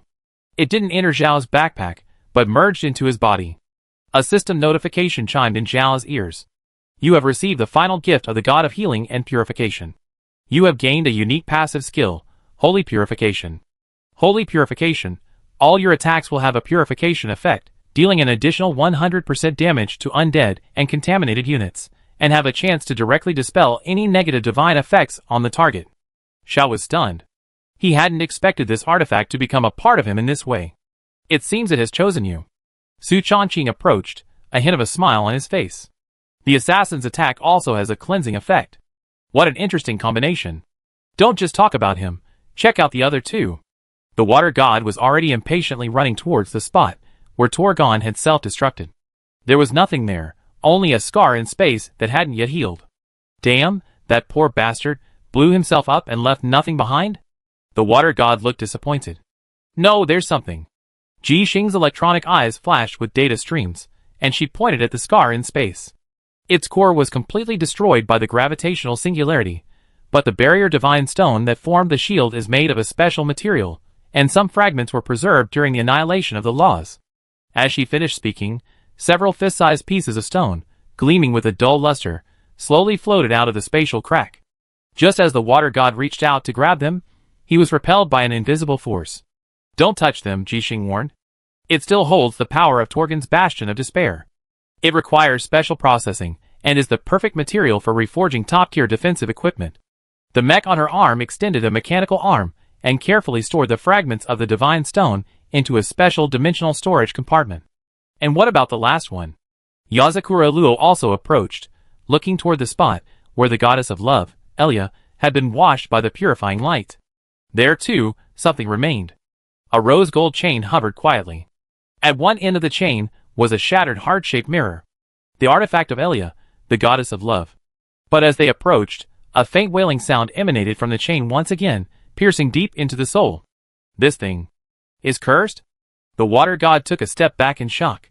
Her divine body has been purified, but the curse cast upon her by her followers has become one with the artifact itself, and cannot be dispelled. Su Changqing explained. Anyone who takes it will forever hear the wailing of their deceased companion, until their spirit breaks. Isn't that just a waste? The water god curled his lips. Zhao's body stiffened imperceptibly. To him, the wailing was 10 times more powerful than before. He seemed to see those determined eyes piercing him again. Just then, boom! The entire shadow realm shook violently, a terrifying tremor that seemed to overturn the world. This tremor didn't originate from an external attack, but rather from the very depths of the shadow realm. This was where Qin Chuan and the god of light were battling. The 7 people's faces changed drastically, and they looked up. The battlefield, once stalemated by alternating black and white, had undergone a startling transformation. The pure white, representing the concept of light, was advancing madly inward with an unstoppable momentum. Qin Chuan's shadow realm was being compressed. What's going on? Can't the president hold on? The water god cried in horror. A grand, majestic voice, yet filled with endless distortion and madness, resounded throughout the void. It was no longer a fusion of 2 voices, but a perfect fusion of one. Mortal, you successfully angered me. The 7 people looked in the direction of the voice, their pupils suddenly constricting. In the void, the half-divine, half-corrupted god of light had vanished. In his place, an indescribable giant composed of pure light. His body no longer divided between decay and holiness, but rather became a contradictory unity. Inside the radiance, dark veins pulsated. Beneath the holy outline, a raging tumor. His very existence was a blasphemy against the laws of the world. What kind of monster is this? The water god felt his perceptions being overturned. And this monster, step by step, crushed the boundaries of the shadow realm, advancing towards Qin Chuan in the center. Qin Chuan, holding up his right hand, the Knight of Darkness, was for the first time pushed back half an inch by the overwhelming power of the concept of light. The power of concept negation was directly suppressed for the first time. However, facing this desperate situation, Qin Chuan's face did not show even a trace of solemnity. He gazed at the advancing giant of light with a hint of interest. Finally, something interesting is happening, he whispered. The next second, under the stunned gazes of the 7, Qin Chuan slowly raised his left hand, which had been empty until then. That hand held nothing. But as his palms lifted, the surrounding space began to distort, as if time had come to a standstill. A dagger, pitch black and simpler than the Knight of Darkness, yet emanating a heart-wrenching vibration of time and space, as if condensing the eternal darkness, materialized from thin air in his palm. Darkest hour, Qin Chuan, dual-wielding the daggers, grasped time and space in his left hand, existence and nothingness in his right. He gazed at the giant across from him, and took a proactive step forward. Chapter 1802. The dagger appeared without warning. It simply took shape in Qin Chuan's left hand, as if it had always been there, held in that hand from the beginning to the end of time. Darkest hour. Unlike the Knight of Darkness in his right hand, which devoured existence and returned to nothingness, this newly emerged dagger exuded an aura that froze space and made time tremble. 2? The water god's voice stuttered. It was not that he had never seen players dual-wielding weapons, but he had never seen anyone wield 2 superior artifacts simultaneously. Even more so, it was Qin Chuan. With just one dagger, this man had already crushed the god to the ground. Now, he produced a second. The president's spatial coordinates are shifting at an incalculable rate. Ji Xing's electronic voice echoed through the communication channel, for the first time carrying a note of inexplicable confusion. This isn't a simple displacement, he's overlapping. No, he's tearing and piecing together the slices of space and time he's in. No one understood what Ji Xing was saying. They only saw that the moment Qin Chuan grasped the darkest hour in his left hand, he seemed to be pulled from this world. He was clearly standing there, yet it seemed as if he existed at countless different points in time. Mortal, your tricks end here. The giant, a perfect fusion of holiness and decay, issued a grand declaration. It raised its hand. No energy was concentrated, No incantation was chanted. It simply raised its hand and gently waved it in Qin Chuan's direction. A ray of light. A ray of light so pure, it defied color, swept across. Wherever this light passed, the darkness of the shadow realm was instantly obliterated, and the very concept of the void was forcibly covered. This wasn't an energy attack, nor was it a physical attack. It was an extension of the very concept of light. The existence of light is truth. All beyond light is heresy, purged and obliterated. Faced with this unavoidable, undefendable, even incomprehensible attack, Qin Chuan's figure vanished. Vanished into thin air. The sweeping conceptual light passed through his original position, transforming the tens of thousands of miles of shadowy void behind him into a vast expanse of white. Hide. Hide? The water god's eyes nearly popped out. That wasn't hiding.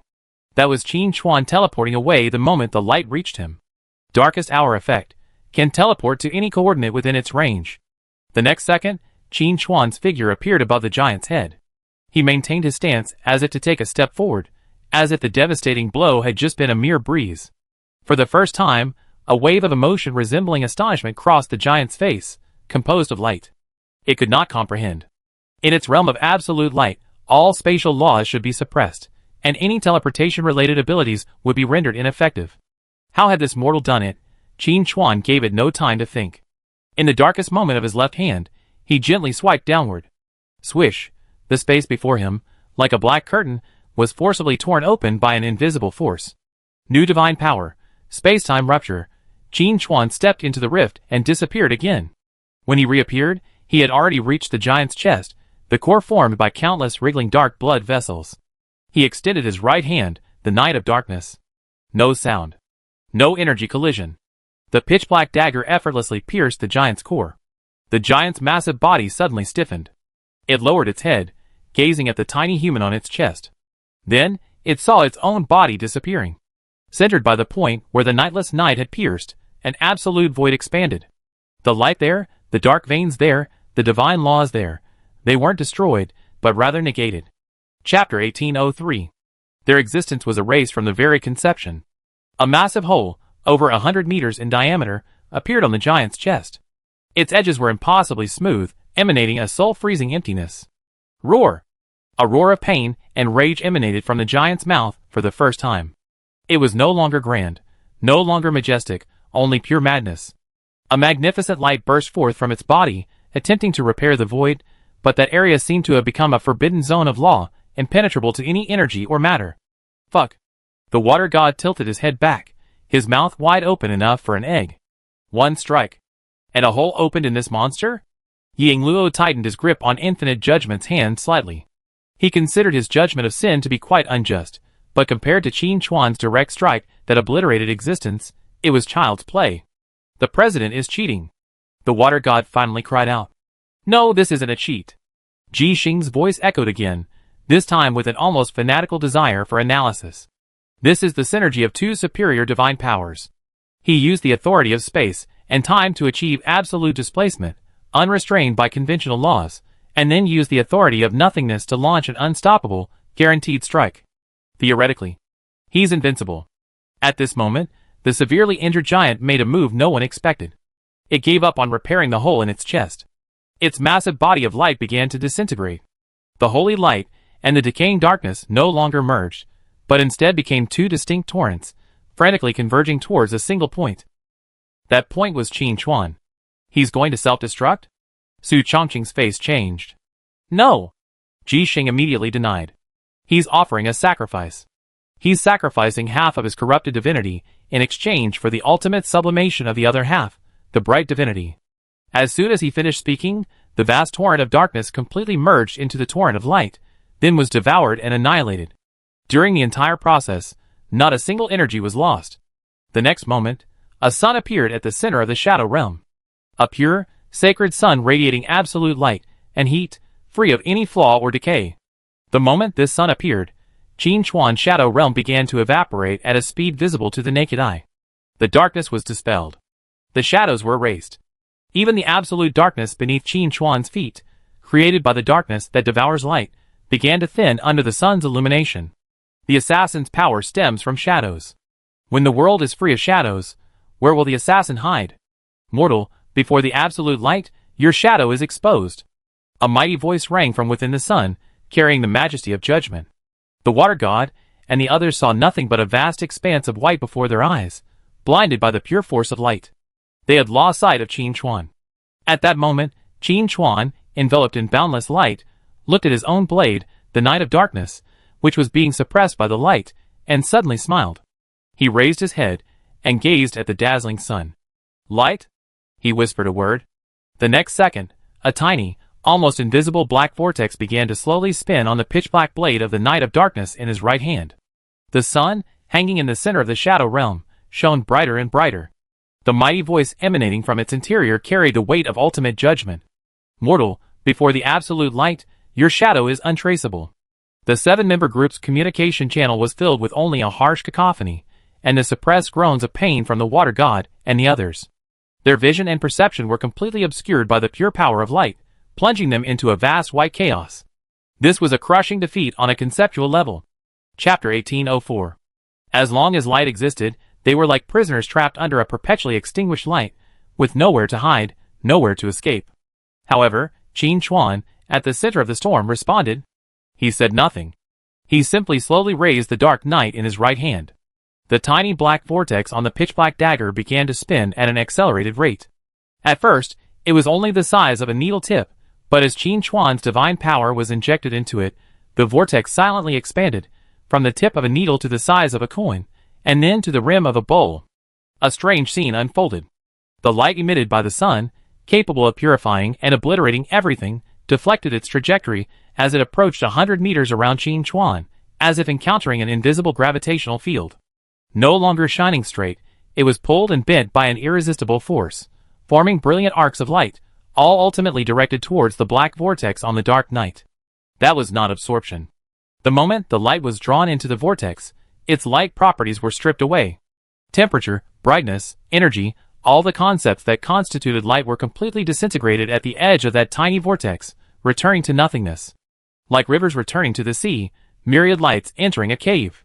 Far from evaporating further, Qin Chuan's shadowy realm began to thicken again, with the disappearance of the light source. For the first time, the mighty voice within the sun carried a hint of doubt. It could sense that the power it had unleashed had fallen on deaf ears.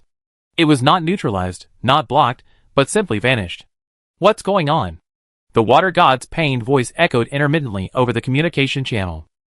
My eyes don't hurt as much anymore. He trembled, trying to open his eyes a crack. The pure white that had previously burned the soul had now softened, less aggressive. He finally saw the scene ahead clearly. Then, he was completely stunned. The sacred sun in the distance was still as vast and dazzling as ever. But between the sun and them, Qin Chuan stood quietly. The dagger at his hand had transformed into a black hole, devouring everything. Endless light was being devoured by the dagger frantically. Am I seeing things? The water god rubbed his eyes, his voice trembling. What is the president doing? Is he eating the sun? Data flow crashing. Unable to interpret the current phenomenon. Ji Xing's electronic voice had a rare twang. Energy is being unidirectionally erased. This isn't absorption or transformation in the conventional sense, it's a conceptual reset.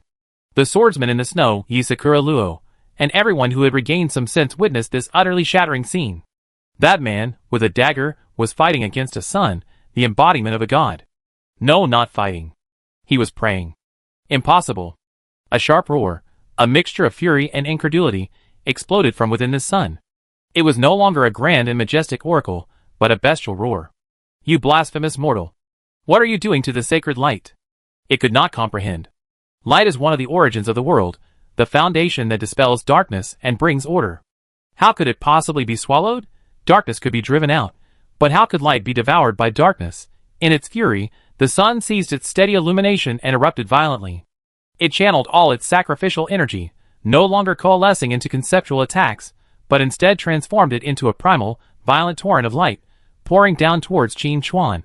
It was an avalanche of light, a storm of light. The entire shadow realm was violently shaken by this violent force. At the edge of the void, vast swathes of space shattered like mirrors. The water god and the others had barely regained their vision when they were once again enveloped by dazzling light. They could only deploy all their defenses to withstand the aftermath of the destructive energy. Faced with this desperate and frenzied counterattack, Qin Chuan's expression remained unchanged. He merely extended the night of darkness forward a fraction. The black vortex on the blade's tip suddenly expanded to its limit. The devastating torrent of light, upon contacting the vortex, was like a flood that had broken through a dam, finding an outlet, being pulled ever more frantically and engulfed. Qin Chuan's figure, in that dazzling light, stood as steady as a rock. He was like an insatiable glutton, gaping wide, allowing the other party's entire energy to be poured into his belly. And the sacred sun, as far as everyone could see, was rapidly dimming and shrinking at a speed visible to the naked eye. No! No! Stop! Stop! The giant's voice had shifted from fury to fear. It could clearly feel its very essence, its divinity, its very existence being drained away and erased with the passing of the light. It tried to stop, but it couldn't. The dagger's devouring power had locked onto it, creating an irreversible plunder. 10 seconds. Just 10 seconds. The sun, once powerful enough to illuminate a world, was completely extinguished. The last ray of light was devoured by the black vortex of the nightless night. No! A wail filled with despair and unwillingness echoed through the void, then abruptly stopped. After a moment of absolute brightness, the entire shadow realm was plunged into absolute darkness and deathly silence. The battle was over. The pressure on the water god and the others suddenly vanished. They stood there in a daze, unable to even react. Just gone? The water god stammered. The terrifying monster that had sacrificed itself and transformed itself into the sun was simply absorbed by the guild master like an energy pack. Everyone's attention was focused on the figure slowly lowering his hands. Qin Chuan retracted the darkest hour, and the night of illumination. Everything around him returned to the original depth and tranquility of the shadow realm. It was as if the devastating divine war just now had been a mere illusion. But at this moment, something strange happened. The night of illumination in Qin Chuan's right hand, that pitch-black, supreme artifact representing absolute nothingness and the negation of concepts, began to emit a faint glow from the center of its blade after devouring the entire sun. The light wasn't a reflection, it emanated from within. Pure white, and imbued with a hint of holiness. A dagger symbolizing nothingness, it began to glow on its own.